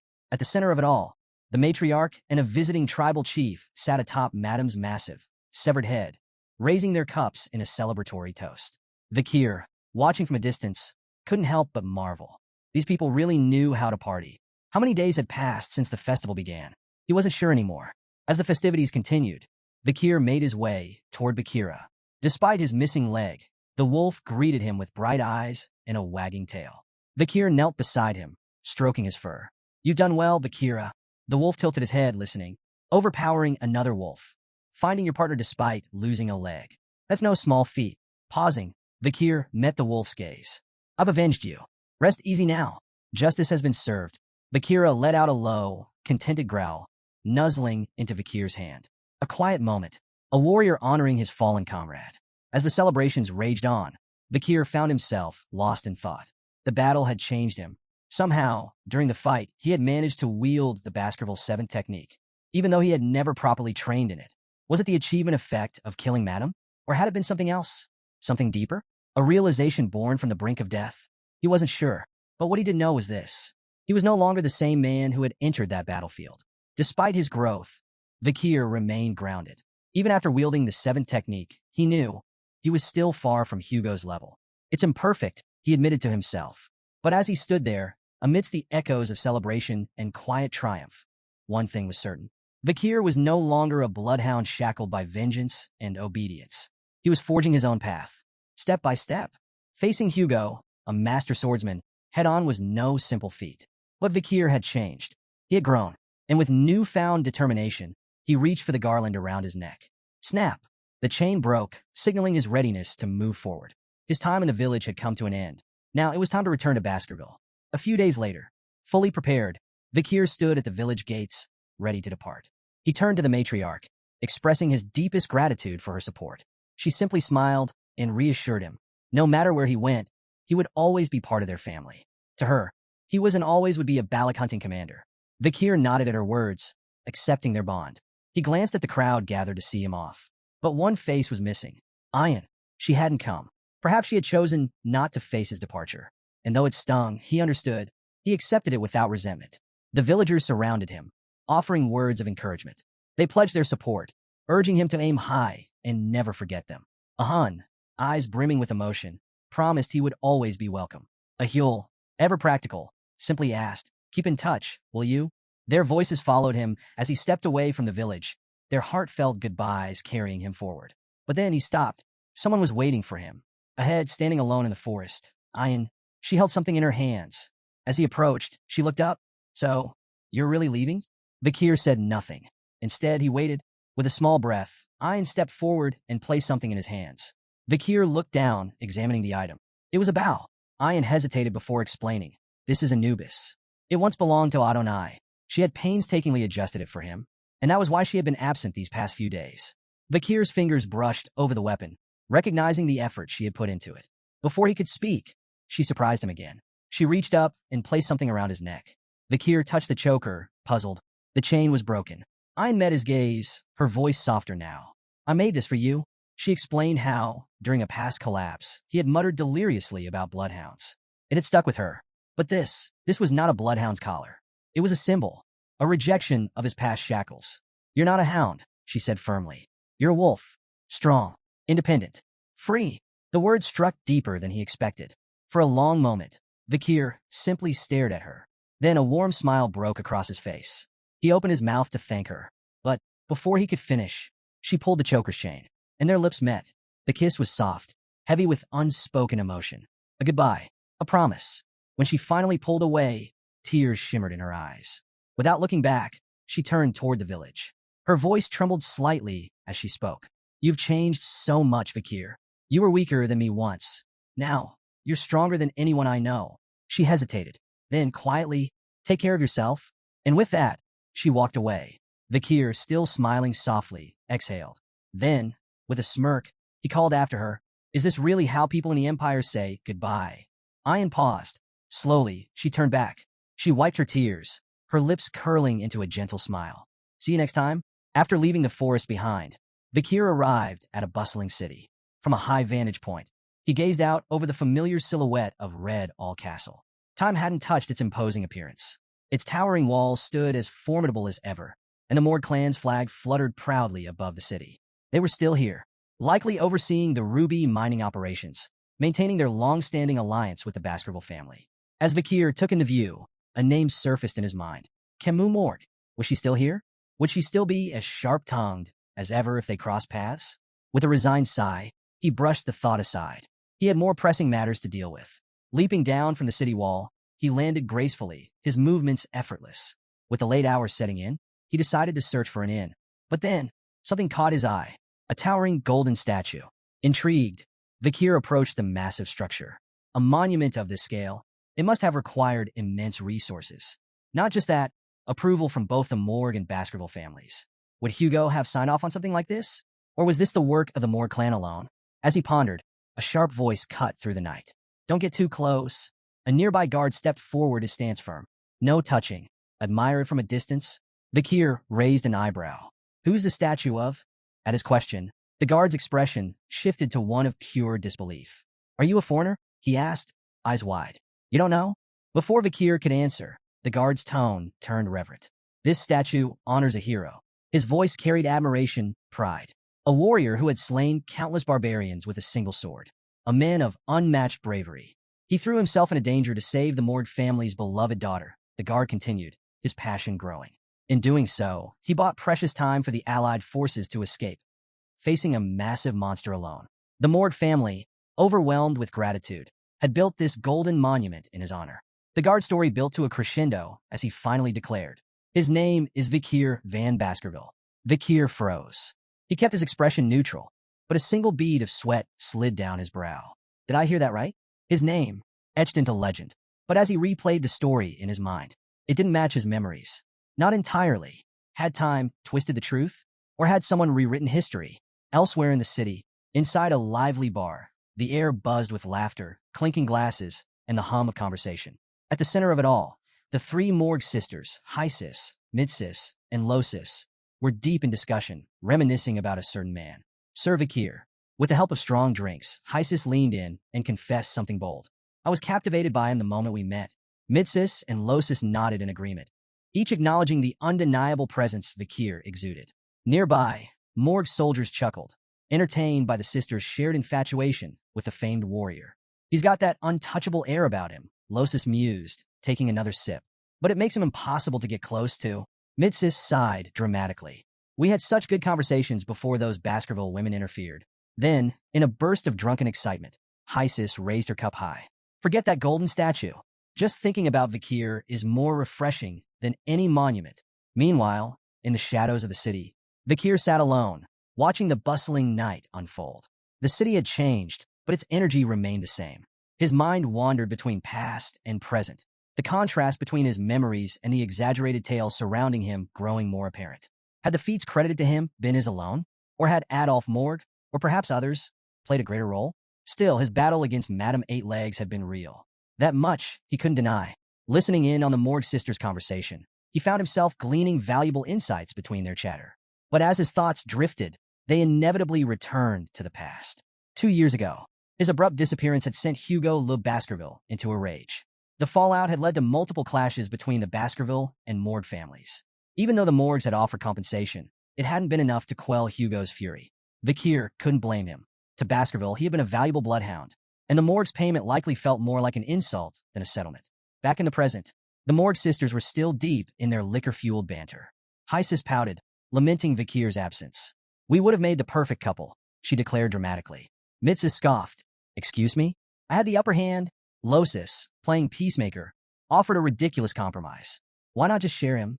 Instead of settling the dispute, the suggestion only made things worse. The argument intensified, and Kier, having reached his limit, decided. He had heard enough. Quietly, He settled his bill and moved to leave. But before he could slip away, suspicious, Hysis, eyes hazy from alcohol, suddenly pointed in his direction. The room fell silent. Her sisters blinked at her, baffled. Hysis, you're drunk, Mitsis sighed. But Hysis wasn't listening. As Vikir kept walking, she huffed in frustration. How dare you ignore me? Fueled by irritation, she cast a binding spell.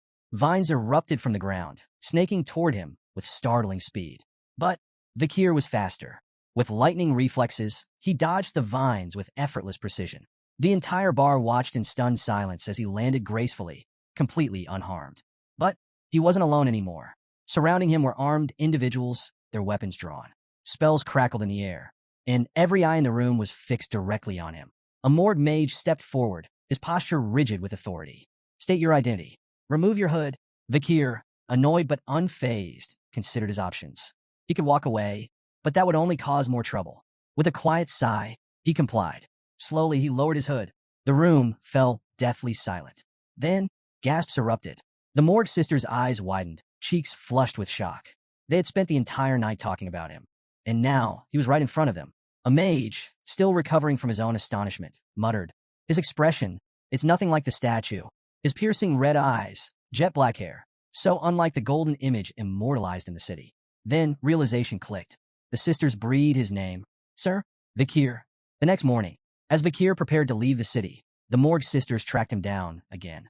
Hysis pouted dramatically. You should have stayed in the fortress's VIP suite. We would have treated you like royalty. Vikir, unimpressed, dismissed the idea. A waste of money? Losis grinned. We believe in your survival skills, at least. Hysis teased. So, you came to see me first, right? Mitsis immediately shot her a glare. Excuse me? He obviously came for me. Their bickering escalated, forcing Vikir to tune them out. Then, Hysis casually mentioned, oh, and we sent valuable intel to the Baskervilles, just like you asked. Vikir froze. I only told you to contact them. Hysis waved off his concern. Same thing. His patience frayed. Deciding he'd had enough, he turned to leave. Hysis, sensing his impending departure, offered to escort him. Vikir shut that down immediately. Don't you have actual work to do? A pause. Then, Hysis grinned sheepishly. No. Apparently, the sisters spent most of their time lounging around. Vikir sighed internally. He made a silent vow to report their rampant laziness to Baskerville. Before departing, Vikir asked about Camus Morgue. She had been noticeably absent. Hysis' expression sobered. She's in closed-door training. Vikir tensed. Where? The Hall of Darkness. The words hit him like a blow. Camus had abruptly left Uncle Adolph's Hall of Light, abandoning traditional training. She had isolated herself in the Hall of Darkness, completely immersing herself in magic research. Vikir's jaw tightened. The Hall of Darkness, a place with a grim reputation. Its head snake had a complicated relationship with Camus. Was this another ripple effect from his disappearance?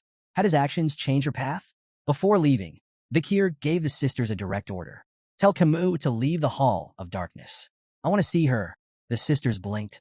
That's it? After 2 years, that was all he had to say? Given their long history, they had expected more. But Vikir was already walking away. And just like that, he was gone. Across the empire, news spread like wildfire. The reaction was instant.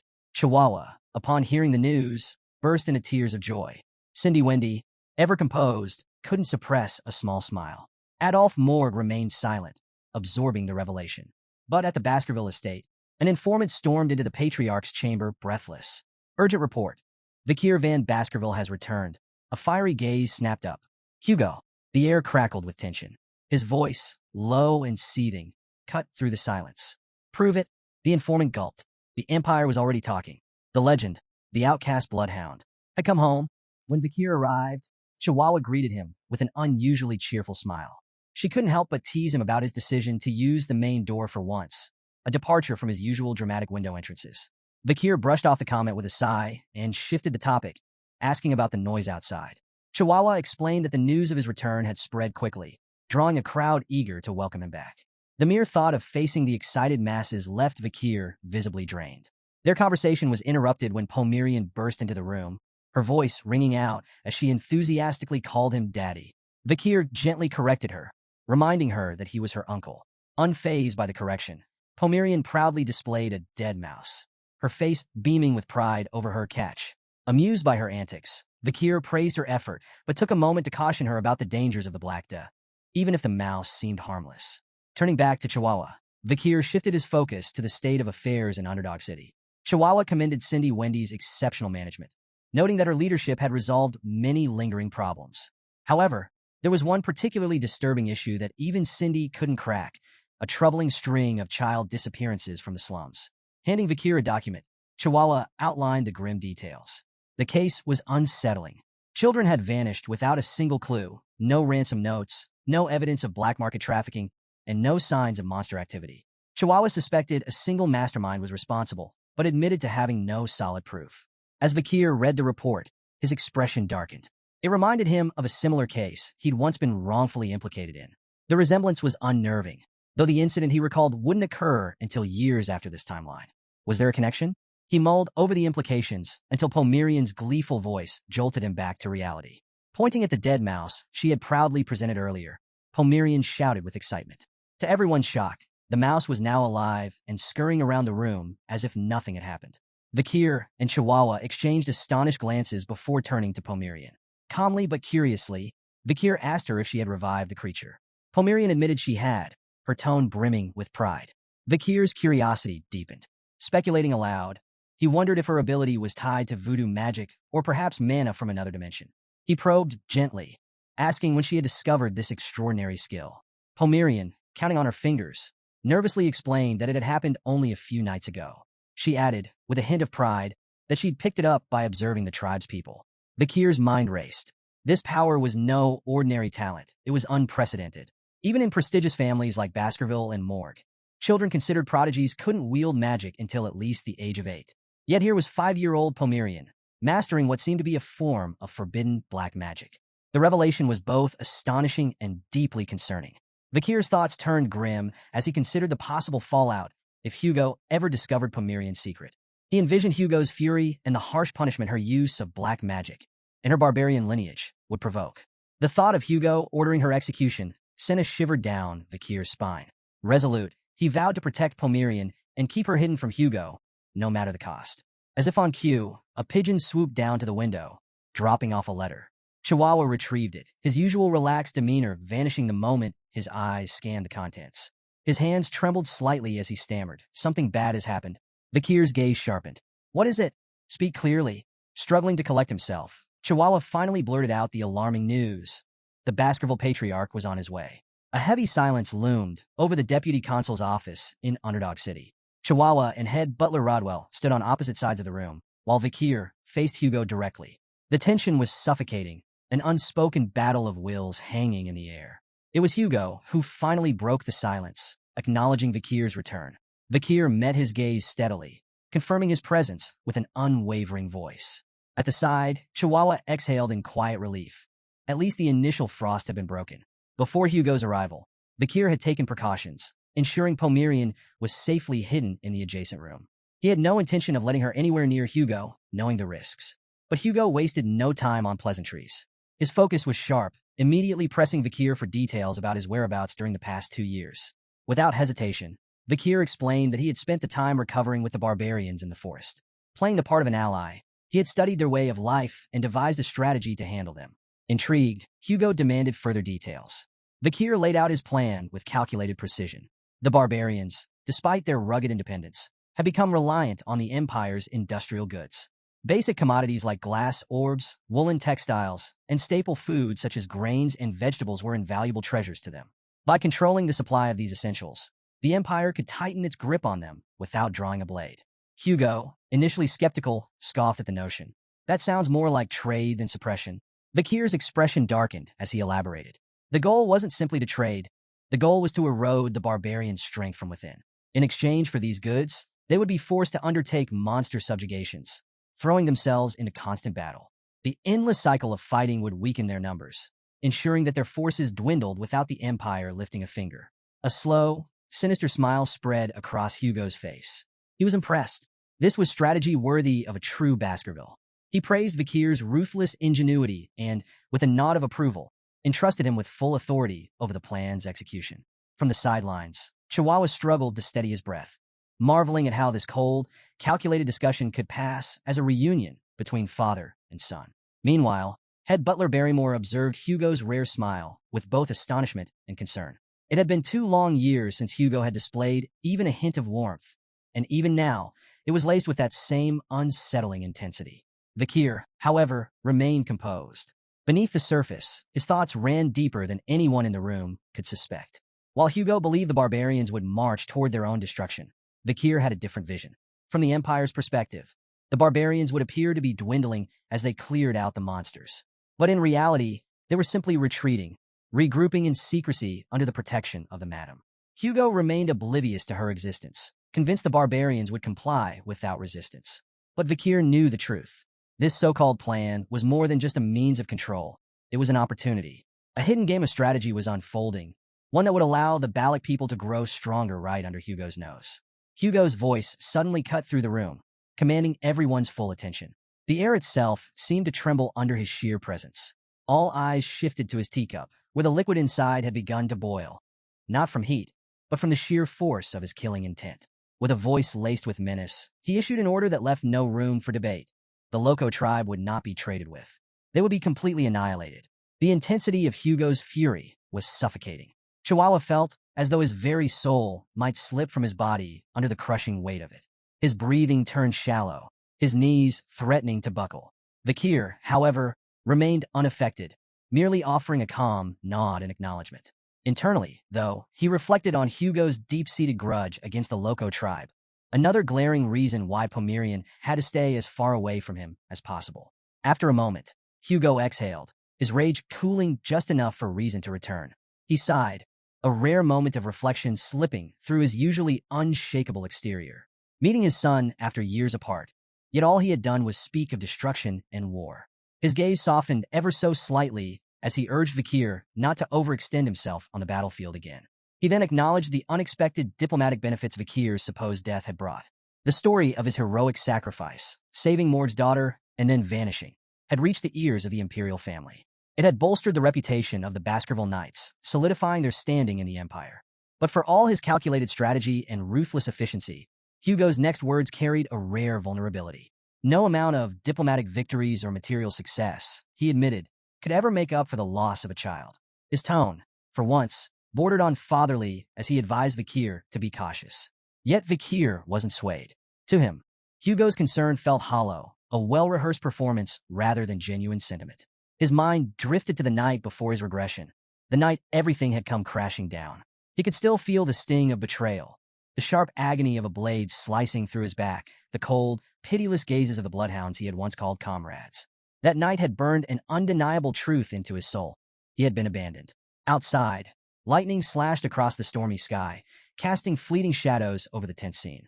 But Vikir's face remained unreadable. He offered a polite response, thanking Hugo for his supposed concern, his words formal but devoid of warmth. Then, before anyone could react, the door burst open with a loud bang. A small voice rang out, trembling yet unmistakable. "Uncle!" The room froze. Vikir and Chihuahua's head snapped toward the door, their expressions shifting from composed to shocked. Pomerian stood there, wide-eyed and frightened. The rumble of thunder and the torrential rain had sent her running from her hiding spot, straight into the room. Without hesitation, she flung herself at Vikir, clinging tightly to him as she sobbed uncontrollably. For the first time in a long while, Vikir felt his heart lurch, not from fear, but from the realization of what had just happened. He had taken every precaution to keep Pomerian hidden, yet here she was completely exposed. But what truly sent a chill through him wasn't the mistake itself. It was Hugo's reaction. The ever-stoic patriarch, whose face rarely betrayed emotion, was staring at Pomerian with an expression Vikir had never seen before. His eyes locked onto the girl, and for a fleeting moment, there was something unmistakable in his gaze. Recognition, a flicker of realization, as if pieces of a long-buried puzzle were suddenly snapping into place. And then came the unspoken questions, swirling in his mind, rising like a storm on the horizon. Hugo Le Baskerville, the Empire's strongest sword saint, the unshakable master of the iron-blooded Baskerville family, and the man who had driven the barbarians beyond the Empire's borders, was shaken. This was a legend who had slain countless monsters without hesitation, a ruler whose every decision was final and absolute. And yet, here he was, his composure faltering as he gazed at a frightened child. Pomerian clung even tighter to Vikir, her sobs growing louder as she peeked at Hugo and, through her tears, blurted out a complaint about his frightening mustache. For a fleeting moment, Hugo looked completely lost, as if something buried deep in his past had been abruptly unearthed. Then, in a voice that carried both disbelief and hesitation, he murmured, "Is she Penelope?" The weight of the name sent a ripple through the room. Kier acted swiftly, stepping in before the moment could spiral further. Keeping his tone steady, he urged Hugo to calm down.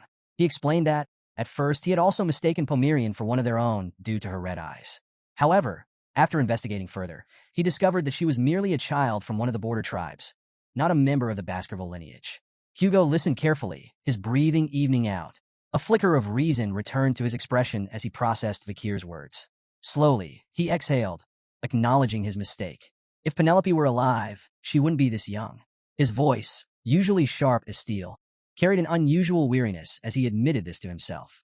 Without another word, Hugo turned to leave. Kier watched him go, still processing the surreal exchange.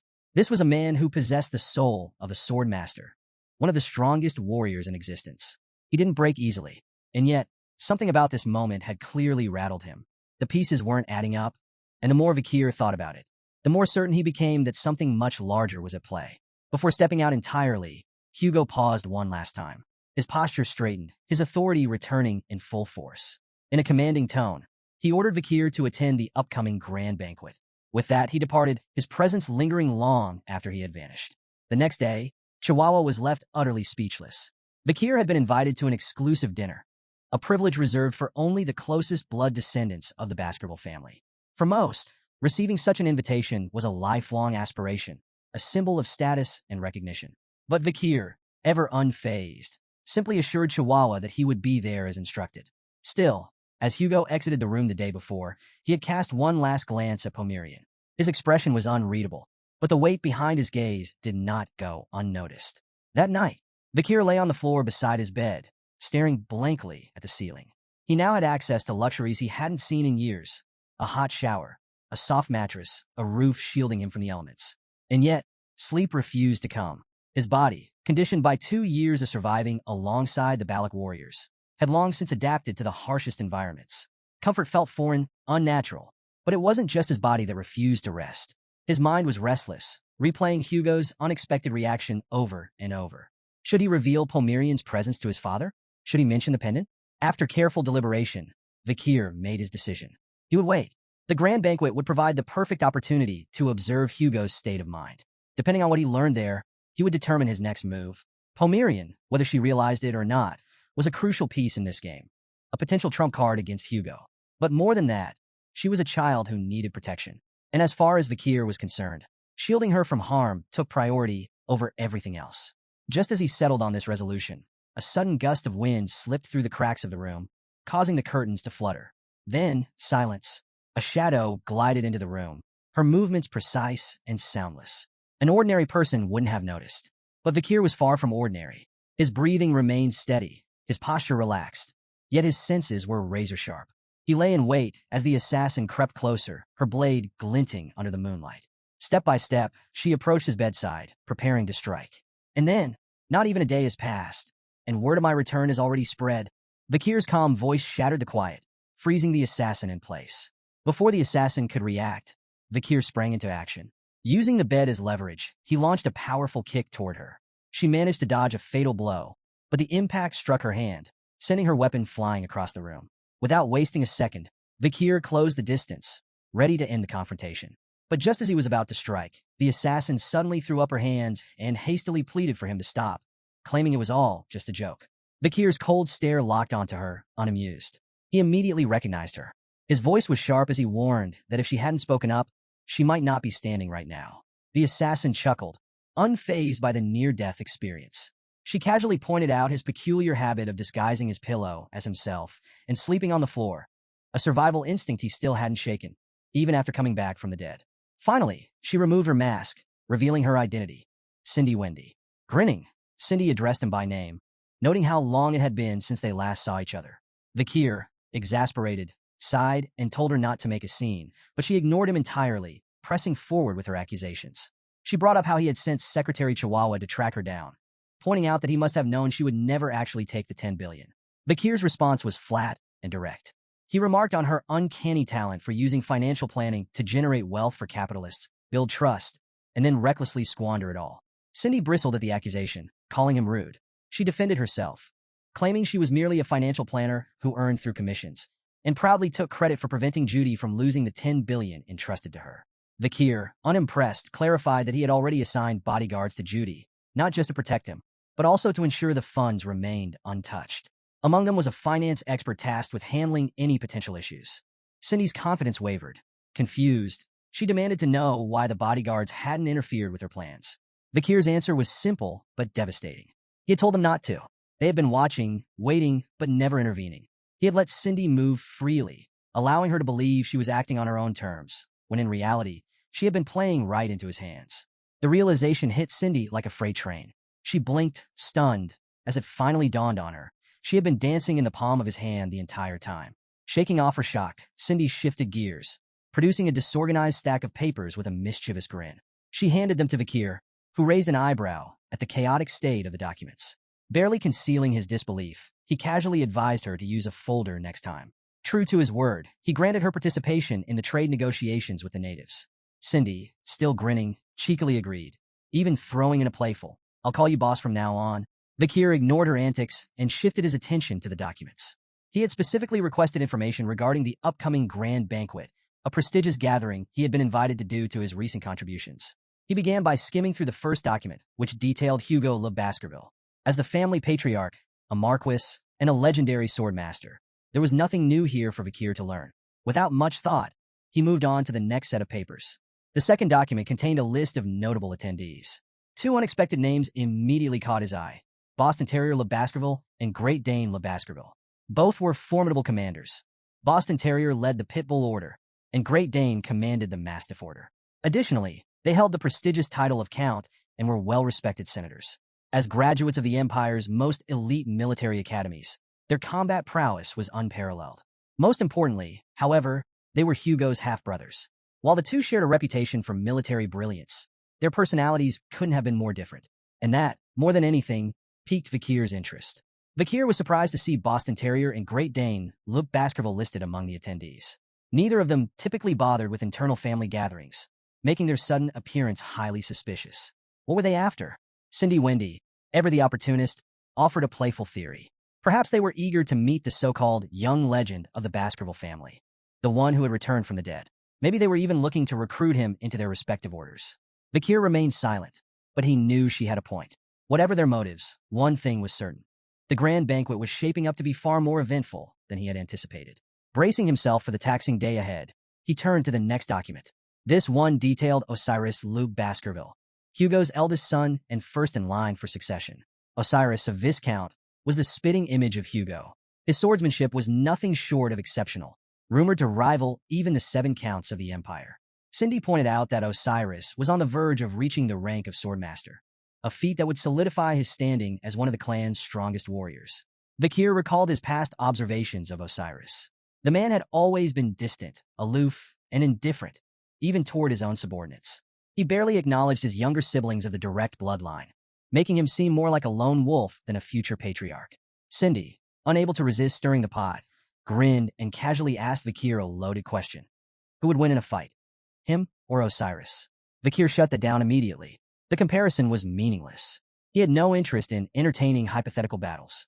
Moving on, he came across a name that genuinely surprised him: Set Le Baskerville, Hugo's second son and second in line for succession. Set's presence on the list was unexpected. According to the report, he had been in isolation for training, but that was hardly a convincing explanation. Unlike Osiris, Set had no remarkable talent for swordsmanship. Physically weak and ill-suited for combat, he was the complete opposite of what the Baskerville family valued. Even more unusual was his personality. Unlike the ruthless and pragmatic Baskervilles, Set was gentle, too gentle. His kindness had made him an outcast within the family, earning him nothing but scorn. While others viewed the dying bloodhounds as expendable, Set was the only one who had ever shed tears for them. Kier remembered how Hugo had relentlessly persecuted Set for his perceived frailty. But in a family defined by cold-hearted strength, Set had been the only one Kier had ever respected. As he continued flipping through the documents, something suddenly caught his attention. His eyes narrowed. Then, without warning, he slammed the stack of papers down onto the table, startling Cindy Wendy. She frowned, clearly offended. Had he even read through them properly? After all the effort she had put into gathering the information, the least he could do was not toss it aside like a cheap novel. Kier, however, remained composed. He responded with cryptic calm, hinting that he was already well acquainted with the individuals she had detailed. There was nothing here that truly surprised him, except for one thing. A slow, knowing smile spread across his face. The grand banquet was going to be far more intriguing than anyone expected. The following evening, Kier stood outside the grand banquet hall, taking a brief moment before pushing open the heavy doors. The sight that greeted him was exactly as expected. All the attendees were already seated, their gazes shifting toward him the moment he entered. Breaking the silence, Kier announced himself, his voice steady and composed. Kier van Baskerville, attending the grand banquet as per the patriarch's orders. A brief hush followed as his presence commanded the room's attention. After a few moments, he bowed slightly, expressing gratitude for the invitation. At the head of the table, Hugo observed his son with an unreadable expression before offering a warm, if somewhat measured, welcome. With a small gesture, he invited Kier to take his seat. As the banquet began, the hall filled with the quiet sounds of clinking utensils and hushed conversation. The peaceful atmosphere lasted only a short while before it was broken by a deliberate throat clearing. Boston Terrier Le Baskerville, commander of the Pitbull order, leaned back in his chair and casually remarked on the undercooked meat on his plate. Hugo raised an eyebrow, his tone neutral as he asked if the meal wasn't to his brother's liking. Boston Terrier shook his head. Not mine, he clarified. His gaze drifted to the plate beside him. I was talking about my lovable nephews. Great Dane Le Baskerville, commander of the Mastiff order, glanced up in confusion. Is there a problem? He asked, his deep voice carrying a hint of amusement. Boston Terrier waved off the concern with exaggerated nonchalance. Oh, no problem. Just making sure the young pup here isn't being served anything too raw. Great Dane chuckled, his tone lighthearted. He's a lovable young man indeed. I simply want him to tread the right path. Boston Terrier scoffed, his sharp gaze narrowing. And who decided that your path was the right one? Great Dane met his stare evenly. It's certainly better than the Pitbull order. Slow and foolish, as always. Kier remained silent, watching the exchange with detached amusement. It was becoming increasingly clear why these two had come tonight. This wasn't just a banquet. It was a recruitment pitch. Both the Pitbull order and the Mastiff order were part of the 7 orders that represented the Baskerville family. Before his regression, Kier might have considered their attention and honor. A golden opportunity, one that guaranteed prestige and success within the clan. But now, they were nothing more than squabbling mutts. For a moment, the tension in the room seemed to thicken, but then Hugo raised his wine glass. The subtle gesture was enough to shift the atmosphere, and the ever-optimistic head, Butler Barrymore, stepped in to pour the patriarch's drink. With his usual unwavering cheer, the butler noted how wonderful it was to see Hugo's brothers showing such affection for the young master. Kier smirked slightly, recognizing the butler's habit of framing things in the most positive light. Hugo, meanwhile, remained silent, watching the verbal sparring between his half-brothers with mild amusement.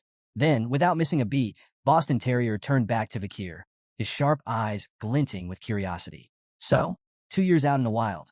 Surely you've got some stories to tell. There it was, the real conversation they had been waiting to start. Boston Terrier leaned forward, eager to hear tales of battles with barbarians and monsters in the Laret Lenore Mountains. Great Dane, though less direct, echoed the sentiment. He spoke with measured concern, expressing curiosity about how much Kier had grown during his time in such a perilous environment. Before the questioning could escalate any further, Hugo intervened. His tone was firm, leaving no room for argument as he reminded his brothers to let Kier eat in peace. But Boston Terrier and Great Dane weren't so easily deterred. Instead, they redirected their curiosity toward Hugo himself, pressing him for details about Kier's growth and accomplishments over the past 2 years. The relentless pestering finally tested Hugo's patience. Rising to his feet, he cast a sharp gaze over the room, his voice like a blade cutting through the noise. I do not repeat myself. The air grew heavy with his authority. Boston Terrier quickly backtracked, offering a light-hearted apology, while Great Dane simply grunted in acknowledgement, falling silent. Seizing the moment, Kier rose confidently from his seat. His voice was steady as he assured the room that proving his achievements would not be difficult. Hugo studied his son for a moment before his expression softened, just slightly. Acknowledging Kier's long and arduous journey, he voiced his concern, suggesting that after such travels, Kier might be too fatigued to visit the drill hall for a formal demonstration. Kier, however, was unfazed. Resting a single finger lightly on the table, he responded calmly, stating that skill could be displayed anywhere at any time. After all, daily life itself was an extension of training. Then, as if to prove his point, his eyes flicked toward Boston Terrier's overflowing wine glass and Great Dane's slightly undercooked steak. A small pulse of aura surged through the table, controlled, precise, and effortless. In an instant, the excess wine evaporated cleanly, leaving the glass perfectly balanced. At the same time, the steak finished cooking to absolute perfection, releasing an enticing aroma. Great Dane blinked in astonishment, staring down at his now flawlessly seared meal, while Boston Terrier chuckled, amused at the sight of his suddenly corrected drink. Boston Terrier leaned back with an impressed grin. A fine use of mana. To pull off a feat like that at just 17, most wouldn't achieve that level of control until their 30s. Their attention turned to Hugo, the true source of the Kier's bloodline. Both brothers praised him for having such an accomplished son, suggesting that he must feel immense pride. But Hugo remained silent. He took a slow sip of his wine, his expression unreadable. The Kier, on the other hand, found the entire situation perplexing. 2 years ago, during his confrontation with Madame, he had already displayed mid-ranked graduate abilities. Yet, judging by everyone's reactions, it seemed no one here was aware of his true progress. Which raised a concerning question: why? The triplets, who had witnessed his capabilities firsthand, should have reported his status to the family. And yet, there wasn't a single mention of it. The unsettling silence was finally broken by a new voice. Osiris Le Baskerville, the first in line for succession, spoke at last. With his usual composed demeanor, Osiris commended Vikir's efforts, acknowledging his hard work and encouraging him to continue on this path. Vikir responded respectfully, thanking his elder brother. Yet inwardly he was taken aback. Osiris was Hugo's mirror in both appearance and manner, a man of few words, but when he spoke, his voice carried weight. His sudden praise felt deliberate, calculated. This wasn't mere acknowledgement. It was an evaluation. Before Vikir could dwell further on Osiris's words, another voice entered the conversation, one far gentler than the others. Set Le Baskerville, Hugo's second son and the second in line for succession, spoke with rare warmth. With a light chuckle, he remarked on how unusual it was to hear Osiris openly praise someone. He even compared their shared poker faces before tilting his head curiously. Or, maybe you don't recognize me? Vikir quickly reassured him. I know exactly who you are. Set smiled, seemingly pleased. He explained his frequent absences, attributing them to his weak constitution. Much of his time had been spent either in the medical wing or in isolation training halls, leaving him largely disconnected from family affairs. However, his training hall was located near Underdog City, where Vikir had served as deputy consul. He mentioned he was eager to visit soon, curious to hear firsthand about Vikir's time in the Larrett-Lenore Mountains. Set's demeanor was different from the rest of the Baskerville family. Where others were ruthless and pragmatic, he was bright and kind. Vikir reflected on their past. During the fall of Baskerville, Set had been there. Amidst chaos, betrayal, and bloodshed, he had remained steadfast. While others dismissed the dying bloodhounds as expendable, Set had been the only one to comfort them in their final moments. And when Vikir himself had been falsely accused, branded a traitor, drenched in blood, abandoned on the battlefield, Set was the one person who had stood by him. Until the very end, for Vikir, Set was the only member of the Baskerville family he truly respected. Seeing him again stirred something unexpected, a sense of relief. He hadn't realized it, but deep down he had hoped to meet Set at this banquet. But the moment was fleeting. Suddenly, Vikir's expression darkened. A familiar, revolting stench crept through the banquet hall, one that no one else seemed to notice. It was horrific, sickening, a stench he could never forget. Demonic energy. Tension gripped Vikir as he came to a chilling realization. There was a demon hiding among them. His sharp gaze swept the banquet hall, scanning each attendee with cold precision. He closed his eyes for a brief moment, steadying his thoughts, then reopened them. His senses honed on the source of the corruption. His breath hitched. The foul aura was radiating from Set Le Baskerville. Vikir's mind raced. This didn't make sense. Set was the kindest of them all, the most human, and yet the unmistakable scent of demons clung to him like a shadow. Noticing Vikir's unblinking stare, Set blinked in confusion before flashing a warm smile. Is something wrong? He asked, his tone lighthearted. He continued chatting cheerfully with the nearby servants, completely unaware of the unshakable dread creeping into Vikir's mind. No matter how familiar Set seemed, no matter how genuine his words, something wasn't right. Set continued speaking, his tone light and casual as he brought up Vikir's recent appointment as deputy consul of Underdog City. He even mentioned how some citizens admired him so much that they had protested, demanding that he remain in charge permanently. With a cheerful smile, Set expressed his excitement at the idea of working alongside Vikir in the future, suggesting they collaborate when he returned as consul. Vikir, masking his suspicions, raised his wine glass in acknowledgement. Set grinned, lifting his own glass in a toast. I'll be counting on your support. And that was when Vikir noticed it. Set's reflection was missing. A slow, dreadful realization crept through his mind. Could it be? Was Set already dead? His body nothing more than a puppet for a demon? His grip tightened around the glass, but he forced himself to remain composed. He couldn't afford to expose his suspicions. Not yet. Without solid proof, accusing Set would only invite scrutiny and weaken his position. For now, he would wait, observe, investigate. Unaware of Vikir's inner turmoil, Set continued chatting, reminiscing about how, as a child, he had always admired the Doberman Order's uniform. He then casually asked which order Vikir planned to join. Vikir barely registered the question. The stench of demonic energy was unbearable. Just when he thought he could endure no more, Osiris Le Baskerville suddenly cut in, his cold voice slicing through the conversation like a blade. Enough idle chatter. Focus on finishing your meal. Set blinked, taken aback by the sudden interruption. He turned to his elder brother, momentarily confused by Osiris's harsh tone. But Vikir felt nothing but relief. Osiris had unknowingly given him an escape, a brief reprieve from the suffocating aura radiating from Set. As if sensing the shift in the atmosphere, Hugo redirected the discussion, addressing Vikir directly. He inquired if his son was satisfied with the meal, then extended a surprising invitation. Come to the main house later. We need to talk privately. Vikir was momentarily taken aback, but nodded in agreement. Later that night, beneath the moonlit sky, Vikir strolled along the castle grounds, exhaling quietly. The 5-hour banquet had been mentally exhausting. Between navigating his family's political games and enduring Set's unsettling presence, he had barely had a moment to breathe.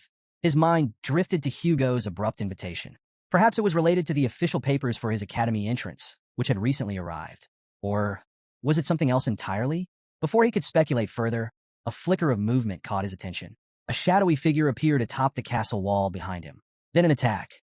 The assailant moved with precision, launching a surprise strike straight at Vikir's blind spot. Vikir immediately recognized the technique, Baskerville's sixth form. He considered retaliating with full force, but quickly dismissed the thought. Revealing his true strength now would be a mistake. Instead, he responded with the fourth form, a technique designed to absorb and redirect incoming attacks. Infusing the move with the blessing of the river Styx and his own aura, Vikir intercepted the strike with ease. But what happened next took him by surprise. His counterattack didn't just stop the assault. It completely overpowered it, dispersing the force in a way that even he hadn't expected. From atop the wall, Boston Terrier Le Baskerville let out a deep chuckle before leaping down. Impressive, he mused, brushing the dust from his cloak. To handle an attack like that, despite the two-tier difference in our techniques, you really have grown, nephew. Vikir remained silent, his mind still processing the raw force behind his own movements. Had his power advanced even further without him realizing it? Before he could respond, another voice emerged from the darkness. Great Dane Le Baskerville stepped forward, his sharp eyes fixed on Boston Terrier. Drawing your sword within the main house, he rebuked. You really are reckless. His tone carried a warning. One terrier was wise enough not to ignore. If Hugo hears about this, you'll be facing probation. Boston Terrier waved off the scolding, insisting that his attack had been nothing more than a harmless test, an expression of uncle-like concern for his dear nephew's safety. He even claimed he had lowered the strength of the strike to ensure Vikir wouldn't get hurt. With a scoff, he turned back to Great Dane. Besides, why don't you stop meddling in Pitbull order affairs? Stick to your own pack. Great Dane remained unfazed. Since when has Vikir ever been part of the Pitbulls? He countered. He's clearly better suited for the Mastiff order. I can't possibly let my precious nephew associate with punks like you. Their playful banter escalated into thinly veiled competition. Boston Terrier mocked Great Dane for being soft, the type to cry over minor injuries. Great Dane retaliated by smirking at Terrier's stocky build, sarcastically suggesting that he probably didn't have enough flesh to cut in the first place. What started as friendly jabs quickly turned into an open tug-of-war over Vikir. Both commanders boldly declared their intent to recruit him, each claiming it was for his benefit. Vikir, however, had no patience for their childish bickering. With an exasperated sigh, he turned on his heel and walked away, leaving them to argue amongst themselves. As he strolled through the castle grounds, his thoughts drifted back to Boston Terrier's earlier attack. For a move meant to showcase the 7th count's strongest technique, the highest grade graduate Baskerville 6th form, it hadn't felt particularly dangerous. Then again, Vikir reminded himself, he too was a highest grade graduate. Not only that, but with the river Styx's blessing and the demonic sword Beelzebub, he was certain he could easily hold his own against at least one count-level opponent. After reconsidering, a slight smirk tugged at his lips. No, maybe even two. But before he could entertain the thought further, his steps halted. Standing directly in his path were the Baskerville triplets. Their hands rested on the hilts of their swords, ready to draw at a moment's notice.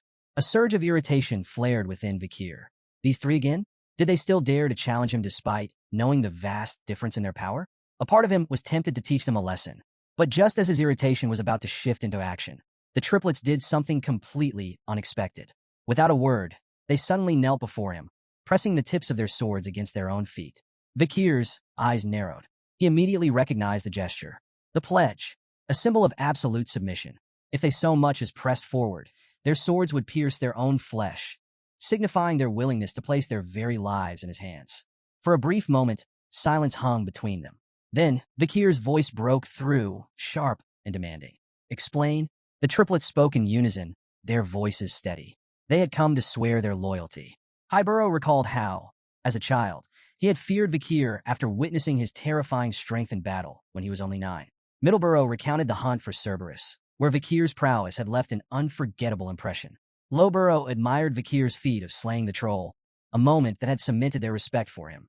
They continued, speaking of the day they had fought alongside him in a giant forest monster battle. Barely escaping with their lives, they had reached a single conclusion. From that moment forward, they would dedicate themselves to Vikir. With unwavering conviction, the triplets declared their oath. We swear to become the 3 spears of Vikir van Baskerville. Our loyalty belongs to you, now and forever.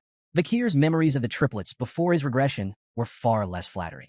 Back then, they had been among the most loyal bloodhounds, acting solely on Hugo's orders.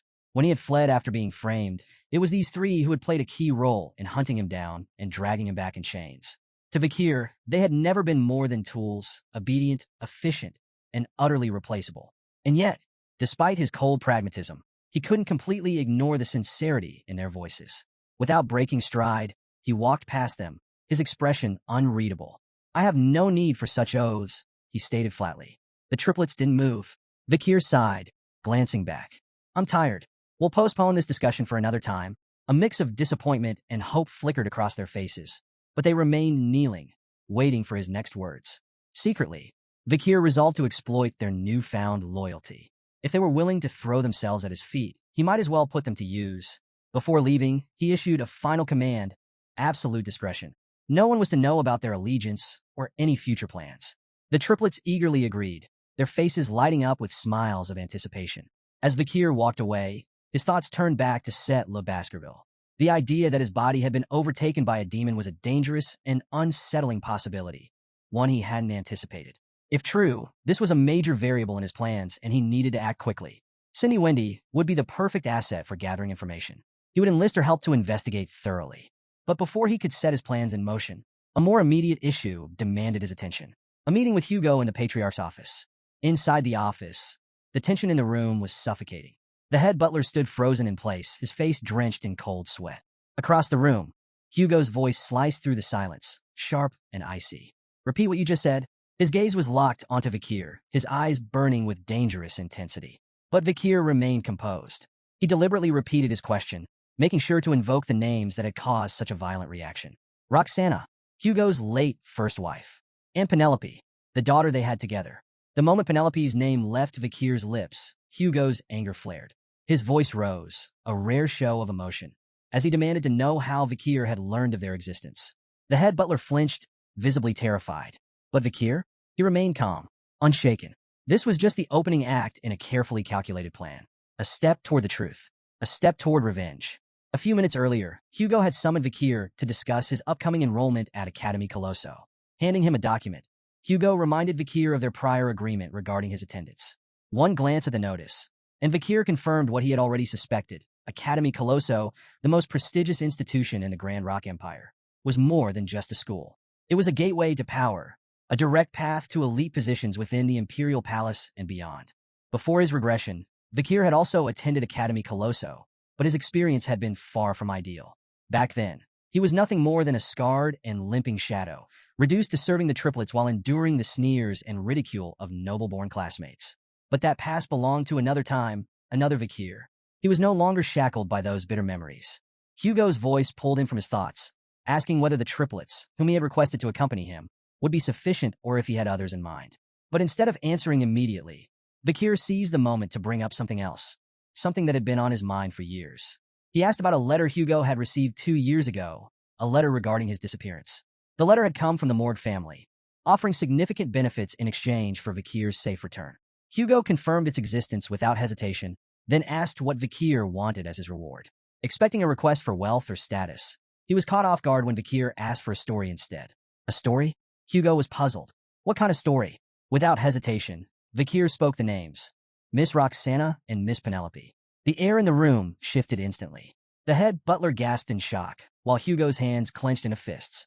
His fury surged as he demanded to know how Kier had learned those names. But Kier didn't back down. He assured Hugo that he wasn't asking out of idle curiosity. He needed answers. And to get those answers, he needed Hugo's trust.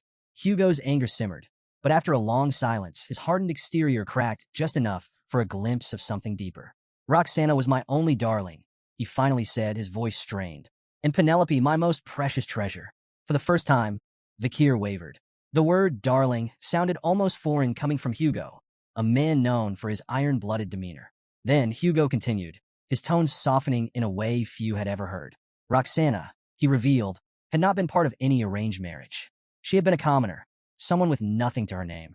But from the moment he met her, it had been love at first sight.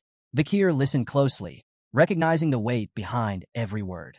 Hugo's voice grew heavier as he spoke of the hardships their love had endured.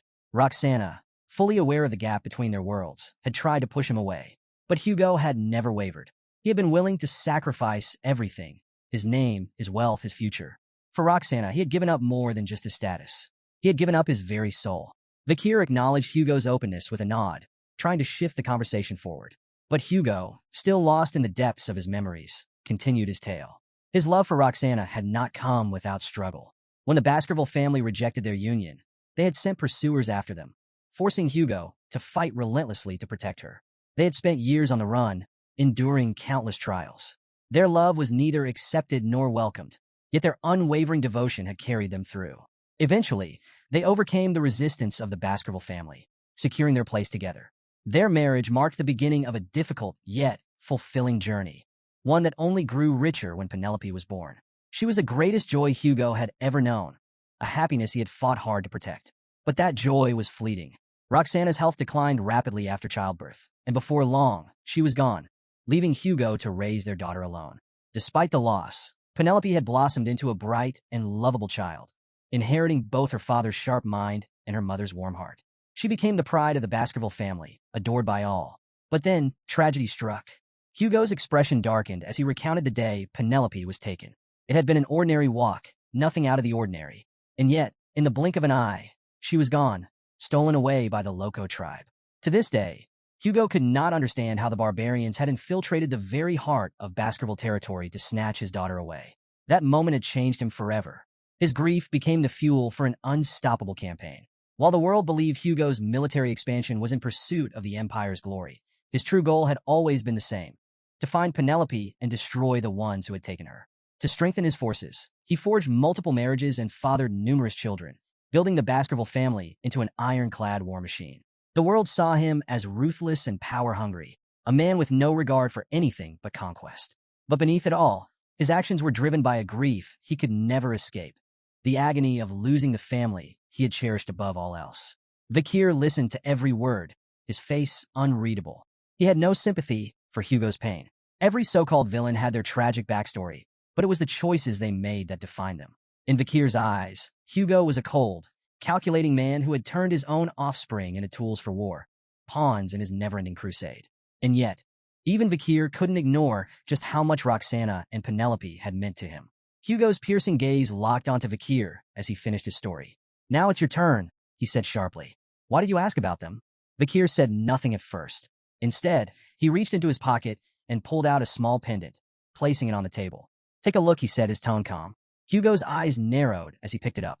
The moment he laid eyes on it, his expression shifted.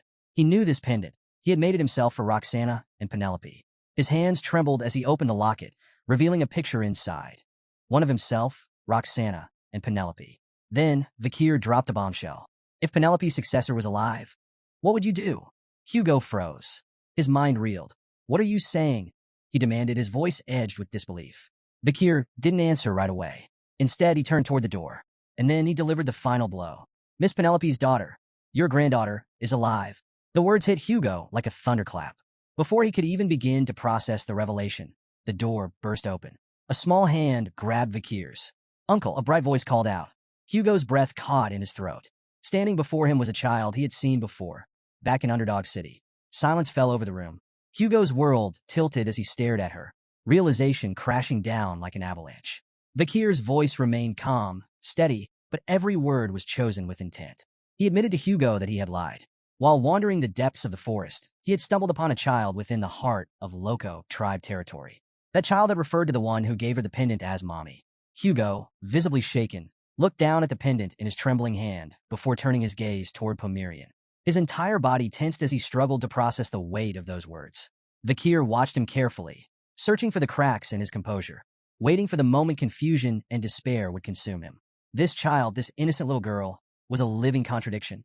She carried the bloodline of someone Hugo had cherished, and something he utterly despised. Hugo stepped closer to Pomerian, his expression darkening. His voice, sharp and unsteady, cut through the silence. Does this mean she was born from my daughter and a barbarian? Kier met his gaze without hesitation and confirmed his worst fear. As Hugo reached out with a trembling hand, Kier silently willed him to snap, to be overcome with fury and anguish. This was supposed to be the moment that shattered Hugo's unshakable demeanor, the moment that chipped away at the iron-blooded patriarch. A crucial step in Kier's long-planned revenge. But the next day, something happened that no one could have predicted. Laughter rang through the garden, drawing the attention of Kier, Osiris, and the head butler. The three stood side by side, frozen in place, their eyes locked on the impossible sight before them. There, in the garden, Pomerian sat comfortably on Hugo's lap, giggling as she tugged at his beard. Hugo chuckled along with her, his deep laughter carrying through the air. Amused, he asked if his beard was really that fascinating. Without missing a beat, Pomerian scrunched her nose and declared, "Grandpa's beard is dirty." Hugo blinked in shock.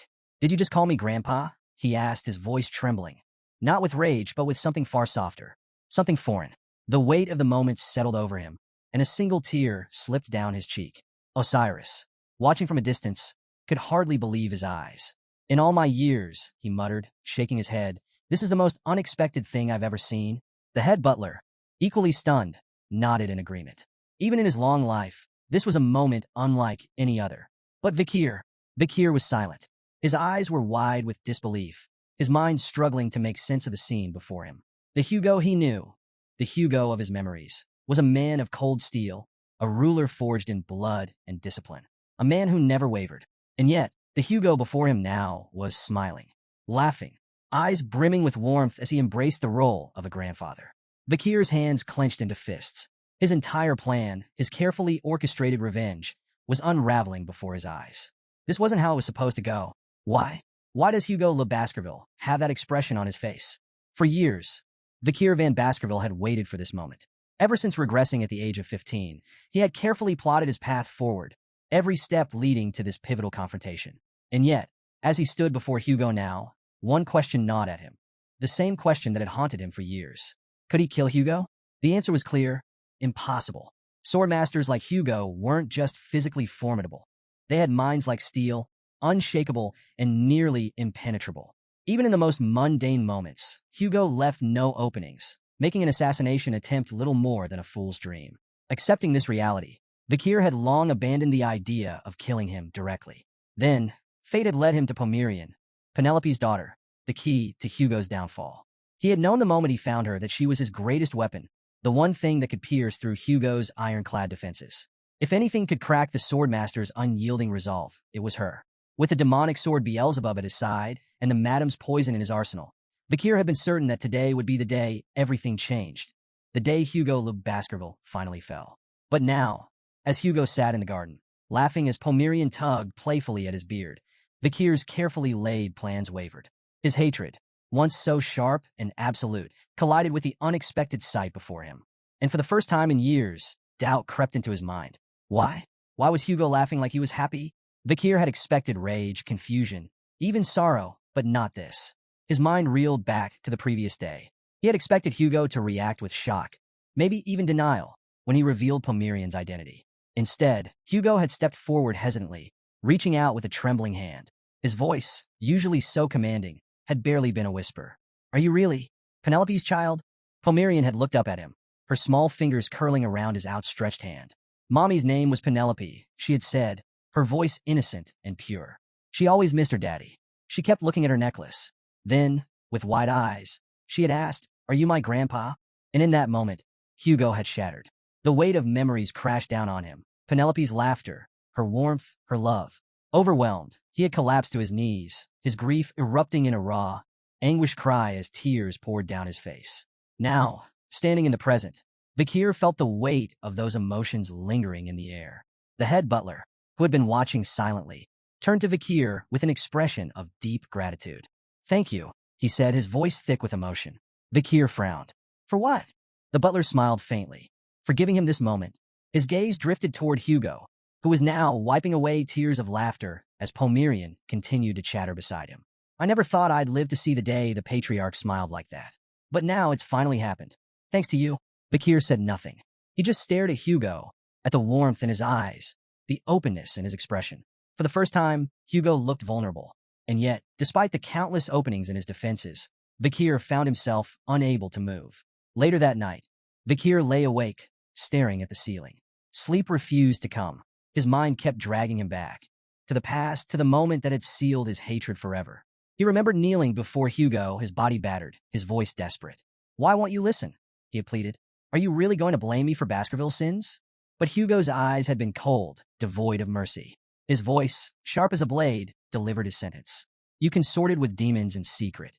You kidnapped innocent children and sacrificed them to dark forces. Lies. False accusations." Kier had protested, had begged Hugo to see reason. But his words had meant nothing. With a single merciless stroke, Hugo had cut out his tongue. Kier had crumpled to the ground, writhing in agony as blood filled his mouth. Hugo had merely watched, his expression unmoved. "You have no right to speak with that filthy tongue," he had said, condemning Kier as a sinner. That moment, burned into Kier's memory, had fueled his hatred for years. It had driven him forward, given him purpose. And yet now, the same man who had once sentenced him to suffering was sitting in a garden, laughing and crying with joy. Kier clenched his fists, his nails digging into his palms. For years, revenge had been the only thing keeping him going. So why, now that Hugo stood right before him, did he hesitate? Kier's thoughts were abruptly interrupted as Wendy entered the room. Through the window, as usual. She landed effortlessly, her presence as casual as ever. Glancing at him sprawled on the bed, she smirked. "Didn't expect to see you looking so lifeless," she quipped, crossing her arms. "Weren't you the one who called me here?" Kier remained silent for a moment, his mind still tangled in thoughts, before finally asking, "Why are you here?" Cindy didn't bother with pleasantries. Instead, she stormed into the room and tossed a thick stack of documents straight onto his face. "Here," she snapped. "The results of my investigation into Set Le Baskerville." Kier sat up, scanning the documents as Cindy launched into her report. Under a false identity, Set had been quietly sponsoring numerous orphanages and overseeing their adoption processes. On the surface, it all seemed charitable, except for one disturbing detail. There was no trace of the adopted children, no records of where they had gone, no sign of their supposed adoptive families. It was as if they had vanished into thin air. Cindy's voice grew grim as she laid out the implications. If Set was truly a demon, as Kier had suspected, then the reality was horrifying. The missing children weren't just disappearing, they were being used, sacrificed, devoured. And then came the most chilling part. Cindy connected Set's activities to the recent string of child disappearances in Underdog City. Kier's grip on the papers tightened. His pulse pounded in his ears. If Set was a demon now, then the Set he had once trusted, the Set who had guided him before his regression, had also been one. Memories came crashing back, each one more damning than the last. It had been Set who first warned him that Hugo planned to betray him.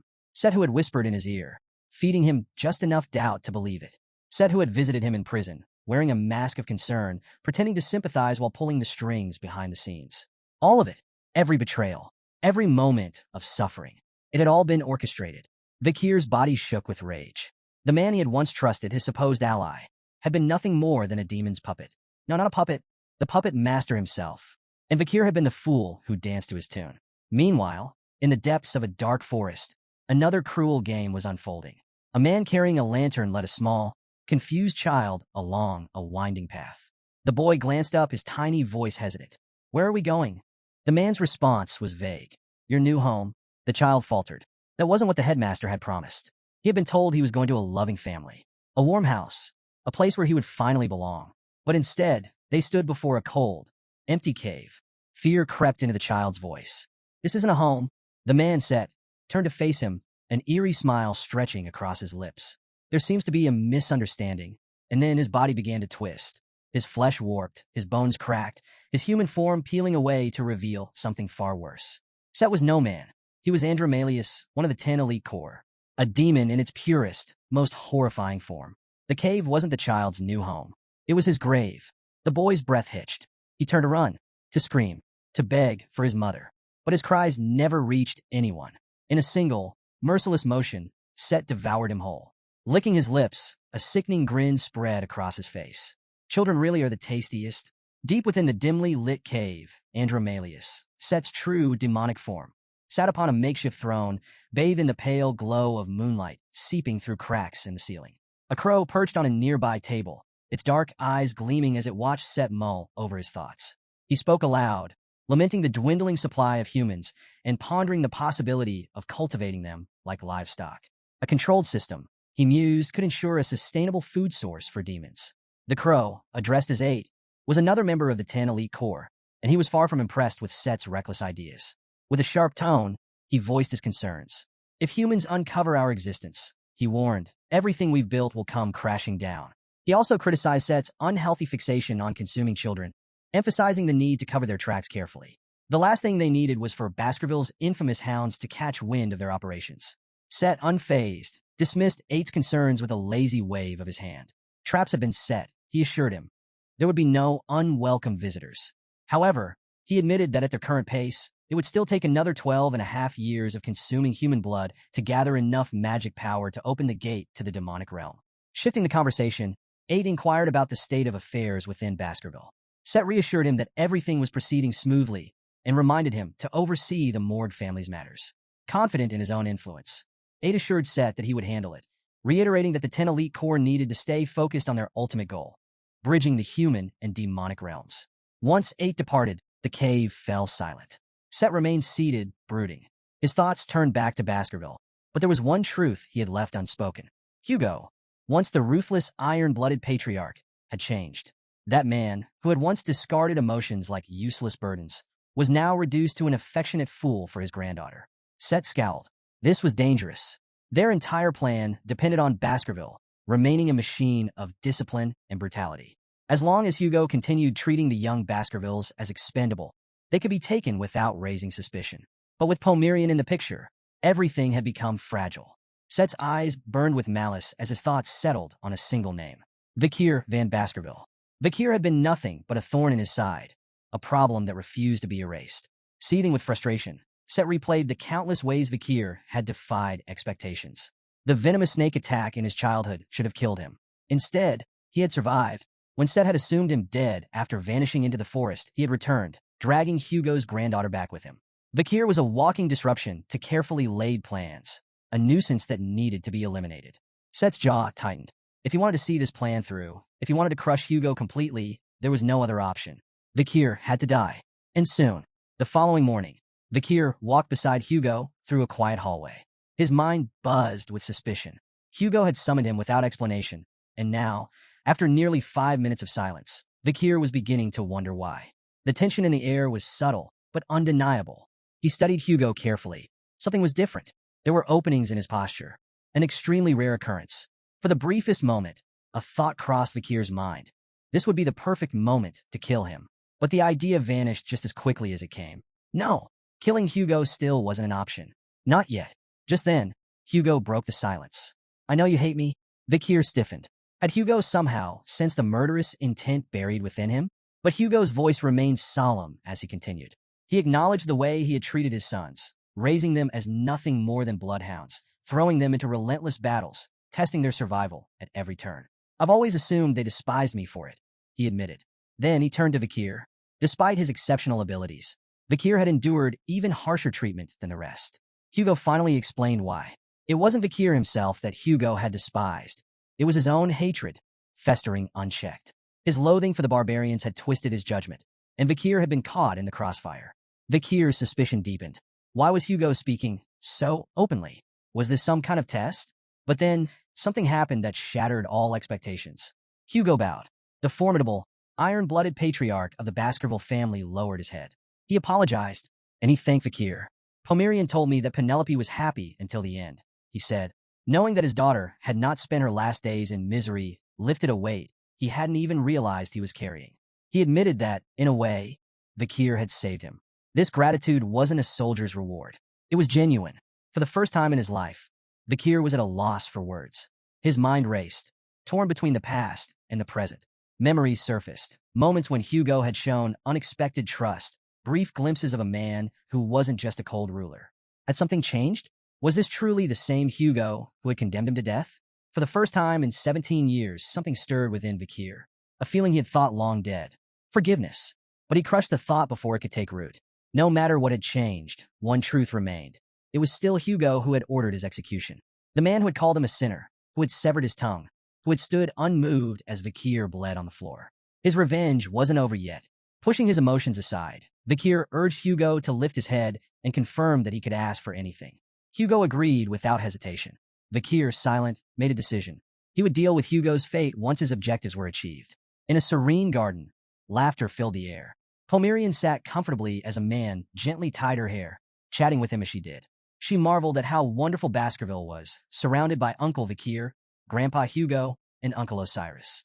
The man, Settler Baskerville, smiled warmly. "Did you forget another uncle?" he asked. Pomerian tilted her head in thought before her face brightened. She pointed at him with a cheerful grin. "Uncle Set." Their moment was interrupted as a maid arrived, reminding Set that he had yet to begin his isolation training, as ordered by the patriarch. Set chuckled. "I just couldn't resist seeing my niece one last time," he admitted.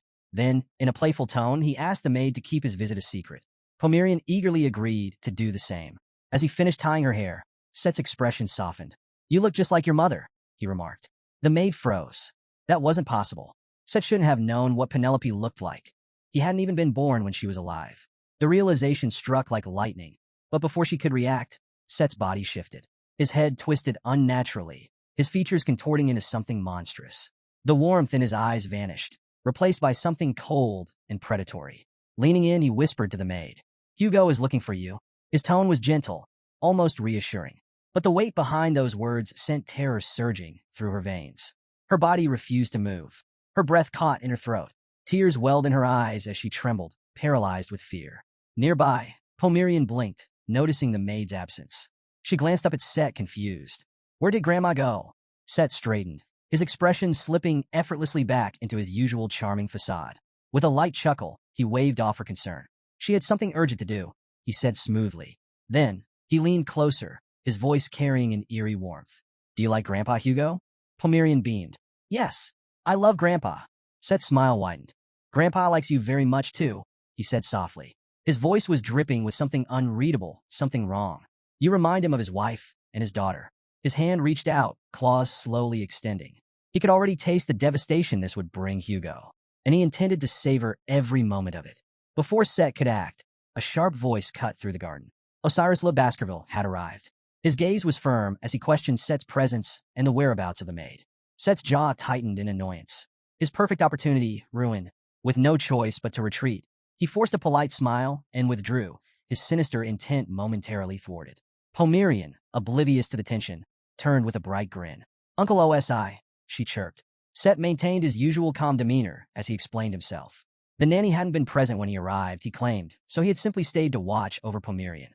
Osiris didn't seem entirely convinced. His frown deepened as he muttered something about their father losing his temper if he found out about this. With a sigh, he suggested keeping the incident quiet. Set nodded, feigning agreement. "I'll resume my isolation training next week," he promised.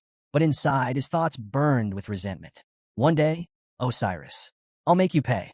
Osiris, completely unaware of the hatred seething beneath Set's composed exterior, clapped a hand on his shoulder. His tone softened, carrying a rare note of sincerity. "If you ever need help, just ask," he offered.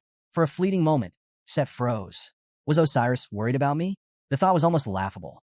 But whatever hesitation he felt was quickly crushed beneath the weight of his hatred. Osiris had always been the golden child, the genius their father admired, the ideal heir to Baskerville. If Osiris didn't exist, Set thought bitterly, his life would have been so much better. Osiris's voice snapped him out of his thoughts. Realizing he had almost let his emotions slip, Set masked his face with an easygoing expression.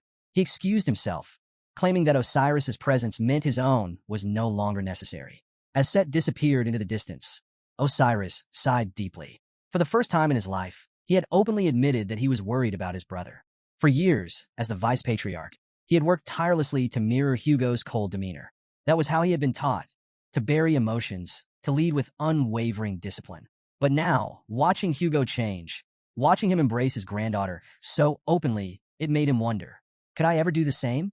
Looking down at Pomerian, Osiris smiled and ruffled her hair. This is all because you came to Baskerville, he murmured. She had changed them all. Meanwhile, deep within his cave, Set seethed. With a furious stomp, he sent a deep crack through the rocky floor. Hugo's constant vigilance had been an unshakable obstacle. And now, Osiris's interference had robbed him of a golden opportunity. He clenched his fists. Osiris. His mere existence was a thorn in Set's side. But no matter. There was still plenty of time before the gate opened. Perhaps, Set mused darkly, it would be even more satisfying to kill Pomerian when she had become truly irreplaceable to Hugo. Sinister possibilities swirled in his mind. Should he poison her, just as he had with Roxana, making her death appear as a slow, tragic illness? Or should he use the barbarians again, just like he did with Penelope? A wicked smile spread across Set's face as he imagined Hugo's devastation. Outside the cave, a presence stirred. Kier stood at the entrance, gripping Beelzebub, the demonic sword. With a single precise slash, the blade struck the rock. A deep, jagged crack splintered through the intricate traps Set had carefully laid. Inside the lair, the sound of shattering echoed through the cavern, snapping Set out of his thoughts. His body tensed. Someone was here. Someone had broken through his defenses. A shadow emerged from the passageway, stepping into the dim glow of the cave. Set's breath hitched. Kier. With calm confidence, Kier stepped forward, his voice steady and unshaken. As promised, I've come to visit. Set's eyes widened in disbelief.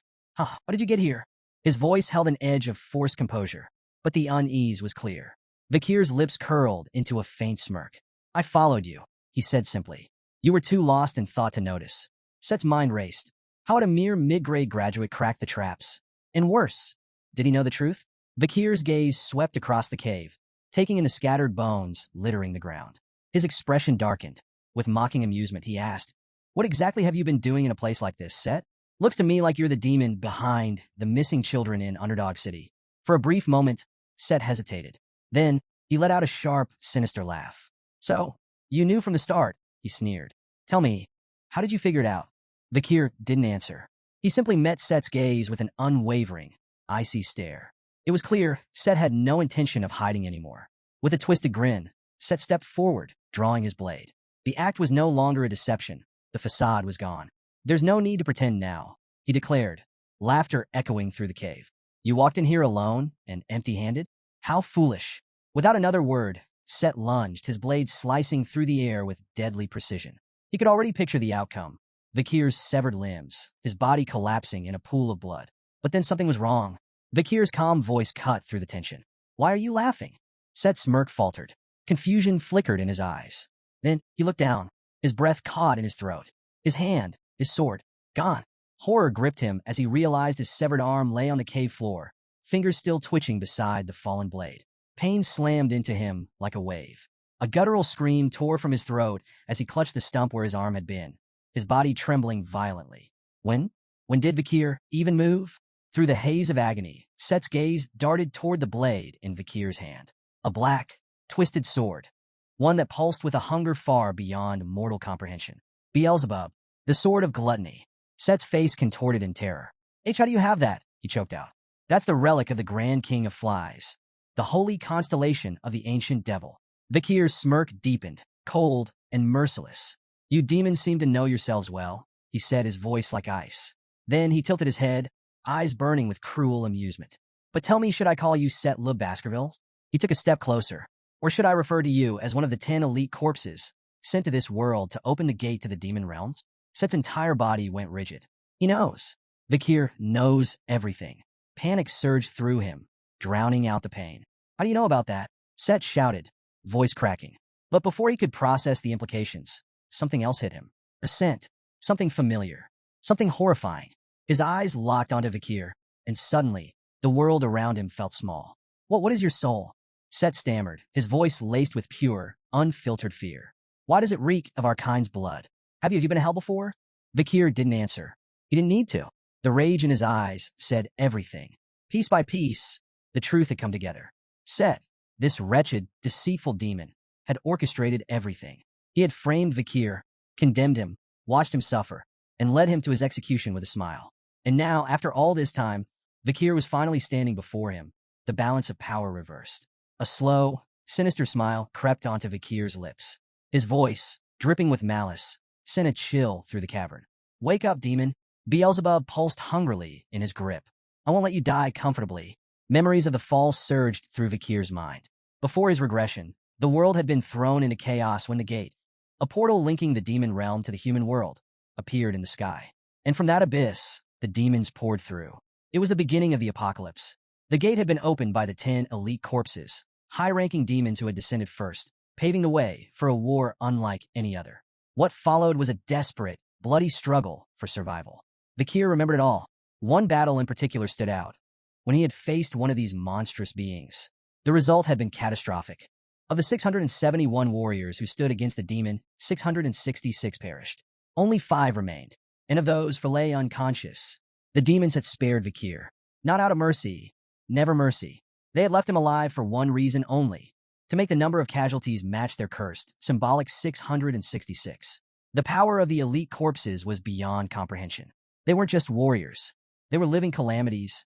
The mere presence of one was enough to bring ruin. And now, here he stood, face to face with one of them again. Set. Kier hadn't expected this confrontation for another decade. The timeline had shifted, and now he was forced to fight a battle far sooner than anticipated. His gaze flickered across the cave, landing on the scattered skeletons. The remains of the children Set had devoured. Rage boiled inside him. Set smirked, sensing it. "Why so upset?" he mocked. Then, with a wicked grin, he extended his hand. "Don't worry. The children are still alive in my stomach." The cave trembled with an eerie sound. Faint, distorted cries of children echoed around them. Wailing voices, calling for their mothers. Kier moved without hesitation. With a single, devastating slash, Beelzebub, the sword of gluttony, severed Set's arm before the demon could continue his taunts. A shriek of agony tore through the air. Set staggered back, clutching the bleeding stump where his arm had been. Kier's expression remained cold. "Shut up," he said. His voice was sharp, absolute. "The dead don't return." Set's wails of grief twisted into laughter. Then, with eerie ease, his grin returned. Before Kier's eyes, the severed arm began to regrow, flesh twisting, bones snapping back into place. In mere moments, he was whole again. "My regeneration's complete," Set declared, stretching his fingers with a smirk. Then he tilted his head, studying Kier with newfound curiosity. "You and I," he mused, "both harbor many secrets." Even Osiris, the so-called genius of the family, had only reached mid-rank graduate at 30. Yet here was Kier, only 17, and already standing at that same level. Unnatural. Impossible. Set's gaze flickered to Beelzebub, the devil's holy constellation. "You're an irregular," he muttered. "A wild card. Someone like you could be dangerous." His smirk widened. "I should eliminate you now." Kier, unfazed, met his eyes with unwavering resolve. No, his grip on Beelzebub tightened. "You'll die here today." Set lunged. The cave erupted in a blur of motion as their swords clashed, sending sparks flying. The force of their strikes cracked the stone beneath their feet, the air vibrating with raw power. Set's smirk deepened as he tested Kier's defenses. He was confident. No matter how skilled Kier was, there was one undeniable truth. Baskerville's collateral and illegitimate members were only ever taught up to the 4th technique. Set, a master of the 6th technique, was certain Kier had no chance of matching him. With ruthless precision, he unleashed the Baskerville 6th technique, the overwhelming force of his attack meant to crush his opponent in an instant. But then, steel met steel. Kier countered with the exact same advanced move. Set's eyes widened in shock. His mind reeled. Kier knew the 6th technique. Stumbling backward, disbelief shook him to his core. How could you know that?" he stammered. Kier didn't answer. He only pressed the attack. Set gritted his teeth, then let out a low chuckle. His grin twisted back into place. "You're still hiding something, aren't you?" he muttered. Feigning a frontal clash, Set suddenly shifted his blade mid-strike, aiming for Kier's blind spot, an attack no ordinary swordsman could react to. Just as Set's blade was about to connect, Beelzebub pulsed with a surge of aura. A dark, violent energy erupted from the sword, stunning Set in place. Kier didn't waste the opportunity. In one fluid motion, he executed the Baskerville 7th technique. The force of the attack sent Set hurtling through the cave, crashing against the stone wall. Blood splattered from his mouth as he gasped for breath. "The 7th Fong?" Set rasped, clutching his chest. How? That's a technique reserved for the patriarch. The Kier didn't hesitate. Charging forward, he drove Beelzebub straight into Set's chest, pinning him to the wall like an insect caught in a hunter's trap. A slow, cold smirk crept across Vikir's face. You demons love looking down on humans, don't you? He mocked. Thinking you're above us. Untouchable. He twisted the blade deeper. Fooling you lot is easier than I thought. Set thrashed against the wall, struggling in pain. Vikir's mind, however, was already elsewhere, on the fall. Back then, when the demons had invaded, the 10 elite corpses had already amassed unstoppable power. Even the strongest heroes, the ones who had closed the gate, couldn't hunt them all down. But now, the fall hadn't happened yet. The 10 elite corpses were scattered, weakened, hiding. This time, things were different. Leaning in close, Vikir whispered into Set's ear, his voice laced with pure murderous intent. You demons plan to bridge the human world and the demon realm, he said. You want to bring about the fall. His grip on Beelzebub tightened. Maybe killing you and your companions now would bring me some relief. Set shuddered. For the first time, fear gripped him. How? How could a mere human, just a human, make him feel this way?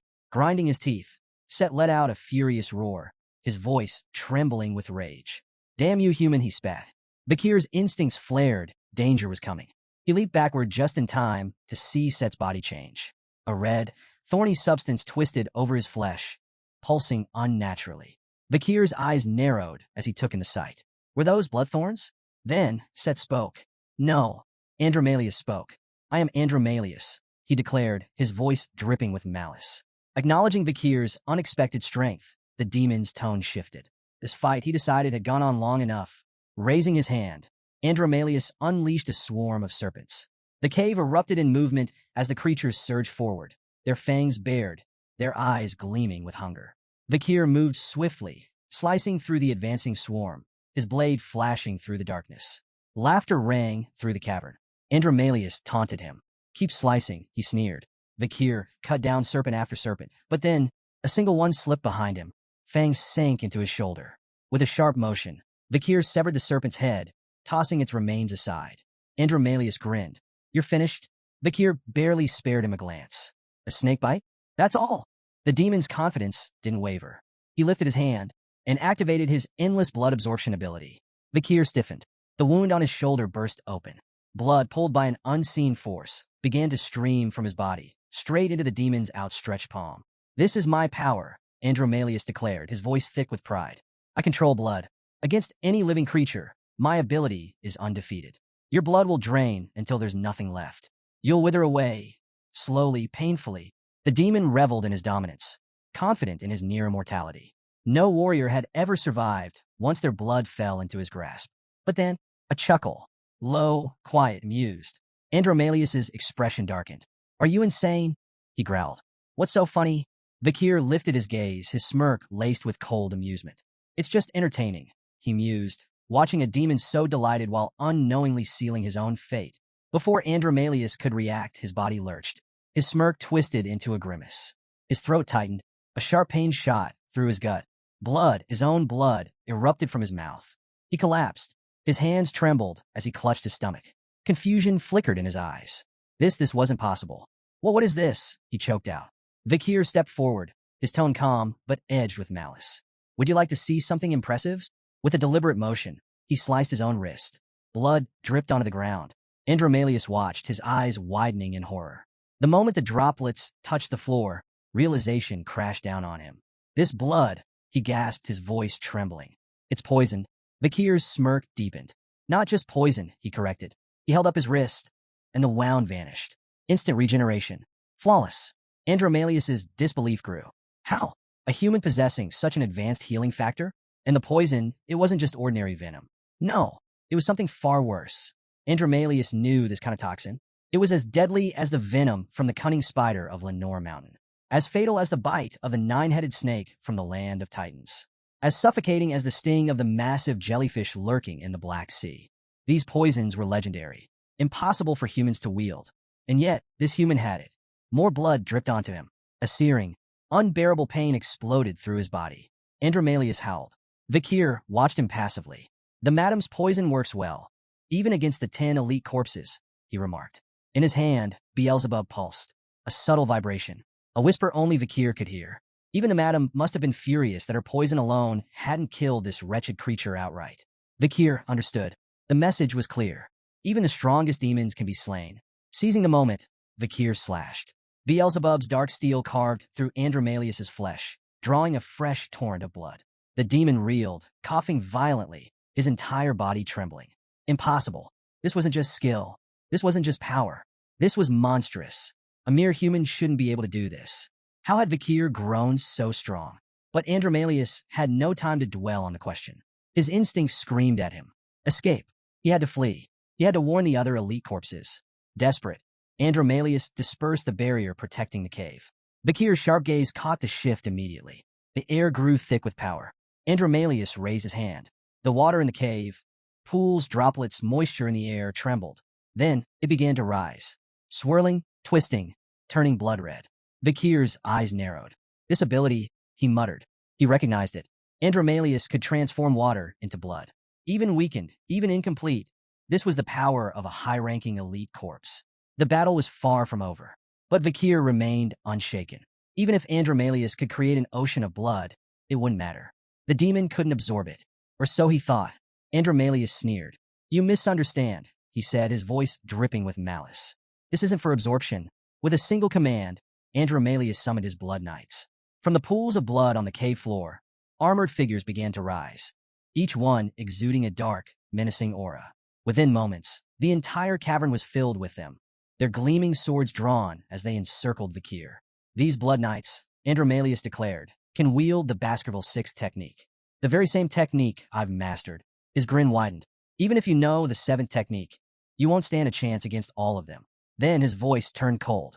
I won't just kill you, human. I'll hunt down everyone you love. I'll make you regret ever challenging the 10 elite corpses. But Kier remained unshaken. Reaching into his pocket, he spoke with deliberate calm. If all of these knights can use the 6th technique, I suppose this looks dangerous. He paused. Then he pulled out a small black whistle. Andromalius's smug expression faltered. A bead of sweat rolled down his face as he recognized it. Kier smirked, holding the whistle up. You claim to know the Baskervilles, he said, tilting his head slightly. Then you should know exactly what this is. And before Andromalius could react, Kier blew the whistle. A sharp, piercing sound rippled through the cavern, traveling far beyond the cave's entrance, far into the surrounding wilderness. And far, far away, on a distant cliff, a lone figure heard the call. A man with long, flowing white hair stood still, listening intently. As the whistle's sound faded, he slowly placed his hand on the hilt of his sword. Back in the cave, Andromalius's unease deepened into dread. He snapped his attention back to the Blood Knights, barking out an order. Kill him now! The knights moved instantly, closing in on Kier. But Kier didn't flinch. This whistle does more than issue orders, he said, his voice unbothered, unwavering. It grants authority. His cold gaze met Andromalius's. And with it, I can summon the entire Baskerville force. And then, a streak of red light tore through the cave. The entire mountain shook. The sheer force of the attack was so immense that the mountain itself split in two. The cavern erupted in a violent explosion, a shockwave ripping through the air as the Blood Knights disintegrated on the spot. Andromalius barely had time to react. He threw up an arm, shielding himself as rubble rained down, the entire upper half of the mountain obliterated. As the dust settled, the cave was no longer a cave. It was an open field of devastation. And from the nearby cliff, Hugo Le Baskerville stood, surveying the destruction with a cold, calculating gaze. I see now, Hugo said, his voice echoing in the silence. Your request to command the full power of Baskerville wasn't reckless. His sharp eyes flickered to Kier. It was to hunt a demon. Kier bowed slightly, acknowledging his father's words without speaking. Andromalius took a step back. Then another. This was bad. It wasn't just Hugo. Standing beside him, Osiris. Behind them, the commanders, the vice-patriarch, and an entire legion of elite Baskerville warriors. The entire Baskerville force had arrived. Hugo's voice rang out, sharp and absolute. For the next 6 hours, Kier van Baskerville, possessor of the whistle, will command our forces. Kier's gaze locked onto Andromalius. His eyes were ice-cold. Then, with absolute authority, he gave the command. Bloodhounds, rip the demon to shreds. The fearless Baskerville hounds charged forward, swords flashing as they relentlessly attacked Andromalius. Blades sliced through the demon from every direction, tearing into his body. He let out a blood-curdling scream. But no matter how many times he was cut down, his regeneration kept him standing. From the center of the battlefield, Kier commanded with unwavering authority. He reminded the hounds of Andromalius's ability to absorb blood and heal using magic. His order was clear. If anyone was wounded, they had to throw themselves into the poisonous river immediately. Not a single drop of blood could be allowed to fuel the demon's regeneration. The bloodhounds roared in acknowledgement, their determination renewed as they launched another ferocious assault. High above, watching from a nearby cliff, Boston Terrier chuckled at the sheer intensity of the battle. "Look at that killing intent," he mused, impressed. Standing beside him, Great Dan observed the scene with admiration, surprised by his nephew's commanding presence. Hugo, however, remained silent, his gaze heavy with sorrow. His son, Set, had been twisted into a vessel for the demon, a cruel fate that weighed on him like a curse. Was this the destiny of the Baskerville bloodline? A never-ending cycle of tragedy and war? Back in the fight, Andromalius lashed out with snake-like limbs, cursing the relentless warriors. Their attacks, though not fatal, were chipping away at his power. Each severed limb, each drop of lost magic, brought him closer to defeat. Grinding his teeth, Andromalius begrudgingly admitted the truth. These so-called mutts were far stronger than he had anticipated. He needed an escape. That's when he saw Osiris. A new plan took shape. With a desperate grin, Andromalius made an offer. He would abandon Set's body in exchange for his own life. He played on their emotions, reminding them that Set was the second son of the Baskerville family. Surely, they wouldn't sacrifice him so easily. Kier's response was ice cold. "You really think we'd take that deal?" Frustration flashed across Andromalius's face, but inwardly, he smirked. He didn't need to fool all of them, just one. His gaze locked onto Osiris, the one known for his kindness. His voice softened as he spoke directly to him. "Osiris, Set admired you. Are you really going to let him die like this?" The words struck their mark. Andromalius pressed on, his tone urgent. "His soul is still here. You can still save him." Osiris hesitated. For a moment, doubt flickered in his eyes. Then, slowly, he began to step forward. Kier's voice cut through the tension like a blade. "Don't fall for his lies, Osiris." But Osiris didn't stop. He approached the demon with a grave expression, staring into the darkness that had swallowed his brother. "Is Set's soul really here?" he asked. "Can he still be saved?" A victorious smirk curled across Andromalius' lips. Slowly, he let Set's face surface. His younger brother's features twisted with sorrow, trapped within the demon's grasp. In a voice that was barely above a whisper, Set called out to his brother. His face was streaked with tears, his words filled with regret. He pleaded for forgiveness, admitting his weakness. The constant comparisons, the pressure of their father's judgment. It had all been too much. In his desperation, he had made a terrible choice, selling his soul to the demon that now controlled him. But even now, he begged for a chance to atone. The cave fell into a heavy silence. Without hesitation, Osiris raised his sword. His grip was steady, his resolve unshaken. With a single, swift motion, he severed the demon's head from its body. As the lifeless head tumbled to the ground, Osiris spoke in a voice filled with sorrow. This was the only thing he could do for Set now. Kier stepped forward, placing a firm hand on his elder brother's shoulder. He assured him that Set's soul had passed on long ago. This had all been a cruel trick played by the demon. But Osiris could not shake the guilt weighing on him. If he had been there for Set, if he had been the brother his younger sibling needed, maybe none of this would have happened. He had failed Set. He had failed their family. As vice-patriarch, he should have seen the warning signs. He should have stopped this before it was too late. Before he could sink any further into his thoughts, a sudden shout cut through the tension. "Look!" All eyes turned skyward. Andromalius's severed head was soaring through the air, cackling maniacally. His voice dripped with malice as he taunted them. They may have delayed the inevitable, but the gate would open, and his brothers would finish what he had started. He swore to return. And when he did, he would wipe out every last one of them. Kier's stomach twisted as he watched the demon's head vanish into the distance. At this range, there was no way to strike. Then, a cold, sharp voice broke through his panic. "Kier." Hugo's gaze was locked onto the fleeing demon, his tone carrying the weight of absolute authority. "What is the first rule of a swordsman?" Kier hesitated for only a moment before answering. "A swordsman must never show his back." Hugo's eyes burned with intensity. "Then prove it." As Andromalius soared higher, an unfamiliar sensation gripped him, a primal, bone-deep fear. It had been centuries since he had felt anything like this. At first, he thought it was Set's lingering emotions, a remnant of the boy's terror. But no, this fear was his own. His mind reeled with the realization. This wasn't just any swordsman. This was Hugo Baskerville. With deliberate precision, Hugo unsheathed his blade. Every warrior on the battlefield turned to watch. Andromalius, still scrambling to escape, let out a nervous chuckle, masking his unease with bravado. What could Hugo possibly do from such a distance? Even a sword master had limits. But then, silence. For a moment, it seemed as though nothing had happened. Andromalius's confidence surged. He scoffed at Hugo's supposed attempt, ready to mock him further. Then, without warning, invisible slashes ripped through the air. A storm of impossibly precise cuts sliced straight through the demon's head, tearing it apart in an instant. Deep, bloody lines formed across his face before his body disintegrated into nothing. In his final moments, the once mighty Andromalius could only utter in disbelief. Defeated by a mere human impossible. In the days that followed, notices were posted across all Baskerville-controlled territories, announcing a full-scale investigation into the missing children and the string of horrifying crimes linked to the case. The decree, formally titled Under the Kier Law, also outlined a structured compensation plan for the victims and their families. While the involvement of a king-ranked demon remained undisclosed, the revelation that Set Le Baskerville, the second son of the Baskerville family, had been at the center of the atrocities sent shockwaves through the public.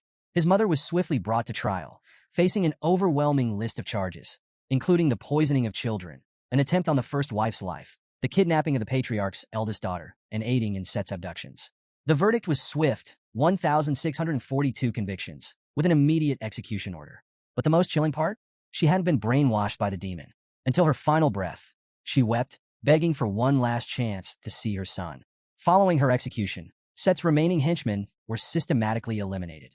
Vice Patriarch Osiris took command of the case, but temporarily transferred authority to Kier, recognizing the pivotal role he had played in ending the crisis. Rumors about Kier's involvement in the war against the barbarians and his key role in exposing the demon's influence spread like wildfire. Though many had once distrusted him, public opinion shifted almost overnight.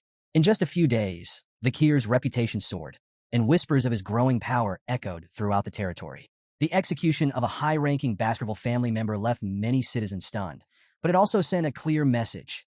No one, not even the elite of the Baskerville bloodline, was above the law. At the family villa, Hugo turned to Pomerian with an amused expression. "What's different about me now?" he asked. The little girl tilted her head in thought before blurting out, "Grandpa's beard is gone." Hugo chuckled, asking for her thoughts on his new look. Without hesitation, she replied, "It looks so empty."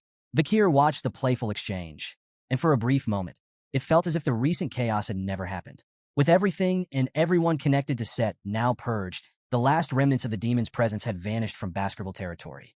But his work wasn't finished. His focus now shifted to the future. Cindy Winnie had been tasked with gathering intel on other demons, and Kier awaited her findings. His thoughts were interrupted by a familiar voice. "You've done well, Kier," Osiris said, offering rare words of praise. Kier returned the compliment, but Osiris wasted no time reminding him of his delayed academy enrollment. The recent chaos had set things back, but now it was time to prepare. Kier hesitated. With everything happening in the family, was this really the right time to leave? But Osiris reassured him. Their father had already made the decision, and despite his rough exterior, Hugo cared more than he let on. That thought lingered in Kier's mind. Osiris understood Hugo better than anyone, perhaps because they were so alike. Kier's gaze shifted toward their father, who was currently struggling to braid Pomerian's hair under the patient guidance of the head butler. After much effort, Hugo finally succeeded, earning a delighted laugh from the little girl. Watching the scene, something clicked in Kier's mind. In his previous life, he had only ever seen Hugo's back, his father always ahead of him, a distant and imposing figure. But now he saw the truth. Hugo, too, had been shackled, burdened by responsibilities far heavier than anyone realized. The man Kier once swore vengeance against no longer existed. With a newfound sense of clarity, Kier turned to Osiris and made his decision. He would go to the academy. Osiris nodded in approval, satisfied with his brother's resolve. That night, under the glow of the moon, Kier stood in silent reflection. His past, which had once weighed him down like iron chains, felt lighter. But as his thoughts settled, his gaze darkened. The chains that had once bound him, they were still there. Only now, he saw what lay at the other end. Demons. His fists clenched. His expression hardened. "My true revenge begins now." At that moment, the stillness of the night shattered. From the top of the clock tower, a monstrous figure burst forth, slamming into the ground with a deafening roar. Its voice, thick with rage, demanded to know who had uncovered its contract with the demons. Without waiting for an answer, the creature lunged, spewing curses as it attacked. But Kier didn't flinch. Summoning Beelzebub, his blade moved like a phantom, carving through the beast with lightning-fast precision. Deep wounds tore across its body as it stumbled back, dazed. Before it could react, the Kier leaped into the air, driving a powerful kick straight into its chest. The monster crashed to the ground, motionless. Bathed in moonlight, the Kier turned away, his silhouette fading into the darkness. His voice echoed through the night. I am the Night Hound, the Avenger of Demons. On the bustling day of Venetia City's grand celebrations, the prestigious Colossio Academy opened its gates to welcome a new generation of students. As the world's most elite institution, it was the dream destination for countless hopefuls, including our protagonist, Kier. The entrance ceremony set the stage for a chaotic yet exciting day. The academy grounds were alive with activity as upperclassmen rushed to recruit freshmen into their clubs. Seniors eagerly approached anyone who passed by, showering them with enthusiastic pitches and cleverly disguised membership contracts. Some even went as far as handing out surveys, only to trick students into sealing their membership with a stamped fingerprint. This year, the recruitment frenzy was more intense than ever. A senior explained the reason. This incoming class was exceptionally strong, particularly within the Academy's two dominant factions, the Fire Corp and the Ice Corp. The Ice Corp was home to the most skilled weapon masters, training experts in swordsmanship, archery, and spear combat. Meanwhile, the Fire Corp specialized in magic, shaping the Academy's top spellcasters. If you had to choose, which would you join? Beyond their core disciplines, students at Colossio Academy spent 4 years mastering a diverse range of skills, making them both well-rounded and formidable. And this year, a few names had already risen above the rest. First on the list was Tutor, a blonde prodigy from the Don Quixote family, famous for their unmatched spear techniques. Tying with him was Bianca, a purple-haired archer from the legendary Usher family, not the R&B singer, mind you, but an ancient line of master bowmen. Both had taken first place in the Ice Corp's practical exam, making them the most sought-after recruits. Just behind them were the Baskerville triplets, ranking 3rd, 4th, and 5th, coming from the infamous Iron Blood swordsman lineage. Their very name carried enough weight to silence any doubts about their abilities. Over in the Fire Corp, another rising star had caught everyone's attention, Sinclair, a freshman with striking ash-gray hair. She had dominated the practical exam and placed second in the theory portion, proving herself as a force to be reckoned with. And then, there was the name everyone had been waiting for, Kier. Topping the theory exam, he had already solidified his place as the Academy's brightest mind. His new nerdy glasses gave him a fresh look, though opinions on his style were still up for debate. As Kier walked through the bustling recruitment stalls, he overheard seniors dismissively chatting about him. To them, the nerd who aced the theory exam was hardly worth recruiting. His presence might even ruin their club's image. Besides, with over 10 freshmen sharing his name, tracking him down seemed like too much of a hassle. Kier felt a bead of sweat roll down his temple. He had deliberately enrolled as a commoner, dropping his Baskerville surname to avoid drawing attention.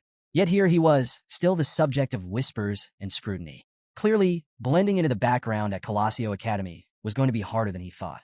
Kier had always heard that entering Colossio Academy as a commoner was significantly harder, and now he was experiencing it firsthand. Excelling in the theory exam had backfired. Rather than staying under the radar, he had only drawn more unwanted attention. Determined to avoid the spotlight, he moved as discreetly as possible.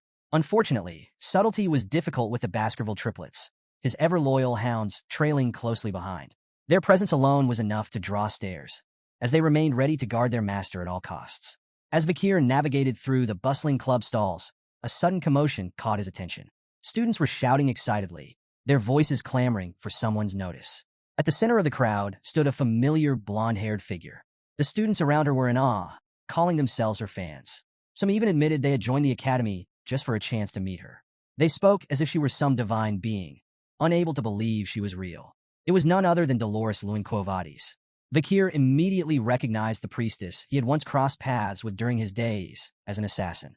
Now, she held the titles of school president and vice president of the newspaper club. But despite her high status, she looked visibly flustered as she tried to calm the overwhelming crowd. She gently asked if anyone was actually interested in joining her club.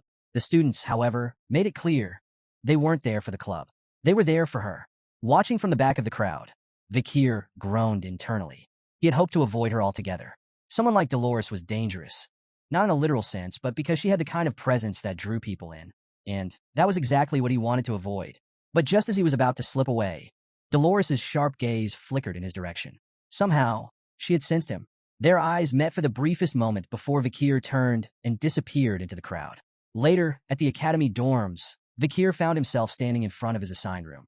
He hesitated before reaching for the door handle. only to be interrupted by an approaching voice.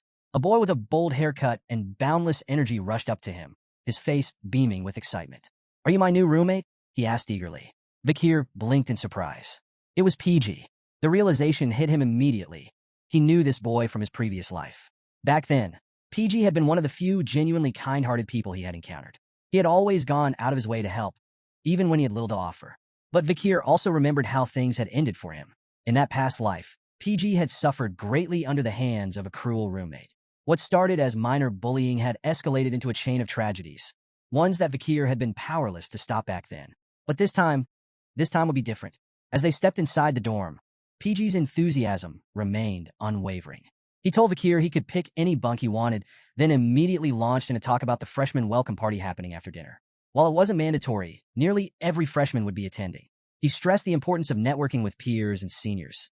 It was crucial for surviving the next 4 years. Kier, however, barely hesitated before giving a curt reply. "Nope, I'm not going." PG blinked in shock at Kier's blunt refusal, but quickly brushed it off. While his enthusiasm was infectious, Kier had no interest in the freshman social scene. He had bigger priorities, and attracting unnecessary attention wasn't one of them. But PG wasn't giving up that easily. Utterly horrified by Kier's indifference, he launched into a desperate campaign to change his mind. He warned that skipping the party would make Kier a prime target for upperclassmen and risk isolating him from his peers. Then he switched tactics, hyping up the event by listing the big names attending. Tudor, the eldest son of the Don Quixote family, Bianca, the eldest daughter of the Usher family, and of course, the infamous Baskerville triplets. Still no reaction. Undeterred, PG kept going. He mentioned Sancho from the North Mercenary Guild, the genius who had shockingly turned down the top spot at Varangian to attend Colossio Academy. And finally, he dropped the last name on his list, Sinclair, the Fire Corps prodigy who had crushed the Magic Tower entrance exam. Yet, after all that, Kier remained as unmoved as ever. Overwhelmed by PG's relentless information bomb, Kier couldn't help but recall his roommate's uncanny knack for gathering intel in their previous life. But even with all this persuasion, his response remained just as cold. "No," PG gasped in pure disbelief. He couldn't fathom how Kier could reject the opportunity to meet these powerful figures, or willingly make himself a target. But Kier didn't care. With a casual wave, he turned to leave, telling PG to enjoy the party without him. Stunned yet oddly impressed, PG could only stare as his roommate walked away. He silently vowed that one day, he'd achieve that same level of cool indifference. Meanwhile, as the academy lights dimmed and the moon climbed high into the night sky, a lone figure stood on a rooftop, his silhouette bathed in pale moonlight. Below, in the narrow alleys of the city, a group of thugs huddled around a fire barrel, their low voices carrying through the cold air. One of them, slouched on a bench, grumbled about the eerie silence lately. He admitted that he almost missed the sounds of crying children. Their storerooms had been packed with them not long ago. The others murmured in agreement, wondering why so many had been brought in. Another mentioned a mysterious carriage that arrived at dawn, taking them all away. There were whispers that the children had been sent to an orphanage in Quo Vadis.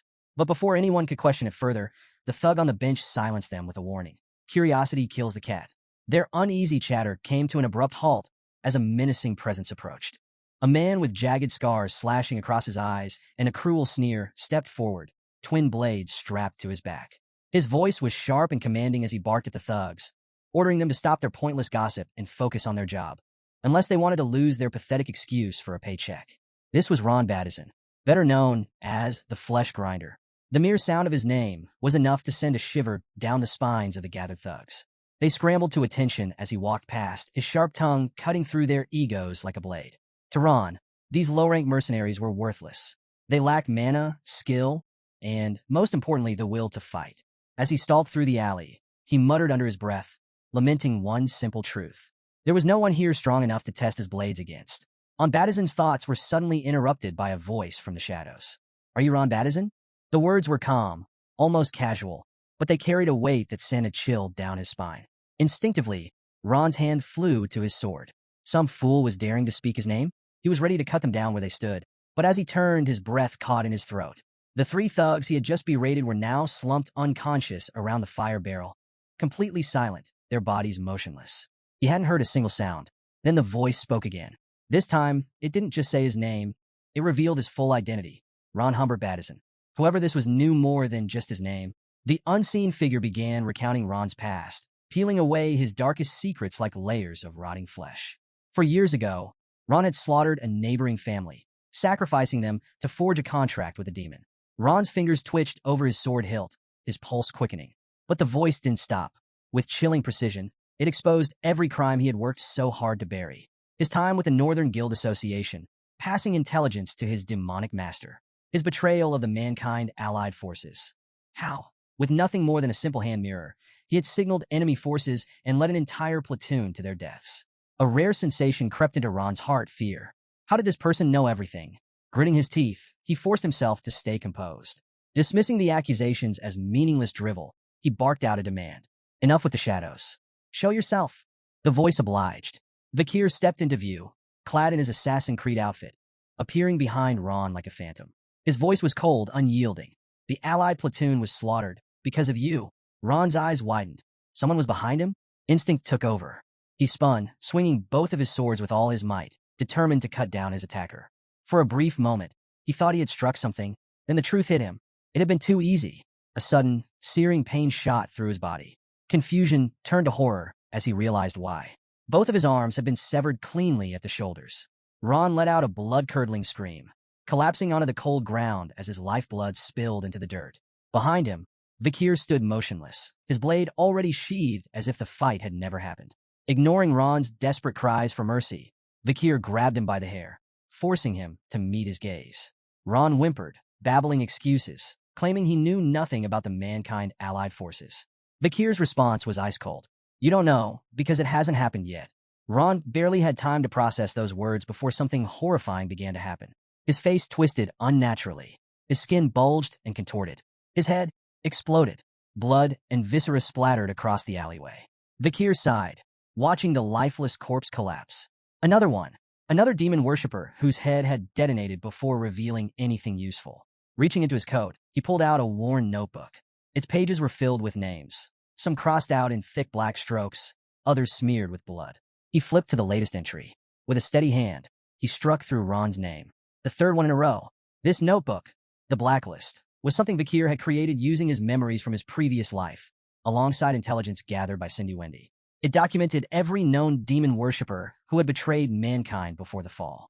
One by one, he was ensuring their treachery never repeated in this timeline. But there was a troubling pattern. Every demon worshipper he had confronted so far had died the same way, their heads exploding before they could reveal anything. This wasn't a coincidence. It was a failsafe, a skill embedded into their demonic contracts. And if such a powerful enchantment was in place, that could only mean one thing. One of the 10 elite demons was already lurking within the capital. Later that night, as a distant church bell rang solemnly, the quiet darkness was torn apart by the sound of slashing. On the balcony of a nondescript building, Kier stood motionless, his blades dripping with blood. Behind him, the remains of 29 demon worshippers lay scattered across the floor, their crimson stains splattered across the walls and ceiling. A brutal testament to his relentless pursuit. With a flick of his wrist, he absorbed Beelzebub back into his hand, his expression unreadable. Despite the sheer number of enemies he had cut down tonight, there were still no leads on the whereabouts of the elite demon. The road ahead was going to be long and exhausting. Pulling out his blacklist, he crossed off names with a pen this time, frustration creeping into his thoughts. He hadn't expected a breakthrough on the first day, but the slow progress gnawed at him. Still, there was no turning back now. As the night stretched on, Kier moved like a shadow across the city's rooftops, making his way back to the academy. He landed soundlessly on a sturdy tree branch overlooking the well-lit hall, where the freshman welcome party was still in full swing. Dusting himself off, he slipped back into his usual nerdy disguise. With a quiet sigh, he decided to stop by, just in case. Inside, the party was alive with energy. Laughter rang out, students mingled freely, and the buffet table looked like a battlefield of its own, under constant attack from hungry freshmen. The Baskerville triplets were putting on a spectacle, downing massive mugs of beer one after the other, much to the awe of the crowd. Dolores, as always, was in the center of an adoring fan frenzy, her admirers practically falling over themselves to shower her with endless praise. Meanwhile, Tudor, the blonde playboy, basked in the attention of a group of swooning ladies.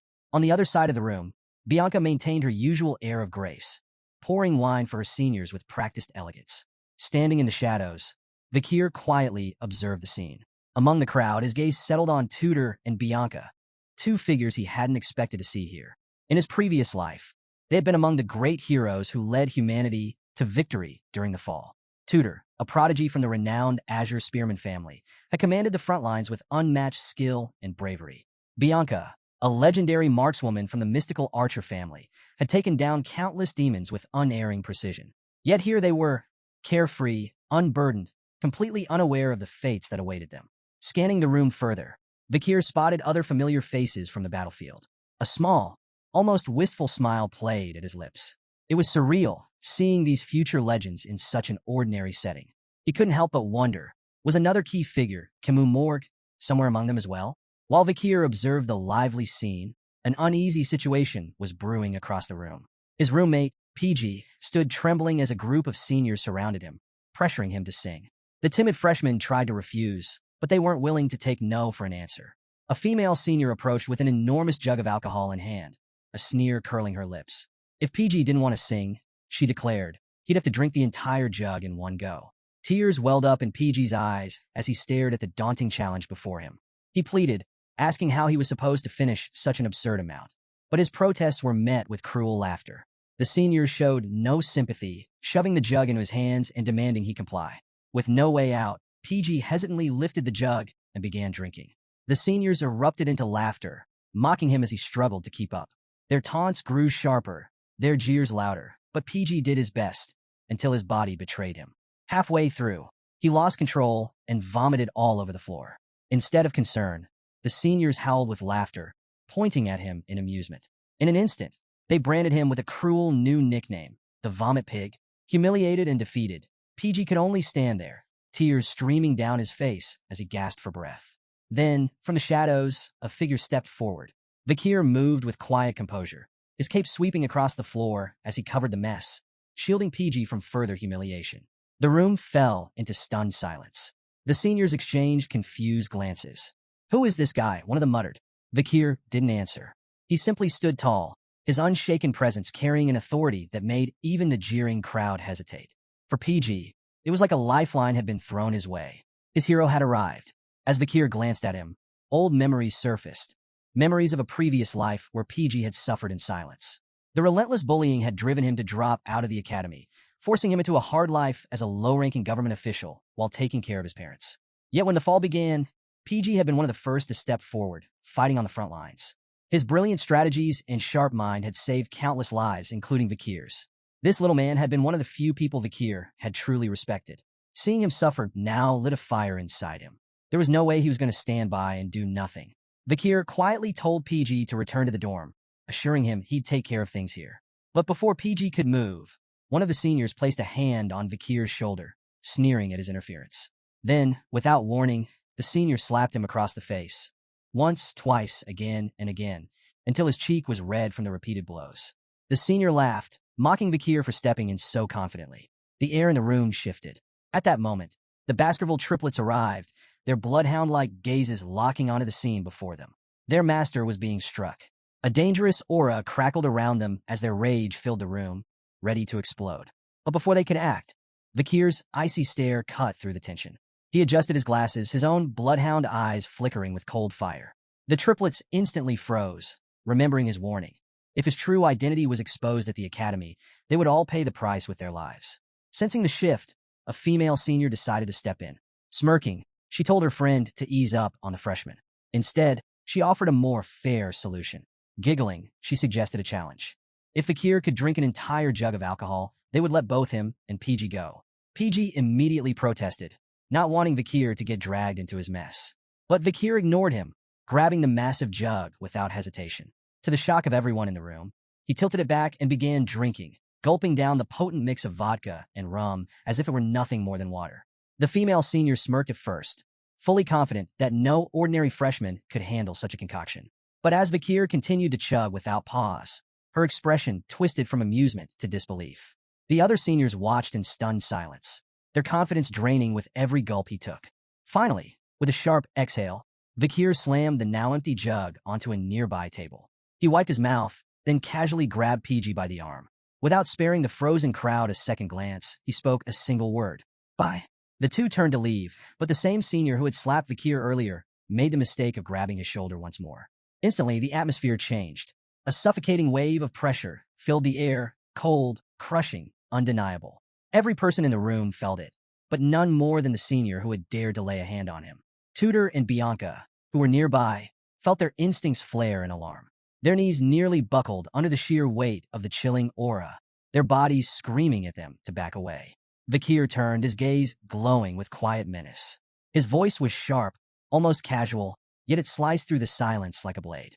"Do you need something else?" The senior's confidence shattered instantly. He stood there, trembling, unable to utter a single word. Before the situation could escalate any further, a commanding voice cut through the tension. "What's going on here?" Dolores had arrived. All eyes turned to her as she stepped into the chaos, her presence alone enough to force a shift in the atmosphere. The suffocating aura vanished in an instant. The seniors scrambled to save face. One hastily spoke up, claiming that a freshman had simply gotten sick and that they were handling it. But Dolores wasn't so easily convinced. Her sharp gaze lingered on them, her voice laced with warning.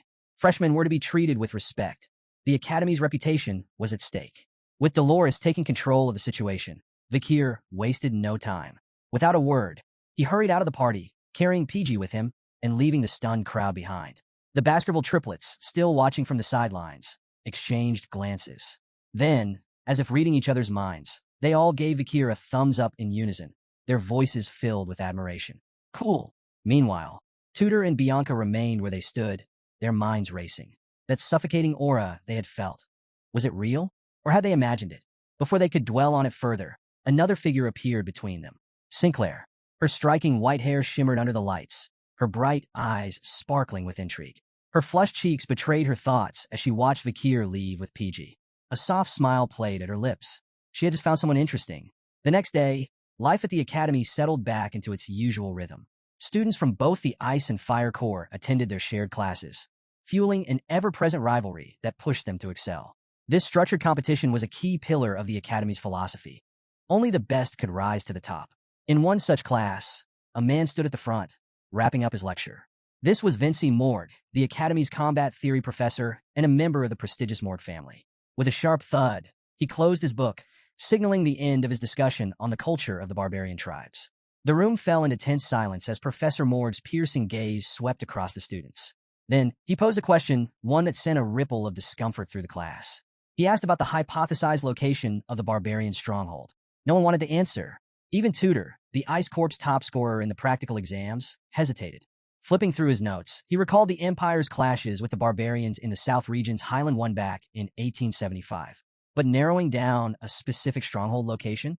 That was another challenge entirely. Beside him, Bianca, who had tied Tudor in the Ice Corps rankings, also struggled. She knew most battles had occurred in low-altitude regions, likely within natural troughs, but pinpointing an exact location was proving difficult. Then, before anyone else could react, a hand shot into the air. "I'll answer." The confident voice belonged to Sinclair, seated among the Fire Corps students. She radiated energy, her excitement filling the room as all eyes turned toward her.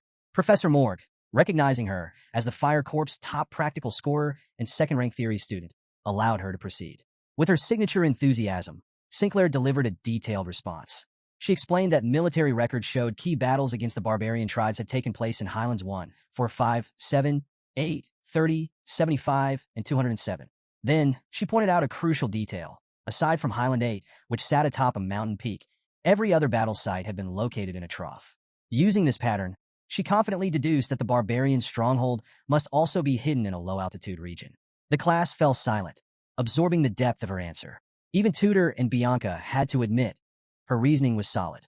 But while the students were busy processing the information, one person remained completely unfazed. Kier, sitting just one row behind Sinclair. He had his eyes closed, lost in deep thought. To the casual observer, it might have looked like he was dozing off. Even PG, seated next to him, glanced over in concern, wondering if his roommate had fallen asleep. He couldn't have been more wrong. Kier's mind was far from the classroom. His thoughts were consumed by last night's events. The slaughtered demon worshippers, their unnatural stench, and the horrifying way their faces had exploded before death. There was a pattern, a chilling one. Piecing the clues together, Kier came to a disturbing conclusion. These deaths were likely tied to the abilities of an elite demon corpse hiding somewhere within the capital.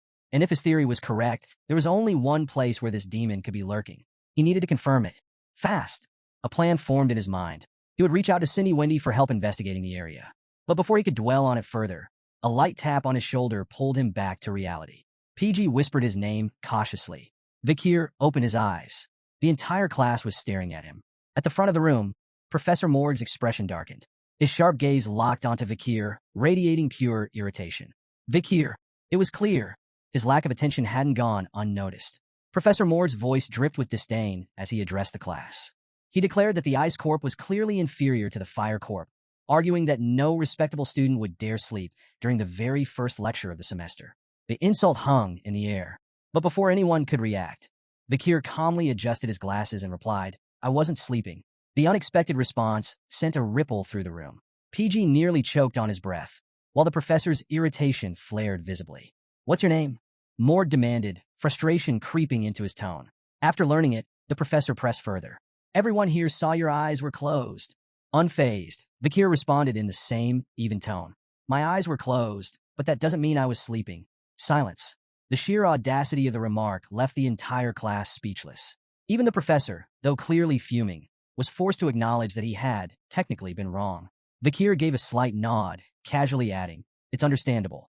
The offhand comment only fueled the professor's irritation. Realizing he wasn't going to shake Kier's composure, Morg chose to change tactics. He announced to the class that Sinclair's answer had earned the Fire Corp 1 point. Then, with a sharp tone, he turned back to Kier. "I have a proposition," he said with a smirk. "If you can answer my next question correctly, I'll award a point to the Ice Corporation." His eyes gleamed with challenge. "However, if your answer is wrong, the Ice Corp will lose points instead." Kier's voice cut through the room. "That's unfair." The professor ignored the protest. He posed his challenge. Kier was to name the location of the Empire's military clash with the Balak tribe and, based on that, deduce the most likely location of the tribe's stronghold. The room tensed. Sinclair's eyes widened in shock. She knew the Balak tribe was elusive. So little was known about them that even the most seasoned scholars struggled to determine their whereabouts. The question wasn't just difficult, it was designed to be impossible. Meanwhile, Bianca fumed in silence. She was convinced Kier's arrogance had doomed the Ice Corporation idiot. She thought bitterly. He just had to run his mouth. But while tension spread through the class, Kier remained utterly unbothered. He closed his eyes for a brief moment, and then a memory surfaced so vivid it felt almost tangible. He saw the Balak tribe gathered around a roaring campfire. He heard their laughter as they tore into roasted meat, felt the warmth of their camaraderie under the night sky. They weren't just some obscure historical footnote to him. They were family. A small, almost nostalgic smile crossed his lips before he opened his eyes again. Then, with absolute confidence, he delivered his answer. He not only named the exact locations of the battles between the Empire and the Balak tribe, but he also identified the most probable location of their hidden stronghold. His explanation was thorough, precise, each point backed by military records and ironclad logic. The room fell into stunned silence.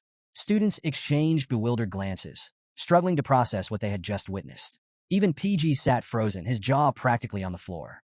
As for Professor Morg, he had been fully prepared to dismiss Kier as a fool. But now, he found himself impressed, despite his best efforts to hide it. Kier's answer wasn't just correct. It perfectly aligned with an advanced military thesis that had yet to be officially confirmed by scholars. "How?" Professor Morg muttered under his breath, his curiosity momentarily overpowering his irritation. He couldn't fathom how a student, especially a freshman, could possess such precise knowledge, as if he had seen the events firsthand. Unbeknownst to the rest, Kier's seemingly miraculous answer had been carefully calculated. He knew the Balak tribe had moved their stronghold after the Alman incident, so revealing their previous location wouldn't disrupt current events. But to the class, his knowledge seemed nothing short of extraordinary. As the professor mulled over Kier's astonishingly accurate answer, something clicked. Kier, that name had recently appeared at the top of the theory exam rankings. A student with the highest recorded score in years. Intrigued, and perhaps just a little irritated, Professor Morg made his decision. He awarded Kier 10 points for his flawless answer and granted 1 additional point to the rest of the Ice Corp. However, not one to let things slide, the professor smirked and deducted 10 points from Kier as well, citing his disrespectful behavior, closing his eyes during the lecture. "Brilliance doesn't excuse bad habits," he remarked smugly, as if trying to reassert his authority. Meanwhile, Sinclair continued studying Kier, her curiosity deepening. Despite his nerdy disguise, there was something about him, an aura that couldn't be hidden. She realized she hadn't paid much attention to him before, likely because Kier was such a common name. But now, as he stood tall in the sunlight streaming through the classroom windows, he seemed anything but ordinary. Tutor, too, had taken notice. From across the room, he smirked. "So, this is the top theory student?" He acknowledged Kier's intellect, but wondered if his skills would amount to anything when it came to practical combat. The rest of the class buzzed with murmurs. Some students were impressed, whispering about Vikir's brilliance. Others dismissed him as nothing more than a bookworm, frustrated that he had nearly cost the Ice Corps points. A few, however, felt an entirely different urge, one to put the nerd in his place. The scene shifted to a sprawling field where students were engaged in a high-energy game of run-flat, a sport resembling football but with a unique twist.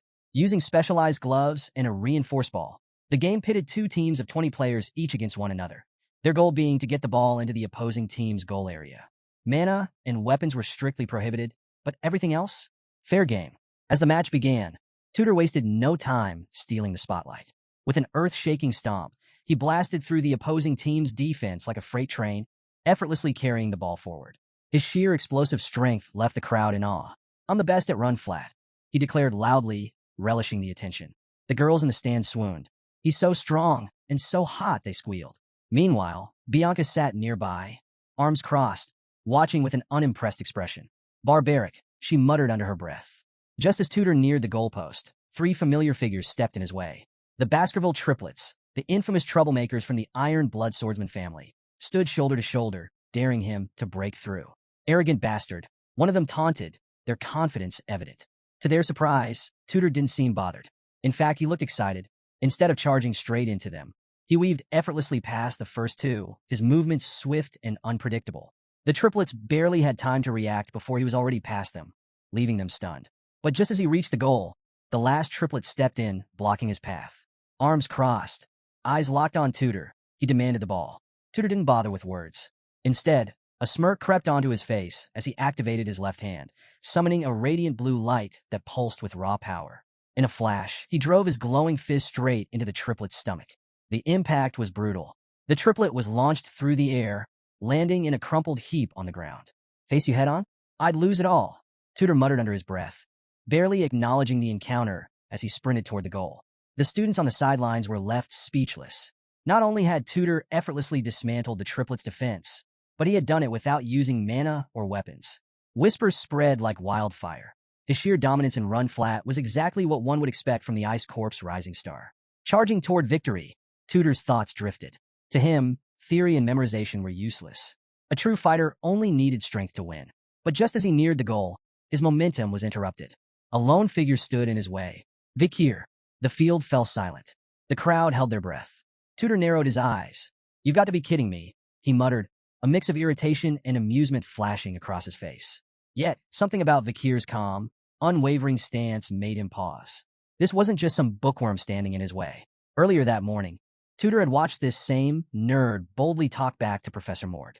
He had seemed arrogant, too confident for someone who relied only on knowledge. Annoyed, Kier had initially planned to step aside and let Tudor score. Stopping him wasn't worth the effort, but Tudor had other plans. Instead of making a beeline for the goal, he veered toward Kier, a mischievous smirk playing on his lips. This guy needs to train his body more than his brain. A solid body slam, he figured, would teach the genius a much-needed lesson. Without hesitation, Tudor charged at full speed. Kier, however, didn't move an inch. Then, impact. It was like a car crashing into a concrete wall. Tudor, expecting to bulldoze through his opponent, was the one sent flying. The moment of contact had been a disaster for him. He soared backward through the air before slamming into the ground with a heavy thud. A stunned gasp rippled through the crowd. Tudor lay motionless, his breath ragged, his face pale and drenched in sweat. What just happened? Even Bianca and Sinclair, watching from the stands, were too shocked to speak. Meanwhile, Kier turned slightly, glancing behind him. Tudor was sprawled out on the field. He furrowed his brows. Why did this blonde kid just run straight into me? For a moment, Kier had considered dodging the attack, but ultimately he decided against it. What was he thinking? Then, realizing the weight of the moment, Kier made a split-second decision. A bit of theatrics wouldn't hurt. Letting out an exaggerated moan, he dramatically collapsed, clutching his side as if injured. The crowd watched in confusion.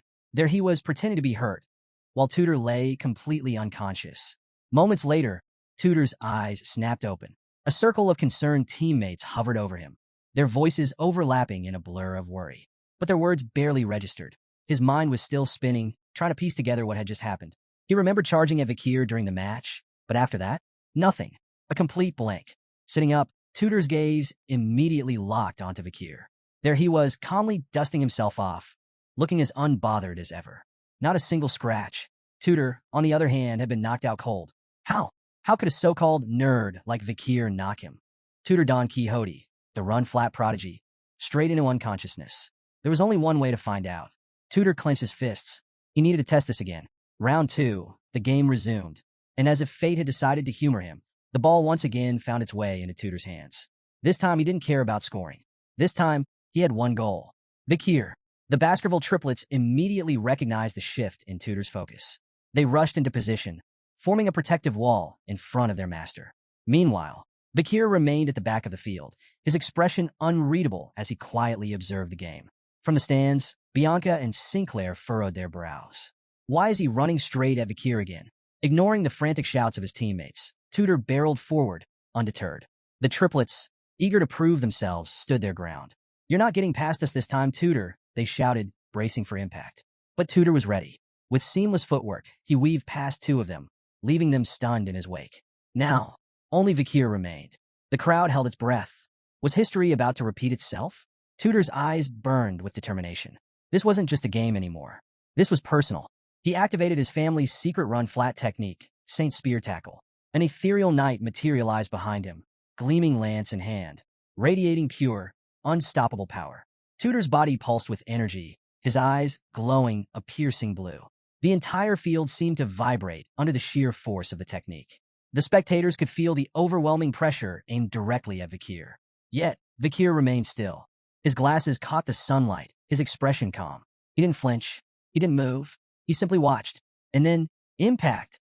The scene cut to black. When the screen returned, Tutor was sprawled out on the ground.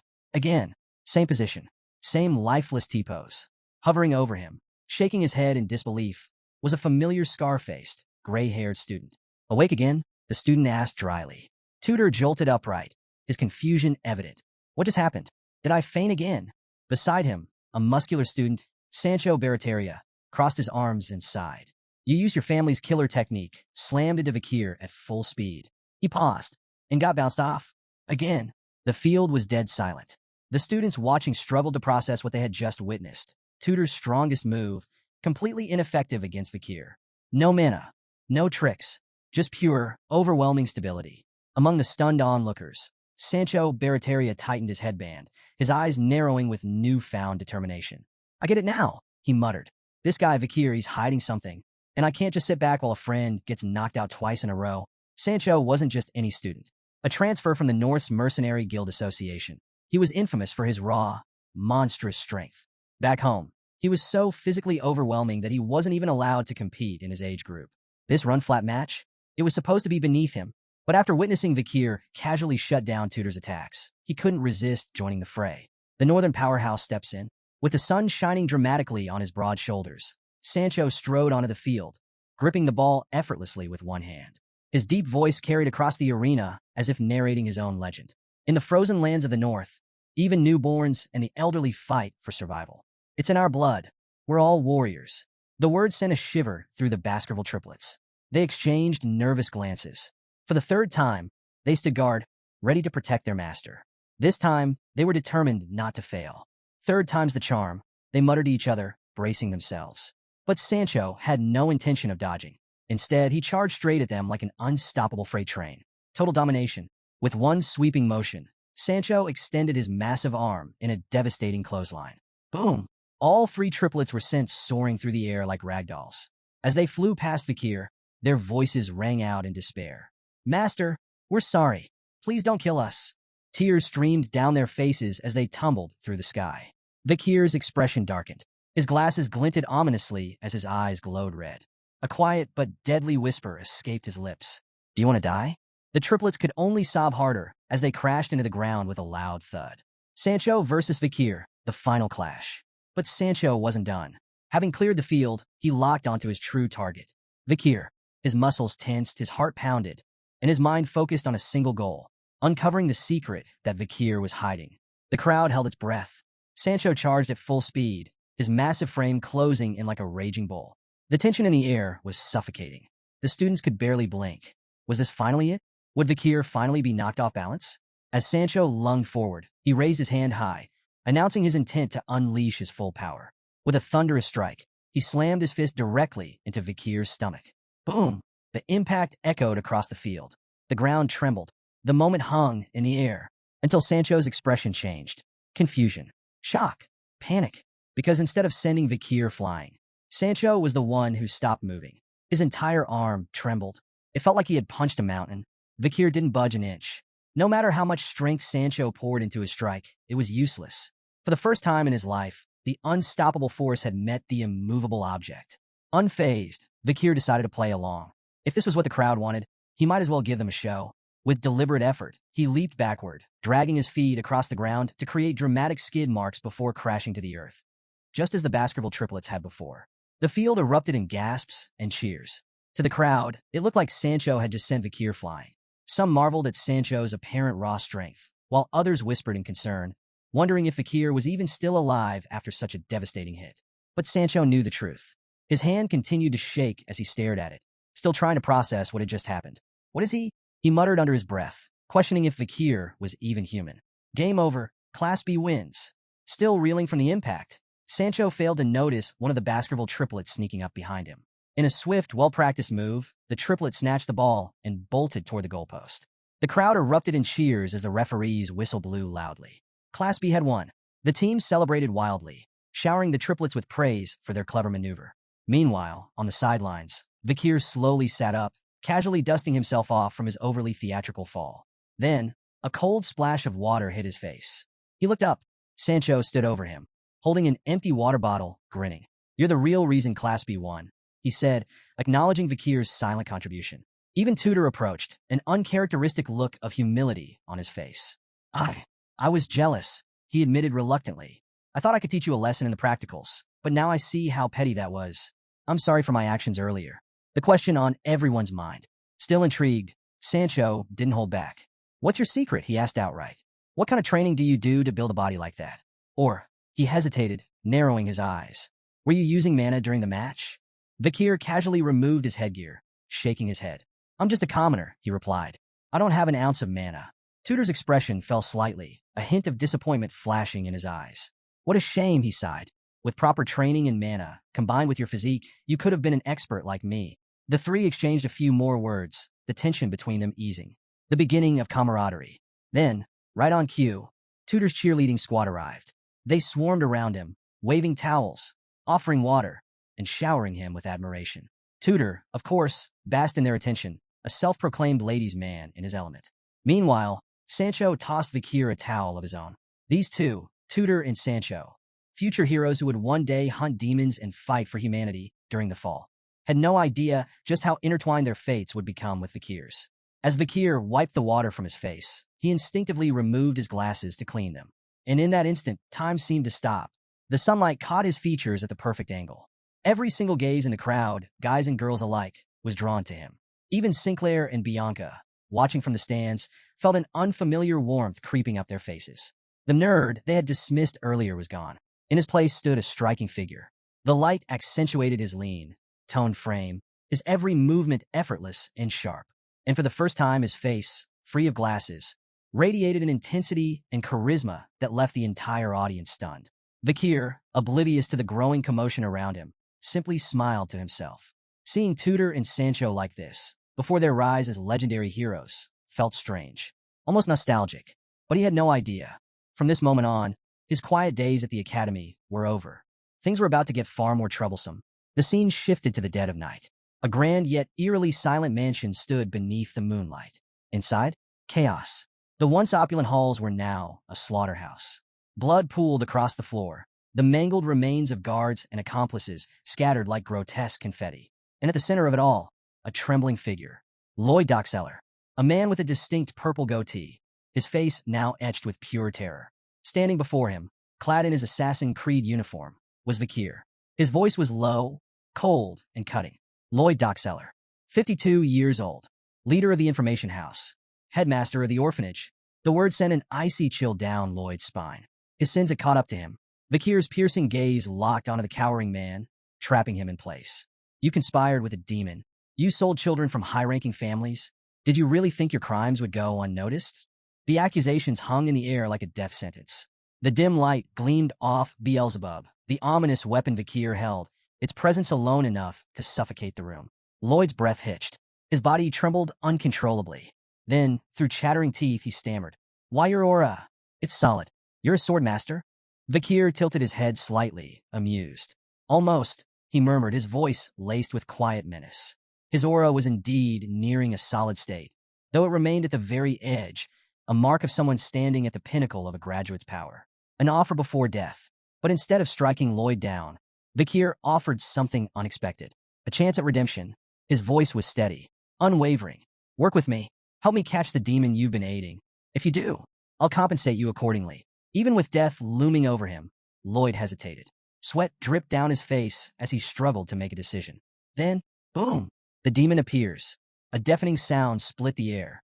Kier's instincts flared instantly. A massive chunk of a building hurtled toward them from above.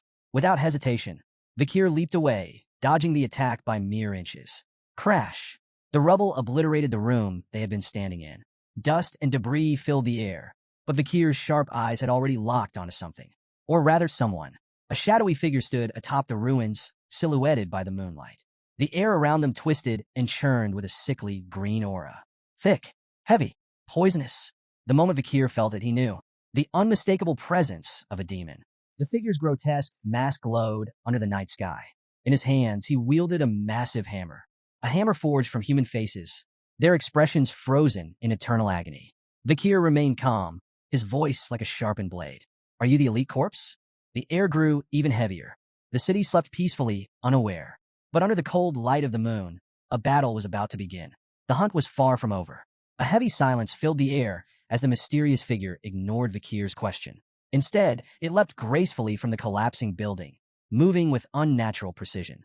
Wielding a massive hammer grotesquely crafted with human faces, it launched a devastating strike toward Kier. Unfazed, Kier sidestepped with ease, narrowly avoiding the attack as the hammer pulverized the ground where he had been. Without missing a beat, the figure adjusted its grip on the hammer, shifting to tighter, faster swings, and lunged forward in a vicious close-range assault. Kier, calm as ever, dodged with a nimbleness that seemed almost casual, so effortless he could have been tying someone's shoelaces midair. The hammer whizzed past his face by mere inches, but Kier didn't flinch. Instead, his sharp eyes took in every detail of the figure's movements. Its stance and techniques told a story, a corrupted version of the sacred Quo Vadis bludgeoning style. This discovery, combined with the figure's powerful aura, made Kier pause. It was clear this wasn't one of the elite corps he had been hunting. Instead, this was a subordinate, likely sent to do their dirty work. He scoffed at the thought. A demon in the holy nation. Typical. Even the purest factions have their shadows. Kier dismissed his weapon, Beelzebub, and addressed the masked figure directly. "If taking you down brings me closer to the elite corps, then I'll make it quick. Thanks for saving me the trouble." The figure didn't respond with words. Instead, it leapt high into the air, hammer poised to deliver another earth-shattering blow. This time, Kier didn't dodge. The ground trembled as the hammer collided.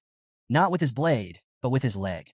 In a move straight out of a martial arts epic, Kier stopped the hammer's crushing force with a single, perfectly executed split kick. The masked figure grunted in disbelief, momentarily thrown off by Kier's superhuman strength. Wasting no time, Kier's arm glowed with a crimson aura as he unleashed a flurry of 5 devastating strikes.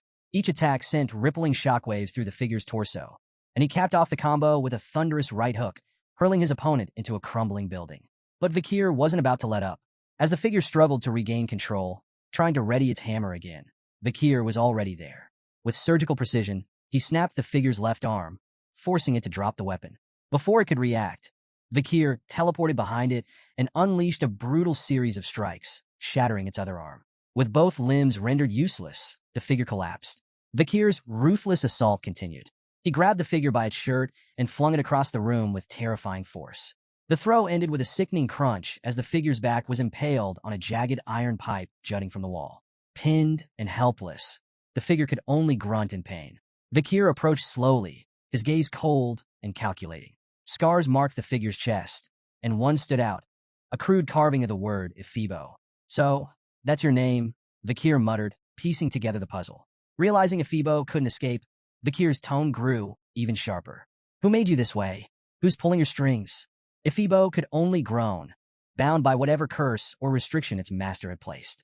Kier, unimpressed, grabbed the iron pipe and twisted it mercilessly. No need for words. he said with chilling calm. Your body will tell me everything I need to know. Ephibo writhed in agony as Vikir prepared to extract the truth by force. The night was far from over, and Vikir wasn't about to stop until he got answers.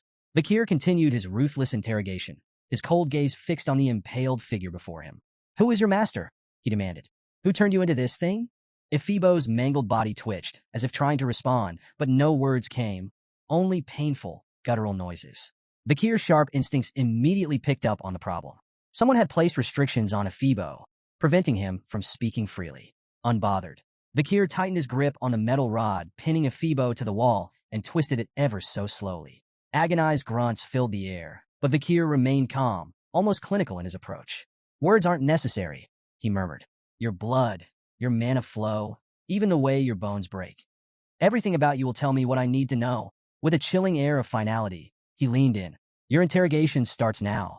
Under the cold moonlight, Vikir began his gruesome work, extracting every possible clue from Ephibo's battered body. Sometime later, distant cries for help snapped him out of his focus. Turning toward the sound, he moved swiftly, picking his way through the ruins of the earlier destruction. The voice led him to a familiar figure buried under the rubble. Lloyd Dockseller, barely clinging to consciousness. With little effort, Vikir yanked the trembling man free and fixed him with an icy stare. If you want to live, then talk, he said bluntly. Tell me everything you know. Lloyd, too weak to resist, nodded frantically. I'll tell you anything. Just don't kill me. Vikir's tone remained devoid of mercy. That depends on how useful your information is. Just as Lloyd began to speak, a sudden tension filled the air. High above, a lone figure stood atop a nearby rooftop, watching them intently. Vikir's sharp senses locked onto it immediately. The silhouette wore a familiar academy uniform, and its presence exuded an ominous aura. For a moment, Vikir's attention wavered as he assessed the figure, but before he could react, it vanished into the night. Something about that presence felt disturbingly familiar. Returning his focus to Lloyd, Vikir sensed something was off. The man's body convulsed violently, his mouth stretching unnaturally wide. Then, to Vikir's disgust, Lloyd began vomiting. Not bile, but 3 severed heads, their lifeless eyes frozen in horror. Vikir muttered, voice laced with both irritation and sheer revulsion. Before he could intervene, a bright green light surged from Lloyd's body. The glow intensified rapidly, too rapidly. In an instant, an explosion erupted, engulfing everything in its path. The shockwave ripped through the city, shaking buildings and ringing distant church bells. Alarmed citizens poured into the streets, shouting in confusion. Smoke billowed into the sky as a battalion of soldiers rushed toward the source of the destruction. Among them was Dolores Linkovades. As she arrived at the massive crater left by the explosion, her sharp mind immediately went to work. Report, she ordered, scanning the wreckage. Any casualties? A soldier stepped forward. We're still investigating, Saintus. The explosion was so powerful that almost nothing remains. Dolores, undeterred, meticulously combed through the ruins. The sheer devastation was undeniable, but she wasn't just looking at the big picture. She was searching for the smaller details, the hidden signs of a battle fought in the shadows. Then, something on the ground caught her eye. Amidst the debris lay a small, broken fragment of a mask. Recognition struck instantly. She knew this mask. Heart pounding, Dolores quickly knelt down, subtly covering the fragment with her skirt before anyone else could see it. A nearby soldier noticed her odd behavior. Saintus, are you all right? You look a little pale. Still kneeling, Dolores forced a weak smile. I'm fine, just feeling a bit unwell. Pay it no mind. The soldier hesitated but then nodded. No casualties reported. Saintus, you shouldn't overexert yourself. Dolores barely heard him. Her mind was racing.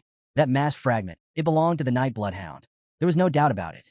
She clenched her jaw, struggling to reconcile what she knew with what she was seeing. The man she had once seen as a protector of the weak, the one who had stood by the slum dwellers during the Red Death outbreak, had somehow been involved in this atrocity. Had the night bloodhound really committed such horrors? Or was there another truth lurking beneath the surface? Dolores tightened her grip on the masked piece, swallowing the turmoil rising in her chest. For now, she had to maintain her composure. Whatever the truth was, she would find it. Back in the classroom, Professor Morg, perpetually irritated and looking like he'd rather be anywhere else, stood beside a massive, scorpion-like creature known as a Venompian. The monstrous insect took up half the table, its armored body and deadly pincers making it an unsettling sight. The professor's sharp gaze scanned the room as he held up a report, demanding to know who had written it. When the answer came, Vikir, his usual irritation turned into outright disdain. the Kier of all people, his least favorite student. The report in question made a bold claim that the Venampian had a hidden, second venomous fang tucked away in its abdominal exoskeleton. Professor Moore dismissed it as nonsense. Probably some baseless theory Kier had cooked up for attention. Deciding to publicly humiliate him, the professor declared that if the claim was false, every ICE core student would lose 10 points. That got the class's attention. Kier, however, felt a flicker of unease. He knew his report was correct, but there was a problem. The discovery of the hidden fang hadn't been made yet, not in this timeline. Tension hung in the air as the professor picked up a scalpel, determined to prove Kier wrong in the most dramatic way possible. With exaggerated care, he made an incision into Venampian's tough exoskeleton. At first, nothing happened, just a trickle of blood. Then, Esichinke, a needle-like fang shot out from the creature's abdomen at blinding speed, coated in deadly purple venom, and aimed straight for the professor's face. Gasps erupted across the room. Students recoiled in horror. For a split second, it seemed like Professor Moore was about to meet a tragic and slightly ironic fate, until the venomous fang stopped inches from his face. The professor stumbled back, eyes wide, his pale face drenched in sweat. Standing in front of him was Kier, completely unshaken, his book raised like a shield. He had intercepted the fang in the nick of time. Lowering the book, Kier cast an unimpressed glance at the professor. "Is that enough proof for you?" he asked dryly. Silence. The entire class watched as Professor Moore struggled to regain his composure. Not only was the second venomous fang real, but its existence explained decades of unsolved deaths linked to the creature. The realization settled over him like a weight, and for once, he had nothing to say. After a long, awkward moment, the professor cleared his throat, doing his best to salvage what was left of his dignity. "All ICE core students will receive an additional point for Kier's discovery," he announced stiffly. Then, after another pause, he added, "Kier, see me in my research lab after class. We need to go over your report." Kier simply nodded, unfazed, and strolled back to his seat at the back of the room. As he walked past, whispers exploded across the classroom. "Did you see that? He just saved the professor. And he was right about the fang. How did he even know that?" For the first time, Kier's classmates weren't just seeing him as some nerdy outcast. No, this was something else. "He's good at academics and sports," someone muttered, recalling his performance during the run-flat match against Tudor and Sancho. As Kier reached his seat, PG leaned over and whispered, "Nice work." Kier ignored the praise, shutting his eyes and slipping into his thoughts. The explosion from the previous night replayed in his mind, each memory as vivid as if it had just happened. The orphanage gone obliterated in an instant. His own body had suffered the brunt of the blast, skin burned away, raw muscle exposed, and even his hand blown off. Though his abilities allowed him to regenerate, the pain had been excruciating. But the real prize from that night wasn't survival. It was the ledger he had pulled from the headmaster's safe. Its contents were disturbing. A list of locations, places where children were being used as food for demons. But the locations were scattered, seemingly random. That suggested something far worse. There wasn't just one elite core hiding in the capital. There could be several. And yet, that wasn't the only thing nagging at Kier. His mind kept returning to the shadowy figure on the rooftop, the one who had watched the chaos unfold with a smug grin before vanishing. The figure had worn an academy uniform. Kier's eyes flickered open. A chilling thought settled in his mind. Could one of the 10 elite core be sitting in this very classroom? Elsewhere in the academy, a seemingly ordinary club held influence far beyond its modest appearance. The Lyceum Newspaper Club. Renowned across the capital, the club's daily publications sold out instantly, packed with stories of intrigue and scandal. Behind its success stood its meticulous leader, Dolores Luan Quovadis. A third-year student with her signature blonde hair and wing-like head accessory, Dolores had built Lyceum into a powerhouse of journalism. And today, she was welcoming the newest members. Joining Lyceum wasn't easy. It demanded persistence, skill, and instinct. Every recruit was a potential goldmine of untapped talent. Standing at the front of the clubroom, Dolores smiled, equal parts welcoming and authoritative. "Let's begin introductions." The first to step forward was Tutor La Mancha Don Quixote, a first-year ICE core student. His introduction was nothing short of ambitious. He didn't just want to succeed, he wanted to dominate. Not just in class, but within the club as well. Next came Sancho Barreteria, a fire core giant who usually towered over his peers. His voice boomed as he announced his goal, to prove he was more than just muscle. A few chuckles rippled through the room, but Sancho didn't waver. He was serious. Then there was Sinclair, a fire-haired prodigy and Fire Corps' top freshman. Her introduction was straightforward. "Money and information are power," she said with confidence. But she wasn't just here for gossip. She wanted control. The fourth recruit, Bianca Pa Usher, kept things simple. Coming from the prestigious Usher family, she stated plainly, I chose the club with the clearest vision. I'll do my best. Her no-nonsense attitude earned approving nods. Then there was PG, the most nervous of the bunch. He stuttered through his introduction, barely managing to get his words out. But when he finally did, it was loud and enthusiastic. His passion for gathering and analyzing information was unmatched. Finally, it was Vikir's turn. He stepped forward, expression unreadable. Compared to the others, his introduction was decidedly underwhelming. It's a school rule to join a club, he said flatly. I just followed PG. While Vikir's words seemed dismissive, his true reason for joining the Lyceum newspaper club was entirely strategic. With its vast network and access to critical information, it was the perfect place for him to gather intel for his own objectives. The only problem? Dolores. Having the Saintess in the same room made things slightly uncomfortable. And of course, she wasted no time singling him out. With that attitude, you can't be a Lyceum reporter, she scolded, locking her sharp gaze onto him. Before the tension could escalate, another voice cut through the room. Wait a second. A third-year student suddenly stepped forward, practically shoving Dolores aside in excitement. The girl, introduced as Anna, was the club's vice president. In her hands was a newspaper article, and her eyes gleamed as she waved it in Vikir's face. Is this you? She asked, grinning. I thought you looked familiar. The headline of the article read, Exclusive. Who was the Ice Core freshman who dominated the run-flat match? Right beneath it was a clear, full-color photo of Vikir during the intense game. Vikir remained silent, his expression unreadable, while Tudor burst into laughter. That's definitely him, Tudor exclaimed. Even Dolores looked surprised. She hadn't seen the article before and turned to Anna with suspicion. When did this get released? Anna grinned unapologetically. Oh, last night? I heard rumors about a handsome freshman, and I couldn't let that scoop go to waste. What kind of reporter would I be if I didn't publish it? Dolores sighed, clearly unimpressed. Unbelievable, she muttered. Anna, however, was completely unfazed. Turning back to the first years, she clapped her hands together. Well, now that we're all introduced, let's get started on our first activity. Dolores, momentarily speechless, stepped back as Anna seized control of the room. With her usual enthusiasm, the vice president formally introduced the first-year members' very first assignment. 2 articles were placed on the table. The dates had been redacted, but the contents were disturbing. The first article detailed a mysterious arson attack. An unidentified assailant had burned an orphanage to the ground during the early hours of the previous night. The group gathered closer, scanning the grim details. PG, always quick to connect the dots, was the first to speak. Wait, could this be related to the explosion in the capital yesterday? He asked, his voice barely above a whisper. Anna nodded. She had learned about the incident while outside the academy and revealed that the club suspected something even more terrifying. The same person might be responsible for both the orphanage fire and a high-profile murder in the capital. But the worst part? Most of the orphanage's children had been identified among the deceased. A heavy silence settled over the room. PG leaned in, whispering to Vikir, his voice uneasy. Do you think our target did this? Vikir didn't answer aloud, but deep down he already suspected the truth. The demon he was hunting might very well be behind it all. With all the information laid out, Anna took charge. It was time to craft a headline for their article. The brainstorming session kicked off immediately. Ideas flew across the room. The birth of a terrible villain.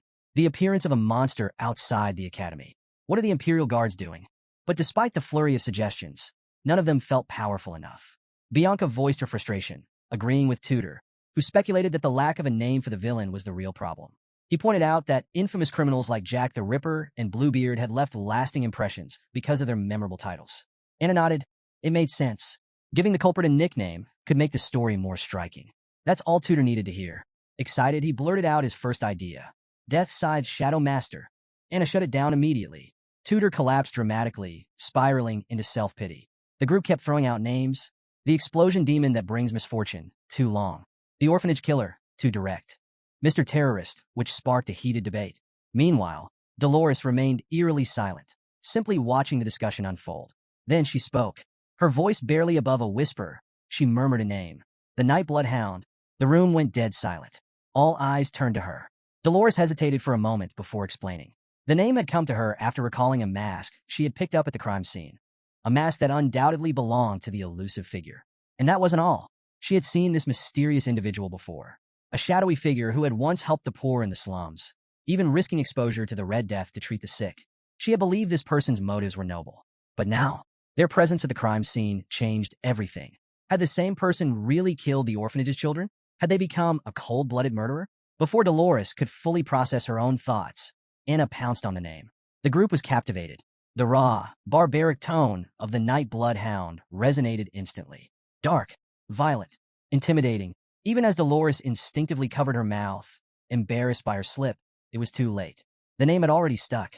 Anna immediately proposed the headline. Who is the night bloodhound, the terror of the capital? But Dolores shut it down. She reminded everyone that Lyceum's articles had to be rooted in truth. They couldn't label someone a criminal without solid proof. A debate broke out between the two leaders. Meanwhile, Tudor turned to Kier. What do you think? He asked. Do you think the night bloodhound is evil? Kier's response was curt. I don't care. Not satisfied, Tudor pushed further. Come on, give me a real answer. Reluctantly, Kier exhaled. What I know for certain is that they're not virtuous. So, they're evil, Tudor concluded. Before Kier could reply, bang, Dolores slammed her hand on the table. The entire room flinched. Standing upright, she demanded to know how Kier could be so sure. Her intense gaze locked onto his, challenging him. Even Tudor, still gripping Kier's shoulder, began to sweat from the sudden tension. It was clear they were treading dangerous waters. Dolores wasn't letting this go. She pressed Kier relentlessly, demanding to know why he believed the night bloodhound wasn't a good person.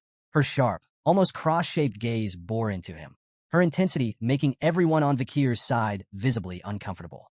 Beads of sweat formed on their brows as the room fell into an uneasy silence. But Kier? He didn't say a word. Tudor, watching the tension unfold, suddenly realized, had he just started something he shouldn't have? Growing frustrated with Kier's silence, Dolores turned her focus to the entire club. She didn't hold back. Scolding them, she reminded everyone that their words had power. They weren't just students, they were reporters, and publishing false accusations could destroy innocent lives. Tudor, unwilling to back down, argued that the city guards had already named the night bloodhound as the culprit behind the orphanage fire and the headmaster's murder. But Dolores wasn't buying it. She dismissed the guards' claims as mere speculation, pointing out that they had no real evidence. And then she brought up something even more unsettling: the children's corpses found in the orphanage basement. There were too many unanswered questions, too many gaps in the case. The room fell into another heavy silence as the weight of Dolores's words sank in. The other girls in the club were stunned. They knew the orphanage was connected to her family. Yet here she was staying completely impartial. Seeing no further objections, Dolores turned to Anna. Rewrite the article, she instructed. Anna groaned in frustration.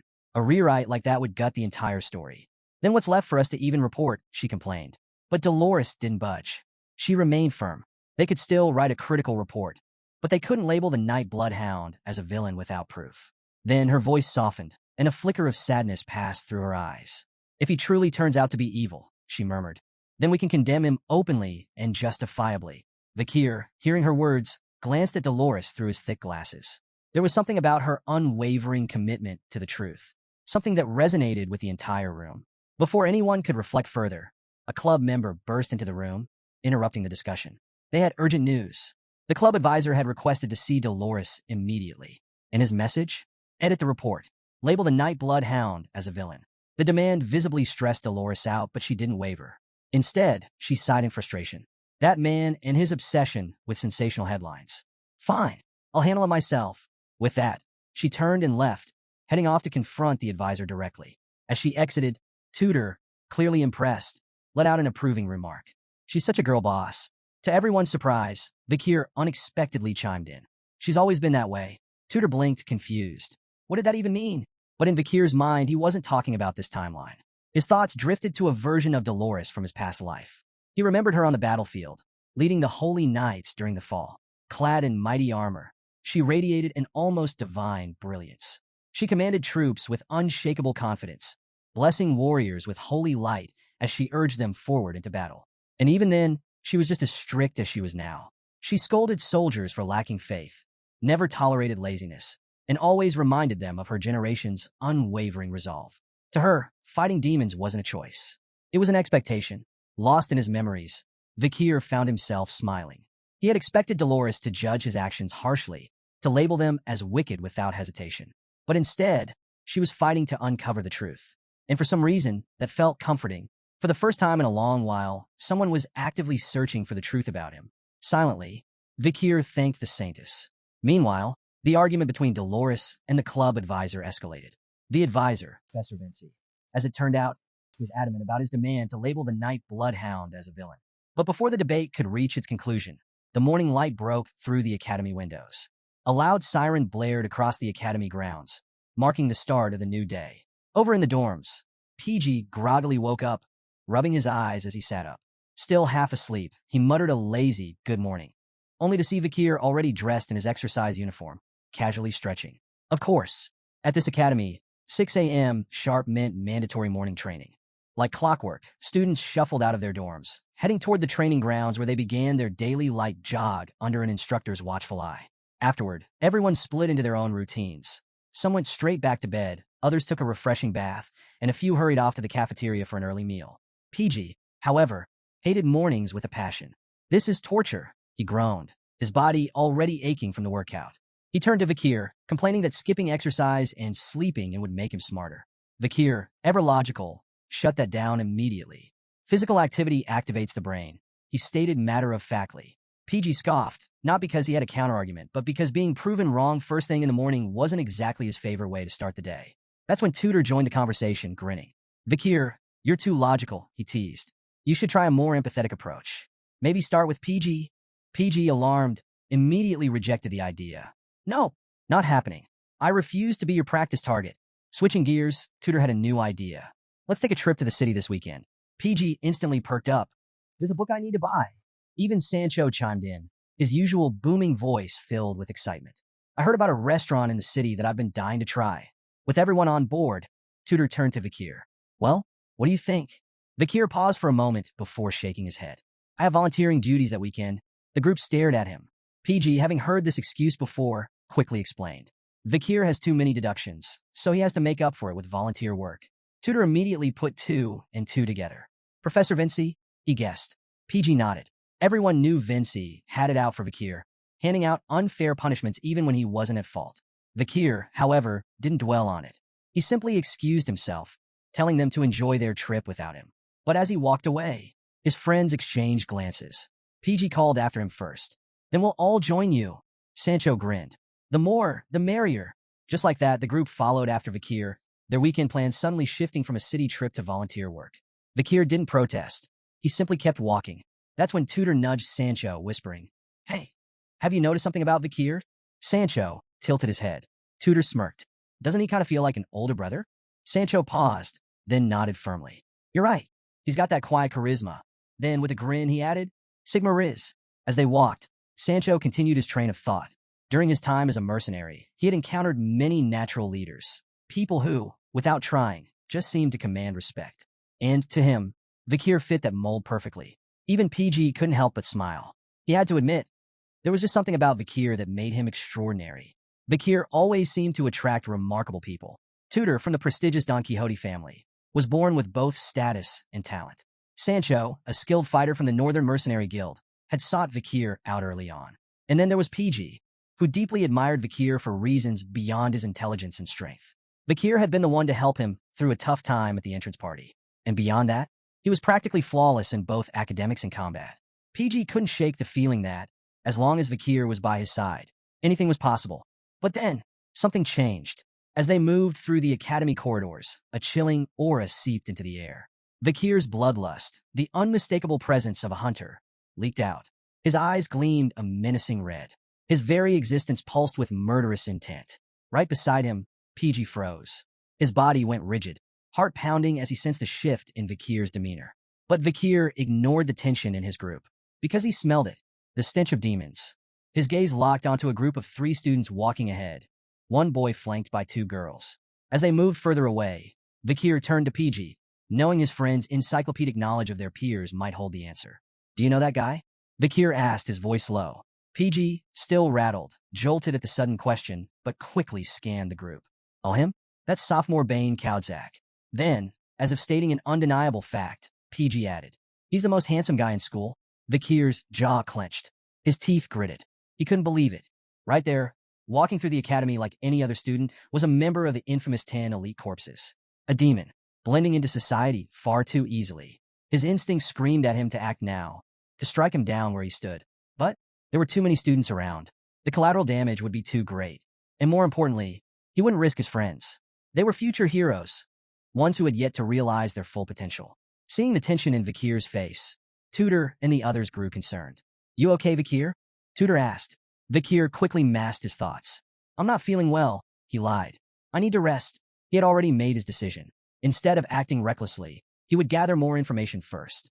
Once out of sight, Kier activated a skill from his second slot, Silent Heal Mishisu. His steps became soundless. His presence faded. Removing his glasses, he adjusted his disguise, his transformation seamless. His plan?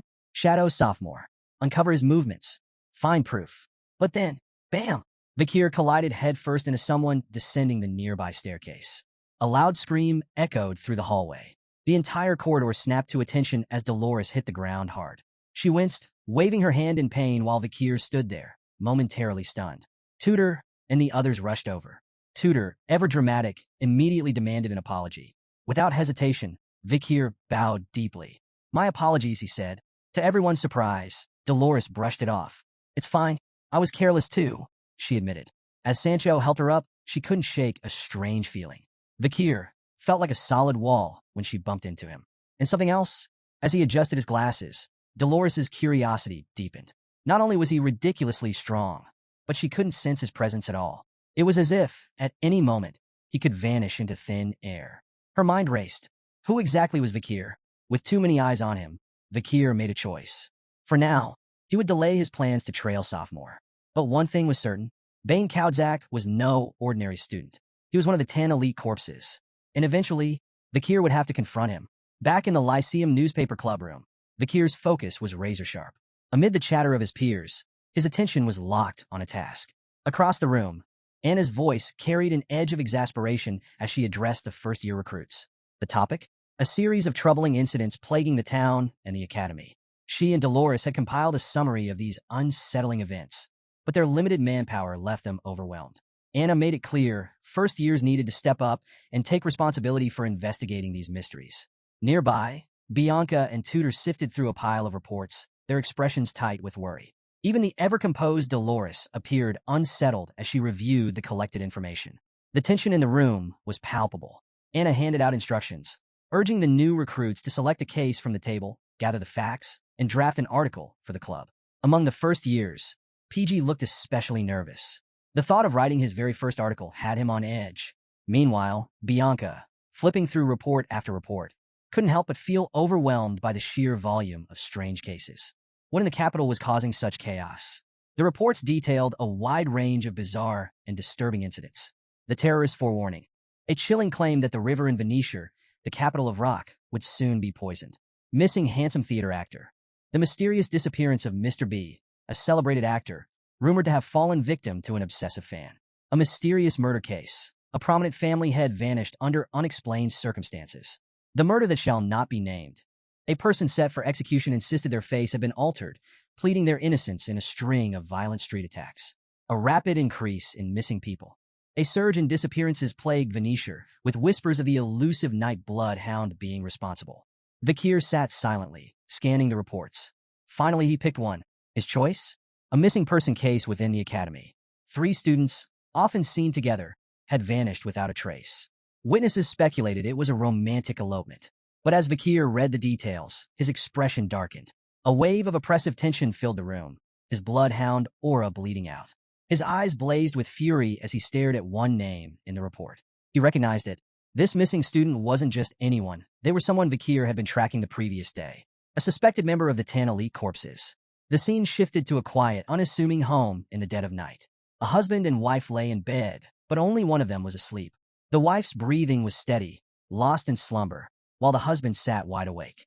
Rising carefully, he moved to a chair by the window, the faint glow of his green eyes betraying his true identity. He wasn't just anyone. He was connected to the Demon 10 elite corpses. The dimly lit room wasn't empty. 4 figures stood before him, silent and awaiting orders. The man addressed them, asking for updates on the masked vigilante who had been meddling in their plans. The subordinates each gave their reports. Ephibo, the same demon Kier had fought recently, grumbled as he spoke. Geronto, his fiery red hair catching the dim light, shared his findings. HEV, who carried a massive, scissor-like weapon, relayed his observations with unsettling calm. The last subordinate, Fido, remained silent, watching from the shadows. The man's presence exuded authority. He wasn't just part of the Demon 10 elite corpses, he was Dantalion, the 9th corpse. As Dantalion processed the reports, a troubling realization set in. None of his subordinates had spotted the masked vigilante since their last encounter. The man had grown more cautious, making it clear that tracking him down would be far more difficult. With grim resolve, Dantalion lifted his hand, and what followed was nothing short of grotesque. His flesh twisted and contorted, his eyes and noses sprouted from his palm, an eerie display of his demonic abilities. Muttering under his breath, he acknowledged that there was no other choice. Their search radius needed to expand. Without warning, something shot out from his mutated hand, striking each subordinate in the face at the same time. Their features warped and twisted, morphing into new identities of Dantalion's choosing. Once the transformations were complete, he issued his next command. His voice was cold, calculating. In order to infiltrate the more populated areas, blending into the crowds to find the masked vigilante. But before he could finish, the door creaked open. Standing there was his wife, groggy from sleep, confusion etched across her face. She blinked at the four strangers in the room before turning to her husband. Her voice carried a hint of concern as she asked why he was up so early and who these people were. For a moment, Dantalion said nothing. His expression remained unreadable as he simply stared at her. Then slowly he closed his eyes. When he finally spoke, his words were chilling. He admitted that he had wanted to admire her face, alive, untouched, for just a little longer. But now that she had seen this, there was no choice. A single command was given. In an instant, Fido appeared behind her, a blade pressed against her neck. She froze, her breath hitching as the cold steel sent shivers down her spine. Tears welled in her eyes as the weight of the moment crashed down on her. There was no escape. A sickening sound shattered the silence, the unmistakable slice of flesh being cut. Blood pooled at her feet as her body crumpled to the floor. She never even had the chance to scream. Silent tears slipped down her face as life faded from her eyes. Dantalion didn't flinch. As if nothing had happened, he turned back to his subordinates, continuing their discussion without missing a beat. His focus shifted to the ongoing delay in opening the gate, all due to Andromalius's untimely demise. His wife's death? Just another necessary sacrifice. Still seated in his chair, Dantalion began to shift his appearance once more. His features twisted and reshaped, frustration lacing his voice as he called the current situation annoying. With a sigh, he ordered Ephibo to follow him. There was someone special they needed to meet. As his transformation completed, he scratched his chin, his thoughts drifting toward the idea of relieving some of his pent-up stress. The scene shifted to an entirely different setting, one draped in an air of holiness. Dantalion, now disguised as a priest, stood at the heart of this sacred space. A cross hung from his neck, an ironic accessory, given the sly smirk on his face. Before him stood Dolores, her wary eyes locked onto him, her patience clearly wearing thin. She had no time for games. But Dantalion, now going by the name Quilty Luan Indulgentia, couldn't resist toying with her. He let out a smooth remark, calling her beauty captivating. Unamused, Dolores cut straight to the point, addressing him as Sir Quilty. She reminded him that she hadn't come for idle chatter. There were more pressing matters to discuss. Dantalion brushed aside her sharp tone with a feigned look of concern. With a practiced softness, he remarked that she had been visiting less frequently. Had she truly been so busy?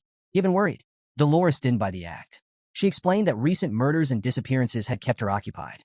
Her investigations had led her to troubling conclusions, and she wasn't about to let distractions get in the way. Dantalion smiled knowingly. He already knew the answer. After all, he was the cause of the chaos. But something about him put Dolores on edge. Instinct told her that this man, no matter how polished his words, reeked of deception. Quilty Luan Indulgentia was no ordinary priest. He was the head of the Indulgentia family, a collateral bloodline of the powerful Quo Vadis clan. His family controlled vital resources, monasteries, orphanages, hospitals.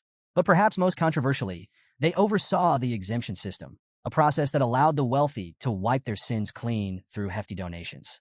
A man who dealt in absolution for a price. Dolores had seen enough corruption in her time to know one thing for certain. This man was dangerous. Dantalion leaned in, his voice smooth yet probing. Why had Dolores come to see him? She didn't hesitate.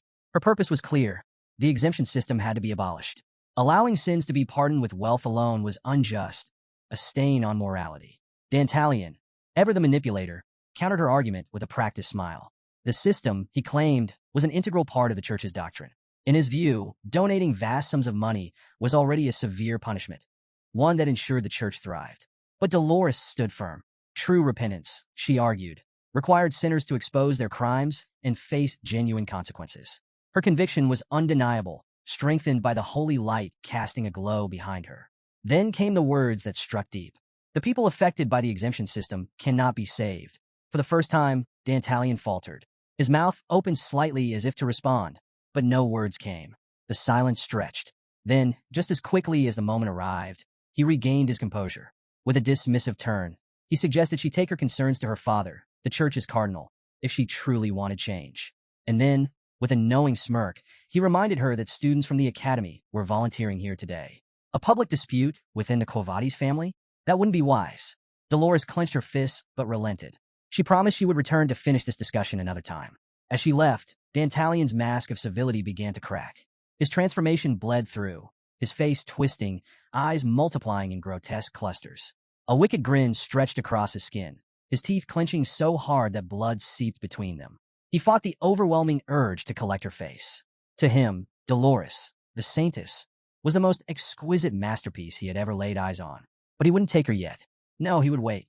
He would savor the moment when the world plunged into chaos. Then, and only then, would he claim her face in its most despairing state. Trembling with anticipation, Dantalion uttered a silent prayer, a plea for his brethren to hasten the descent of darkness. The scene shifted. Kier stood before the towering gate of a grand building, his sharp eyes scanning its structure. According to Cindy Wendy's report, this orphanage was linked to the 10 elite corpses. By analyzing Andromalius's ledgers, they had uncovered its connection to the demons. His gaze trailed upward, locking onto the flag flying above. The Quo Vadis family crest. It made sense. If demons had infiltrated both the Iron Blood and Holy Divine families, then the Quo Vadis were just as likely to be compromised. The Night Bloodhound's recent activities had put a target on his back, so Kier decided to take a subtler approach, volunteering. A perfect cover for a deeper investigation. But just as he steeled himself for the task ahead, 3 familiar voices interrupted his thoughts. Turning, he found PG, Tudor, and Sancho standing beside him. Before he could protest, Tudor threw an arm around his shoulder, grinning. Lucky you, Kier. You've got such loyal friends willing to volunteer with you. Kier let out a long sigh, rubbing his temple. He hadn't asked them to come. A nervous sweat drop formed on his forehead. This was supposed to be a covert investigation. Today was about to get a lot more complicated. The Academy's 10-day-long golden holiday had officially begun. A time of grand celebration. This break honored both the school's anniversary and the Easter of the Loon Church, offering students the perfect excuse to visit their families, explore the imperial capital, or simply relax. But not everyone was indulging in festivities. Back at the orphanage, the boys stepped inside for their volunteering assignment. Tudor's voice rang out, teasing Kier about how lucky he was to have such loyal friends tagging along, unlike the rest of the students who were out enjoying their well-earned break. Of course, each of them had different motives for being there. Sancho was thinking ahead, wanting to knock out his volunteer hours early. PG had a genuine love for helping others. Tudor? He was just here for the fun of it. As for Kier, their presence felt more like a burden than a blessing. Tudor's gaze swept across the vast hall, whistling at its sheer size. This has to be the Indulgentia orphanage, he guessed. PG nodded, confirming it was the largest orphanage in the imperial capital. He also revealed an interesting detail. The orphanage's headmaster, Quilty Lun Indulgentia, wasn't just its founder, but also an external lecturer at the academy. Sancho, surprised, asked who this Quilty guy was. PG pointed to a large portrait hanging nearby.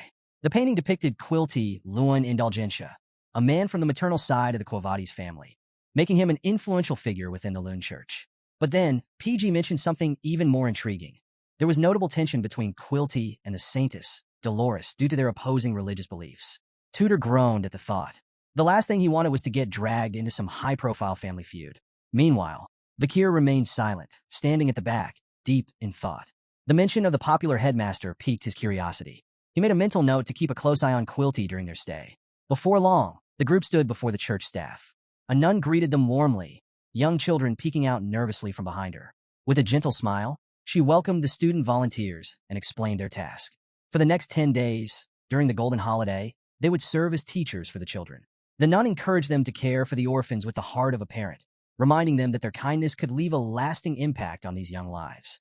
But as she spoke, the boys' attention drifted elsewhere. They had just noticed something. Or rather, someone. Tudor was the first to break the silence.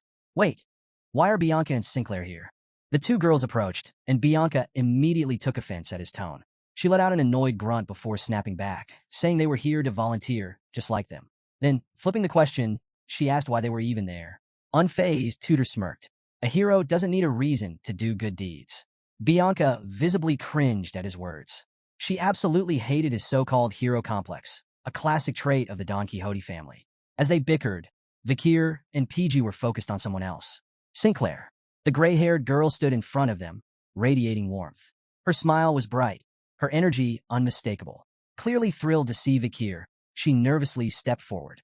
With a slight stammer, she extended her hand to him. She admitted that they hadn't spoken much before, but hoped they could get along during the next 10 days. Kier hesitated for a moment before shaking her hand. He simply echoed her sentiment, agreeing that they'd work well together. But Sinclair's reaction? Far more dramatic. She clutched her hand as if she had just received a priceless treasure, her face glowing with excitement. Then, with absolute sincerity, she declared, "I'm never washing this hand again." Kier blinked. This holiday was already shaping up to be a lot more eventful than expected. Meanwhile, PG leaned in close to Kier, his voice hushed with intrigue. He had noticed something earlier. Sinclair had specifically requested to be placed at this orphanage. He had seen her speaking with the volunteer coordinator, making sure she ended up in the same location as Kier. So much for coincidence. Kier mulled over PG's words, silently deciding to stay wary of Sinclair. But before he could dwell on it, his sharp eyes scanned the room, picking up on something strange. The headmaster, Quilty Lindindulgentia, was nowhere to be seen. A man of such high standing should have at least made an appearance, yet he was absent. Suspicion flickered in his mind. But before he could pursue that thought, the nun's voice rang out, announcing that it was time for the children to choose their teachers. The moment the words left her lips, chaos erupted. The children surged forward, swarming the volunteers with boundless energy. Tutor laughed as he scooped up 2 kids at once, thrilled by their enthusiasm. Sancho was already running around, giving piggyback rides to a group of giggling children. Bianca, meanwhile, found herself completely smitten by how adorable they were. Even Sinclair was in her element, surrounded by kids as she animatedly read a funny story from a book. And then there was Kier, standing stiffly before 3 small children. He spoke in his usual gruff, monotone voice. Names? His stern demeanor and cold expression were met with wide, trembling eyes. A single beat of silence passed. Then, in unison, the kids burst into tears and immediately bolted toward PG for comfort. PG gently patted their heads, consoling them, before turning to Kier with an amused but pointed piece of advice. Try smiling a little. Kier stood there, stunned. Interacting with children was far more difficult than he had anticipated. He had always done well with people like PG and Marin, but this was an entirely different challenge. As he tried to process the situation, something caught his eye, a small, blonde-haired girl quietly slipping out of the room. His instincts kicked in. Kier followed her and found her sitting alone by a pillar, her tiny form curled up, her face shadowed with sadness. Approaching quietly, he spoke in a low but gentle voice. Crowded places can be overwhelming. The girl flinched slightly at his sudden presence. If I'm not careful, people misunderstand me too. His words hung in the air, but the girl refused to look at him. Kier sighed. His usual directness wasn't working. He recalled Ian's advice. Kids won't answer if you question them too bluntly. You have to soften up first, smile, make it easier for them to talk. Taking a closer look, he noticed the name tag on her chest. Slowly, he knelt down her level and, for the first time, made a genuine effort. With a softer expression, he smiled and said, "Perry, right?" The girl froze. Her eyes widened in shock, her cheeks turning pink as she stared at him. Then, instead of responding, she turned and ran off. Again, Kier blinked. Was his smiling face, somehow, even scarier than his usual one? As he stood there, contemplating this, a familiar voice spoke beside him. It was Dolores. The saintess had seen everything. She approached with a knowing smile, reassuring him. She didn't run because she dislikes you. Then, with a hint of surprise in her voice, she added, "I didn't realize you had such a kind side." Dolores went on to explain that Perry had suffered a deep emotional wound, which led to a condition called aphasia. She had lost her ability to speak entirely.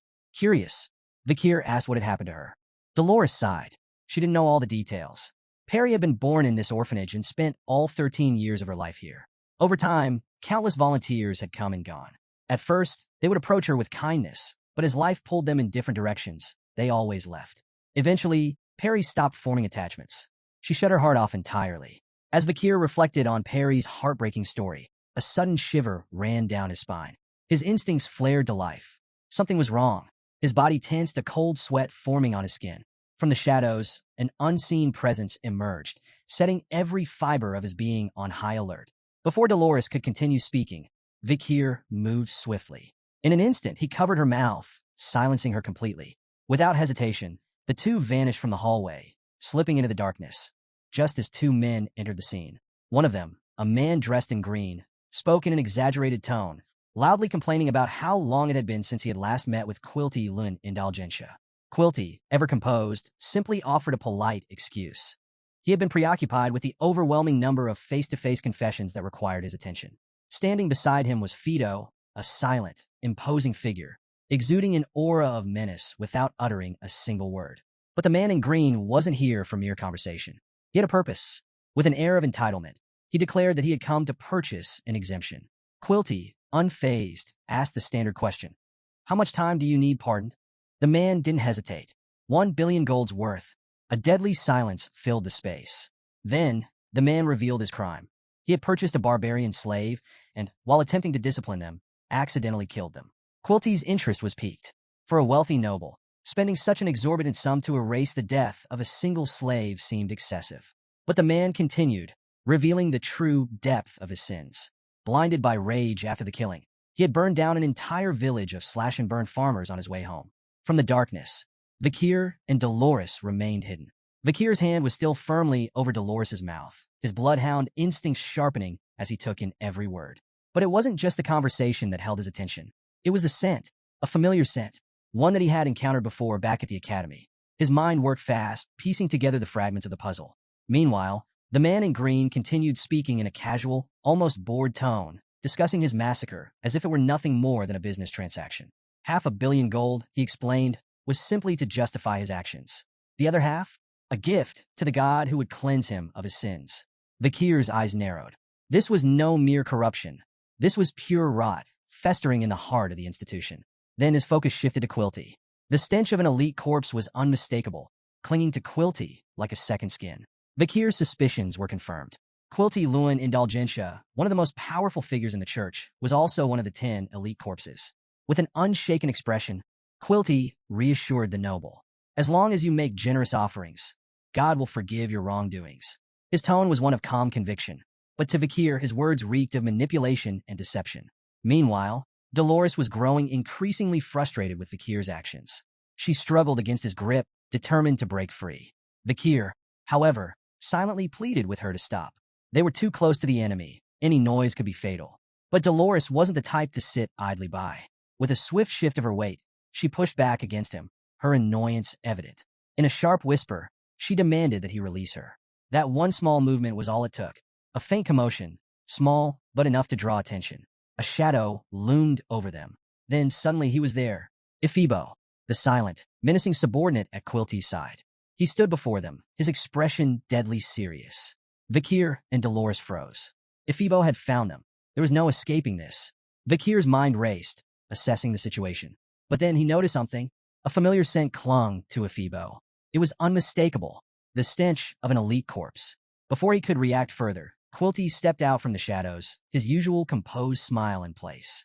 His tone was deceptively friendly as he greeted them, feigning delight at the presence of the saintess herself. With a teasing lilt, he remarked on Dolores's choice of activities, joking that she must have a habit of hiding and eavesdropping. Then, with a sly grin, he leaned in, adding something far more scandalous. Or perhaps, you were just enjoying some alone time with your fellow peer?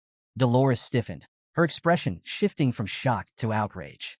It was bad enough that they had been caught in such a compromising situation, but to have Quilty twist the narrative into something indecent? Before she could even process her fury, Quilty's gaze shifted. Now his focus was entirely on Kier.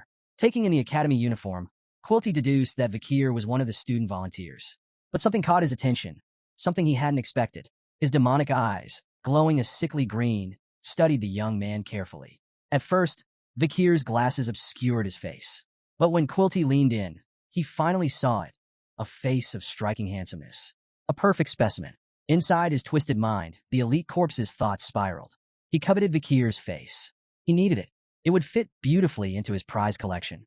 But before Quilty could indulge in his fantasies, his brother interrupted with a persistent cough, a reminder that business awaited.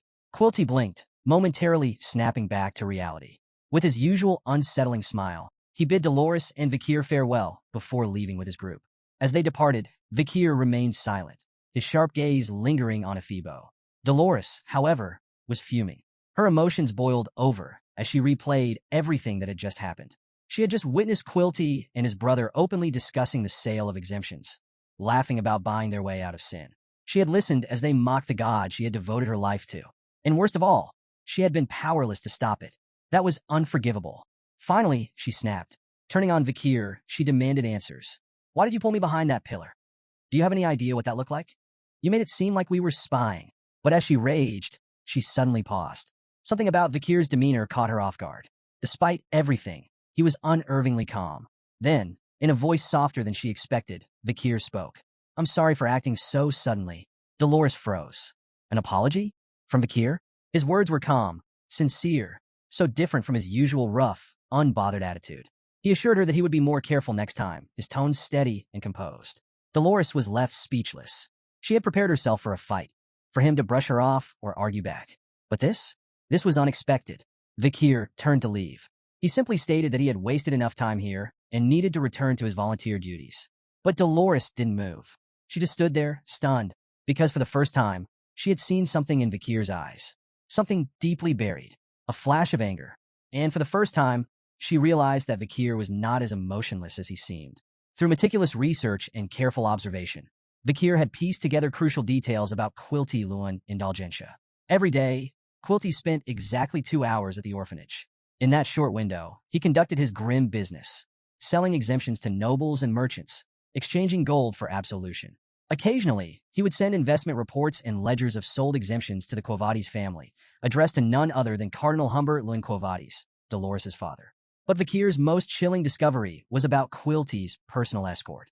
He was always accompanied by 4 guards, and after careful investigation, Kier had confirmed something disturbing. One of those guards was the masked figure he had encountered during the orphanage explosion. The distinct scent they carried was an exact match, which could only mean one thing. If one of these guards was that powerful, the other 3 were just as dangerous. They likely possessed strength comparable to high-ranking academy graduates. The odds were stacked against him. Kier knew his next steps. To eliminate Quilty, he had to neutralize his 4 guards first. Attacking an elite corpse head-on, especially one with a formidable escort, was suicide. For now, he needed to plan carefully. With his investigation and strategy settled in his mind, the scene shifted back to his friends. From a distance, PG, Tudor, and Sancho watched in disbelief. There was Kier, silently and diligently washing a massive pile of laundry by hand, and not a washing machine in sight. The 3 whispered among themselves, trying to make sense of it. Had Kier been pushing himself too hard? Sancho felt a pang of guilt. He had planned to take it easy, doing just enough to complete his volunteer hours. But now, seeing Kier working so tirelessly, he couldn't help but feel ashamed.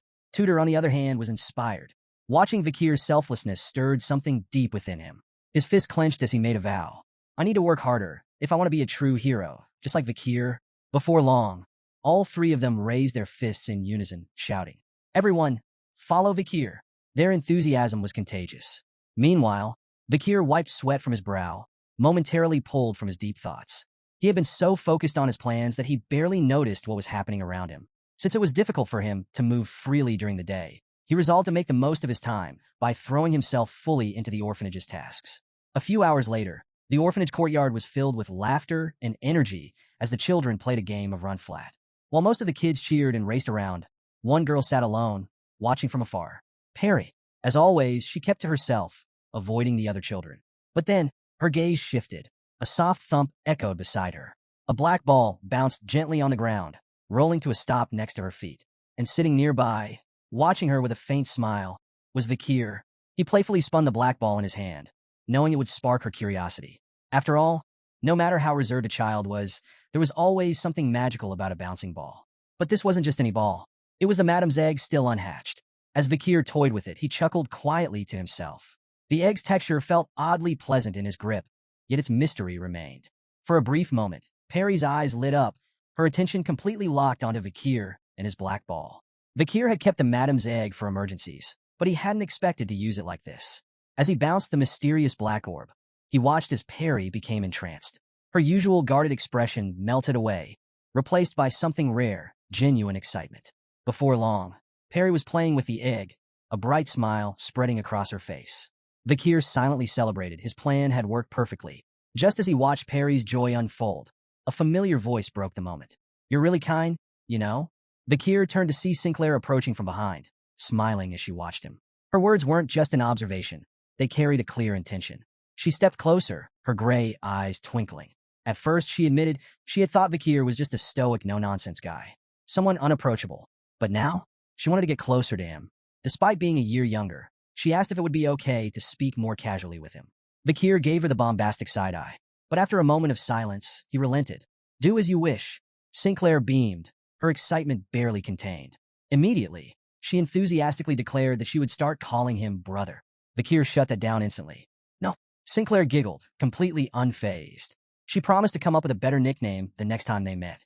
Kier, keeping it short and simple, just nodded. As they spoke, Perry continued playing with the madam's egg. But then, something strange happened. The egg began to move on its own. It suddenly slipped out of Perry's grasp, bouncing away like it had a mind of its own. Before anyone could react, it rolled toward a hole in the fence and dropped into the dark, murky waters of the estuary. Perry froze, her mouth hanging open in shock. Sinclair and Kier rushed over, their eyes scanning the spot where the egg had vanished. Sinclair tried to comfort Perry, telling her it was impossible to retrieve it now. The estuary's waters were too deep, too dark. But Perry's eyes welled up with tears, her gaze filled with panic as she turned to Kier. For the first time, she looked to him for help. Kier knelt down, his voice steady, reassuring. "Don't worry about the ball." But Perry's trembling lips and desperate efforts to hold back her tears hit something deep inside him. He hesitated. Then, without another word, he unbuckled his uniform. There was no choice now. He couldn't leave her like this. Meanwhile, Dolores stood nearby, letting out a deep sigh as her thoughts drifted back to everything that had happened earlier. Her mind kept circling back to Kier. At first, she hadn't thought highly of him. To her, he was just some reckless troublemaker, someone who had judged the night bloodhound too quickly and racked up so many demerits that he had to do volunteer work just to make up for it. But then she started hearing things. Tudor, practically bouncing with excitement, had told her that when the kitchen staff needed help, Kier was the first to step in. Sancho, still in his cook's uniform, added that not only had Kier helped distribute food, but when there was no hot water, he had gone out to fix the pipes himself, all while skipping his own meal in the process. PG chimed in, saying that Kier had handled the laundry, even repairing the boiling system so they could clean clothes more efficiently. And then there was Bianca, who casually mentioned that Kier had spent time hanging clothes with her before heading off to set up the gym for the children when they asked him to play. Hearing all of this left Dolores unsettled. Why did everyone seem to think so highly of Kier? Had she been wrong about him? And then it hit her she had been the one with prejudices all along. She had assumed Kier was judgmental. But in reality, it was her own bias clouding her view of him. And as clarity set in, she realized something else. Kier had never intended to humiliate her earlier. He had hidden her behind that pillar because he had noticed Quilty approaching first. He had been protecting her, and she had lashed out at him for it. With a newfound sense of understanding, Dolores decided it was time to find Kier and apologize. Not long after, Dolores spotted Kier standing near the fence, alongside Sinclair and Perry. The three of them were peering into the murky estuary, searching for the lost ball. But then, something unexpected happened. Dolores's confusion deepened, and Sinclair's face turned bright red as she frantically covered her eyes. Because right in front of them, Kier had neatly placed his uniform and shoes beside the fence, stacking them with military precision. Then, without a word, he vaulted over the barrier and plunged into the estuary below. All three girls stood frozen, their expressions locked in stunned silence. Kier disappeared beneath the dark water. For a few moments, nothing happened. Then he resurfaced. In his outstretched hand was the ball, dripping with water, but completely intact. He had done it, completely soaked in black water. Kier looked like someone who had just conquered a legendary quest. And as if the universe itself had been waiting for this moment, the clouds above parted. The sun broke through, its golden light spilling across the estuary. The rays bathed Kier in a soft glow, amplifying his aura and making him seem almost otherworldly. A true main character moment. Turning toward the trio, Kier held out the ball and spoke softly to Perry. "Now, you don't need to feel sorry for losing it." His kindness left all three girls staring at him in disbelief. It wasn't just the act of retrieving the ball, it was the effort, the care. But for Perry, the moment meant something even deeper. She stared at Kier, her wide eyes locked onto him. Something inside her stirred. For so long, she had lived in silence. But now, her heartbeat, once quiet and dormant, had begun to echo once more. Under the warm sun, the boys were out in the open field playing football with the children. The atmosphere was filled with infectious energy as laughter and cheers echoed all around. Everyone was immersed in the joy of the moment, running and kicking the ball with unrestrained enthusiasm. After what felt like an endless session of fun, the boys finally slowed down, drenched in sweat and utterly exhausted.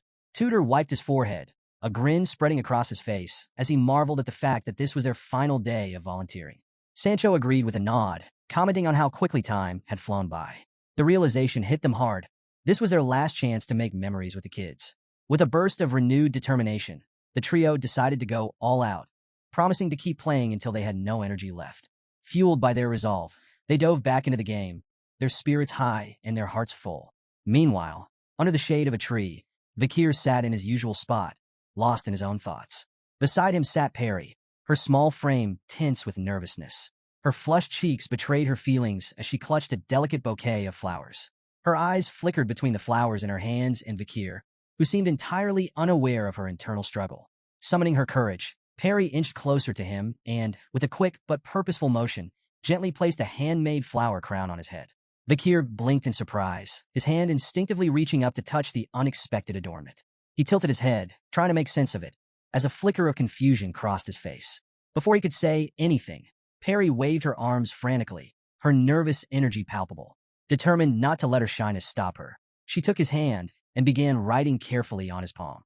Her silent gestures conveyed her heartfelt gratitude for everything he had done, for sitting with her during his time at the orphanage and retrieving her lost ball from the estuary. Through her actions, she expressed how much his presence meant to her. Kier felt the sincerity in her unspoken words. In his usual calm demeanor, he reassured her that it had been nothing. He simply enjoyed sitting under the tree with her. Perry hesitated for a moment, her fingers hovering uncertainly. Gathering her resolve, she wrote one final message, a question. "Can we meet again?" Her hopeful expression tugged at Kier's heart. He remembered what Dolores had told him about Perry's past, how everyone she grew close to eventually drifted away, leaving her to face the ache of solitude once more. Her silence wasn't just a condition. It was her shield, protecting her from the sting of abandonment. As he gazed at her, Kier felt the weight of his own reality. His life, filled with relentless demon hunting, left little room for promises. Death was always close at hand, and he knew the danger of raising false hopes. But at that moment, seeing the light of hope in her eyes, he made a choice. With quiet conviction, he told her, "We'll meet again." Perry's face lit up with pure joy. Her smile, so radiant, it was as though the sun itself had brightened. Kier then added sincerely, "If there's a tomorrow for me, I'll come back." His words filled her heart with hope. In response, Perry carefully wrote one last message on his palm, calling him her older brother. Kier chuckled softly, the warmth of her sentiment melting away some of his guarded exterior.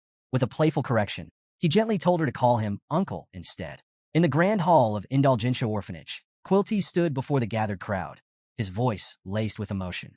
His words resonated deeply, moving many to tears as he spoke about the children, those who had been separated from their parents and had found a home within the orphanage's walls. With a solemn tone, he praised the volunteers, calling their time with the children priceless. Through their efforts, the orphans had experienced the warmth of a parent's love, something many had long been deprived of. Continuing his speech, Quilty expressed his hopes for the children's futures, believing they would grow into great individuals thanks to the care they had received. Wrapping up his address, he reminded the volunteers of the love they had received over the past 10 days and encouraged them to carry that love forward into the world. As he concluded, a staff member rolled out an enormous donation box, its polished surface gleaming under the hall's lights. The sight immediately sent PG into loud, dramatic sobs. Meanwhile, Kier watched the scene unfold in silence, his eyes narrowing slightly. It was almost amusing. Quilty had finally decided to make an appearance, and of course, it was on the very last day. However, as he listened, amusement turned into seething disgust. A demon speaking about kindness, love, and generosity? The hypocrisy was unbearable. Quilty skillfully pulled at the volunteers' heartstrings, stirring their gratitude and sense of duty, all while angling for their gold. Kier's sharp gaze quickly took in the details. All 4 of Quilty's bodyguards stood close by, making any ambush far more complicated than he had hoped. Still, a faint grin tugged at his lips as his eyes briefly flickered red. The odds were stacked against him, but that didn't matter. His preparations were complete. Today he would hunt the elite corpse. One by one, the volunteers stepped forward, dropping generous amounts of gold coins into the donation box. The queue moved steadily, but Kier remained where he was, standing apart from the others. Noticing this, Sinclair approached him, her curiosity piqued. "Why aren't you donating?" Kier's answer was blunt. "I don't have any money." Her brows lifted in surprise. An academy student without money? That was unusual, but the truth ran deeper. Kier had no intention of giving gold to a demon. Before she could dwell on it, Sinclair shifted topics. announcing that she had finally decided how to address him. With a small smirk, she called him brother. Kier, unbothered, simply waved it off, telling her to do as she pleased. Undeterred, she pressed him further, arguing that as individuals of means, they had a responsibility to help the children. But Vikir's response was cold and unwavering. Parents are unnecessary. His words hung in the air, heavy with meaning. He explained his reasoning. While children might rely on their parents in the early years, in the end, personal strength was what truly determined how they faced the world. For a moment, Sinclair was silent, her gaze lingering on him with a mix of sadness and understanding. Then, with a soft expression, she reached out and took his hand. "Your life must have been hard," she said gently. Then, without hesitation, she extended an unexpected invitation. When the next break or public holiday arrived, he was welcome to visit her home, to eat, to rest, to spend time with her family. With that, she left to rejoin the children, pausing only to urge him to free up some time once their volunteering was done. Kier remained still, staring at his hand where she had touched him. Her actions were unexpected, her kindness strangely disarming. But what truly unsettled him was who she really was. Before his regression, Sinclair had only been a name, a false identity she used to blend into the academy. In truth, she was far more than that. She was the most extraordinary member of the Ice Corp, a name that commanded respect and fear. She had dominated both theoretical and practical exams for 4 consecutive years, and then she vanished. After graduation, she disappeared without a trace, never showing herself again. Vikir's gaze lingered where she had left, his thoughts swirling. As the final donations were made, Quilty addressed the volunteers once more. With a warm yet eerily calculated smile, he announced that it was now time for the children to express their gratitude to their parents, the volunteers who had cared for them over the past 10 days. Tutor, completely overwhelmed with emotion, hugged the child he had bonded with, tears streaming down his face. With a heartfelt promise, he declared, "Until I become a great hero, I'll come here every week, and even after I do, I'll still visit you." Nearby, Sancho knelt before another child, his voice steady but thick with emotion. He reminded the boy of an old northern belief, that children were the future. With conviction, he told him, "The Empire's future rests on your shoulders. Do well in life." PG, as expected, was a complete mess. His loud, blubbering sobs echoed through the hall as he clung to the children around him. Through his wailing, he managed to promise them that he would return, and next time he would bring an absurd amount of delicious food. Even Bianca, who had held her composure throughout the entire program, felt her normally cold demeanor crack. As she gently held a little girl close, tears pricked her eyes. Looking back on the past 10 days, she realized just how much she had grown attached to the children. The time had felt both long and fleeting, and now, the thought of parting weighed heavier than she had expected. While the volunteers exchanged their final farewells, Kier stood apart, quietly observing. His gaze swept the hall, scanning the surroundings until he spotted Dolores, who was gently patting the heads of the children, offering them comfort. Without hesitation, Kier stepped forward, calling her name. Dolores turned sharply, startled by his sudden approach. The moment she saw him, her face instantly flushed red. That memory, him, shirtless and drenched in dirty water after retrieving Perry's lost ball, flashed through her mind. She scolded herself internally, wondering why that particular moment kept replaying in her head. Shaking off her thoughts, she quickly focused as Kier got straight to the point. He asked about Perry. Had she seen her recently? Dolores frowned slightly, glancing around. Now that he mentioned it, Perry was nowhere to be seen. The last time she had seen her was earlier that morning. A cold wave of dread washed over Kier. His mind pieced the situation together in an instant. Without another word, he turned on his heel and bolted, his sudden urgency prompting Dolores to follow without question. As he moved, his bloodhound instincts kicked in, his heightened senses locked onto a single figure in the distance, Quilty. The demon stood amidst the crowd, his lips curled into a twisted, knowing grin. That sight alone was enough to ignite a burning bloodlust within Kier. His eyes flickered a deep, menacing red as his inner hunter awakened. By nightfall, the city had settled into silence. Most of the volunteers, emotionally drained from the day's tearful goodbyes, had long since fallen into deep sleep. Kier's bed, however, was empty. The scene shifted to another part of the orphanage, the 4th building of the children's dormitory. Inside, 4 of Quilty's personal bodyguards patrolled the halls, their weapons at the ready. As they reached a particular corridor, they split up, each taking a separate path. One of them, Ephibo, strode alone through a dimly lit hallway. The torches flickered against the walls, casting long, stretching shadows behind him. Then something shifted. At first, it was subtle. The air grew heavy. The silence grew deeper. And then, from the darkness, something emerged. A bloodhound, a pair of glowing red eyes, pierced the shadows, their presence barely concealed beneath a mask. Ephibo's instincts screamed at him. Whipping around, he brandished his weapon, expecting an attack, but there was nothing, only the empty hallway behind him. A low, gravelly voice broke the silence. "I have a question." Before Ephibo could react, Kier appeared directly in front of him, silent, unnervingly close. His presence alone was suffocating. His voice was sharp and direct. "Where are the children locked up as food for the elite corpses?" Ephibo didn't answer. Instead, he reacted the only way he knew how, by attacking. His massive mace swung forward, a deadly arc of sheer force meant to crush anything in its path. But the attack never landed. In a split second, so fast it was almost imperceptible, Ephibo's head was severed from his body. The only sound was the soft thud as his head hit the floor. Holding the severed head in his grip, Kier let out a small, amused chuckle. Asking questions to someone who can't talk. How funny. Then, with a single motion, he unsheathed Beelzebub. The demonic sword pulsed with ominous energy, its dark presence swallowing the light in the hallway. His voice, cold and resolute, echoed in the emptiness. "I don't have time to play. It's hunting time for the bloodhound." Kier stood motionless, holding the severed head of Ephibo, the undead bodyguard he had just slain. But something was off. A strange, eerie smoke began seeping from the head, curling out of its mouth, ears, and every opening. The thick, dark mist twisted and billowed unnaturally, as if something inside was escaping. Then, without warning, the head dropped from Kier's grip, hitting the ground with a dull thud. He glanced down at his now empty hand, only to find that all that remained was Ephibo's face mask. His sharp gaze fixated on the mask. Could this be the key to the undead's ability to change faces? Examining it closely, Kier pondered the possibility that this mask allowed them to take on false appearances, to deceive, to hide in plain sight. As the last traces of smoke dissipated, Kier bent down, inspecting the lifeless head. His body went rigid. Recognition struck him like a blade to the chest.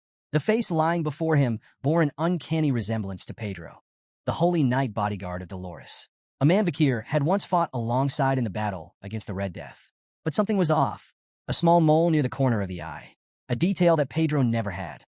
His mind reeled back to a conversation from his past life. A campfire talk with Pedro before his regression.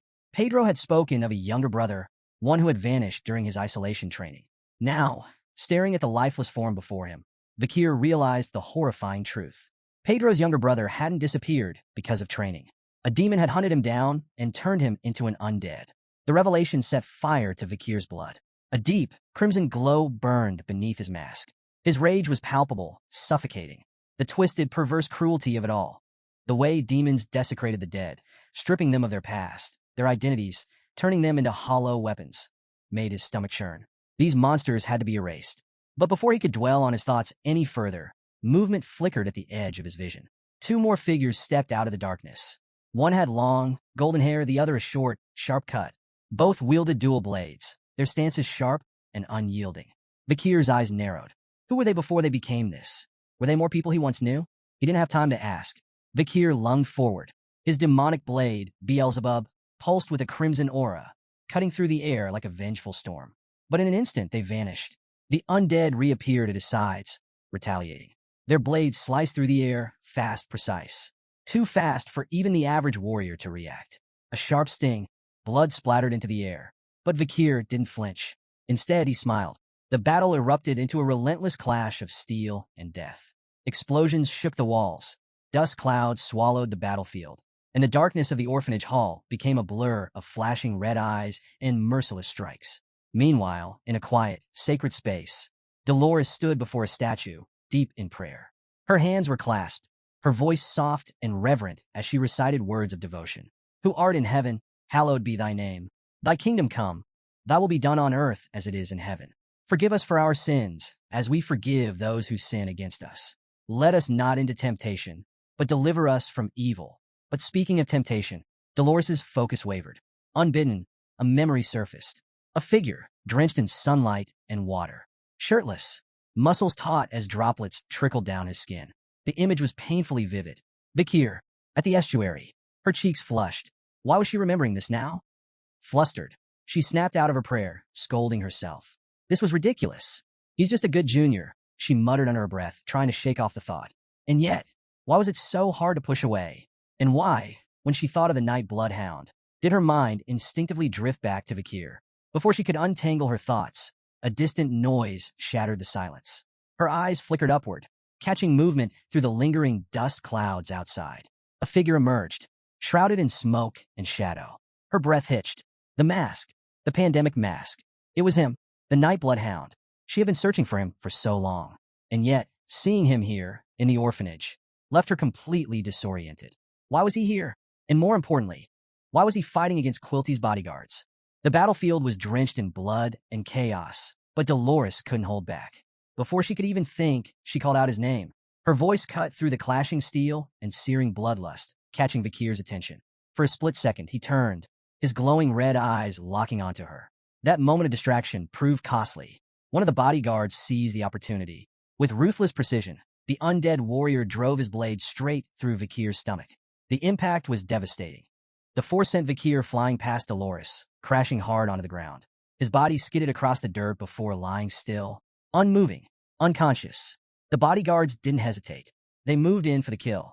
But before they could finish him off, Dolores stepped forward. She spread her arms wide, shielding Vikir with her own body. Her voice was unwavering. Stop. Though she didn't fully understand the situation, she refused to let them harm him. There had to be another way. They could talk. They could find another solution. But the bodyguards didn't care. Without a second thought, they raised their weapons, preparing to strike her down. Dolores didn't flinch. She stood her ground, her faith in her decision unshaken. She closed her eyes and braced herself for the pain. But it never came. Instead, she heard his voice. Move aside. Her eyes flew open just in time to see Vikir rising to his feet. Somehow, impossibly, he had already healed. In a blur of movement, he intercepted the incoming strikes, Beelzebub blocking one, his arm absorbing the other. Dolores's heart pounded. He was standing in front of her, protecting her. Then she saw it, the blade buried in his arm.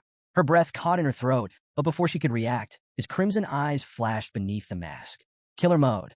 His voice was eerily calm, yet filled with unshakable resolve. Everything will be all right. Then he struck. Fueled by bloodlust and pain, Vikir unleashed hell. With a single, overwhelming blow, he shattered the long-haired bodyguard's blade, splintering it into fragments right before the undead's face. Before the warrior could react, Vikir plunged Beelzebub deep into his throat. A brutal, merciless tear. Blood gushed like a flood, the undead warrior choking on the very essence that kept him standing. The second bodyguard lunged in, believing Vikir was defenseless, his only weapon still lodged in his first victim. A fatal mistake. With a surge of bloodhound energy, Vikir charged Beelzebub with power, without even pulling it out of the corpse. One slash. A clean, effortless decapitation. And before the last attacker could blink, Vikir turned. One swift motion. One final strike. Head. Gone. Get wrecked, son. Blood painted the walls as the last undead collapsed at Vikir's feet. Dolores stood frozen. Her entire body trembled. What had she just witnessed? The precision. The sheer brutality. The overwhelming, calculated destruction. This wasn't just a warrior. This was a predator. And yet he was calm. Vikir stared down at the corpses, his breathing steady, unfazed. Dolores snapped back to reality, rushing toward him. Are you all right? We need to treat your arm. But Vikir barely acknowledged the injury. Don't concern yourself, he replied flatly, wiping the blood off Beelzebub. Beneath his mask, he studied her, quietly wondering, why was the Saintess here this late at night?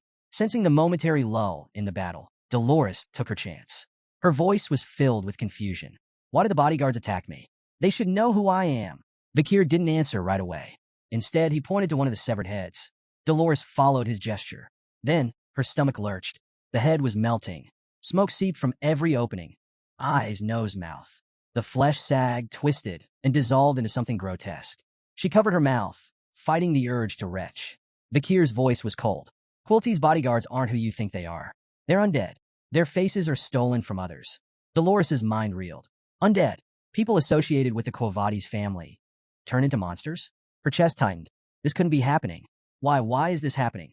Vikir's reply was sharp and unsettling. You should know the truth more than anyone else in the world.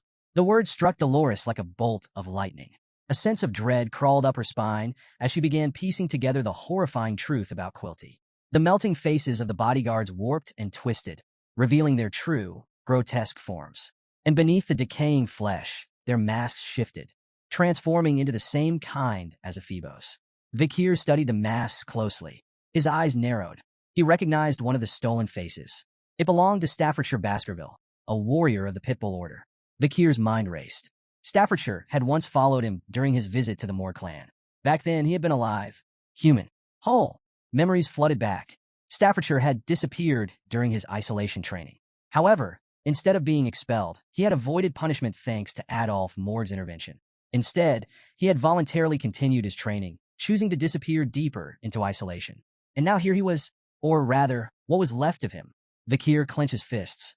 A pattern was forming, a sickening connection between the undead and their stolen faces. Turning his attention to the other bodyguard, Kier spotted a tattoo near its collarbone. His expression darkened. The insignia belonged to the Don Quixote family. His thoughts immediately drifted to Set. Another warrior, another disappearance, another name lost under the guise of isolation training. Then it all clicked.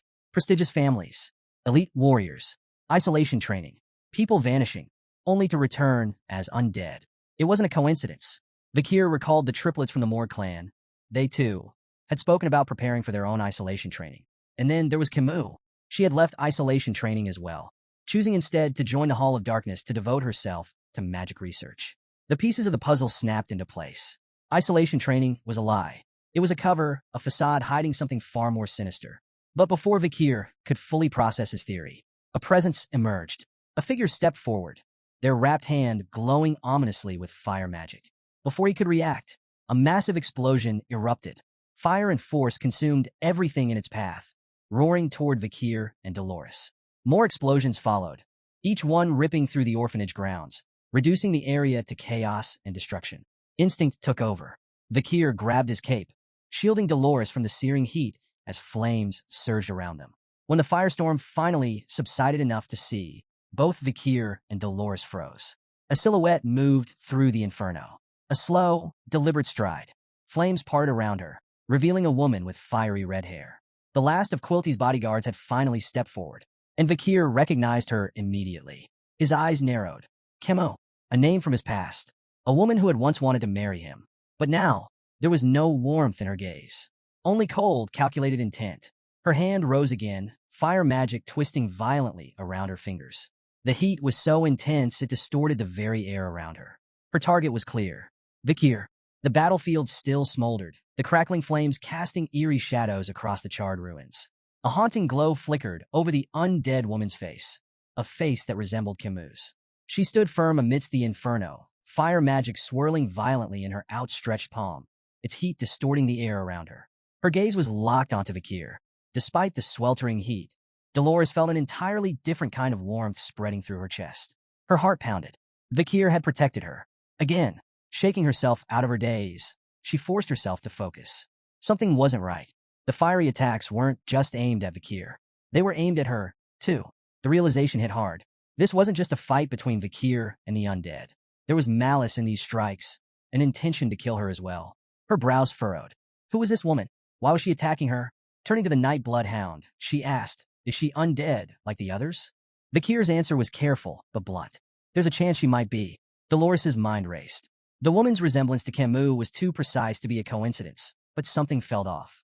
Kier, seemingly thinking the same, asked, when did she join Quilty? Dolores hesitated, trying to recall. It hadn't been long. Recently, she admitted. That was all Kier needed to hear. His suspicions deepened. Beside him, Dolores clasped her hands together in a prayer stance. Her voice was resolute. If she truly is undead, I can't stand idly by. As a servant of God, I will fight beside you. But Kier wasn't one to rely on others. Stand back. His words were firm. This fight is mine. Dolores frowned, but before she could argue, she tried a different approach. At least let me heal you. Again, Kier refused. Quick, decisive. He shut down her offer before she could protest further. Then, a sudden shift in the air. The undead woman moved. Sparks ignited in her palm. From the embers, multiple fire lances materialized, deadly, molten projectiles floating in the air. Without hesitation, she launched them, straight at Kier. And yet he didn't flinch. He walked forward, straight into the barrage. His movements were swift, precise. With calculated slashes, he cut down the lances, sending their burning remnants spiraling into the sky before they exploded harmlessly. Yet even as fire erupted around him, Kier's mind was elsewhere. His red eyes weren't watching the undead woman in front of him. Instead, he saw the past. A young woman, long, straight red hair cascading down her back. Casting magic. Not just any magic 6th class level. a fusion of steel and fire, a rare ability, even among the prestigious Morg clan.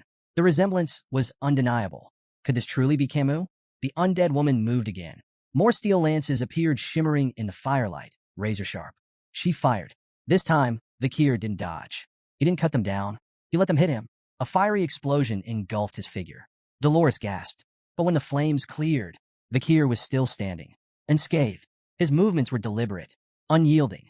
Then, he caught one of the lances in his bare hand and kept walking, straight toward her. More lances struck him. Some grazed his shoulders. One tore into his left side, yet he didn't stop, didn't slow down. Dolores watched, horrified. He was taking the hits, on purpose. Why? Was it because he recognized her? Because he knew who she was?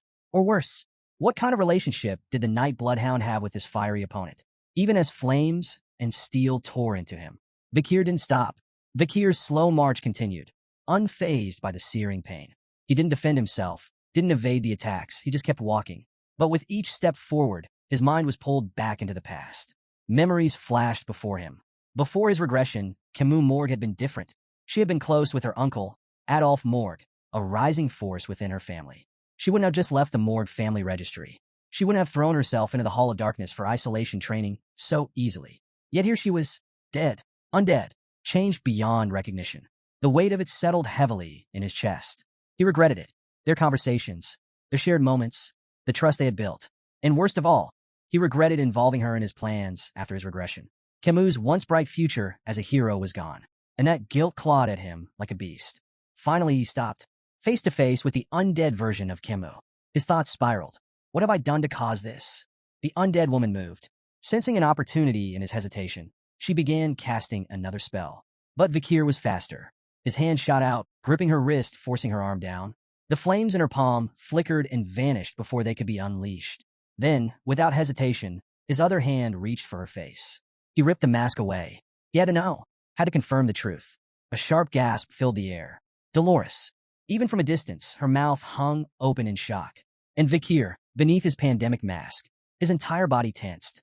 Whatever he saw had shaken him to his core. But the undead wasn't finished. Even without her mask, she began casting again. Fire magic surged in her hand. Kier didn't hesitate. Beelzebub swung. One clean, precise strike. Her head hit the ground with a sickening thud. The flames flickered, then died. The battle was over. Her lifeless body collapsed. And finally, Kier fell to his knees. The pain he had ignored crashed down on him. Blood seeped from his wounds. His entire body trembled from the relentless damage he had taken. Dolores rushed to his side, panic in her voice. Holy light enveloped him as she worked quickly, her healing magic mending his broken body. As the last of the flames died out, the battlefield fell into silence. Dolores finally spoke. Her voice was soft, hesitant. Do you know who she was? Kier didn't answer immediately. His gaze remained on the ground. Beneath his mask, his mind churned. Finally, he spoke. No, I don't know who this undead was. Dolores let out a breath, a sigh of relief. Thank the goddess. With most of his injuries healed, Kier slowly stood. He winced but steadied himself, turning to Dolores. You've done enough. I'm fine now. But Dolores wasn't convinced. You're not fully healed. She tried to argue, concern clear in her eyes. Yet when she saw the determination in his expression, she stopped. Instead, her gaze grew serious. Why? Her voice was firm. Why do you fight like this? To the point of destroying yourself? Are you willing to tell me the truth? Kier paused. Then with calm resolve, he answered. I'm demon hunting. Dolores froze. Her eyes widened in shock. Kier's fight wasn't just survival. It was personal. Moving past her reaction, he stepped forward. His eyes locked onto the mask he had just torn away. The source of the dark energy. He picked it up, inspecting it carefully. Now that he had collected all 4 masks, he knew what needed to be done. But before he could act, a voice interrupted. A low, snarling demand. Hey, give me the relic. Kier and Dolores both spun around, searching for the source of the voice. Then, to their horror, a grotesque mouth twisted open on the stomach of the undead corpse Kier had just slain. Its lips curled, speaking with an unsettling calm. Ibwa, Hebwa, Geronto. It casually listed the names of the guards Kier had recently defeated.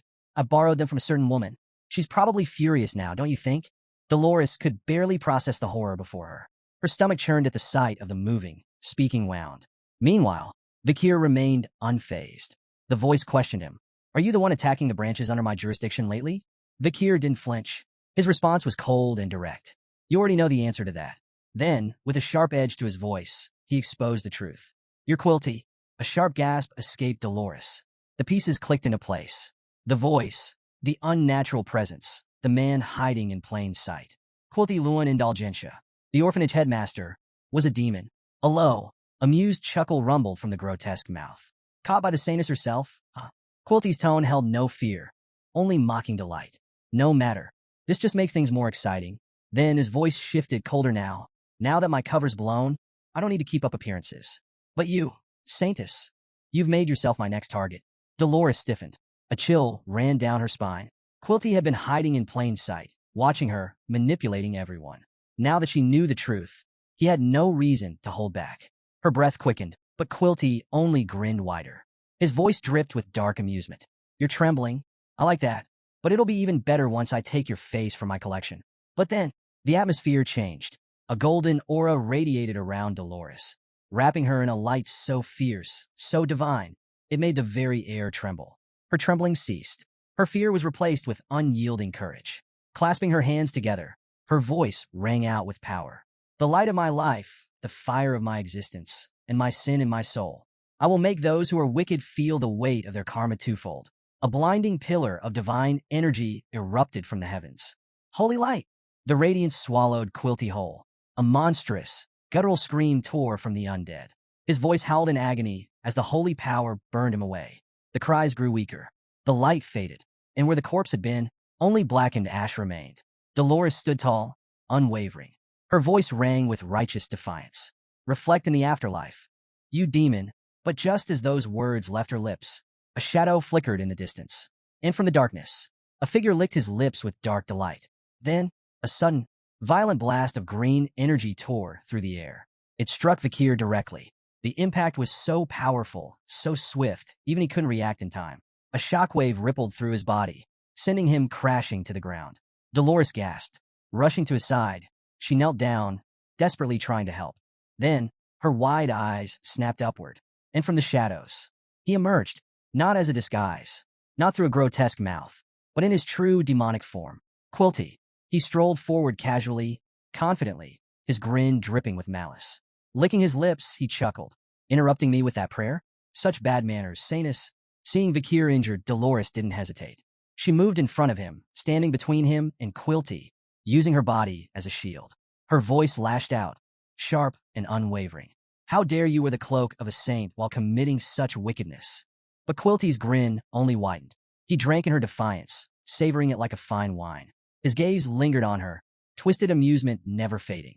When she accused him of his atrocities, he simply shrugged. I did what any demon would do, he said, his tone dripping with mockery. Then leaning in just slightly, he murmured, But tell me, saintess, do you really think you can fight me? Dolores held her ground, but her voice betrayed a slight tremor. Yes, I'm going to fight you. Quilty's laughter echoed through the night.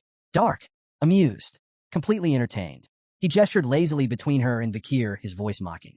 An inexperienced, immature saintess, and a swordsman one step away from the grave. His smirk deepened. Do you really believe the two of you stand a chance against me? His voice dropped into a low, ominous whisper. I am an elite corpse. A shiver ran down Dolores' spine as Quilty reached out. His cold, clammy fingers brushed against her cheek. She stiffened, disgust curling in her stomach, but she refused to recoil.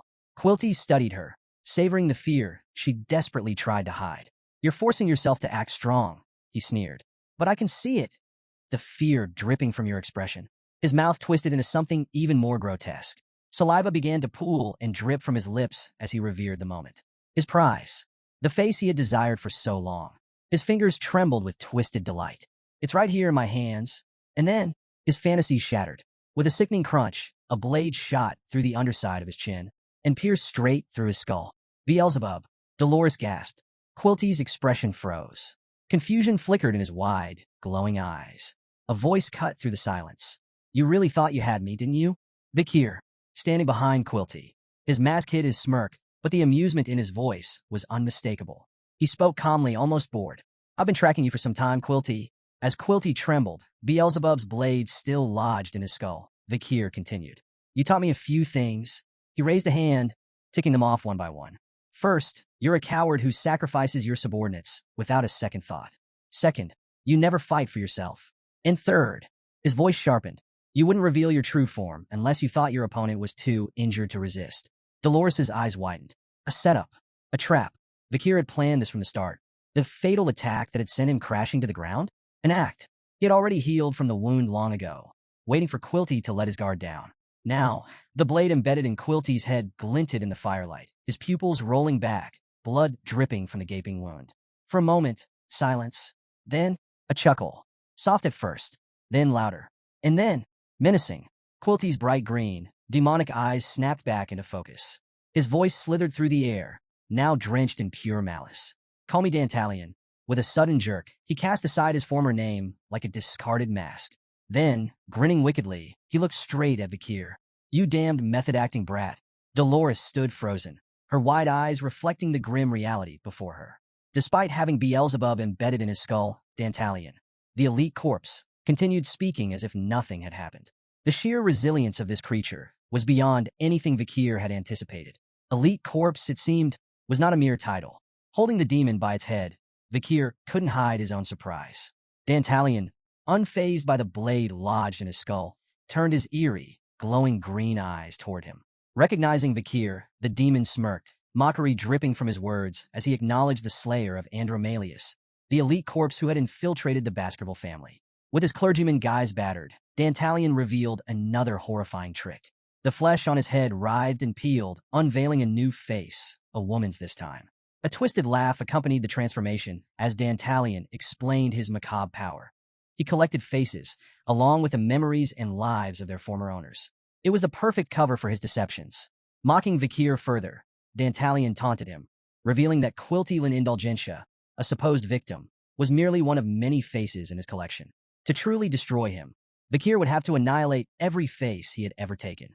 Kier's answer was swift and decisive. Without hesitation, he launched himself at the demon, snarling, "Then I'll kill every last one of them," as he drove Beelzebub deep into Dantalion's stomach. But something unexpected happened. The possessed woman's face contorted, tears streaming down her cheeks as she regained control for a fleeting moment. Her voice, thick with desperation and blood, pleaded with Kier. "Please save me. I don't want to die," she begged. Before Kier or Dolores could process what was happening, the body collapsed lifeless. A grotesque tearing sound shattered the brief silence as a new figure emerged from the woman's corpse. This time, it was a man. Dazed and confused, he stumbled forward, mumbling about buying meat pies for his daughter. His disorientation was short-lived. Kier ended his misery with a swift decapitation, his head hitting the ground with a sickening thud. "You're too arrogant," Kier muttered coldly. No sooner had the man fallen than another figure took shape. This time, it was a crying boy, his tear-streaked face reflected in the lenses of Kier's mask. "Why are you being so mean?" the boy whimpered, his small voice trembling. "I didn't do anything wrong." He staggered closer, rubbing his eyes in a display of innocence that might have moved anyone else. But Kier wasn't fooled.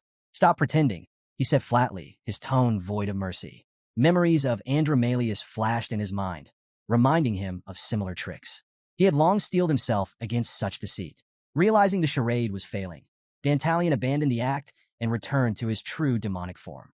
Grinning wickedly, he sneered at Kier. "You're a stone-cold killer, aren't you?" he taunted, his malice undiminished. The battle wasn't over. With a malevolent glint in his eyes, Dantalion raised one clawed hand. His finger morphed, elongating into a deadly spike. Before Kier could react, the sharp appendage shot forward, striking his wrist. Kier's breath hitched as he looked down. A grotesque fragment of Dantalion had latched onto his wrist, burrowing into his flesh like a parasite. The demon, now speaking through the face of the young boy, grinned with dark amusement. "A little present," he taunted. "From me to you." Before Kier could react, his latest strike sent Dantalion's current body flying backward. But midair, the demon's form began to warp and twist, shifting into something even more monstrous. By the time he landed, he had taken on an even more grotesque appearance, his body now writhing with additional eyes and mouths, all grinning, all watching. A deep, guttural laugh erupted from Dantalion, but something was wrong. Kier's vision blurred, his balance faltered, and a sickening wave of nausea surged through him. Kneeling, he gritted his teeth, his breathing heavy and labored. From behind, Dolores watched in growing concern. Dantalion's laughter only grew louder. With sadistic glee, he revealed the true horror of what he had done. That cursed face now embedded in Kier's wrist belonged to a man who had lived in madness, haunted by paranoia, driven by schizophrenia, and ultimately responsible for slaughtering his own family. His memories, his emotions, they're yours now, Dantalion hissed. How does it feel? Having your mind drowned in a nightmare so deep it could rip your very soul apart. The demon's plan was simple. Overload Vikir's consciousness until his mind crumbled. But what happened next made even Dantalion's wicked grin falter. Dolores gasped, hands flying to her mouth in horror. Without hesitation, Vikir raised his blade and severed his own arm. The cursed limb hit the ground with a sickening thud, the parasitic face still twitching where it had been cut off. Blood splattered across the battlefield, yet Vikir barely flinched. Dolores rushed forward, her voice shaking as she called his name in alarm. But before she could even process what had happened, something even more unbelievable unfolded before her eyes. Vikir's severed arm began regenerating, flesh knitting itself back together, bones reforming, skin smoothing over until, within moments, it was as if he had never been injured at all. Flexing his newly restored hand, Vikir glanced at her and said calmly, "I'm fine." Then, turning his gaze back to Dantalion, he added, "I'm not your average human." The demon's laughter finally ceased. His many eyes narrowed as he studied Vikir with newfound wariness. Realization dawned. This was no ordinary hunter. Dantalion's gaze flickered to the weapon in Vikir's grasp. That blade, it radiated a dark, ominous energy, something ancient, something terrifying. Recognition flashed across the demon's features. Beelzebub, he muttered, the name dripping with apprehension. A demonic blade, and you wield it like a graduate of the highest grade. Now it made sense. This was how Andromalius had fallen. You're not going to be easy to kill, Dantalion admitted, his mind already racing through new strategies. And then, his lips curled into a sinister grin. His grotesque, shifting hand twisted once more, reshaping itself into something even more menacing. But this time, he didn't aim at Vikir. His elongated, sharpened fingers snapped forward, straight toward Dolores. The strike was instant, but Vikir was faster. In a blur, he moved in front of her, deflecting the attack just in time. Dantalion's grin widened. So predictable, he sneered.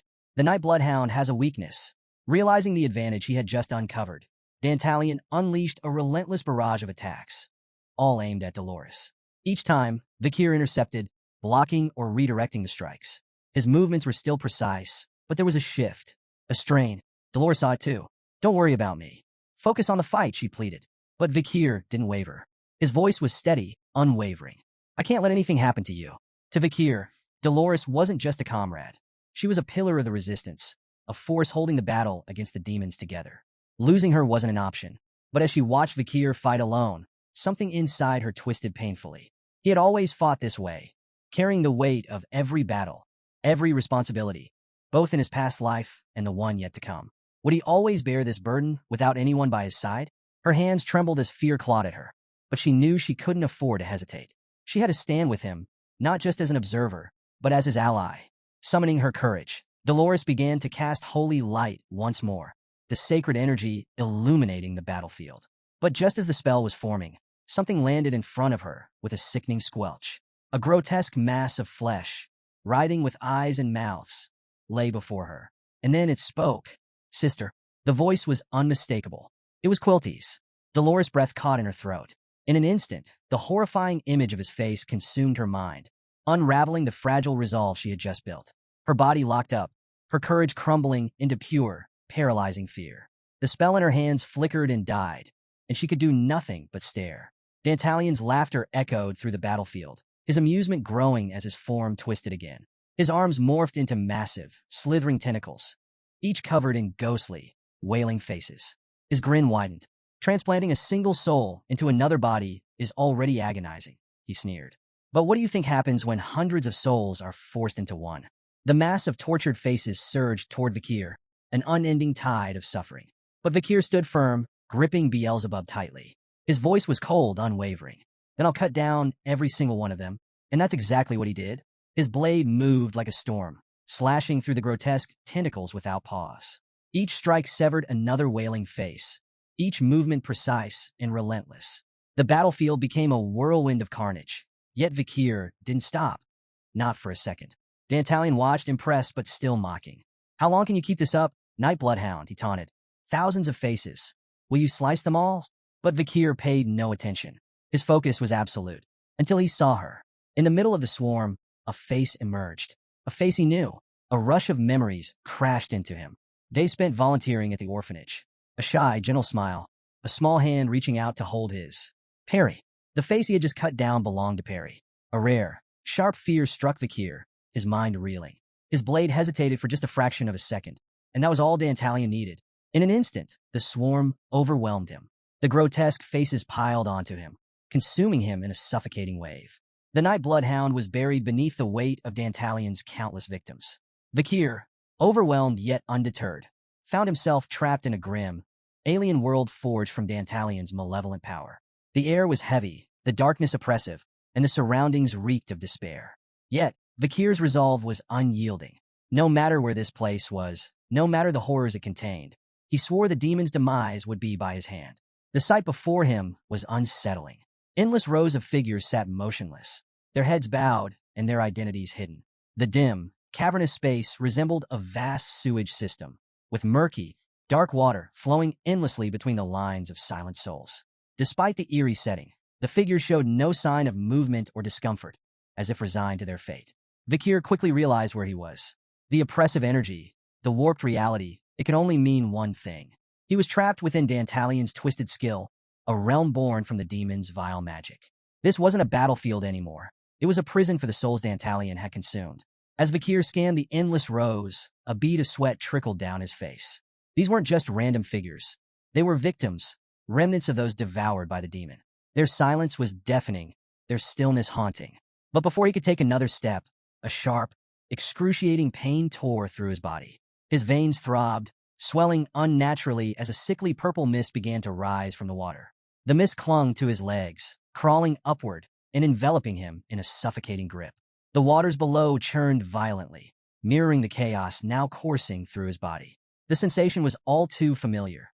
The cursed mark Dantalion had left on his wrist was now manifesting in full force. The realization hit him hard. This wasn't just pain. It was the collective trauma of every soul trapped in this nightmarish realm, invading his very being. Then, from the front row of the seated figures, a child's voice shattered the silence. "It hurts? Please, make it stop." The words were chilling, spoken with the sorrow of 1,000 lifetimes.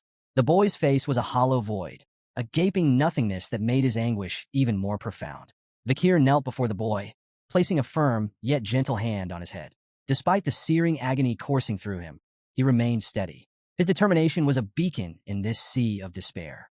His thoughts drifted back to the battle and to Perry, whose face he had seen among Dantalion's victims. If this was where all the consumed souls were imprisoned, then Perry's body, and perhaps even a fragment of her soul, had to be here too. The voices of the trapped souls began to rise, a heartbreaking chorus of pain and hopelessness. "I'm scared. I can't take it anymore. Please, just let me die." Each voice carried the weight of unthinkable suffering. Yet, despite the cacophony, Kier's resolve only hardened. Among these broken souls, he was determined to find Perry, no matter the cost. Nearby, Dolores stood frozen, her wide eyes reflecting the horror unfolding before her. The endless cries of anguish filled the air, each desperate voice stabbing through her heart like a blade. The sheer weight of the suffering around her was suffocating, an ocean of pain from souls forever trapped in Dantalion's cruel grasp. Her body trembled as her legs gave out beneath her, sending her crashing to her knees. For the first time, she fully grasped the depth of the demon's atrocities.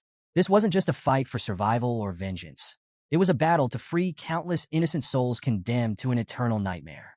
Then, as if drawn by the sound of her voice, the shadows twisted and parted, revealing the very monster responsible. Dantalion emerged behind her, his voice slithering through the despair like poison. His tone was laced with amusement as he gestured toward the rows of unmoving victims. "What do you think of my collection?" he mocked, his words dripping with cruel satisfaction. The true scale of his evil was laid bare. Each silent figure before them was a soul he had consumed, a life he had mercilessly devoured. But it was his form that truly sent a chill down Dolores' spine. No longer masked by illusion, Dantalion revealed his grotesque, otherworldly body. His pale skin glowed with an eerie light, his elongated form twisted in ways that defied human nature. His face was lined with 4 writhing, tentacle-like extensions, each one lined with grotesque mouths and eyes that blinked with unnatural synchronicity. Amidst the horror, his piercing green eyes shone with malevolent delight. And then, as if the suffering around them was nothing more than entertainment, the demon smiled. "I've been selective," he boasted. "I don't want to eat ugly humans." The distant echoes of weeping souls only seemed to fuel his pleasure. He leaned in closer to Dolores, his voice dripping with sadistic amusement. "Do their cries touch your heart?" sanus? Because they stir something in mine. The scene only grew darker as more of the demon's terrifying nature was revealed. Risk rating, S+. Natural enemy of humans. Invulnerable and immortal. One of the 10 disasters. Discovered deep underground at the gate of the fall. Dantalion had long been the stuff of nightmares. A terror humanity had never truly been able to contain. But Dolores, fueled by a trembling fury, finally found her voice. She glared at the demon, demanding how he could commit such unspeakable atrocities, especially against the children from the orphanage. Dantalion, however, merely tilted his head, as if the question itself was ridiculous. Sins? He mused, his lips curling into a smirk. Why would I need to justify eating? Does food require an excuse? Then, with deliberate slowness, he reached into his jacket and pulled out something that made Dolores' stomach drop. A glowing holy paper. The exemption from sins. Waving it mockingly in front of her, he let out a low, amused chuckle. See this? It says I have no sins. Humans gave me this. The demon's laughter echoed through the chamber as he reveled in the absurdity of it all. A system where sins could be bought and forgiven. An invention so twisted that even demons themselves hadn't conceived it. He continued, his words like venom. By using the orphanage as a steady source of food, he had perfected a self-sustaining cycle, one born from the very logic of human greed. If I have a sin, he sneered, it's that I learned too well from you humans. But his cruelty didn't stop there. Leaning in closer, he whispered words meant to shatter Dolores from the inside out. You're weak, he taunted. A burden to everyone around you. His voice was smooth, his words precise, each one carrying the weight of a dagger pressed against her throat. You're only here because of your divinity. Without it, you're nothing. And then, with a final blow, he revealed the ultimate truth, the real reason for his amusement. It's because of you, he murmured, his grin stretching wide, that I managed to trap the night bloodhound here. You were his Achilles' heel, Sanus. Dolores felt her heart sink, Dantalion's words slicing through her like cold steel. Every accusation, every whispered doubt, and every agonized wail surrounding her pressed down with crushing weight. The despair seeped into her very core, threatening to shatter her spirit. And Dantalion? He was savoring every second of it. His grotesque grin stretched wider, jagged teeth glistening with saliva as he drank in her hopelessness. The despair of his prey was his greatest feast, and watching the Sanus crumble was a delicacy beyond compare. But then, amidst her tears, Dolores spoke again. Her voice, though shaky, carried a quiet, unshaken strength. You're right, she admitted. Everything you said is true.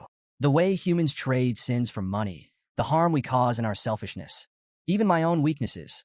All of it is true. Dantalion's twisted delight surged. He could feel it, her acceptance, her surrender. She was finally breaking. But just as his excitement peaked, a radiant golden light erupted from Dolores' body, piercing through the suffocating darkness. The demon's grin faltered. Through her tears, she continued. But humans also possess something greater, the strength to believe.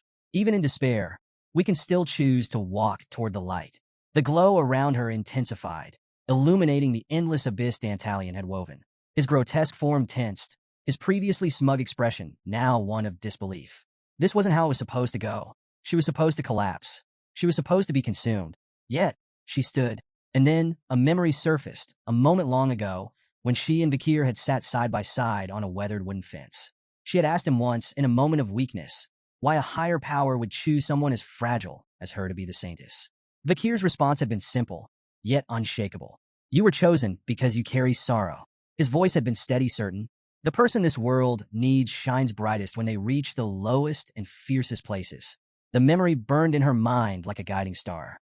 As the memory faded, Dolores inhaled deeply, then clasped her hands together in unwavering prayer. She couldn't let Kier fight this battle alone, not anymore. The golden light radiating from her intensified, pushing back the oppressive darkness. Dantalion, for the first time, panicked. His smug facade cracked as he scrambled to manipulate her one last time. Stop, he hissed. If you use your power, the souls I've devoured will be erased forever. They can still live. But this time, Dolores wasn't listening. Her faith, once shaken, now stood unbreakable. Then, as if answering her prayers, a small hand gently reached for hers. She opened her tear-filled eyes. A young boy stood before her, bathed in the glow of her divine light. Then, more orphanage children appeared, their innocent smiles shining through the darkness as they waved at her. Dolores' breath hitched. She knew these faces. Tears spilled down her cheeks as guilt, sorrow, and love crashed over her all at once. I'm sorry, she whispered, her voice trembling. I'm so sorry I couldn't save you. But the children only smiled, their presence bringing her the strength she desperately needed. Her light surged, illuminating the twisted void of Dantalion's world, pushing back the suffocating despair that had taken root. Elsewhere, Kier sat among the lifeless victims, his eyes searching desperately through the sea of lost souls. And then, he found her. Perry sat among them, still as a statue. Her once bright, mischievous eyes were empty, void of life, void of warmth. A lump formed in Vikir's throat as he knelt behind her. His voice, rough yet fragile, broke the silence. I finally found you. For so long, his only purpose had been vengeance. He had come to the orphanage that day with a single mission, to hunt Dantalion. Nothing more. But then, Perry had smiled at him, and that smile had changed everything. If there's one thing that makes this revenge meaningful, he murmured, his voice barely above a whisper, it's creating a world where children like you can smile. As if answering his plea, a golden glow began to seep into the bleakness around them. Dolores's divine light had reached this place, chasing away the demon's corruption. Kier, his body trembling from the weight of the countless traumas he had absorbed, let out a ragged breath. He turned back to Perry, his heart aching. I'm sorry, he choked. I couldn't protect you. Then, something he never expected happened. Perry's voice, soft, warm, and full of life, reached him. I'm glad you came back to see me. His breath hitched. As the golden radiance spread, the other victims slowly began to stir. Faces that had once been locked in lifeless despair now flickered with light. Perry turned to him, tears welling in her eyes as she whispered the truth she had been too afraid to say before. I was so scared. Kier's resolve shattered, and without hesitation, he pulled her into his arms. Holding her tightly, he made a vow, one spoken with the full weight of his soul. I will never forgive the man who made you cry. Perry let out a shaky laugh between her tears, her arms wrapping around him in return. It's a promise. And with that, the bond between them was sealed. Dolores's divine power showed no signs of stopping. Her radiance burned so fiercely that it pierced through the walls, illuminating even the world outside. The once dark abyss of Dantalion's twisted domain was now flooded with pure, holy light. The elite demon, once brimming with arrogance, now stood frozen, his confidence crumbling. Since when has the saintess become this powerful? He muttered, his voice laced with disbelief. But the truth was undeniable. Dolores had fully awakened. And what shook Dantalion even more was the realization that every single soul he had imprisoned, every fragment of suffering he had hoarded, was now gone. Freed. The endless wails of despair had vanished, replaced with an overwhelming stillness, one he could not control. Then, from the heart of the radiant storm, two figures emerged. Dolores, her divine aura shining brighter than ever, and beside her, the night blood hound, and Scathe, his presence more fearsome than before. Dantalion's powers no longer had any hold over them, but the true nightmare had yet to begin. As the golden radiance washed over him, Kier felt something stir deep within. At first, it was subtle, a warmth coursing through his body, but then it surged, igniting every fiber of his being. His Baskerville aura, the power inherited through his bloodline, erupted like never before. Dolores's divine energy wasn't just healing him. It was amplifying him, pushing his limits far beyond anything he had ever known. Then he felt it. For years, 6 aura spheres had existed within him, locked in place, refusing to advance. But now, in this moment, something impossible was happening. A 7th sphere was forming. The gaseous energy that had once surrounded him began to solidify, transforming into something far more potent. Dantalion's twisted eyes widened in sheer terror. He knew exactly what was happening to Kier. No, this cannot be. The aura surrounding Beelzebub, Kier's weapon, solidified, radiating with an overwhelming force. Kier had ascended. He was no longer just a warrior. He was now a swordmaster. The realization sent a chilling weight into the air, suffocating even the mighty elite demon. Kier's gaze, now sharpened with cold, lethal intent, locked onto Dantalion. The rage that had once burned recklessly inside him had settled, refined into something even deadlier. Clutching Beelzebub tightly, he spoke with absolute certainty, his voice devoid of mercy. You won't have an easy death. And with that, the battle for vengeance, the battle to end Dantalion once and for all, had begun. Dolores now stood as Kier's unwavering support, her divine magic flowing into him like an endless tide. Positioned behind him, she channeled her blessings, amplifying his strength to levels beyond mortal reach. It was her power that had pushed him to the rank of swordmaster, allowing him to wear his aura like unbreakable armor. a testament to his newfound supremacy in battle. As the clash with Dantalion raged on, Dolores felt it, the sorrow of the countless children who had perished, their unfulfilled dreams, their stolen futures. Their lingering rage and pain surged through her, fueling her determination. She could sense Vikir's resolve, as unyielding as ever, and within her heart, a memory resurfaced. The Saintess awakens by meeting her true companion. The Pope's words echoed in her mind, and now, standing beside Vikir, she knew this was the moment. With unwavering faith, she clasped her hands together and cast soul resonance, a sacred blessing that transferred her divine energy to the one person she acknowledged as her true companion. The power poured into Vikir like a flood, pushing his abilities to their absolute limit. And then he ascended. Vikir van Baskerville had stepped into the supreme domain, awakening as the first swordmaster of his generation. Dantalion, once a picture of arrogance, now stood frozen in fear. Sweat dripped down his grotesque face as he stared at the young warrior before him. Among humans, only a rare few ever reached the rank of swordmaster, a power feared even by demons. And yet, before his very eyes, this human, a mere child by demonic standards, had defied all expectations. But before the demon could fully process his horror, his vision flipped. For a moment, confusion clouded his mind, until realization struck. His head had been severed. It soared through the air, accompanied by countless glowing slices of aura that tore through his body with ruthless precision. With a single swing of his blade, Vikir had dismantled him. As Dantalion's dismembered form scattered across the battlefield, Vikir appeared in an instant, his boots slamming down onto the demon's mouth, silencing him completely. Leaning in, his voice was cold and unforgiving. The souls you collected? Freed. Your tricks?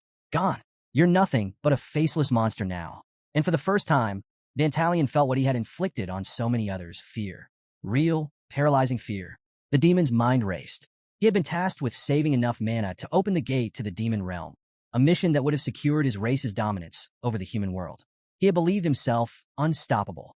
And yet, here he was being torn apart by one single, relentless human. He couldn't accept this. Backed into a corner, Dantalion made his decision. If he had to die, he would take them all with him. His mangled form began to shift, grotesquely twisting and expanding.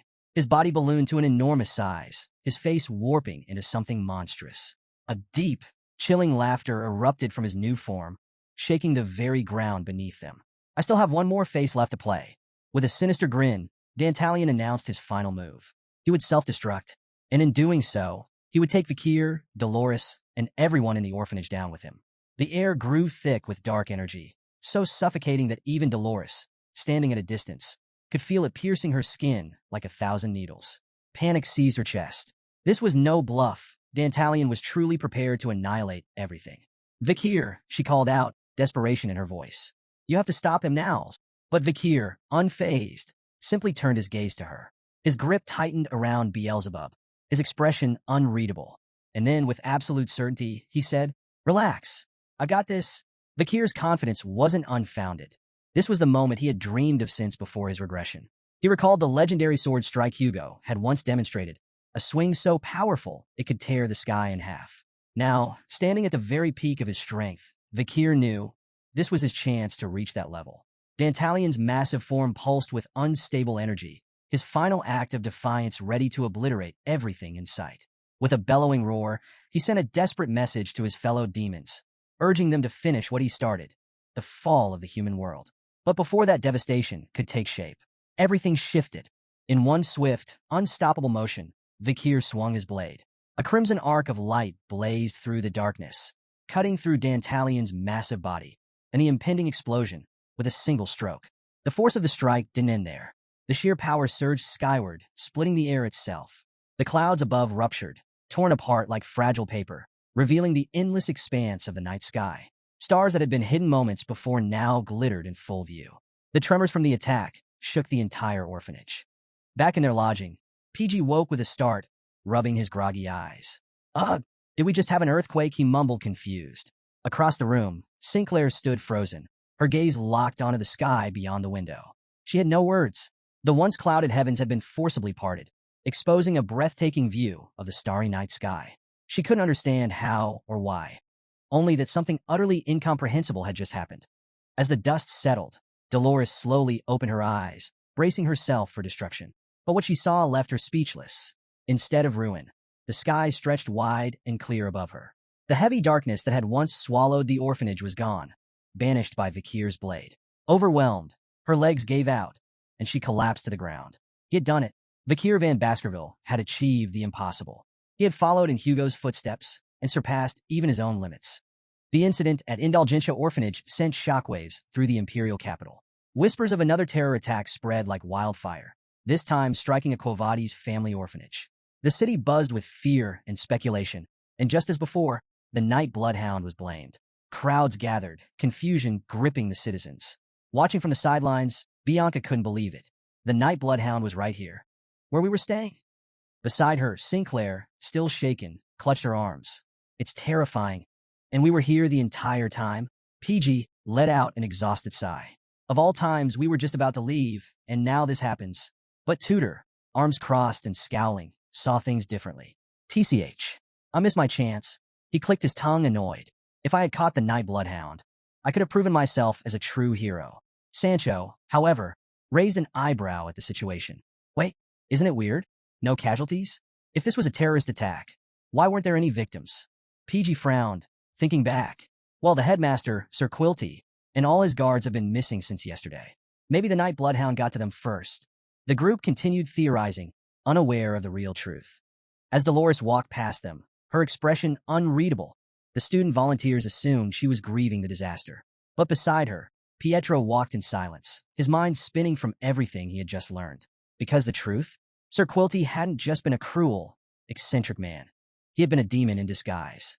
And even more shocking, the night bloodhound, the very man accused of spreading terror, was the one who had stopped him. Pietro's fists clenched. The attack on a branch of his family was unforgivable, but at the same time, he couldn't deny it. There was a rotting wound within Quo Vadis, and the night bloodhound had cut it away. Still, Pietro understood better than anyone. Truth and public perception were rarely the same thing. And soon, the world would have to choose what to believe. Breaking the silence, Dolores stepped forward. Her movements were steady, her resolve unwavering. As she passed Pietro, she softly murmured an apology, not for what she had done, but for what she was about to do. Then, turning to face the gathered crowd, she addressed them directly. The reporters, caught off guard, fell silent as the saintess took center stage. Her voice, though calm, carried a weight that demanded attention. She thanked them for coming, then asked them to listen carefully. Word spread quickly. The saintess had something important to say. More journalists gathered, their anticipation growing. And then, from beneath her robes, Dolores pulled out a book. A simple, unassuming book, yet one that held the truth. A flashback to the night of the battle revealed Kier, placing that very same book in Dolores' hands. This contains the truth about the Quo Vadis family, he had told her, his expression unreadable.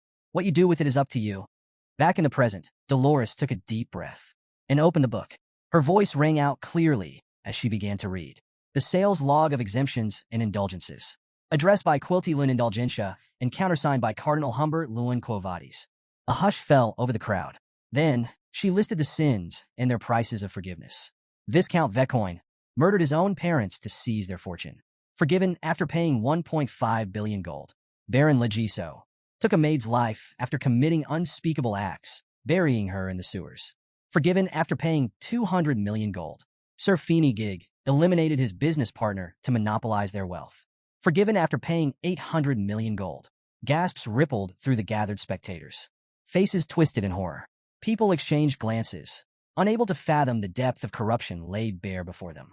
Yet, among them, a few skeptical voices rose in protest. Surely, Cardinal Humbert wouldn't. This has to be a misunderstanding. But Dolores wasn't finished. Her voice, unwavering, continued. Count Azel evaded 800 billion gold in taxes.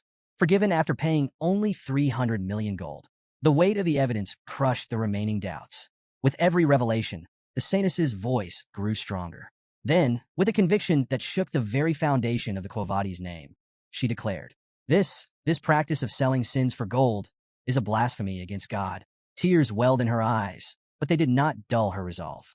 No longer afraid of her father, no longer willing to be silent, she made her vow to the people. Never again. I will not allow such injustice to plague our faith any longer. Far from the commotion, Vikir sat alone. Atop a familiar wooden fence, he rested in the place where he used to sit with Perry. Even from this distance, Dolores's words reached him, as if they echoed across the very heavens. As he gazed at the afternoon sky, a rare expression flickered across his face, a quiet marvel at her courage. Even after his regression, even after everything, her heart had not changed. Yet, despite defeating Dantalion, his expression carried a shadow of sorrow. Because his fight wasn't over. 9 elite corpses still remained. His path was far from finished. Slowly, he ran his fingers over the wooden seat where Perry had once sat, the memory of her soft laughter lingering in his mind. Then, with quiet determination, he made a promise. By the end of this journey, I will create a world where children like you can live and laugh freely, where no innocent soul would be devoured by monsters, where no child would have to be afraid. As Kier rose to leave, the camera lingered on a simple memorial. A small wooden cross, Perry's name carefully inscribed. A wreath of flowers, woven by her hands and once gifted to him, rested gently at its base. A quiet reminder that, no matter how dark the world was, a beautiful soul like Perry had once existed. And Kier hoped, with all his heart, that she could finally laugh in peace. The scene shifts to a familiar setting, the professor's laboratory, where the air is thick with tension. Dolores, now dressed in her academy uniform, storms in with frustration burning in her eyes. Her voice rings out, sharp and unwavering. Why wasn't my article published? She stands before Mr. Vinci Morgue, her expression filled with righteous indignation. She had written nothing but the truth.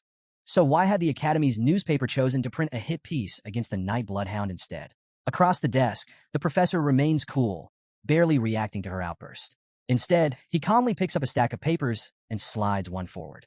You really don't know why? He asks. Dolores's gaze drops to the bold headline printed on the article in question. Are the Night Bloodhound's attacks truly unwarranted? The darkness behind the Holy Quo Vadis household. The weight of those words settles over the room. The professor leans back in his chair, arms crossed. Your article was politically charged, he explains.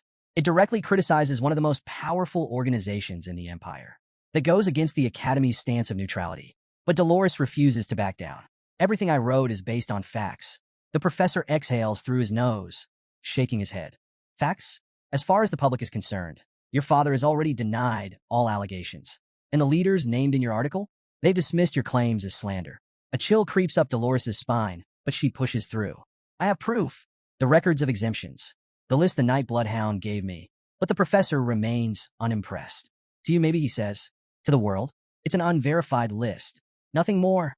Dolores clenches her fists. This wasn't about neutrality. This was deliberate censorship. Her tone sharpens. Why are you defending them? She narrows her eyes. Is someone pressuring you to do this? For the first time, the professor hesitates. A flicker of something? Doubt? Guilt? Crosses his face. Then, slowly, he rises from his seat. No point in lying anymore, he mutters. Dolores watches as he admits the truth. He had been explicitly ordered to shift the newspaper's focus, to paint the Night Bloodhound as a villain. Even the Academy's headmaster had found the request strange. A cold dread spreads through Dolores. Her father's reach was even deeper than she thought. Is my father powerful enough to pressure the Academy itself? She murmurs. The professor scoffs, cutting her off. If it were just your father, I could handle it myself. Dolores's breath catches. There was only one person above Cardinal Humbert in the Quo Vadis hierarchy. The Pope, the supreme leader of the Church. The one considered closest to God. For a fleeting second, Dolores clings to her faith. But then, the rumors resurface in her mind. The Pope, aging and frail, may have lost control over his own house. If he had become a mere figurehead, then who was really leading the Quo Vadis family? The professor's voice snaps her back to reality. Your article can't be published. It openly supports a wanted criminal. The Night Bloodhound is accused of multiple attacks. To the public, he's nothing more than a terrorist. Dolores swallows hard, biting back a response. Because she knows the truth. The real villains aren't in the shadows. They wear robes of white and sit in the highest seats of power. And the demons? They don't just lurk in the dark. They hide within the Quo Vadis family itself. As Dolores stepped out of the professor's laboratory, her mind replayed the Night Bloodhound's words. Demons still plague this world. And he, a lone warrior, had been fighting them without rest, without hesitation. The weight of his burden was immense, yet he carried it alone, pushing forward no matter the cost. Clenching her fists, Dolores made a silent vow. If the Night Bloodhound is willing to fight until his dying breath, then I'll do everything I can to help him. Her doubts had vanished. Her path was clear. Meanwhile, in a much less intense setting, Tudor let out an exhausted groan, stretching his stiff limbs. Man, volunteering, and studying? What a pain. As he and the other boys made their way back to their rooms, Tudor turned to Kier with his usual easygoing grin. Hey, you in for a game of run flat? The Kier, however, shook his head. I need some time alone. For some odd reason, the words time alone sent a visible shudder through Tudor. P, ever cheerful, shrugged. All right, I'm heading to my room too. But before he could take another step, Tudor instantly clamped a hand over P's mouth. Nope, let the man have his space, Tudor insisted, eyes strangely serious. Though the whole situation felt oddly dramatic, Kier simply nodded and went on his way. Finally alone in his room, Kier exhaled. For the first time since his intense battles, he had a moment of peace. His bag still sat untouched. He hadn't even had time to unpack since arriving at the academy. Settling down, he reflected on the previous night, the brief moment when Dolores's blessing had pushed him beyond his limits. For a short while, he had touched the realm of swordmasters. Now, back to being a high-rank graduate, that overwhelming power had faded, but the memory of it hadn't. And if he had reached it once, he would reach it again. As he rummaged through his bag, Kier pulled out a collection of leather sacks, the spoils taken from Dantalion's fallen bodyguards. The moment he placed them together, something unexpected happened. The 4 sacks merged, forming a single mask, a relic of legend, the human mask of beastly heart, picaresque. Kier had read about this mask before his regression. Its power was said to rival even the demon sword Beelzebub. It grew stronger with every human the wearer killed. It granted insane resilience and mana regeneration. And the more blood it spilled, the more powerful it became. Curious, Kier held the mask in his hands. A cursed artifact, undoubtedly, but also a tool. And right now, he felt adventurous. So he put it on. The moment the mask touched his face, power surged through him. His body, exhausted and drained, was instantly restored. Even the deep fatigue left by his battle with Dantalion vanished. It was more effective than Beelzebub's swamp salamander skill, which only healed wounds. This mask? It revitalized everything. But then, something changed. The room around him seemed to grow larger. His vision dulled, shifting into black and white. And when he opened his mouth to speak, woof! Wait, that wasn't right. Kier glanced down. Tiny paws, fur, a fluffy tail. A wave of pure horror crashed over him. He had turned into a dog. A very small, very fluffy dog. Panic set in immediately. Our boy dog ran in frantic circles, his mind racing for a solution. Then, remembering it was a magical artifact, he focused on the mask, willing it to come off. And just like that, poof, back to human form. Completely. Naked, standing in the middle of his room. For those waiting for fan service, congratulations. Your moment has arrived. After several minutes of sheer mental recovery, Kier finally calmed down and eyed the mask on the floor. What he had assumed was a curse might actually be a blessing. The ability to transform into a dog could be perfect for sneaking around the academy. A small smirk tugged at his lips. Thankfully, there's no rule against keeping pets in the dorms. This could be very useful. Back in his room, Kier heard a faint cracking sound. His eyes flicked toward his bag, where something inside was coming to life. The Madame Eight-Legs egg was finally hatching. Kier sat up immediately. This was no ordinary event. Madame Eight-Legs was a legendary S-rank monster, feared even by ancient demons. The fact that he possessed one of her eggs was already absurd, but now it was hatching. The shell cracked further, and out came a small, fluffy spider, barking like a dog. Kier stared in disbelief. The fearsome descendant of a monstrous queen had just hatched into a cotton ball with legs. The tiny spider wagged its whole body, its furry limbs bouncing excitedly as it barked up at him. This was supposed to be an apex predator? The little thing barked again, its small fangs barely visible. Kier squinted. Are you hungry? The spider barked even louder. Taking a guess, Kier placed a small piece of meat on the table. But the spider shook its head, refusing the food. Too young for meat? Whatever the case, this was a jackpot. Owning the direct descendant of an S-rank monster wasn't just a flex. It was a complete game changer. Deciding to find a more suitable meal for his mysterious new pet, Kier scooped up the barking spider and left his room. As he wandered through the academy halls, a voice caught his attention. Someone was shouting, muddying the academy's waters. Kier stopped. Trouble. Keeping to the shadows, he hid behind a pillar and observed. A group of bullies had cornered PG. At the center stood Grenouille de Leviathan. Kier narrowed his eyes. A top student of the Fire Corps, a direct member of the prestigious Leviathan family. And from the looks of it, a walking pile of arrogance. PG, ever the human encyclopedia, tried to excuse himself, explaining that his friends were waiting. But Grenouille's lackeys blocked his way. A commoner like you doesn't belong here, one sneered. Grenouille himself stepped forward, his voice dripping with disdain. You're worthless, he spat. Leave the academy, Then he made a fatal mistake. He insulted PG's friends. Something snapped. PG's timid demeanor vanished. His eyes burned with defiance. Before Grenouille could react, PG grabbed him by the collar. Say what you want about me, but don't you dare insult my friends. Grenouille blinked in shock. Then, his expression darkened. With a bored sigh, he motioned to his lackeys. Teach him a lesson. One of the bullies swung a fist straight at PG's face. PG shut his eyes tight, bracing for impact. But the hit never landed. Instead, a hand caught the punch midair. PG opened his eyes. Standing in front of him, gripping the bully's fist with ease, was Tutor. You good, P? Tutor asked casually. Before PG could respond, another bully screamed in pain. Sancho had grabbed him by the head, his red, demonic eyes glowing. His fingers tightened their grip. If it's a fight you want, his voice dropped into a low growl. You've chosen the wrong people. PG stood stunned, but it wasn't over. Behind them, another figure stepped into view. Kier. Grenouille gritted his teeth. He recognized Tutor immediately. Tutor Lamacha Don Quixote. A name with weight. A household not to be trifled with. This was bad, but the damage was already done. Because now, the Gigachads were here. Kier, Tutor, Sancho. They stood unmoving, unshaken. No words needed to be spoken. Their presence alone made one thing crystal clear. PG wasn't just a friend. He was family. And if anyone dared to lay a hand on him, they would regret it. The atmosphere was heavy with tension as the two groups faced off, the intensity of their gaze enough to ignite sparks.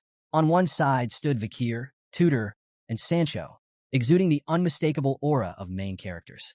Opposing them was Grenouille de Leviathan and his gang, their presence radiating the kind of unremarkable energy typical of random NPCs. Grenouille's smirk widened as his gaze locked onto Tutor. With a mocking tone, he sneered, throwing shade at the blonde hero for associating with commoners. Tutor, unfazed, maintained his composure. He reminded Grenouille that in the academy, all students were on equal footing, regardless of their lineage. But Grenouille wasn't buying it. He dismissed the idea outright, twisting the knife further by mocking Tutor for his perceived helplessness during the infamous Hound incident. Embarrassed, Tutor's face flushed red as he stammered out a defense, explaining that he'd been asleep during the event. Grenouille, however, was quick to capitalize on the moment, laughing at what he called a loser's excuse. Then, the situation took a sharp turn.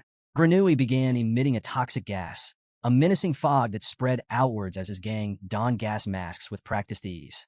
The bully smirked, claiming that if he'd been around during the Hound chaos, he would have resolved it effortlessly. As the paralyzing poison drifted closer, Tutor instinctively raised an arm, questioning the wisdom of showcasing such abilities inside the academy. The tension among the group rose, but not for Kier.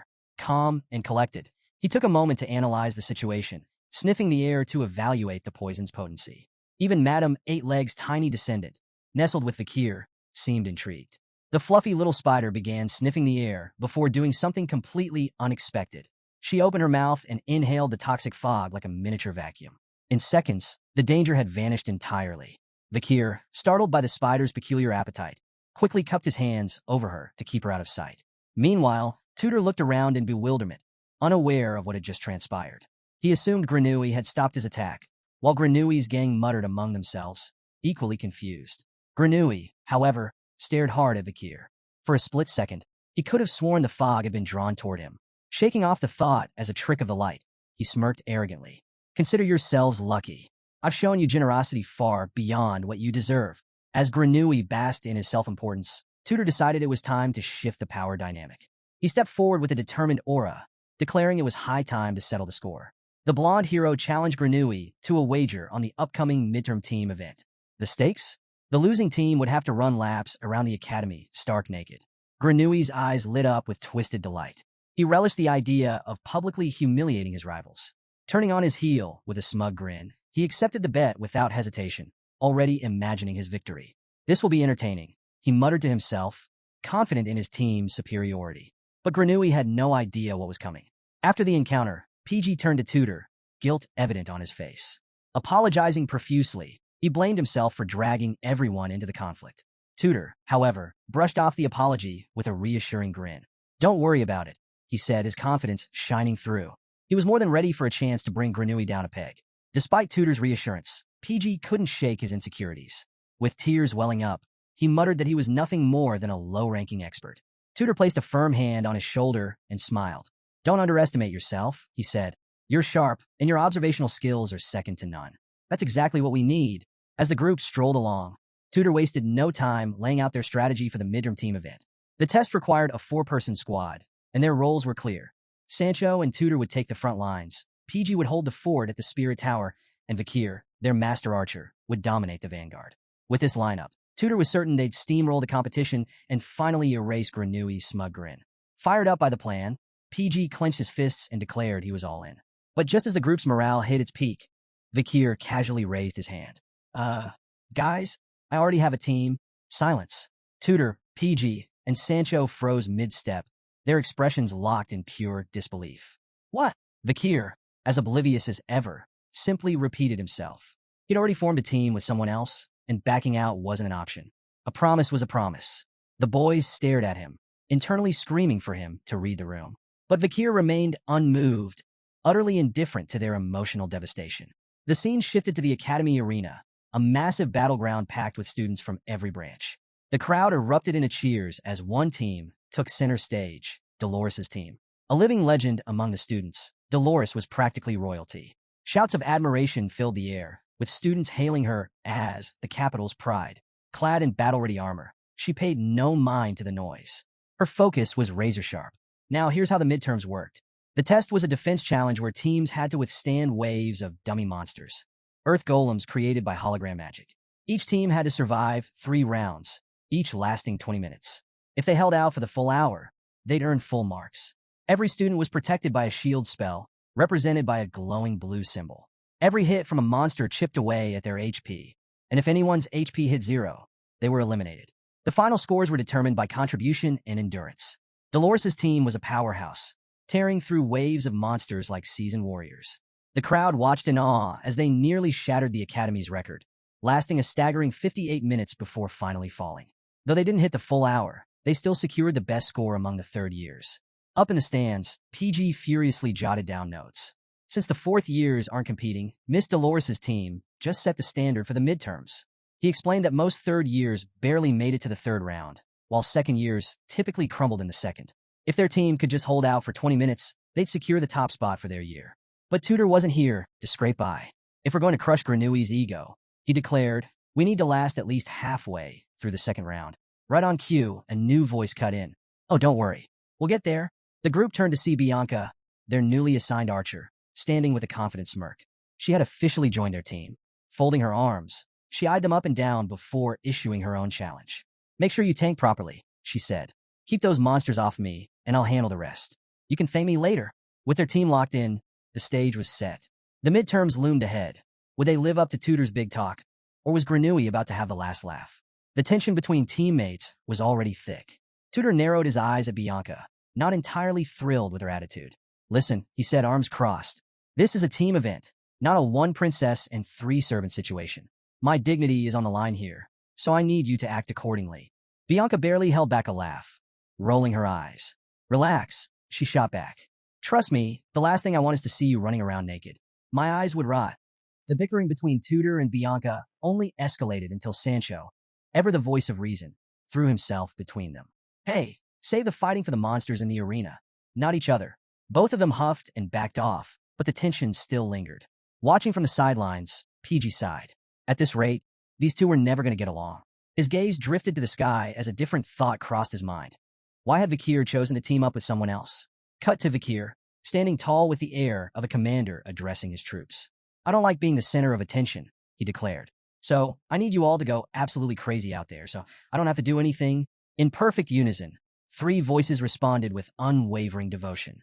We will protect you with everything we have. My lord. The camera panned to reveal his team, the triplets of the Baskerville family, his fiercely loyal subordinates. For simplicity, let's call them high, middle, and low. This was their first mission under their liege, and they were beyond excited. They had one goal: make sure Kier never has to lift a finger. Meanwhile, back with Tutor's group, the boys were stunned. The triplets? The betrayal hit like a punch to the gut. Kier had ditched them for those guys? Before they could even process it, a familiar voice cut through the air. Granui de Leviathan had arrived, smirking like he'd already won. So, you ditched that commoner Kier and picked up Bianca from the Usher family instead? He mocked, his words dripping with condescension. Tutor clenched his fists, but Granui wasn't done. Even after seeing both teams, he still oozed confidence. Not that it matters, he added smugly. Victory is still ours. His smirk widened as he motioned towards someone stepping forward, a new member of his team. Then, a familiar voice rang out. Grenouille, stop laughing like that. You sound like a villain. Grenouille instantly stiffened, his smugness replaced with frustration. For the last time, it's Grenouille.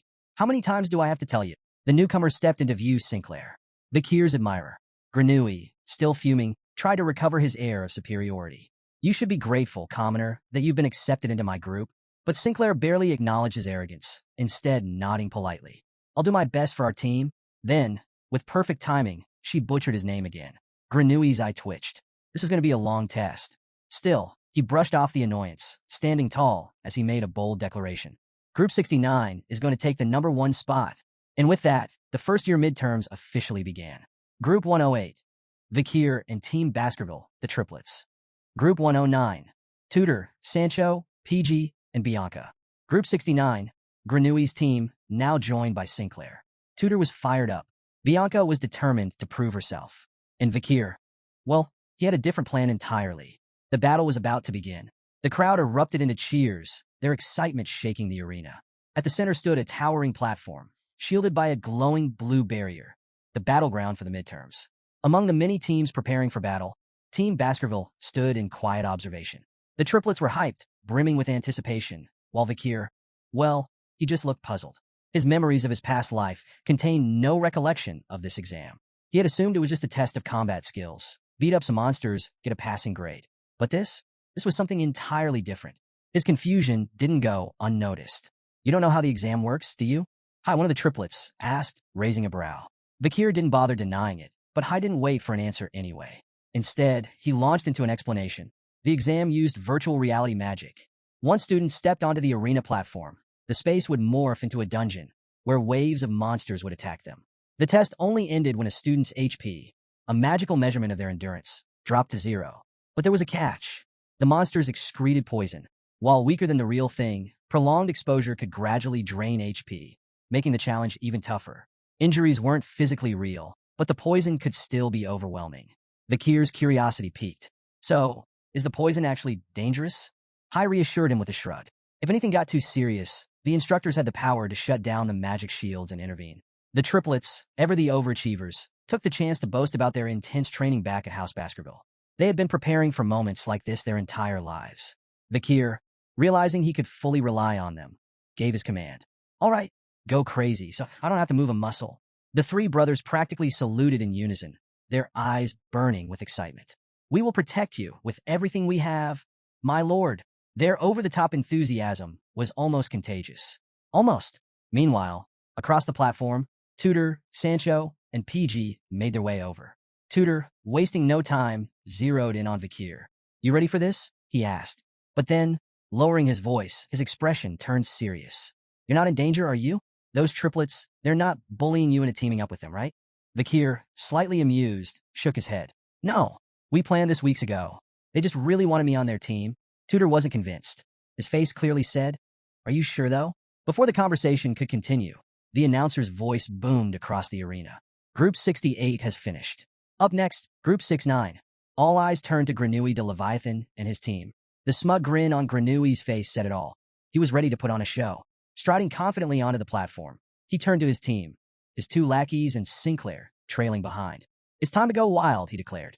The moment Group 69 stepped onto the battlefield, the arena shifted. The surroundings transformed into a twisted, hive-like dungeon, and from the shadows, a swarm of monstrous ant creatures came charging toward them. Grenouille spun around, barking at Sinclair. Are you ready with that spell or not? For once, Sinclair's usual light-hearted air vanished. Her expression turned dead serious. With a sharp inhale, she opened her eyes. It's ready. A moment later, a massive surge of magic erupted from her hands, engulfing the entire battlefield. Boom! The incoming wave of monsters was completely obliterated in an instant. The crowd exploded into cheers, their awe unmistakable. Sinclair had just stolen the show. Vikir watched, eyes narrowing. Her control was precise. Her magic was powerful. It was easy to see why she ranked #1 in magic among the first years, despite being a commoner. And yet, something wasn't right. His mind drifted back to that moment during the fall. If she's this skilled, Vikir thought, then why didn't she do anything back then? In the arena, Sinclair continued her dazzling display of magic, casting one powerful spell after another. Each attack was precise, controlled, a clear glimpse into the future where she would one day be recognized as a renowned mage. After a grueling battle, the announcer's voice boomed across the stadium. Group 69's final time, 19 minutes and 55 seconds. The best record among the first years. Up in the stands, Tudor and the boy band were fuming. The thought of Granui's smug face basking in victory made their blood boil. But what truly sent them over the edge? Granui himself. From below, he wagged a single finger at them, his smirk practically radiating pure villain energy. The message was clear. I can't wait to see you humiliated. Tudor and his team snapped. Their eyes burned with determination and a fiery hatred for Group 69. Then came the next announcement. Now entering the arena, Group 108. The stadium erupted into cheers as Team Baskerville stepped forward, the triplets leading the charge. From the stands, Tudor and the others shouted their support for Kier. But the triplets? They didn't hear a thing. Their focus was absolute. To them, second place was not an option.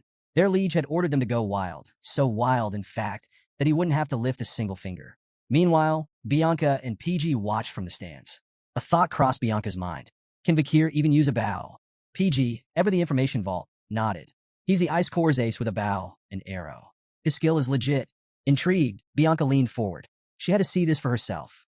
Then the battle began. Kier swiftly unleashed a volley of arrows, his speed almost inhuman. Even for Bianca, a seasoned archer, his rapid-fire technique was nearly impossible to track. But something was off. The arrows were fast, but weak. They lacked precision, some even missing their targets entirely. Bianca frowned. Something wasn't adding up, and she was right. Beneath his thick glasses, Kier's bloodhound eyes were fully active, scanning everything around him. As he knocked another arrow, he infused it with a sliver of Baskerville aura, picturing the devastation it could cause. In his mind's eye, he saw the arrow obliterating a monster on impact. But then the vision faded. Kier hesitated. He didn't fire. If I use my full power, he thought, that's exactly what will happen. A small smile tugged at his lips. The urge to go all out was there, clawing at him. But he resisted. Then a memory surfaced. A flashback. He remembered Ian, the one who had taught him the Balak tribe's archery techniques. Promise me, she had said, that you'll never lose to anyone with a bow. The memory brought a bittersweet smile to his face. Sorry, Ian, Kier thought. I'm breaking that promise today. But while everyone was focused on the battle, a certain tiny menace saw an opportunity. Baby Madam. Slipping out from Kier's clothes, the little spider scurried toward the nearest monster corpse, her eyes gleaming with delight. To everyone else, the remains of the ant-like creatures were disgusting. But to Baby Madam, this was a 5-star buffet. She happily dug in, tiny legs tapping excitedly as she feasted on the poison-filled corpses. Kier noticed her from the corner of his eye and sighed. Of course, but then a thought struck him. These monsters excreted a toxin similar to Renui. That meant, for Baby Madam, this entire arena was basically an all-you-can-eat feast. Watching her indulge so eagerly, Kier nodded to himself. I'll grab her after the exam, he decided. The timer buzzed, signaling the end of Team Baskerville's turn. The triplets? On their knees. Devastated. Their final time, 19 minutes and 50 seconds. Just 5 seconds short of Group 69's record. Up in the stands, Granui and his goons erupted into laughter. For him, this was the ultimate victory. A so-called commoner like Kier had dared to challenge him, and failed. As he gloated loudly, basking in his own arrogance, Sinclair, standing awkwardly among his crew, let out a nervous chuckle. You know, she muttered, you look like a third-rate villain right now. Granui ignored her. He was too busy soaking in his glory. Meanwhile, back in the arena, the triplets were beside themselves. Overcome with guilt, they dramatically drew imaginary blades to their throats. League, we have failed you. We shall take our own lives as punishment. Kier, already exhausted by their theatrics, shut it down immediately. Stop it. Second place is still good, he sighed, equal parts exasperated and amused. Before the dramatics could continue, the announcer's voice boomed across the arena. Next up, Group 109. Tudor and the boy band were up. As they walked onto the battlefield, their focus was laser-sharp. Kier's team had set an impressive record, but impressive wasn't enough. Their goal? First place. To beat Granui's time of 19 minutes and 55 seconds, they had to clear the first wave completely. The moment the exam began, Tudor charged forward. With a single, powerful strike from his spear, he obliterated the first ant monster. Sancho took the front, leading the charge. Tudor backed him up. At the rear, PG observed everything, carefully directing the team. And from a distance, Bianca's arrows rained down, eliminating any stragglers. Even from the stands, Kier was impressed. Their teamwork was seamless. Tudor and Sancho dominated the front. PG coordinated from the back. Bianca provided flawless long-range support. It was clear they had prepared extensively. And if things continued like this, beating Granui's record wasn't just possible, it was inevitable. But as Kier watched the battle, something felt off. A strange emptiness. His instincts kicked in. His hand drifted to his collar. Then his eyes widened in panic. Something was wrong. His heart raced as he scanned the arena, his gaze flicking between the fallen monster corpses. Then he saw her, a tiny black shape, perched on top of a dead ant monster.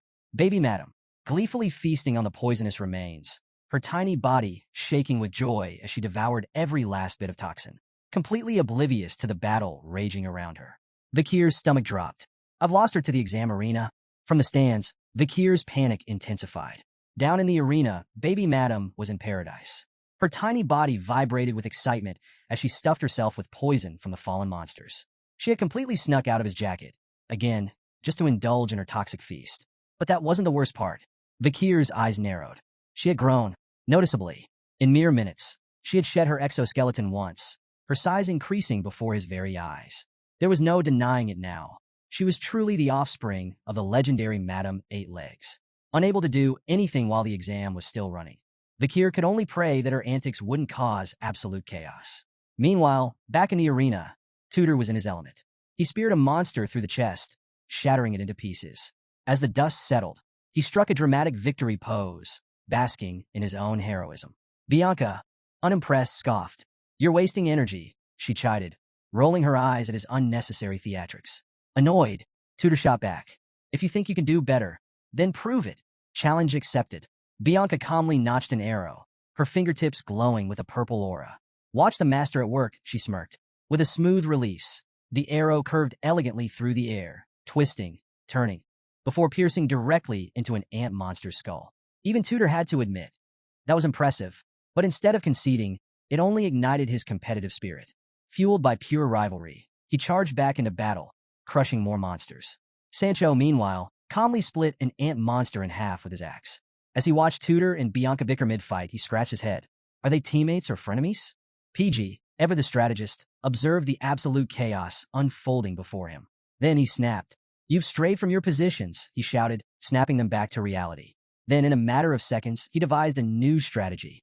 Bianca was instructed to aim for the joints in the ant's front legs, disabling them efficiently instead of wasting energy on full kills.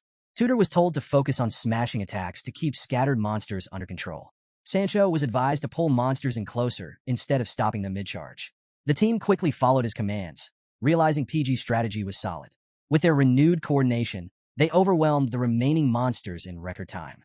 As the last creature fell, the team took a collective breath, just as the timer sounded. Final result, 19 minutes and 55 seconds. They had tied for first place. The arena exploded with cheers, but while Tudor's team celebrated, Granui's face twisted into pure rage. From the stands, he gritted his teeth, hissing insults under his breath. He couldn't believe it. A team with commoners had matched his record. The thought alone was infuriating. Meanwhile, Tudor's group had mixed feelings. Sure, they had tied for first place, but that wasn't good enough. Bianca shook her head. We should have beaten them outright. Meanwhile, PG's soul left his body. 1 second, he slumped. We were 1 second away from being the best. Tudor, ever the optimist, let out a relieved sigh. Well, at least I don't have to run around the academy naked, he joked, trying to lighten the mood. As the team exited the arena, Bianca reflected on the exam. Their HP shield had taken a beating, absorbing every hit. Without it, she realized they wouldn't have made it out at all. If this had been a real battle, they might not have survived. Sancho, however, saw it differently. Instead of fear, he felt inspiration. One day, he declared, I want to last a full hour. Just like President Dolores' team. Unbeknownst to them, Dolores herself was watching from the stands. Her gaze lingered on the group, impressed.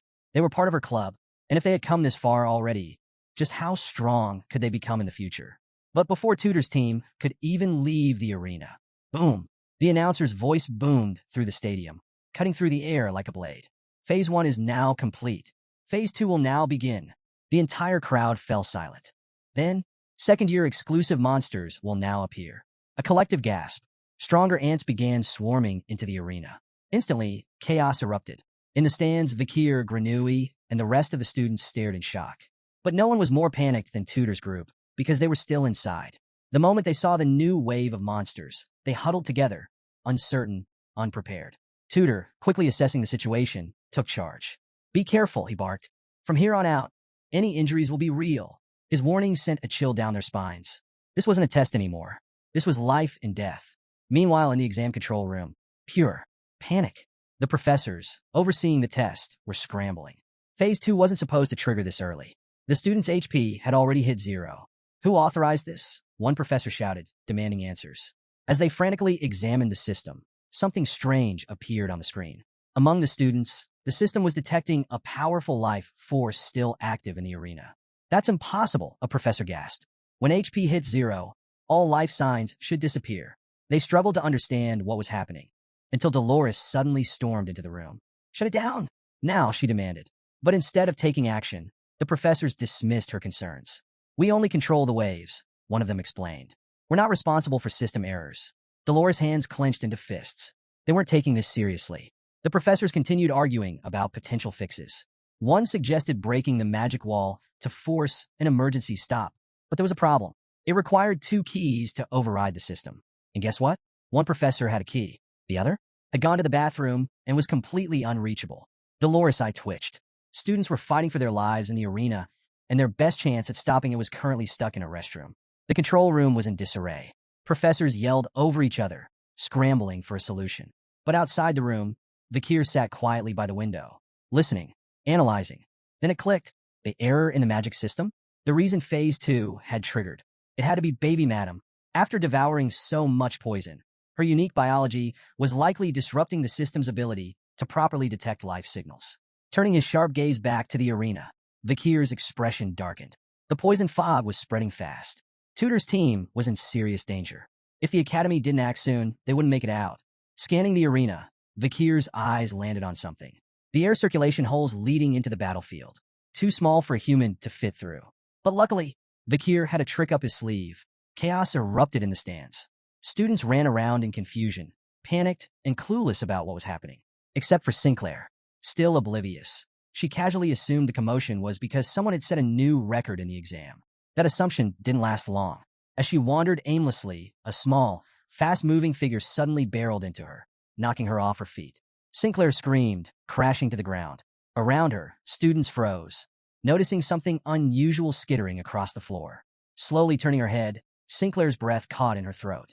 It was a puppy, carrying a pair of pants. Meanwhile, back in the control room, one professor desperately smacked the magic crystal, hoping to force it back to life. But the rest?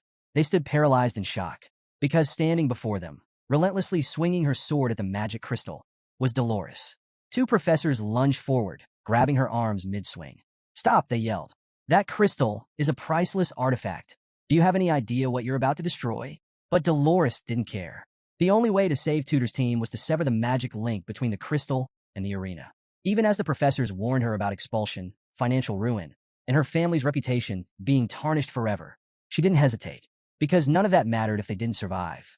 Back in the arena, the battle had turned into a nightmare. PG was the first to fall.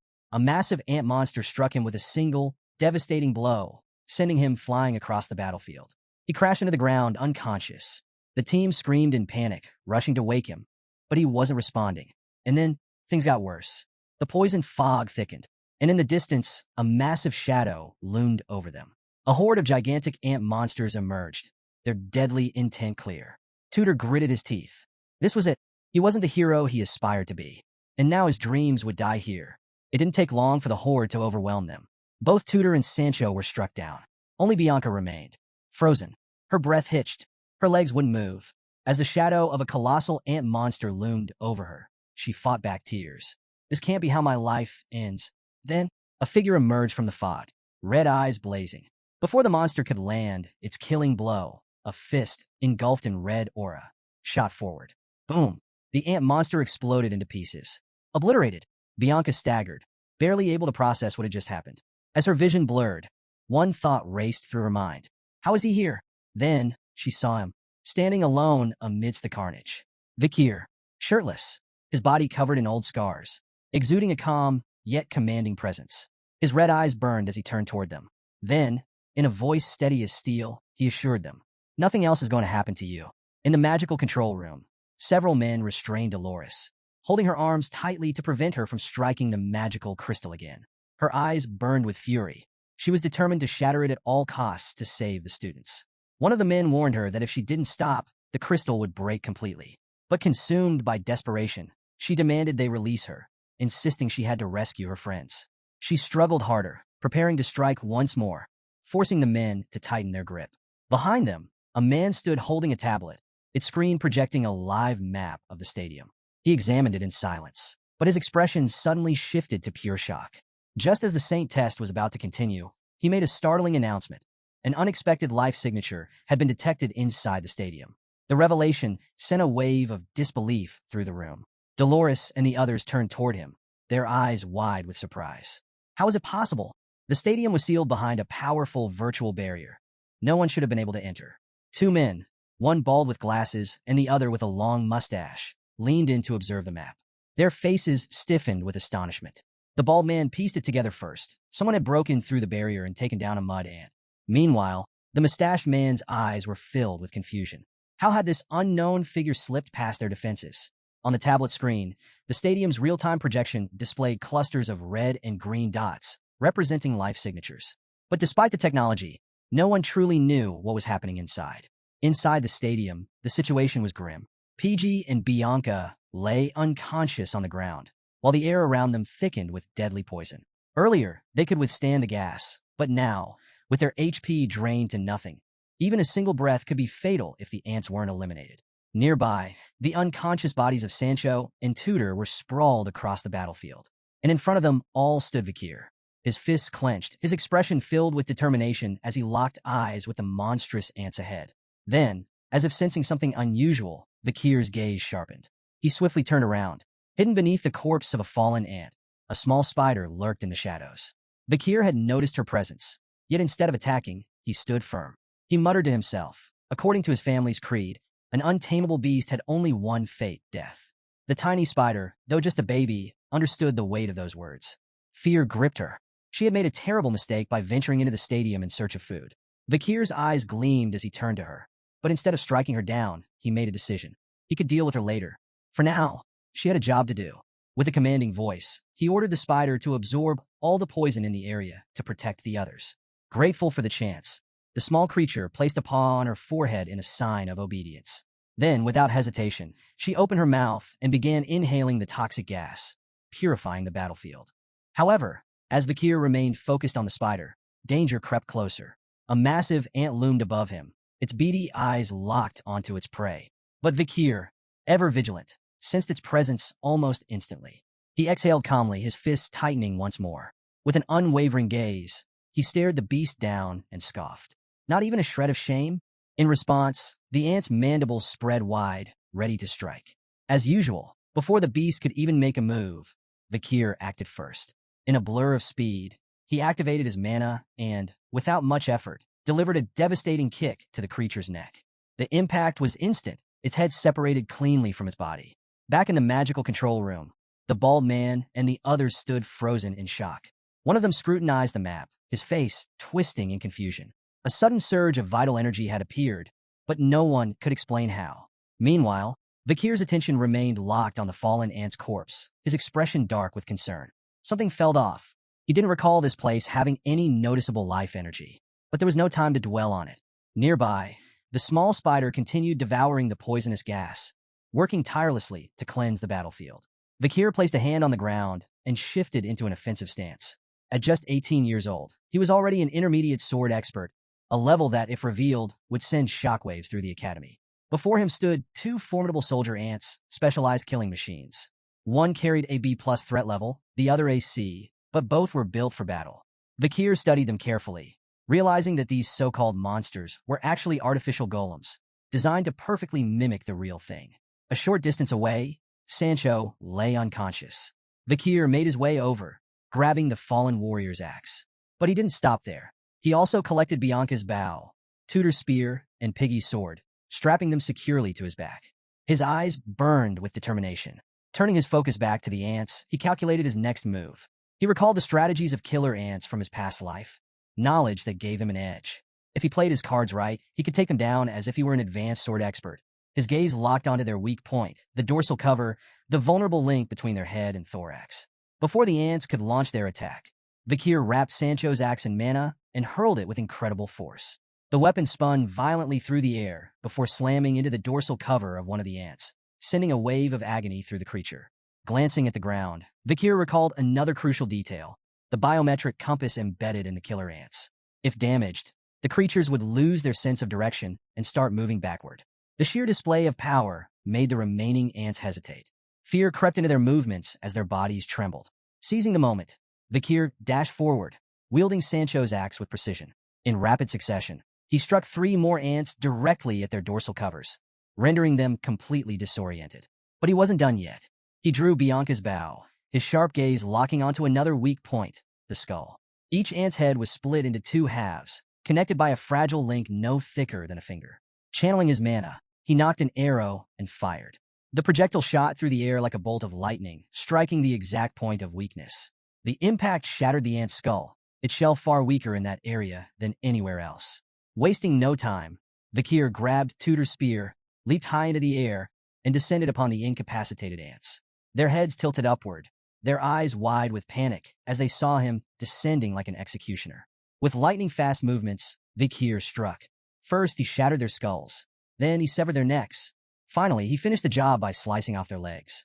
After delivering his final strike, Kier landed back on the ground, steadying himself with one hand as he locked eyes on the remaining beasts. He was ready to finish them all, until something unexpected happened. His eyes widened in disbelief. A massive shadow loomed over him, far larger than any of the other ants. Kier slowly stood up, his gaze fixed on the colossal figure above. Yet, despite the overwhelming presence of the creature, he remained composed. Instead of fear, curiosity flickered in his expression. A giant red ant had appeared. Unlike the others, this one radiated pure dominance. Drool dripped from its mandibles as it locked onto Kier, its hunger evident. This wasn't just any ant. It was a general ant, a creature ranked at a dangerous A-level threat. Kier let out a quiet exhale, his grip loosening as he dropped Tutor's spear to the ground. He studied the beast intently, his surprise evident. This monster had been included in the exam. A slow, exhilarated smile crept across his face. This is getting interesting. Reaching for the hilt of Piggy's sword, he unsheathed it with deliberate slowness, his excitement growing. Meanwhile, outside the stadium, the atmosphere was tense. The thick curtain of poisonous gas had spread, completely obscuring the battlefield from view. Spectators fell silent, unable to see what was happening inside. Students murmured among themselves, worried about the outcome. Even third-year students struggled against these trials. How could first years possibly endure? In the magical control room, panic was setting in. One of the men monitoring the stadium suddenly froze in shock. Sensing the shift, the mustached man turned to him, his expression filled with both curiosity and unease. "What's the problem?" he asked. The bald man, drenched in sweat, struggled to find his words. His heart pounded as he turned toward the others, his face drained of color. With a panicked voice, he revealed the impossible. The general ant had been defeated. A stunned silence fell over the room. Even more shocking, all the students inside the stadium were still alive. Professor Morg stepped forward, his expression twisting in confusion. He knew just how powerful the general ant was. This wasn't some standard exam creature. It was a hidden obstacle, planted unfairly to prevent students from lasting the full hour. Yet somehow, it had been taken down. His mind raced as he rubbed his chin, his gaze narrowing in suspicion. What in the world was happening inside that stadium? Before he could process it further, a commotion erupted behind him. A man appeared, carrying a woman with purple hair draped over his shoulders. His frantic shouts filled the control room. "I found Professor Sadie. She has the key to the magic barrier." One of the superiors turned toward him, frowning. Where was she? The man hesitated, clearly flustered. With a nervous expression, he explained that she had been found in an alleyway, reported for vandalism and interfering with a bar owner's business. All eyes shifted to the so-called professor. She was completely drunk, drooling, swaying, and barely able to stand. In short, she was a total mess. Dolores, already on edge, clenched her fists. Her patience had run out. Turning toward the magic barrier, she raised a furious finger and ordered them to open it immediately. The others exchanged uneasy glances. No one knew if Tutor and the others were still alive. But there was no turning back now. Using the key, they began dismantling the magical barrier. Slowly, it started to disintegrate. As the structure faded, The poisonous gas trapped inside the stadium began to escape into the open air. The chaotic incident during the Academy's midterm exam finally came to an end when the magical barrier was released after exactly 42 minutes and 13 seconds. As the shimmering wall faded away, the instructors, still panting from the intensity of the situation, rushed down to the stadium. What they saw left them speechless. The ground was littered with the corpses of the killer ants, dozens of them, lifeless and scattered across the battlefield. Disbelief filled their eyes. How was this even possible? These were first-year students, yet they had somehow managed to wipe out every single one of these monstrous creatures. Moments later, Dolores, who had been anxiously waiting, descended into the stadium as well. Her heart pounded as she frantically searched for Tudor and the others. Then she saw it. Her breath hitched, her eyes widening in pure shock. Lying motionless amidst the sea of ant corpses was none other than Kier. For a moment, she stood frozen, her mouth slightly open. She couldn't tear her gaze away from him, unsure whether he was truly unconscious or just pretending. Well, as it turned out, he was absolutely faking it. Keeping his eyes shut, Kier remained still, playing the part of an exhausted warrior who had collapsed in battle. It was uncomfortable, sure, but it was better to pretend he had fallen while fighting alongside his classmates than to deal with the flood of questions that would come if anyone knew the truth.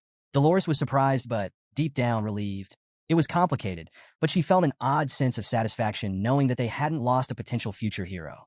Just then, her friend arrived, camera in hand, grinning from ear to ear. She wasted no time, quickly snapping a picture of Kier lying among the fallen ants.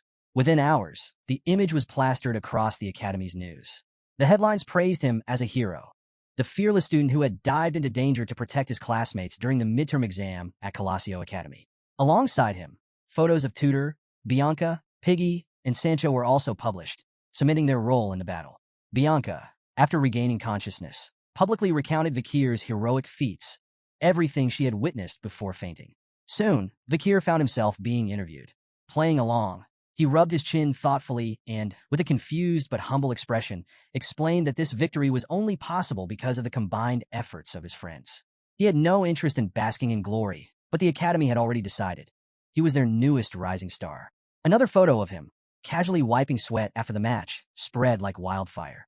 His name became the talk of the Academy, not just for his achievements but also for his looks. His rank was officially re-evaluated, and he was recognized as a high-level expert swordsman. However, not everyone was convinced.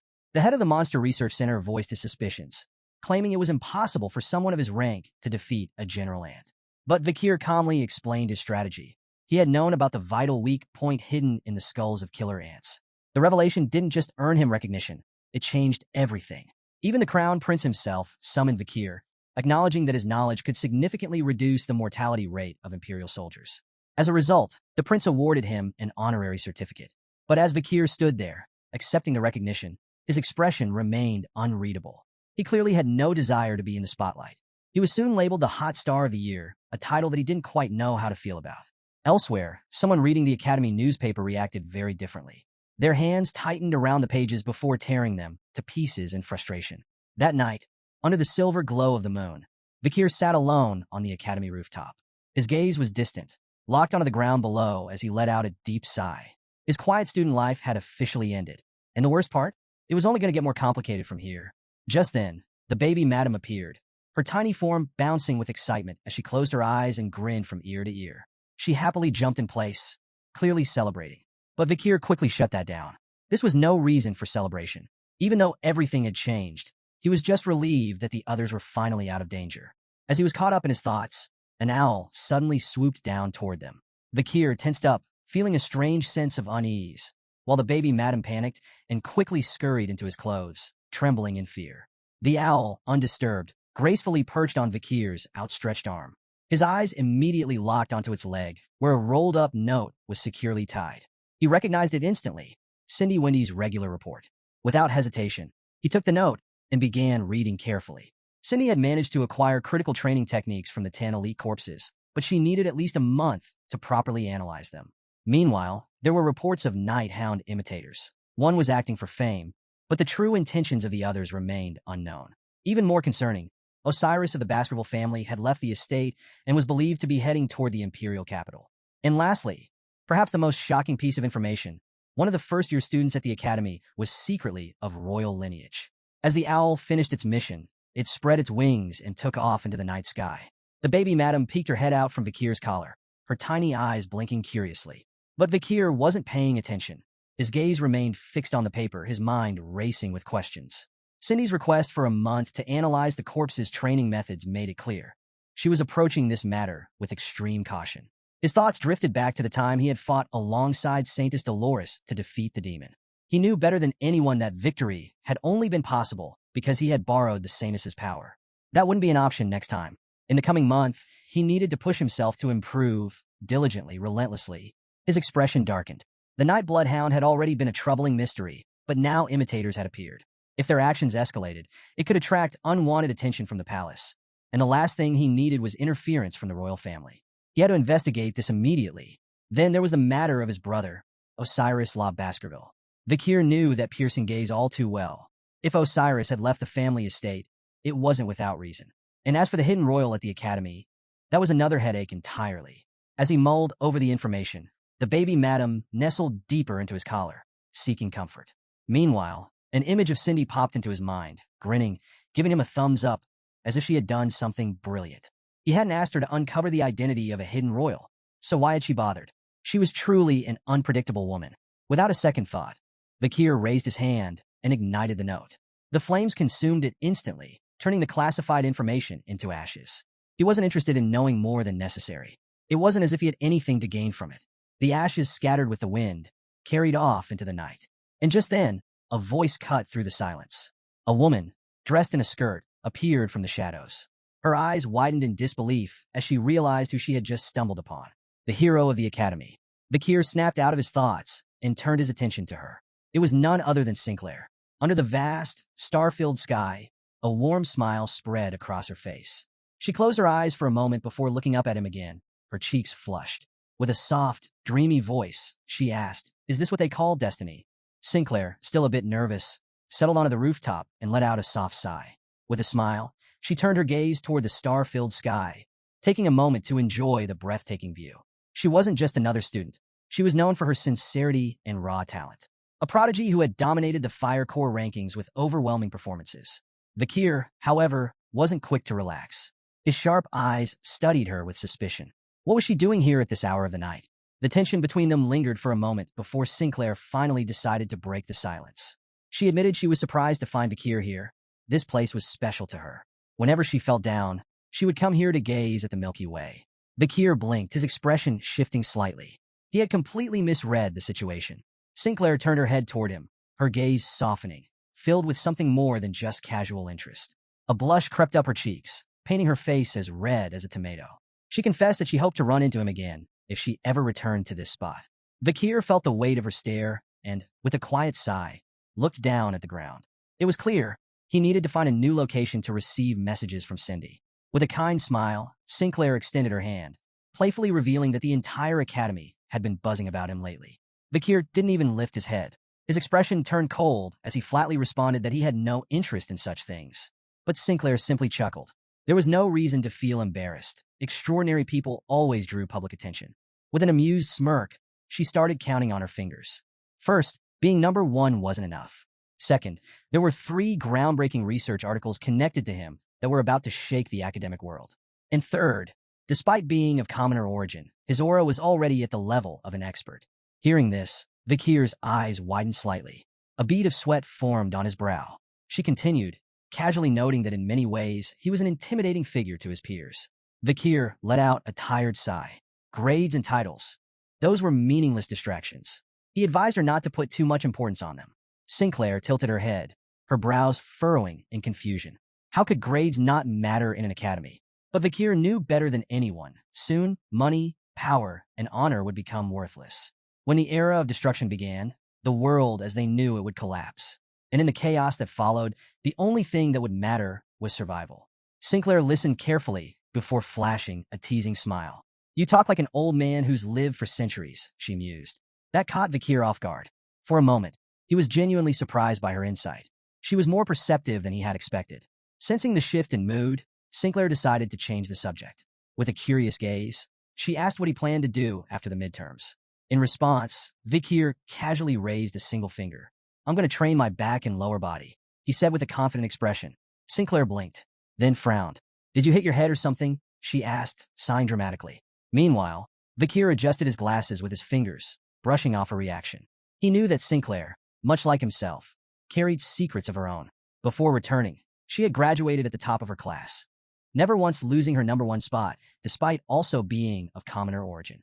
And then, one day, she disappeared. She had cut off contact with everyone, vanished from history, and left behind nothing but unanswered questions.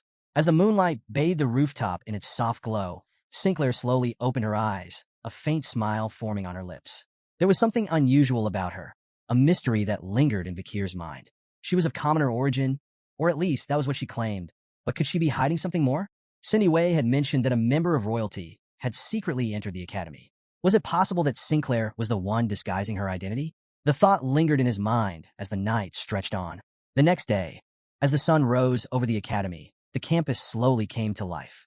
Tutor, still groggy from sleep, stretched his arms with a loud yawn, feeling the exhaustion in his body. He never expected the exam period to drag on for so long. Shouldering their backpacks, the group began walking toward the academy.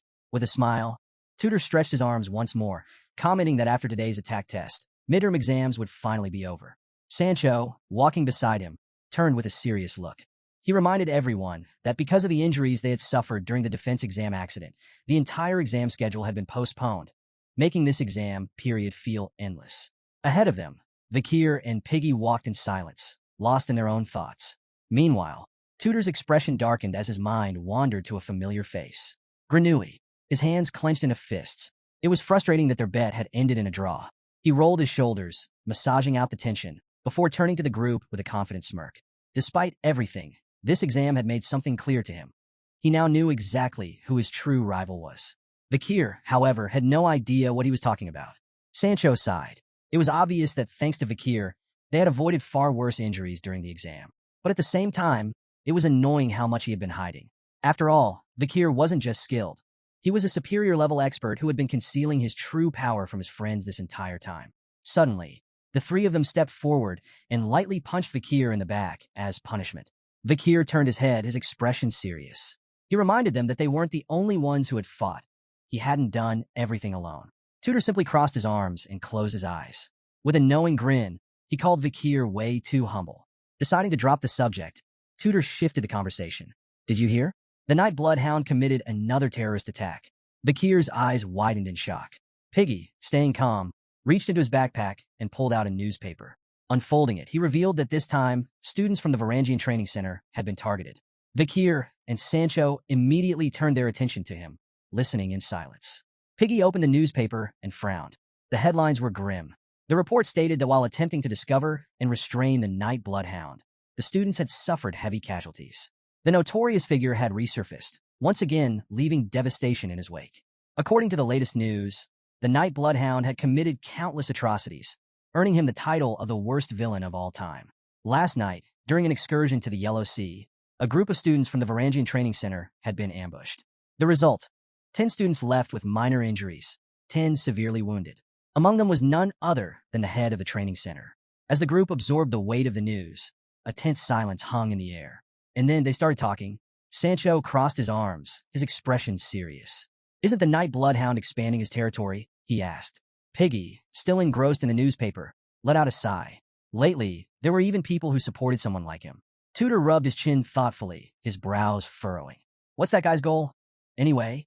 Meanwhile, Kier's gaze drifted downward, his expression unreadable. But beneath the surface, his fists clenched tightly. His imitators had already set things in motion. There were 2 of them. One had gone quiet, barely making a move. But the other? The other had been steadily escalating their activities.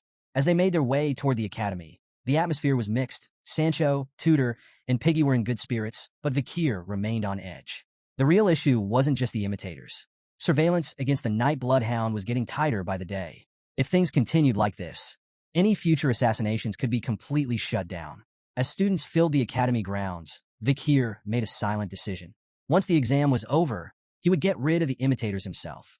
In a separate section of the academy, the attack exams were about to start. Unlike the defense exam, which required teamwork in groups of 4, the attack test focused solely on individual skill. It was a one-on-one battle where each student had to fight against a golem controlled by a professor. Points were awarded for successful hits, evasions, and overall combat ability. Now it was Sancho's turn. A golem materialized before him, summoned by Professor Morg, who stood behind it with his arms crossed. Sancho took a deep breath, channeling his mana into his spear. With a fierce battle cry, he lunged forward, striking the golem's barrier with force. The purpose of this test was clear: to give students real combat experience by making them face golems that mimic the movements of master-level combat instructors. Sancho's attack landed, the impact sending vibrations through the ground. Professor Morg observed the fight in silence, his sharp gaze unreadable. Then came Tutor's turn. Determined, he gritted his teeth and poured everything into his attack. His muscles burned, his mana surged, and with one final burst of strength, he shattered the golem into pieces. For a moment, he stood there, panting, staring at the broken remains. He could hardly believe it. His attack had actually worked, but Professor Morg's expression remained serious. He stared at Tutor, the air around them growing tense. "You still have a long way to go," he said flatly. Then, without warning, green roots burst from the ground, wrapping around Tutor's legs. He tensed up, momentarily distracted. That was all the golem needed. In the blink of an eye, it appeared in front of him, its fist already mid-swing. Tutor's grip on his spear tightened. He barely had time to register the sudden increase in speed. Was the professor strengthening the golem, somehow? The fist moved closer. Instinctively, Tutor raised his arms to block. But it was a feint. Too late. Before he could react, the golem's real attack came. A devastating kick aimed directly at his ribs. The impact sent a shockwave of pain through his body. His vision blurred, and his breath hitched. His eyes went wide with fear. Then, a scream tore from his throat. His body crumpled to the ground, writhing in agony as the pain consumed him. The golem stood over Tutor, unmoving, as Professor Morg's voice echoed through the training hall. "You made a mistake," he said. "Just because I'm a mage doesn't mean I can't use my fists and feet." With surprising gentleness, the golem extended a hand, helping Tutor back to his feet. "The only thing that matters in a fight is victory. Never forget that. Even as a mage, you should be ready to use your fists, feet, even your teeth if necessary." Still catching his breath, Tutor nodded and thanked the professor. Once all the matches were over, the students gathered in the stadium as their scores were calculated. Tutor, utterly exhausted, collapsed onto a seat. The results were announced. Ice Corps Class 8 Cadet, Tutor Layden Cote. Evaluated by Professor Vinci Morg. 12 landed attacks, 20 successful dodges, 3 blocks, 0 critical hits. Final score, 35 points. From the crowd, Bianca's jaw nearly hit the floor. She blinked in shock, then raised her hand in disbelief. Tutor had beaten her. Her results followed. Ice Corps Class 8 Cadet Bianca. Evaluated by Professor Vinci Morg. 7 landed attacks, 24 successful dodges, 0 blocks, 0 critical hits. Final score, 31 points. Her face flushed red, not from embarrassment, but pure rage. She jumped to her feet, pointing an accusatory finger at Tutor. "This is ridiculous," she fumed. "This whole test is flawed. A one-on-one combat exam is totally unfair for an archer." Tutor, still slouched in his seat, turned to her with a puzzled look. "Oh, and was fairness on your mind when you took all the individual points during the defense exam?" He shot back. Before the argument could escalate, laughter rang out from behind them. They both turned toward the source of the sound, Granui. Leaning casually on a chair, he smirked, extending a hand as if presenting himself. Well, this just proves that I am the best of the two," he said smugly. His score flashed on the board. Ice Corps Class 8 Cadet Granui. Evaluated by Professor Vinci Morg. 11 landed attacks, 22 successful dodges, 2 blocks, 0 critical hits. Final score, 35 points. Tutor narrowed his eyes, confused. "What are you even talking about? We got the same score?" At that, Granui's smugness instantly turned into fury. He jabbed a finger at Tutor, his face twisting with frustration. "That's exactly the problem," he snapped. "We tied in the defense exam and the attack exam." But then his expression shifted. His lips curled into a devilish grin, and his eyes gleamed with joy. "That means I win," he declared dramatically. "Because my theoretical grade is higher than yours." Tutor's face went pale. His entire soul left his body. Defeat hit him like a hammer. He slumped forward, completely and utterly devastated. Bianca, watching his sudden downward spiral, sighed and patted his back in consolation. "Hey, look on the bright side. At least our teacher was Vinci Moore," she pointed out. Tutor barely registered her words. He just stared at the ground, lost in despair. But Bianca wasn't done. Tapping her chin thoughtfully, she continued, "The other students had Professor Suddy." At that, Tutor's expression shifted. His eyes widened with curiosity. The very mention of Professor Sadie sent a shiver down Bianca's spine. She couldn't help but picture the woman's chaotic, lunatic smile. "Ugh," That woman, Bianca muttered, a look of disgust flashing across her face. Professor Sadie had a reputation, a terrible one. She was a pathetic drunk who had disappeared with the magic barrier key and caused an entire security crisis. The older students described her as strange, unreliable, and completely unprofessional. She was, without question, the #1 teacher every student wanted to avoid. Tutor, now even more confused, turned to Bianca. How in the world did someone like her become a professor at the academy? He asked, bewildered. Bianca lowered her hand from her chin and sighed. Well, believe it or not, she's actually insanely skilled. Tutor frowned. That didn't sound convincing. Bianca continued. When she's not wasting time as a teacher, she helps the authorities catch criminals. As she spoke, an image formed in her mind, a terrifying figure wielding the Beelzebub sword. She's in charge of tracking down and capturing criminals like the Night Bloodhound. Tutor's expression hardened. His eyes filled with both seriousness and concern. He had faith in his friends. They were strong. They'd be fine. Or at least, that's what he wanted to believe. Beside him, Bianca rested both hands on the seat, her gaze drifting toward the sky. A quiet sigh escaped her lips. That's exactly why I'm worried, she admitted. Her expression turned distant as she continued. Professor Suddy, she's the last living relative of a fallen marquis. And because of that, she's filled with envy, especially toward talented students from noble families. Her voice lowered. There's a rumor that she completely destroys students with potential. A heavy silence followed. Somewhere in the academy, the scene was brutal. Piggy lay motionless on the ground, covered in blood. A woman, dressed in sharp heels, pressed her foot against his head, her weight digging into him without a hint of mercy. Before her, a golem identical to her in appearance stepped forward, its mere presence exuding an overwhelming pressure. The gathered students were frozen in place, stunned, horrified. Another student had fainted. This wasn't an exam. This was a massacre. Panic set in. The students turned to the exit, pounding on the doors, desperately trying to escape. They didn't want to be here. They didn't want to take this exam with her. And yet, the doors would not open. Standing in the center of it all was Professor Sadie. With one hand on her hip, she absent-mindedly touched her lips, her gaze dripping with amusement. Her heel remained pressed firmly on Piggy's head. To her, these students were all cowards. The results were displayed. Ice Core Class B Cadet Piggy. Professor Sadie. 0 attacks landed. 0 dodges executed. 0 blocks. 0 critical hits. Final score, 0 points. Next to him lay Sinclair, also unconscious, her body stained with blood. Ice Core Class 8 Cadet Sinclair. 0 attacks landed. 0 dodges executed. 0 blocks. 0 critical hits. Final score, 0 points. Not far away, Sancho's lifeless form was sprawled out, his uniform soaked in red. Ice Core Class 8 Cadet Sancho. 0 attacks landed. 0 dodges executed. 0 blocks. 0 critical hits. Final score, 0 points. Suddy let out a bored sigh. This was a waste of time. Sadie pulled out a whip, her eyes scanning the remaining students. Most had already fled, leaving only a single figure standing. One student hadn't run. One student was still there. Kier, his piercing gaze locked onto hers unwavering. Sadie's lips curled into a wicked grin. She placed a hand on her cheek, stuck out her tongue, and with a voice dripping in bloodlust, she gave the order. Come closer.